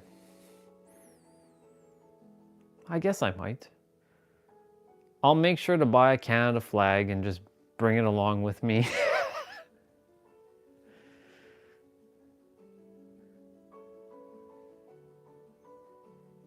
Or I should just find a fusion Canadian American flag. I'm sure there's a fusion flag between Canada and America. Canmerica.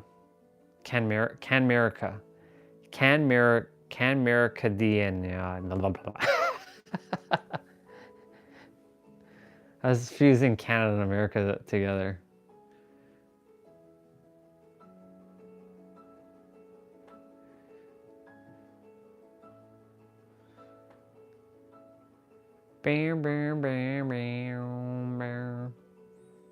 It's funny how it's called North America, South America, and Central America, but Central and South America have nothing to do with America. It's just fascinating how it's all just called America, America, America. I want you. Uncle Sam. What is that? Uncle Sam? I want you. I wonder how I would have been if I grew up in the States. Would I have been part of a football team? Would I have been like part of like a varsity thing? Would I have been a part of fraternity houses? Because, you know, that shit doesn't really exist in Canada. Fraternity houses like beta gammas and alpha deltas, sure. Alpha deltas and sigma alphas and all that kind of stuff. You know.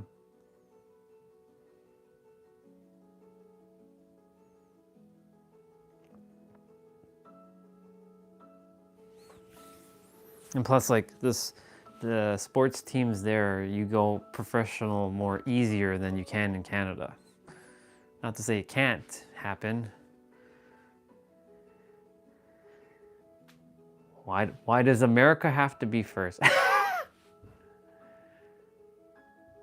No, I'm gonna keep going for a little bit more. Universe said just keep going a little bit more.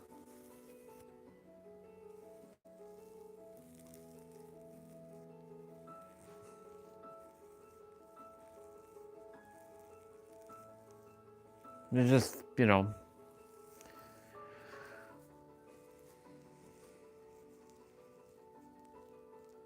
we'll see. We'll see. I'm not entirely sure.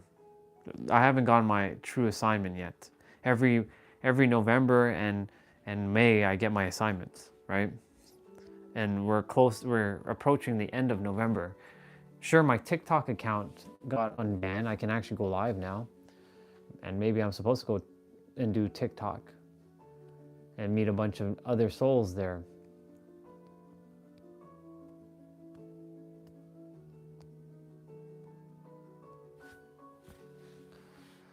I'm sure I'll know. I'm not too concerned. I'm just staying in the present and just, you know, hearing things out and letting it unfold. Funny thing is, on Friday will be my 619th stream, or not 19th stream, but 619th video on my channel. From all the the lives and the videos that I've posted, I'll be at 619 videos. And on Saturday, it's either Saturday or Sunday, I will have reached 369 days of streaming. Pretty cool. So it's like Do I stop at 369 and at 619 videos? And just delete one of my, because there's a couple videos that have to be deleted, not live streams, but, well, there are live streams, but they're very short. The ones where they were glitching out, like when they would just end on their own. There's a couple. So if I go to 369 and I ended off at 619 videos, I mean, I could do that, but I don't know. I'm not sure. Then there's the other thing that I'm looking to see what's going to happen. What am I doing for Christmas? I don't know what I'm doing for Christmas.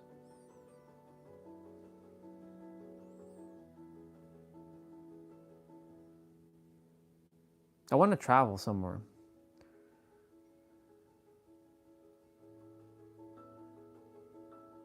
I don't want to be here.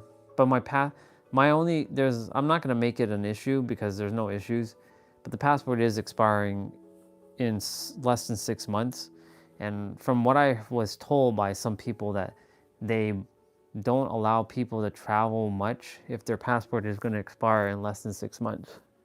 So like, I'm like, what's the point of having an expiration date then? That's the stupidest thing. What's the point of an expiration date?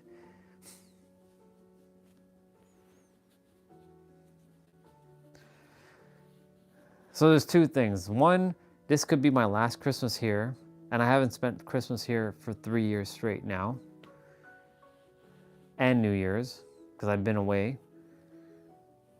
And I really don't care to be here for Christmas and New Year's, because like, I've done it many years and it's the same shit over and over.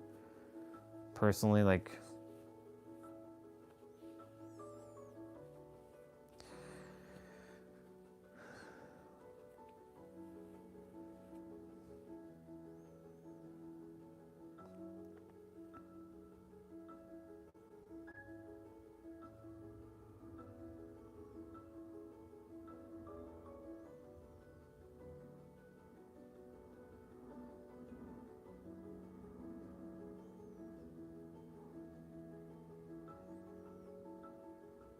yeah, I'm not, at this point, I'm just being present. I'm just allowing, I'm not overthinking anything. There's no thinking involved at this point. It's just being present in the now, allowing it to unfold and seeing where it goes. If I'm meant to be here for Christmas, then I'm meant to be here for Christmas. But do I really want to be here for Christmas? No. But the thing is, the one thing I have to also remind myself to is, there's going to come a point where I won't be ever celebrating Christmas here ever again. So, do I sacrifice a Christmas to have one Christmas here, one more left, and then leave? Because the thing is, like, all signs are pointing home, right? Like, I'm heading there. Like, I'm not building connections here. In fact, I'm dismantling all the connections I possibly can here, so that I can leave, so that, you know, because I don't plan to really ever come back here much. If I am, it's just to renew my passport and my license. But I'll have my American stuff, so at that point, like, I don't plan to lose my Canadian stuff because it's still going to be handy. And I'll deal with the double taxation shit, because like, I'll find my ways around all that.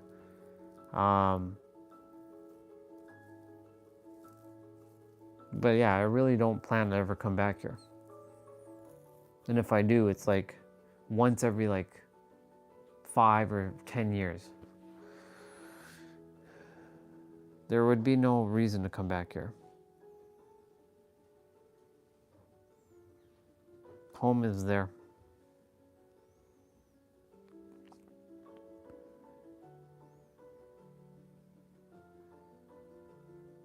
I have everything there, everything. I have the city too. That's the beautiful thing. It's not like San Diego is just like beach town, right?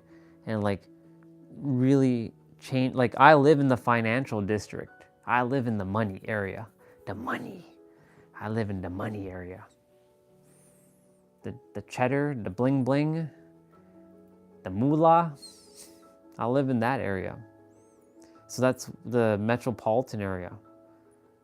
And I have beaches, I have mountains, I have the ocean, I have trails, I have it all. And I have the weather on top of that. What else do I require?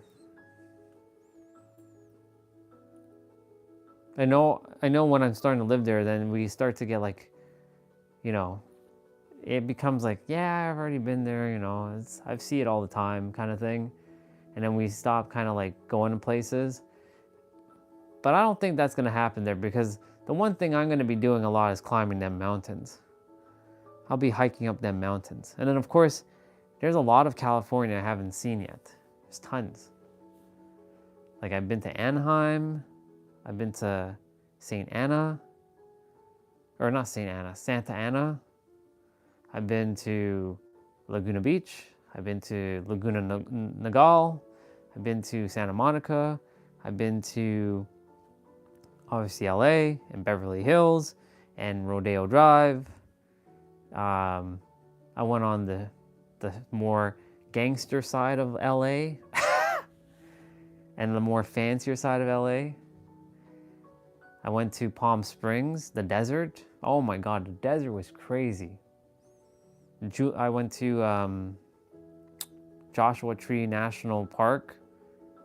Wild. Julian, California. Up the mountains. I even experienced a little bit of winter there, which is fascinating. I was like, the fuck? It's cold here. I wasn't expecting it. I was thinking, you know, temperatures are going to be the same like in San Diego. Nope. Not when you're in December. It's actually cold up there. I'm like, shit, it's fucking cold here. This isn't California. This feels like fucking Toronto right now. But, you know, if I ever desire winter, which I can go to Julian, which is about an 1.5 hour drive, and get winter. But there's places that I haven't gone to, like Oxnard, California. Apparently there is very beautiful. There is,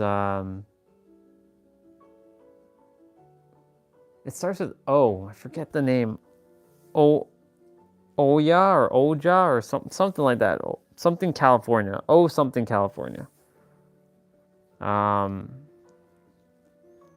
I haven't even gone like northern Cal, like San Francisco. I haven't done that area. I haven't done Bakerfield. I haven't done. I went to Malibu. I went that area. I went to.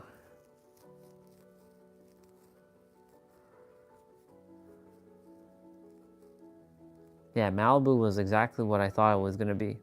Safe by the Bell. It had the Safe by the Bell vibe. Yeah, but I haven't done anything past like LA. Like I haven't. There's so much that I haven't seen redwood. There's fucking redwood in California. It has everything. All within what, an 8-hour drive?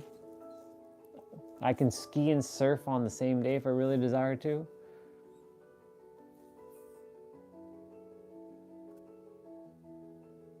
I can ski, I haven't surfed.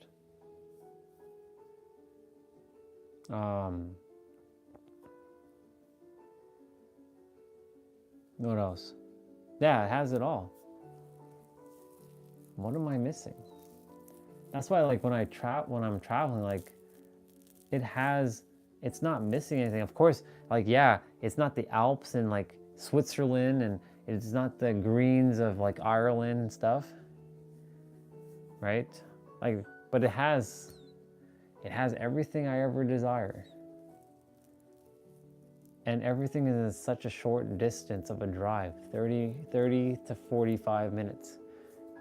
At most an hour to get from point A to B on heavy duty traffic if there's an accident. But you know the thing is, San Diego people are very calm. Yeah, there are people who drive hella fast in San Diego, but you know, people are very respectful because they know there's the old Mexican lady vibe, right? They're gonna drive like hella friggin' slow.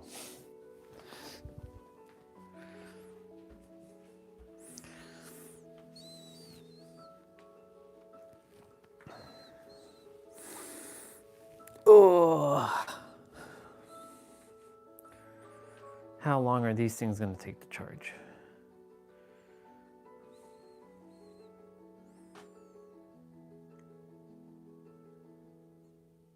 I feel like these are gonna take longer to charge on this thing. So I don't think I should be charging them on this. I think I should use their dedicated charging and on this thing, this power brick, which I don't use anymore.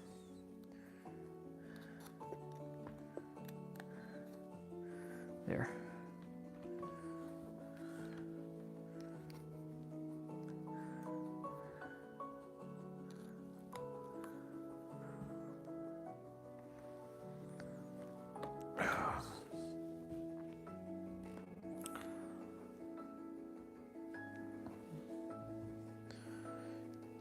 Check this out. Magnetic cable.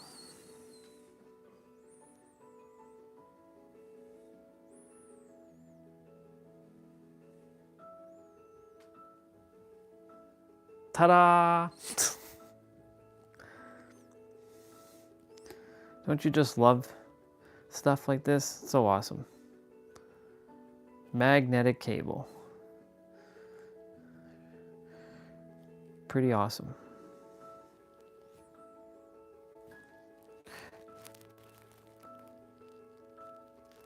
$10. It was what, 5 feet? 6 feet? And then of course there's this silicone like wrapper thingy.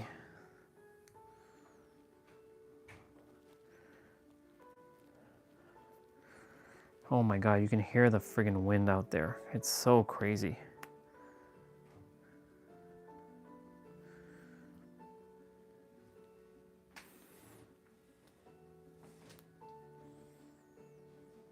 I wasn't supposed to do that, but whatever.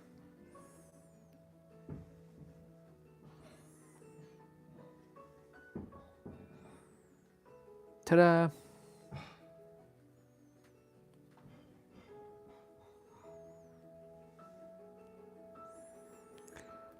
Yep. I'm gonna go eat dinner in a moment. I'll grab dinner. You know, every night I say I'm gonna watch a movie and I end up not watching anything. I end up going, I go lay down, maybe listen to a music, like a song or two, and then I go straight to sleep. Or I listen to an audiobook and I'm like passing out. It's pretty interesting. It's like I just like, just go to sleep. There's no point. Just go to sleep. Go to sleep. Do-do-do-do-do-do.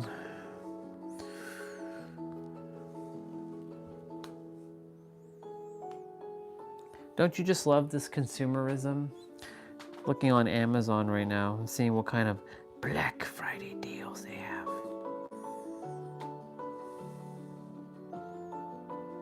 Oh my. Oh my, that actually went down. That's actually a pretty good deal. GoPro. That bundle is going quick. That's a really good deal, actually. $4.79. What the hell is this? Oh, okay, I see.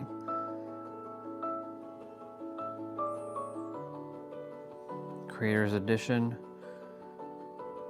That's not a good deal. That's a good deal.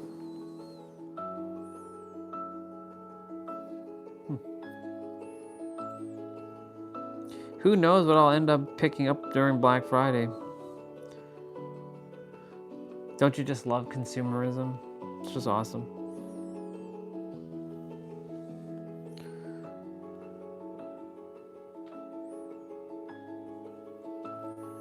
Okay, why am I checking my email? I don't usually check my email.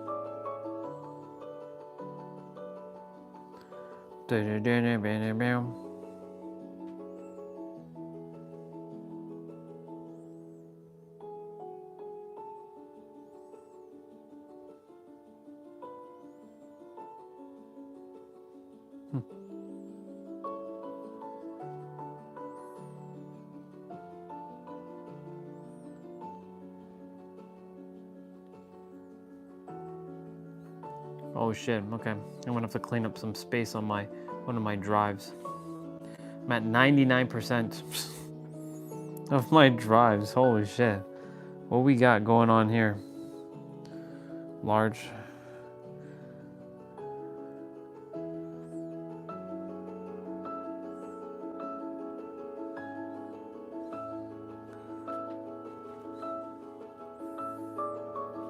Okay, email is fine. Large files. Gene key collection. These videos need to be like the testimonials.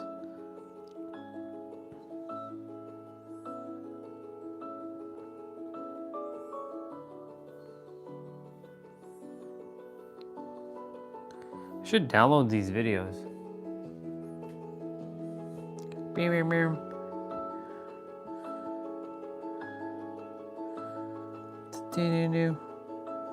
That's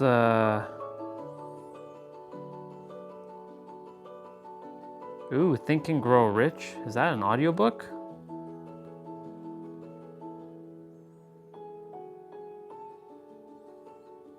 Napoleon Hill, Think and Grow Rich. No. Blink number 1. It's Blinkist. We can only accomplish our aims in life if we are driven by a burn. Shit, Blinkist. Wow. Totally forgot about Blinkist. I have a bunch of Blinkist books.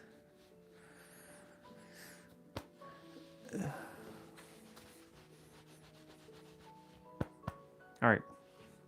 I'm gonna go get some meal. I'll be back.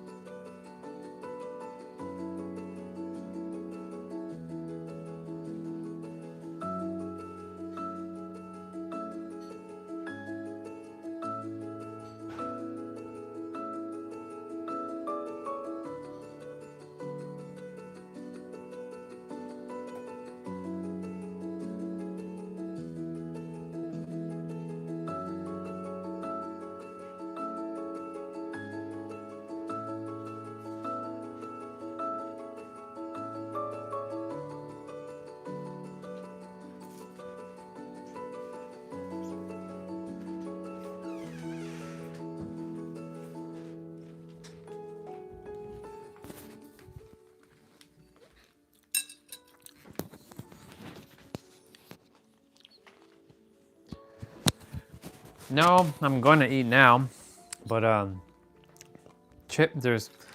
Mom didn't fully finish making food, so I'm just taking veggies, potato, and I think this is lamb chop, and then I have chips.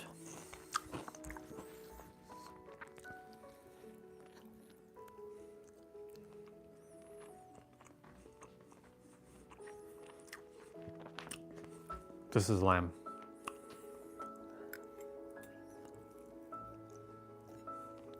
Poor Bubba. Even though it's all an illusion anyways.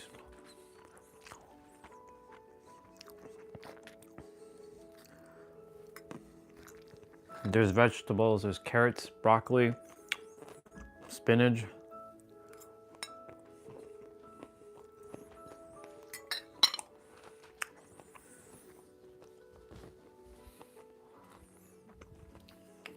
I'm gonna put you all on this.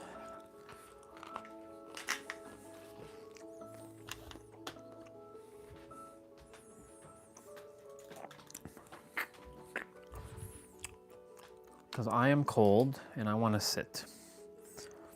I don't feel like standing anymore.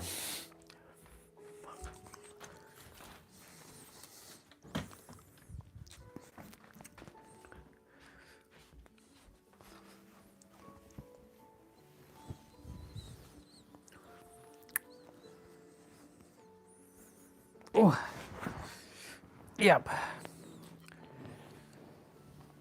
Oh, don't want to have you falling out.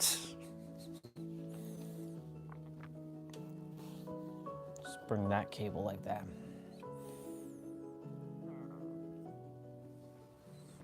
Oh, it's cold. So we're gonna warm up a bit. Oop.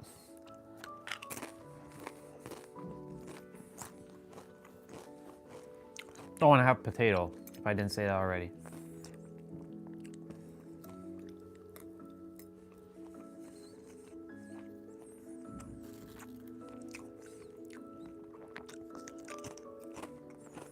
It's funny because some of this stuff is usually made for Thanksgiving.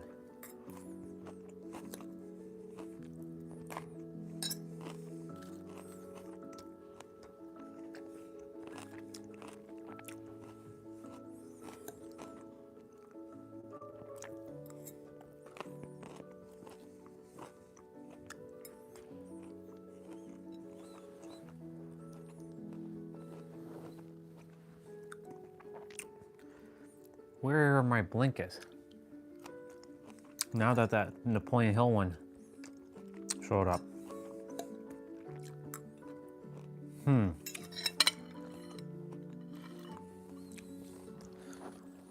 I totally forgot about Blinkist. I recorded so many Blinkist. That's crazy.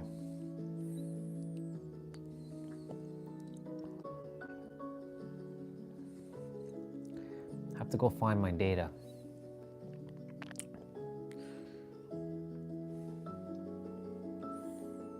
It's definitely on my Mac. I just have to find which.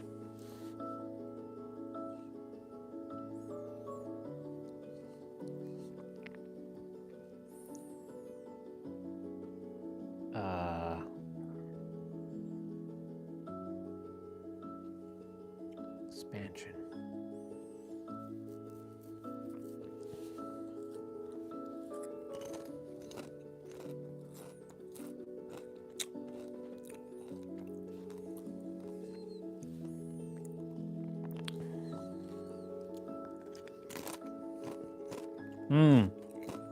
How many books do I have?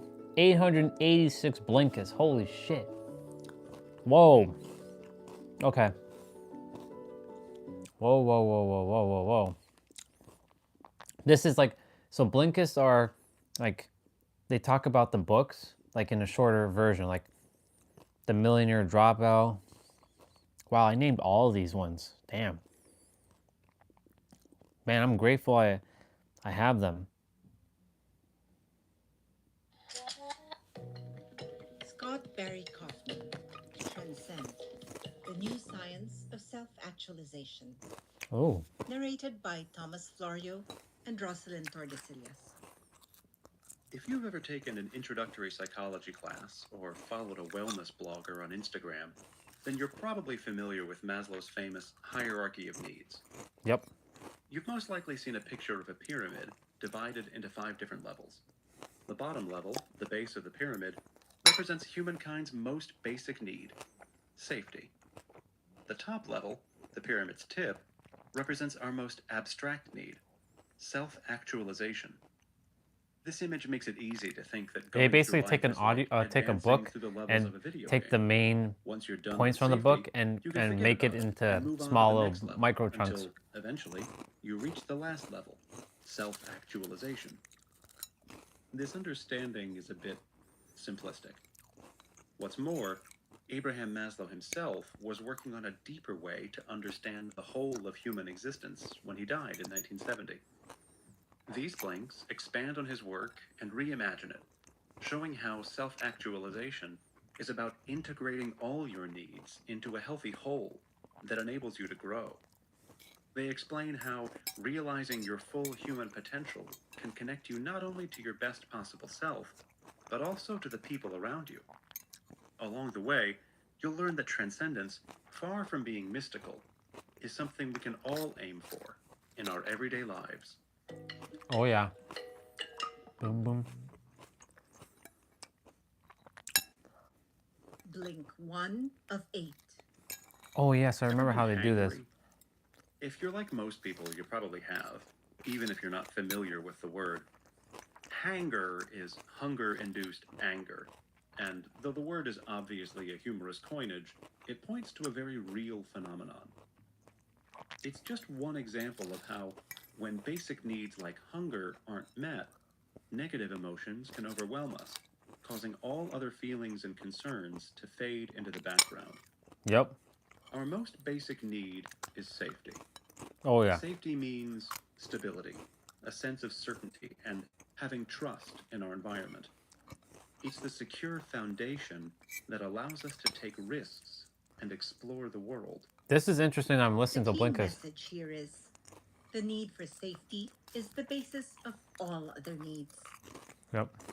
Beyond physiological needs like hunger, our sense of safety comes down to how we relate to the people around us. I wonder if people still use One Blinkist. of the ways we relate to others is called attachment, and it begins in childhood. Yep. Every human is born helpless and completely dependent on the people taking care of it. Yep.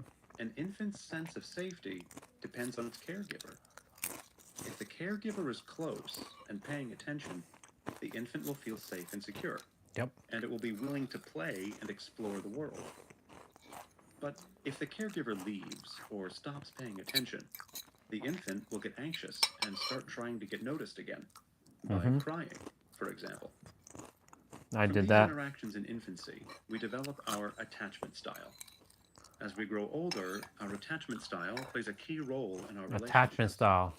If we were lucky enough to grow up in a warm, caring environment, we learn to be attached in a secure way. We feel confident that others will accept us. But if our caregivers weren't reliable or sufficiently available, we become anxious in future relationships. True. We may even avoid close relationships altogether, which is called avoidant attachment. That's what happened to me. No one's attachment style is completely secure. There's a broad spectrum between secure and avoidant, and most people have at least some levels of anxious or avoidant attachment, or both, especially in times of stress. Still, people who have a secure attachment style are better equipped to deal with life's challenges. They cope with and regulate their emotions in more constructive ways and have more satisfying relationships. In contrast, insecurity, especially the anxious kind, can lead to depression and loneliness. It's true. The good news is that, though we learn our attachment style in childhood, we can change our patterns. Yep. New, positive experiences can help us develop healthier ways of interacting. Blink 2 of 8. If you spend some time on the sunny Greek island of Ikaria and get to know its residents, you'll probably be invited to a 100th birthday party. or 2. On this little island in the Aegean Sea, there's no shortage of centenarians. What's more, many of them enjoy active social lives. The secret to their longevity? It's not just the nice weather and their healthy diet. It's their close social ties. On Ikaria, people are convivial and caring. Neighbors care for each other, sharing food and celebrating together.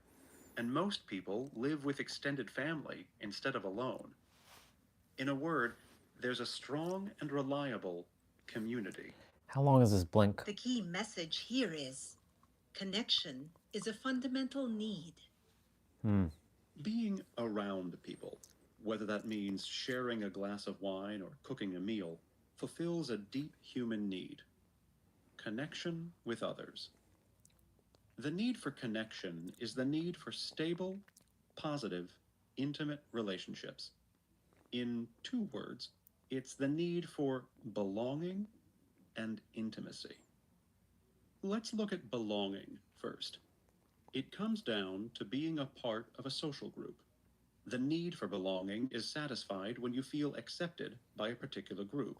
Yep. When you feel rejected and invisible, in contrast, that need is unsatisfied. Just how important the need for belonging is can be seen in what happens when it's not met. When you're excluded, it's not just your feelings that are hurt. Research shows that the pain of social rejection is indistinguishable from physical pain. And the effects don't end there.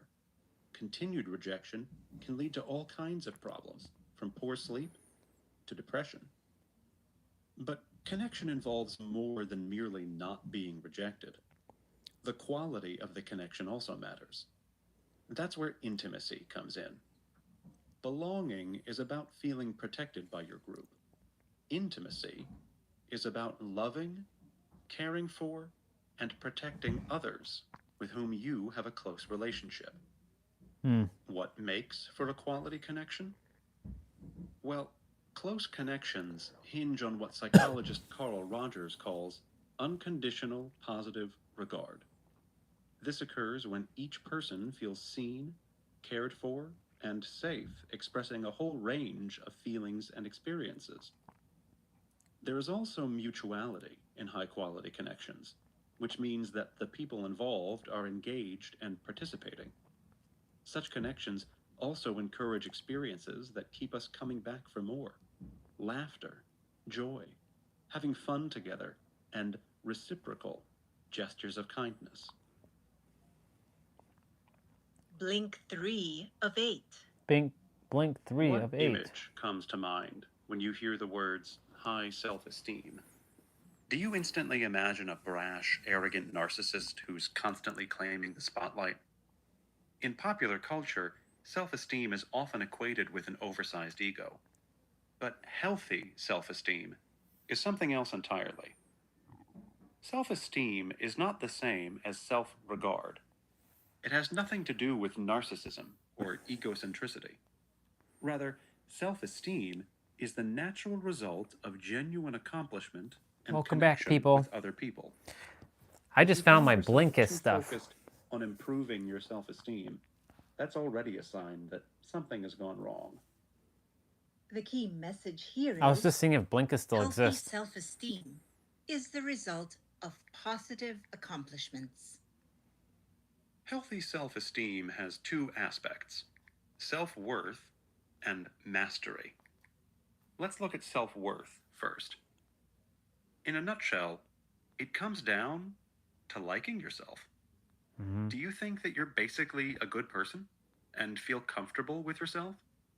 If so, then your sense of self-worth is in pretty good shape. But self-worth is about more than just how you see yourself. Yep. We're social beings, after all, and self-esteem is closely linked to the esteem in which others hold us. Our judgments about ourselves often factor in the judgments of others. If others like us and hold us in high regard, we have what researchers call relational social value. People with relational social value tend to have close relationships with others.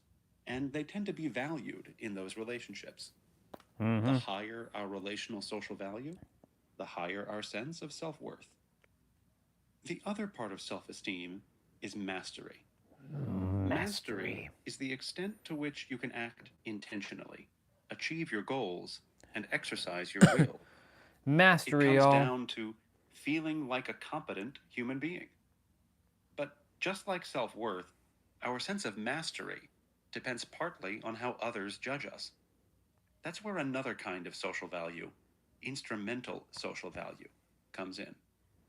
That's the degree to which others see us as having qualities that are important for the common good.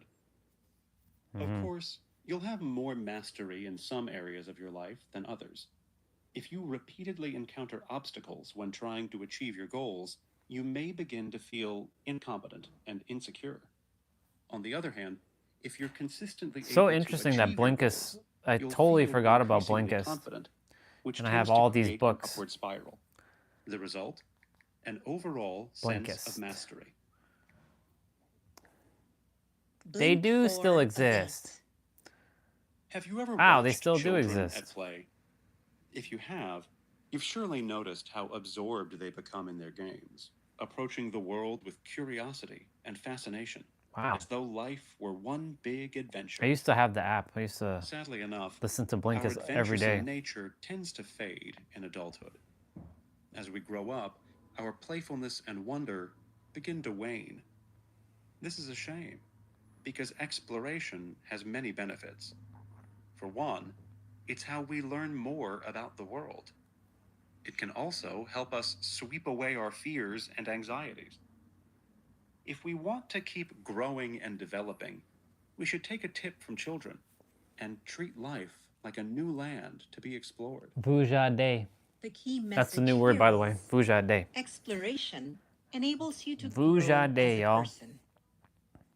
So, what exactly is exploration? Well, it's the desire to seek out unfamiliar information and experiences. Just so y'all know, just to break down what Blinkist is. So back in 2020, I believe. When did I get my MacBook? 2020, late 2020 into 2021. So after my whole incident at the hospital and stuff, I ordered a MacBook from someone on eBay, an older MacBook, 2015 model. Still have it, still works great. Just the battery has to be changed because I let it get bulged. And when I ran into Blinkist was a way of taking a book and the main points of a book and compressing it within like a 15 to 30 minute like audio file. So they take the main like aspects of the book. Of course, does it replace reading the book itself? No, but it helped to take the main ideas of a book and solidify it. So I totally forgot about this. So if I add the Blinkist like audios as well, man, I read over like 700 books. Read/listened to over 700 books. I listened to all the Blinkist that I downloaded. Now someone's like, how did you download Blinkist? Because it's an app and, you know, on the computer, like you can't, there's no download file. That's where my IT skills come into play. I used an audio app called Audio Hijacker. And yes, you heard me right. I audio hijacked the website's audio and I took it and I made it into a file. But in the process of listening to all of the books I listened to, and I got the file and I turned it into an MP3. So like a website that like has audio that you can't download, I used Audio Hijack to, this is why Macs are so, they're so good. Windows didn't have these kinds of softwares. They probably do now, but I took the audio You know, when, you know, the thing is, like, the universe isn't moral, right? And like, if I'm gonna get something, I'm gonna get it. Now, I'm gonna do my best to be legit and pay, and I did pay for the service. But I was like, I want this audio stuff. I don't want to not have it. So I was like, I paid for it for a year of Blinkist. It was like, I think $180 for the subscription for the year. It was pretty up there. I paid for it. I enjoyed it. I also had, what's the other one? There was two, Skillshare. I had Skillshare as well. And I had another platform where you learn stuff, like skills and whatnot. In any event, like I would pay, but I would also, I'm like, I'm gonna have this, like because like I'm paying for this stuff. I don't want to just not have it, and I'm gonna just keep it for myself and listen to it. And plus, like, I have to help people with this stuff. So even though I took, so this is where, like, you're stealing movies and you're stealing this, like, you torrent stuff. Yeah. The universe doesn't have karma. As much as people think that you have some karmic debt you have to pay, karma doesn't exist. It's only exists if you tell yourself it exists.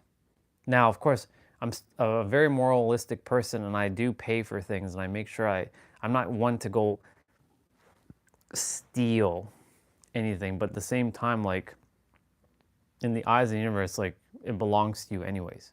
Like, it all is yours anyways. So you're meant to have whatever you choose to have. So why am I explaining this? Because when I listened to all these Blinkists and I took the audio, I was like, man, I'm a fucking genius. Like, they think that you can't download their file. Oh, not if you're a tech guy like I am. It goes to show you, my tech skills were on a whole other level. For those of you, I know this is like not something you should be advertising, but I was a class 1 hacker. Meaning, like, I could hack into all kinds of things, but I never did anything illegally. I did it to show people the power of, like, why you should have a proper, like, antivirus, a proper, you know, make sure you have proper passwords. I basically use it to educate people to, look, this is the real, like, for example, there was a woman at work. She's like, I don't want to know your password. But she's like, I make my password simple so that I can easily remember. I'm like, I understand that you're doing that, but let me show you something. I'm gonna do something quickly. I had my work laptop, I was standing right next to her, and I just, like,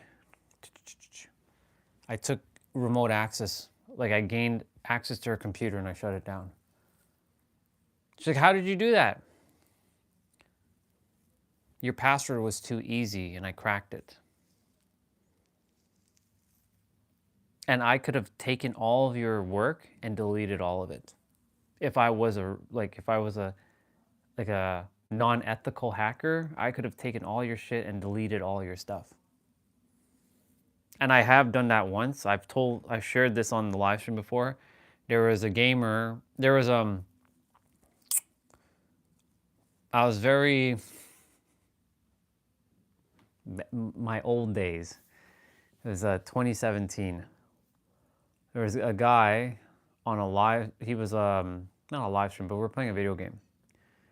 And I think we were playing Counter-Strike. It was either Counter-Strike or we were playing,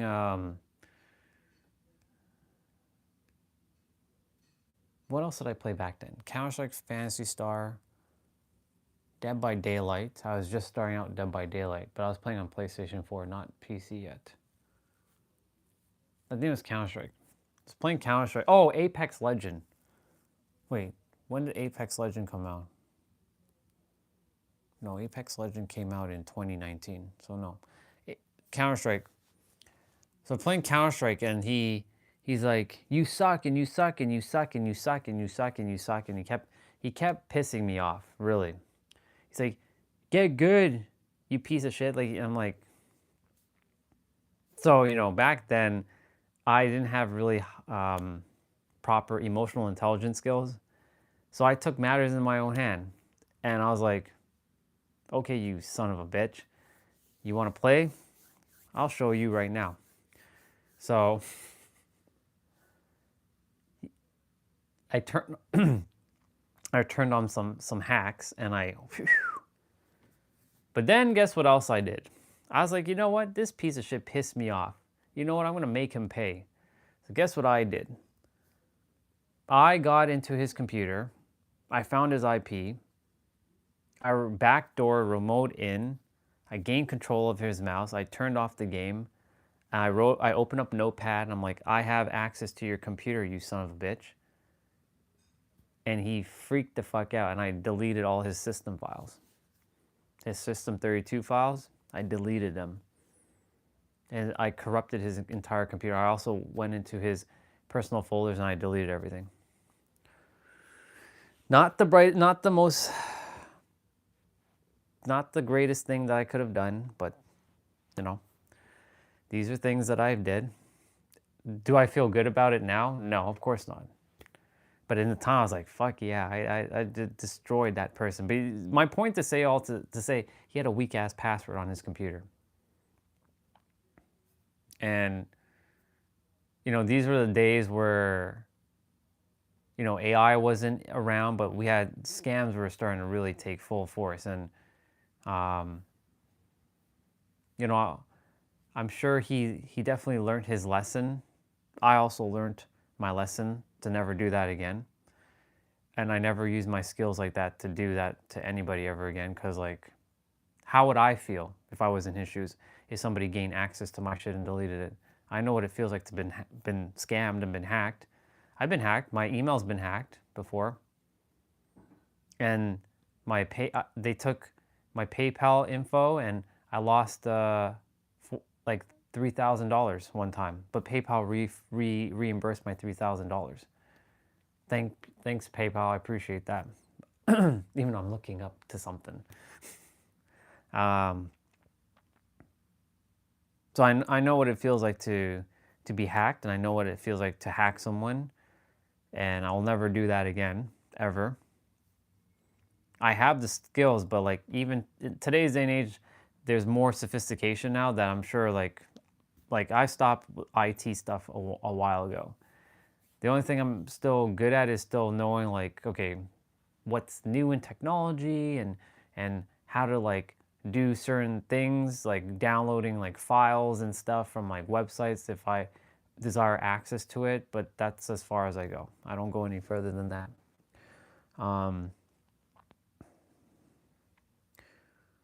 Because one of my things that I really desire was to protect people from online like hackers, because I've seen too many people in my time, especially when I would come into my computer store, because I worked there from 2010 to 2015. There was a lady who came in one day. I was working in the tech department that day. I wasn't doing sales because they were short a tech guy. So I was the only person who did both sales and tech. There was either tech guys and then there's sales guys. And then there was me who did both, which was awesome. So I got both commission and I got the hourlies that the tech guys got. So there's a woman who came in and she had been scammed by some fake person. By fake, I mean fake like entity that was posing as the Toronto Metropolitan Police. And as soon as she turns on the computer, it was bricked basically. And in order to gain access to her files again, she would have to pay like $1,000 or whatever to get the computer files and all that. She didn't pay it. She brought it to the store. She already knew who I was, but she was crying. You have no idea how it feels to like lose your files. This is why like I make backups of backups. I've lost 3 terabytes of, not from hackers, but I've lost 3 terabytes of data just for the sake of like the fact that my hard drive failed. I had memories of photos of like playing my video game and lots of music that I can't get back now. Kind of sucks. Always, please, always have a secondary backup on a different drive. Don't just copy it and put it in another folder.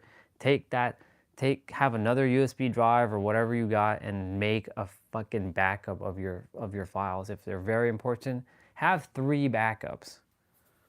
I'm not being paranoid, but I'm letting you know like shit can happen. Have your fucking backups. That's a lesson. This is a technology lesson right now. Have fucking backups of your data. Anyways, I fixed her stuff and I saved her files and all was good. There was another time, another client of mine who would come in. She's a wedding photographer. I've mentioned her before. The first time she came into the store, when I first met her, she told me the story of what happened. She said, you know, I'm a wedding photographer and this is my first fuck up. My SD card where I store all my photos of my clients and stuff, it failed. Like I plugged it in the computer and it failed. Fuck. Are you serious? She got sued $10,000 from the people who paid her to do her wedding wedding photos and have all the photos. They don't have their wedding photos. So I shared with her like, listen, I know this is gonna sound extreme. I gave her advice. I said, listen, I don't ever want you to have to experience something like that again. That fucking sucks. This wasn't a hacker. This was just a failed piece of hardware. Please make sure that you have backups. Like buy multiple SD cards and buy multiple hard drives going forward. I don't care what you got to do. She's like, done. I told her, I think 3 is enough. You know what she said? She's like, I don't think 3 is enough. She was that paranoid. So she ended up buying 10. So she always has 10 backups. She has 10 different drives, 10 different SD cards. I don't know if she's still doing what she's doing. I haven't spoken to her since wherever. 10 SD cards, 10 hard drives, all the same redundancy. Basically redundant. Redundancy. Please remember that word, redundancy. Redundancy. In today's day and age, people's photos and videos are the most precious things they've got.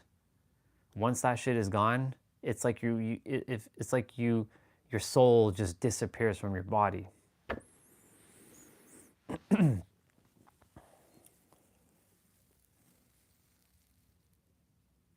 But every time she would come in, she'd buy 10 hard drives and 10 SD cards. I'm like, it's a little excessive, but I always gave her a discount, made sure. She was a good client of mine. Because she was paranoid that, you know, but for good reason, because, you know, one of her SD cards failed. And one of her backups failed too, as well. But she thankfully had 9 other backups. One of her hard drives failed. Because it made a clicking sound. Click, click, click, click, click, click. As soon as she plugged it in, click, click, click, click, click, click, click.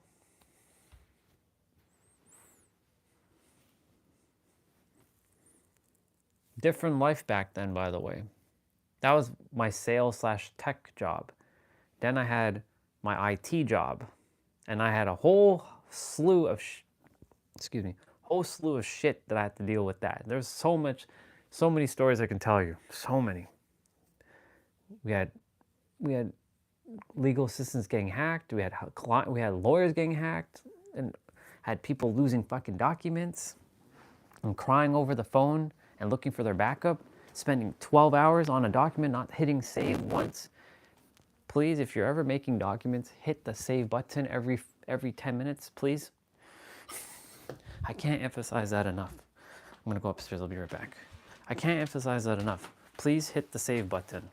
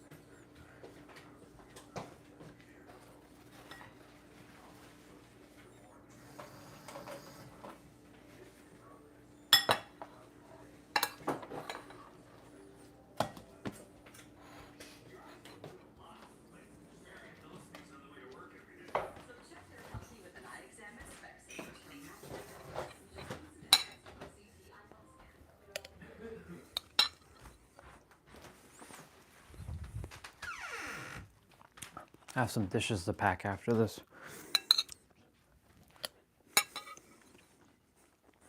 Yeah, I cannot emphasize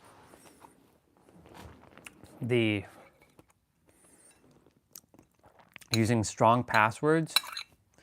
And then of course, on my feed, on my other YouTube channel, that when I do finally start streaming there, whenever that happens, some videos of like cybersecurity stuff has been popping up on my feed. I'm not even looking up stuff like that,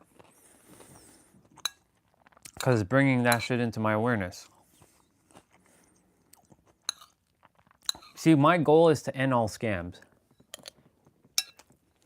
End all of it. That's impossible, Orion. You can't do it. I know. But I can try. I can attempt. By re-educating people who are doing these crimes, that they don't have to do these crimes, by going in your fucking inner world and knowing that you have the ability to generate money from within into the outer world without having to hurt someone else in the process. This is why it's still kind of related to tech. It's all intertwined. I've been scammed. Everybody, like, I'm done seeing people losing their life savings because they clicked the link. But there's always going to be some evil. I know. I'm aware of that.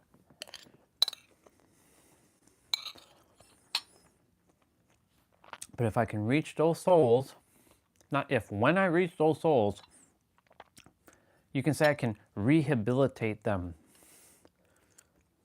and help them to remember who they are. Were they born evil?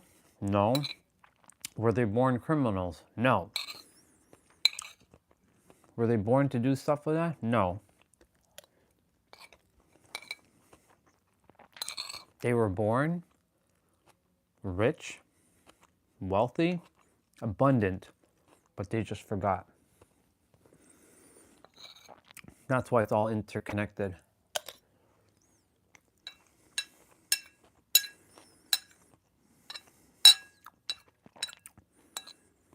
You give somebody another opportunity to show them how it's done,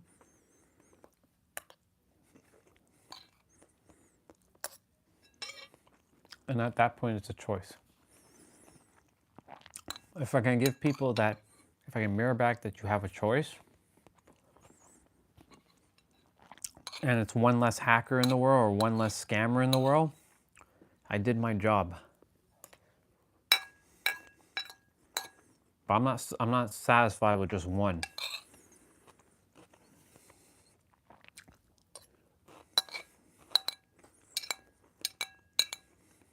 People have enough things to concern themselves with, not add more things to add, you know? We're not here to add more shit to our plate. We're here to subtract.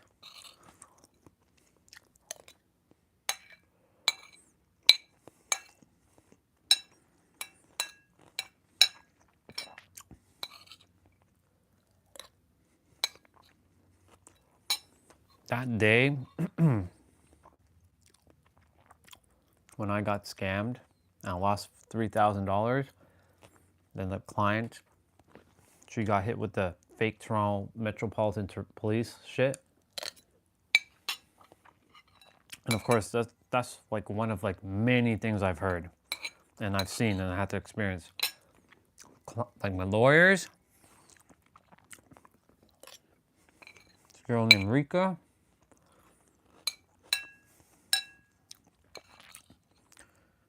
she was devastated what happened to her shit.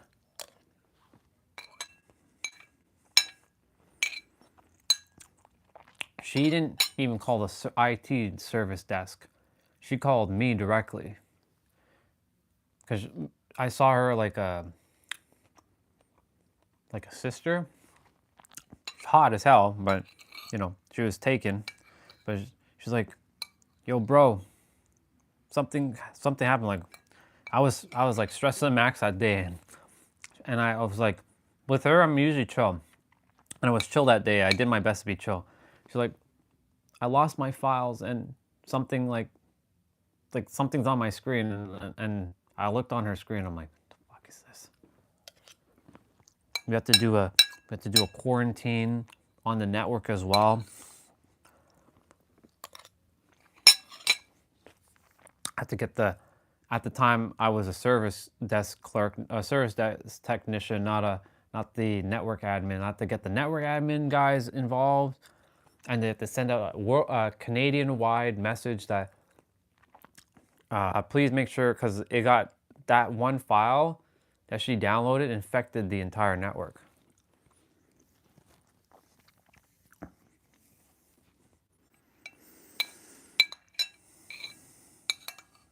Even thinking about that stresses me out right now.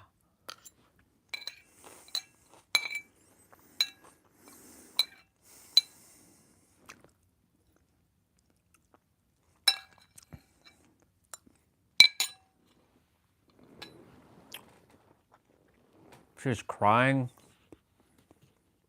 It's very heartbreaking when I see people, they put in so much effort, hard work for everything to be gone. It doesn't matter if it was IT, like in the law firm, or when I was working at the computer store, when customers bring in their computers and got infected with viruses and stuff. It's never fun to deal with that kind of stuff. Of course, someone losing their livelihood. I know what it feels like to lose their livelihood. I lost 95% of my resources. By losing, I mean circulating. I didn't really lose anything.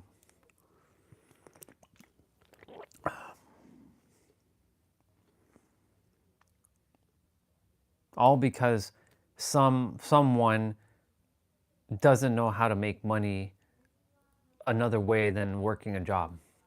Because you didn't come here to work a fucking job just over broke. You came here to live your fucking purpose and be a moralistic human by helping other people. When humanity can get back together, and a brother said this earlier, but I'm going to say it. I didn't come here to pick sides. I came here to end sides. That's a bar. I came here to fucking end these sides. So that everyone, when we all work together, we can do things that you can't even possibly begin to imagine.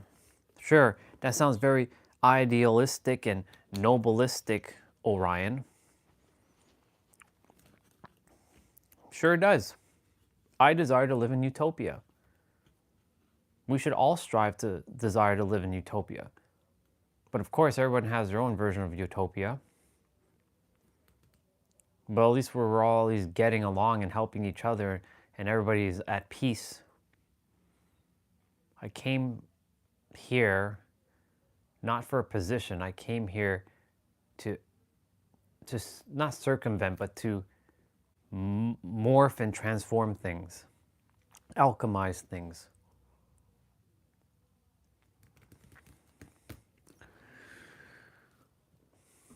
All right, I'm gonna go pack some dishes. My mom's talking on the phone upstairs. Unless you all want to hear her talk, and I'm gonna leave you here. So I'll put on some piano music.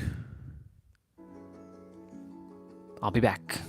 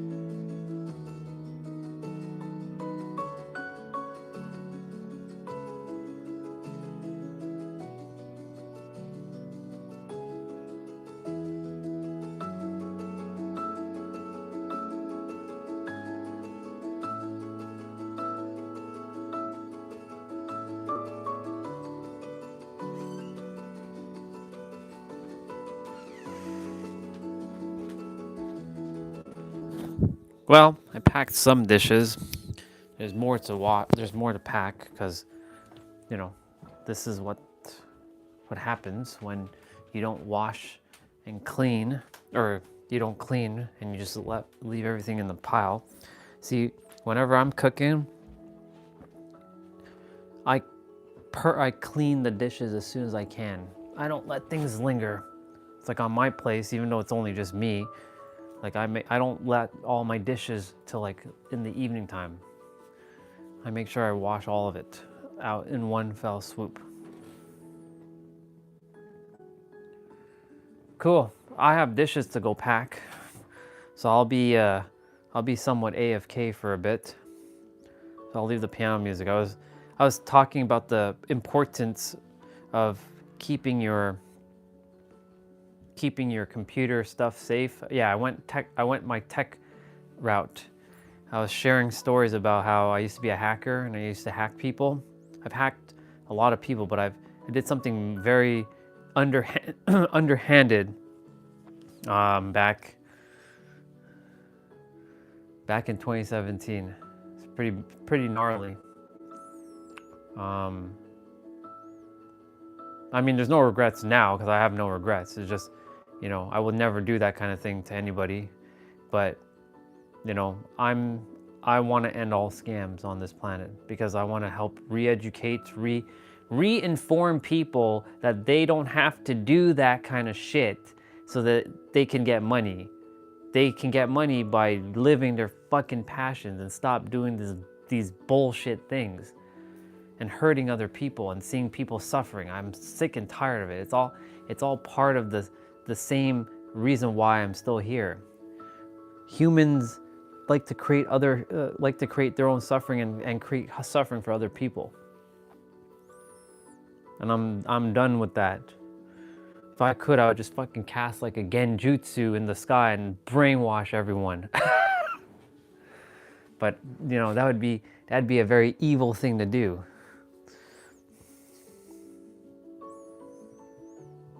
But I was sharing some things about like what I had to deal with in the past, like seeing people get hacked and losing their files and losing their livelihood. Like I was mentioning there's a girl named Rika. I saw her like a sister. And this was at my old IT job, my law firm. And she must have clicked something and, you know, all hell broke loose. I was very stressed that day, extremely stressed. And that just added, and I did my best to be very patient. But what had happened was she downloaded something and it infected her computer. She lost practically all her files. She's crying her eyes out. And then it infected the fucking network. And I have to get the network guys involved. And they're very like, they like, it's your fault, Andre. Because, you know, that's what network guys, because they don't want to have to do anything extra, right? They're getting paid the top dollars to do nothing, right? So when they actually have to do some work and have to like stop the network like from being fully corrupted, guess what happens? They gotta put on their big boy pants on and they gotta do something. So I had to like get involved with them, and that became a whole. It's fucking annoying. Thank you, sister. I will. I love you.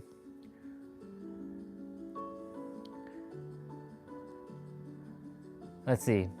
What a coincidence. As I was leaving the library, I saw my high school crush entering. I said hi, and she instantly hit me with the, I have a boyfriend, and kept walking.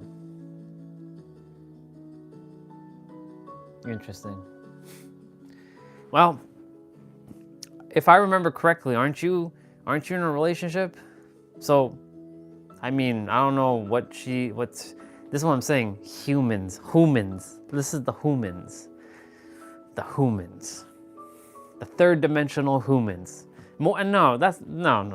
Second dimensional humans. Those are second dimensional humans right there. I have a boyfriend, get the fuck out of here. You just said hello. All she had to do was say hi and that's it.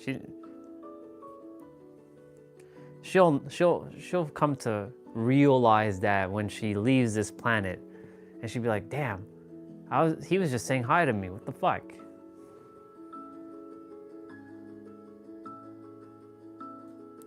Oh, I thought you were in a relationship, dude. It must have been someone else. I know who it was, Gentle Boy. I was thinking of you and Gentle Boy, even though your names are so different, I still feel like you're like the same I know you're not the same person. I know. I'm well aware of that. But like, you know, you two have the similar kind of energy, so I'm like, no, it's Gentle Boy. He's the one that's gonna be the dad. It's him, never mind. Anyways, her loss. Why do you think I don't say hi to people like any pretty girls in the public? You know why? That. Because they're second dimensional humans to me.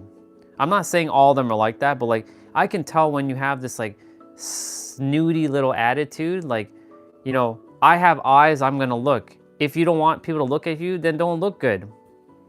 That's as simple as it's gonna be. If you're gonna dress and you're looking hot, then don't expect that guys are not gonna look at you. You know what I'm saying? Don't expect that people are, if you don't want to be hit on, then don't look good. Plain and simple. That's how simple it is. Don't look good. Don't put on makeup. Don't do your hair. Don't do anything. Don't wear like clothing like that are gonna attract guys. Wear some old lady clothing. Simple. Oh, but you can't tell me what to do. Then continue to be hit on by all the guys wearing the things you're wearing and doing the things you're doing and being the person you're being. You should take it as a compliment that people actually like you, right? Anyways, to that person who said that, out of here. I have a boyfriend. Get the fuck out of here. As if you were looking to hit on her, please. Second dimensional humans. Second dimensional humans. It's crazy. Yeah, it was some teenager shit indeed.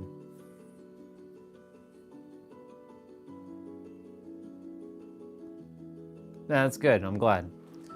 You're at a different level. There is you know what?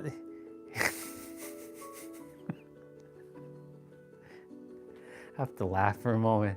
There is a scene in Bleach with Ichigo and Aizen. And Aizen, he thinks he's some hot shit because he's gained the power of a god. And Ichigo shows up in his final form, and Aizen is like, I can't feel anything from him because Ichigo is at a level that he can't even perceive. So I put myself on a fucking pedestal like that can't even be perceived by third dimensional and second dimensional humans. But I still have to operate on this plane of existence to navigate these third and second dimensional humans. It's not insulting them, but this is what they act like. So I have to call it what it is. Third dimensional and second dimensional humans. I haven't really run into a one-dimensional human, but you know, there's a few of them out there. Ever since I became aware of that languaging, it changed everything. It literally changed the trajectory of my life. Calling things that's a third dimensional perspective right there. That's a third dimensional thinking idea right there. That's a third dimensional human right there. Because I became multi-dimensional, right? While everybody else is playing fucking 3D chess, I'm playing multi-dimensional chess. I'm on a different plane of existence. Everyone's like, there, I'm on a plane, on my own plane of existence, and I can see everything. Doesn't mean like when I come on the stream, I see people, like there was one dude who's like, oh, you're a know-it-all. Of course, you're a know-it-all too. Your soul has it all has all the answers. That sounds very, very spiritual, egotistical. I'm like, oh, okay. I see you, you second dimensional human. Okay. You're coming on my stream and you're telling me X, Y, Z. Hey, didn't even entertain you. I was just playing my game, eating my food. Like, I don't even know where you're coming off with all this nonsense. So sometimes you have to put people in their place. The moment I say third dimensional human, that's it.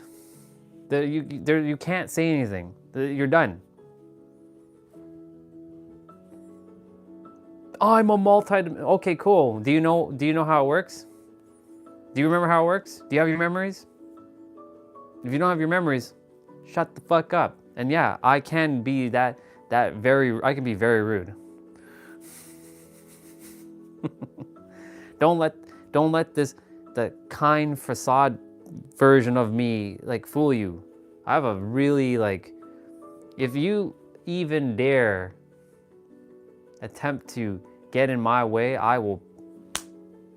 And T-Bray's always with the violence. I'm like, yeah, but not physical violence, mental violence. I'm kidding. Anyways, I just don't entertain a lot of shit like that. Like if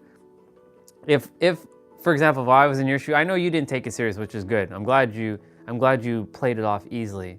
But if I was in your shoes and someone said, I have a boyfriend, okay. I have a girlfriend. Was I coming up to you? I just said hello. Are you not a human? Should I not say hello to you? You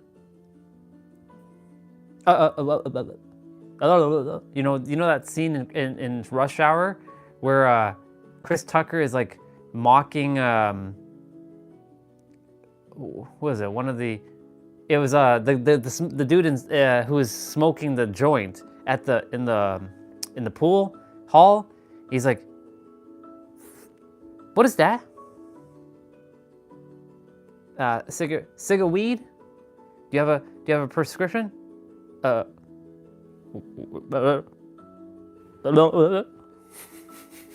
would do that.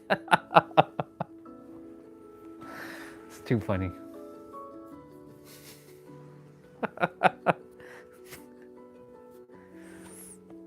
It's too funny. I'm waiting for Mom I'm gonna get rolling upstairs in a moment. Yeah, true. It's just, there's too much third dimensional nonsense here. Like, because I've raised in my consciousness now, like sometimes I just don't even entertain it anymore. Like I just let it be. Like Nero, he said something recently. He's like, there's a bunch of bots fighting with a bunch of bots who are fighting a bunch of bots and facing other bots in comments online, because he has a client. Listen carefully. When you see comments online, like on YouTube videos and Instagram and stuff, he has a client who he worked for a tech firm, and he made fake bot accounts and having them comment against each other. So when you're looking at people who are commenting things on like social media, half of them are not real, they're bots. I'm not saying everyone's a bot, but I just don't entertain a lot of things. I look at some stuff and I'm like, okay, let me throw my perspective in, and it's helped a lot of people. But when I see people kind of battling and all this stuff, yeah, I kind of type it out first. Like, I really want to tell this person he's a third dimensional human. But then I'm like, what are we doing? What you doing? And then delete.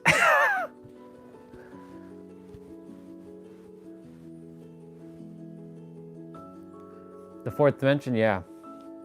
And then there's fifth dimension and beyond. Seen that video of a high school student explain the fourth dimension that went viral. I think so. I think I know the one. It was he apparently I think it's the same person. He apparently disappeared, Like, he didn't actually disappear. By the way, my live stream's already at 703 minutes. Damn. Okay. I gotta go pack dishes in the meantime. But, you know, I think I do know the video that you're referring to.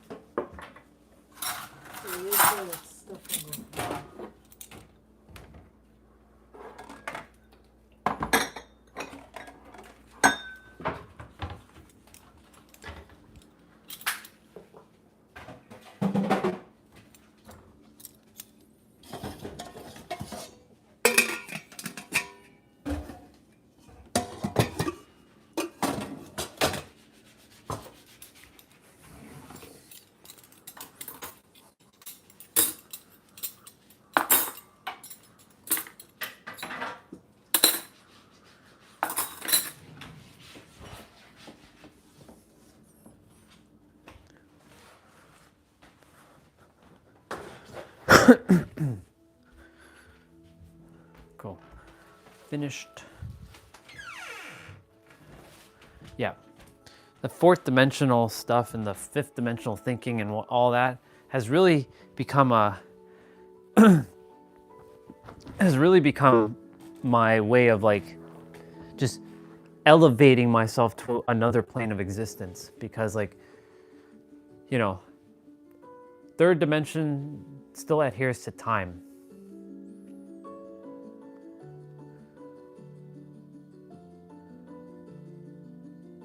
Yeah, I think I know the person you're talking about, because I saw one of his videos pop up on my other YouTube channel, the I potentially will be streaming to soon. What time is it? 700. I'll stay on the live stream for a bit. I'm not ending it, but I'll do my wrap up. But don't disappear, because I'm not ending it. I'm just going to do my, because I like to have my wrap up properly at the end, because you know, half the times when I don't do my wrap up, when the video ends, I'm just it just like cuts off. I like to do my nice wrap up so like it then ends properly. Anyways, yeah, I did see the video. I did see some video and he was explaining time. And then of course, or explaining the fourth dimension, which is, some people say that the fourth dimension isn't time. They say it's 3D plus 1 is time. I'm like, I'm not here to argue who's right or wrong. There's a lot of people who just desire to be right? And I don't care to be right, I just know because I have my memories. Most people just don't have their memories, how it works. Fourth dimensional is time, fifth is all oneness, and then beyond all that, my consciousness doesn't remember all that yet. It's not there yet. It's wild though. There was actually a cool video today that we watched about fourth and fifth dimensional. I'm gonna actually show it to you. It was pretty cool. They're very short.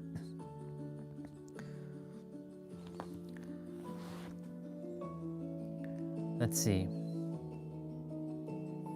Today, we're diving into a concept that's right at the very edge of what we can understand. Something that links up theoretical physics with some really ancient wisdom. Sure. Let's get into it. So let's just start with a question that might bend your brain a little bit. What if your body, your house, this entire world you see around you, what if it's all just the shadow of a reality that's way bigger and more complex? I should turn off the... thought, but it's the perfect doorway into what we're talking about today. To really wrap our heads around it, we're going to need a thought experiment. So, just imagine, there's a being who lives one dimension up from us, and they're looking down on our reality. Kind of like how we would look at a cartoon character drawn on a flat piece of paper, you know? That perspective, that's the key to everything. Okay, so in this first part, we're going to piece together a picture of what that higher reality might actually be like. And we're not just making this up. We're pulling from real physics, from quantum research, string theory, and even from near-death accounts and ancient scriptures. This is where science and mysticism seem to be saying the same thing. But There's hang on. different words. Before we can take that huge leap into the fifth dimension, we need to make sure we've got a solid foundation. So let's do a super quick run-through of the dimensions we already live in, just so we're all on the same page. First up, the third dimension, 3D. This is our home turf, the world of length, width, and height. It's the physical reality we can touch and measure and move around in. Pretty straightforward, right? Now, the fourth dimension. This is where it gets a little trippy. The fourth dimension is time. And thanks to Einstein, we know time isn't some separate thing. It's actually woven together with space to create what we call space-time. From a 4D perspective, your whole life, from the moment you're born to the moment you die, already exists. It's like a single, complete line. Your consciousness is just the thing that's moving along that line, which gives you that feeling of past, present, and future. And here is where it gets really, really interesting. The fifth dimension, 5D, isn't another direction like up or down. It's the dimension of possibility. Think of it as the space that holds every single choice you could have ever made, every alternate reality, every branching timeline, and they all exist at the exact same time. So you see the difference? It's all about perspective. In 4D, you see your life as just one single path, one timeline. But from the fifth dimension, you'd see this enormous, sprawling landscape of timelines, where every single decision you ever made, or even could have made, branches out and creates a whole new reality. All right, so we've got the theory down. Now, let's really try to picture it. What would a being who can actually perceive this 5D landscape, what would they see when they look down at our world? Well, from that vantage point, a person isn't a solid thing at all. You look more like a shimmering web of probabilities, with your past, your present, and all of your potential futures visible at once. Solid walls, they'd be totally transparent, because a 3D object is just a slice of a higher dimension. Every choice you make would look like a ripple spreading out, creating brand new timelines. And time itself, it wouldn't be a ticking clock. It would be a complex, beautiful shape, like a branching tree, or maybe a giant spiral. And this quote just nails it, doesn't it? It's the fundamental shift. A 5D being doesn't sit there and watch the future unfold second by second like we do. They navigate it. They can actually move through this landscape of time and possibility just like we would walk through a park. Now, what's so fascinating is that this idea, which sounds like something straight out of science fiction, it isn't new. You can find echoes of it in both cutting-edge physics and in some of the oldest spiritual texts humanity has. The parallels, they're pretty mind-blowing. I mean, just look at this. The idea of seeing all of time at once, that's conceptually a lot like the multiverse theory from physics.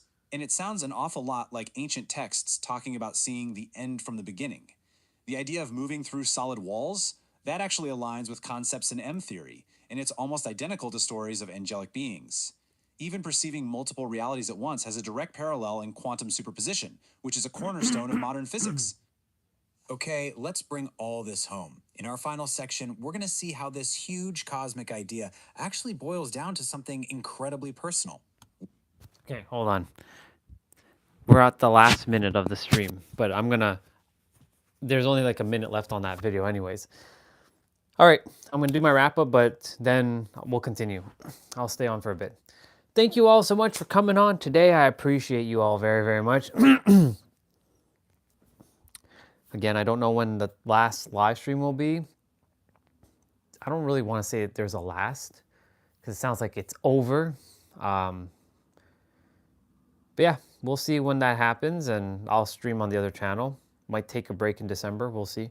We'll see what happens. Everything's up in the air. Anyways, love you all. Have yourselves a wonderful night. You are the master creator, ultimate revealer of your reality. And I love you all. And good night. Love you. Bye. All right, cool. Now that we did the wrap up, let's go. Let's finish up. Intentional perspective mean for you, for your life? So let's bring this right back to you. Just imagine for a second that you could tap into this 5D consciousness right now. What would you actually experience? This isn't just some abstract exercise. It's a way of completely reframing your own potential. In an instant, you would just see it all. The entire web of your life, every choice you made, every path you didn't take, and every single potential future you could have. You'd finally understand why certain challenging things happened,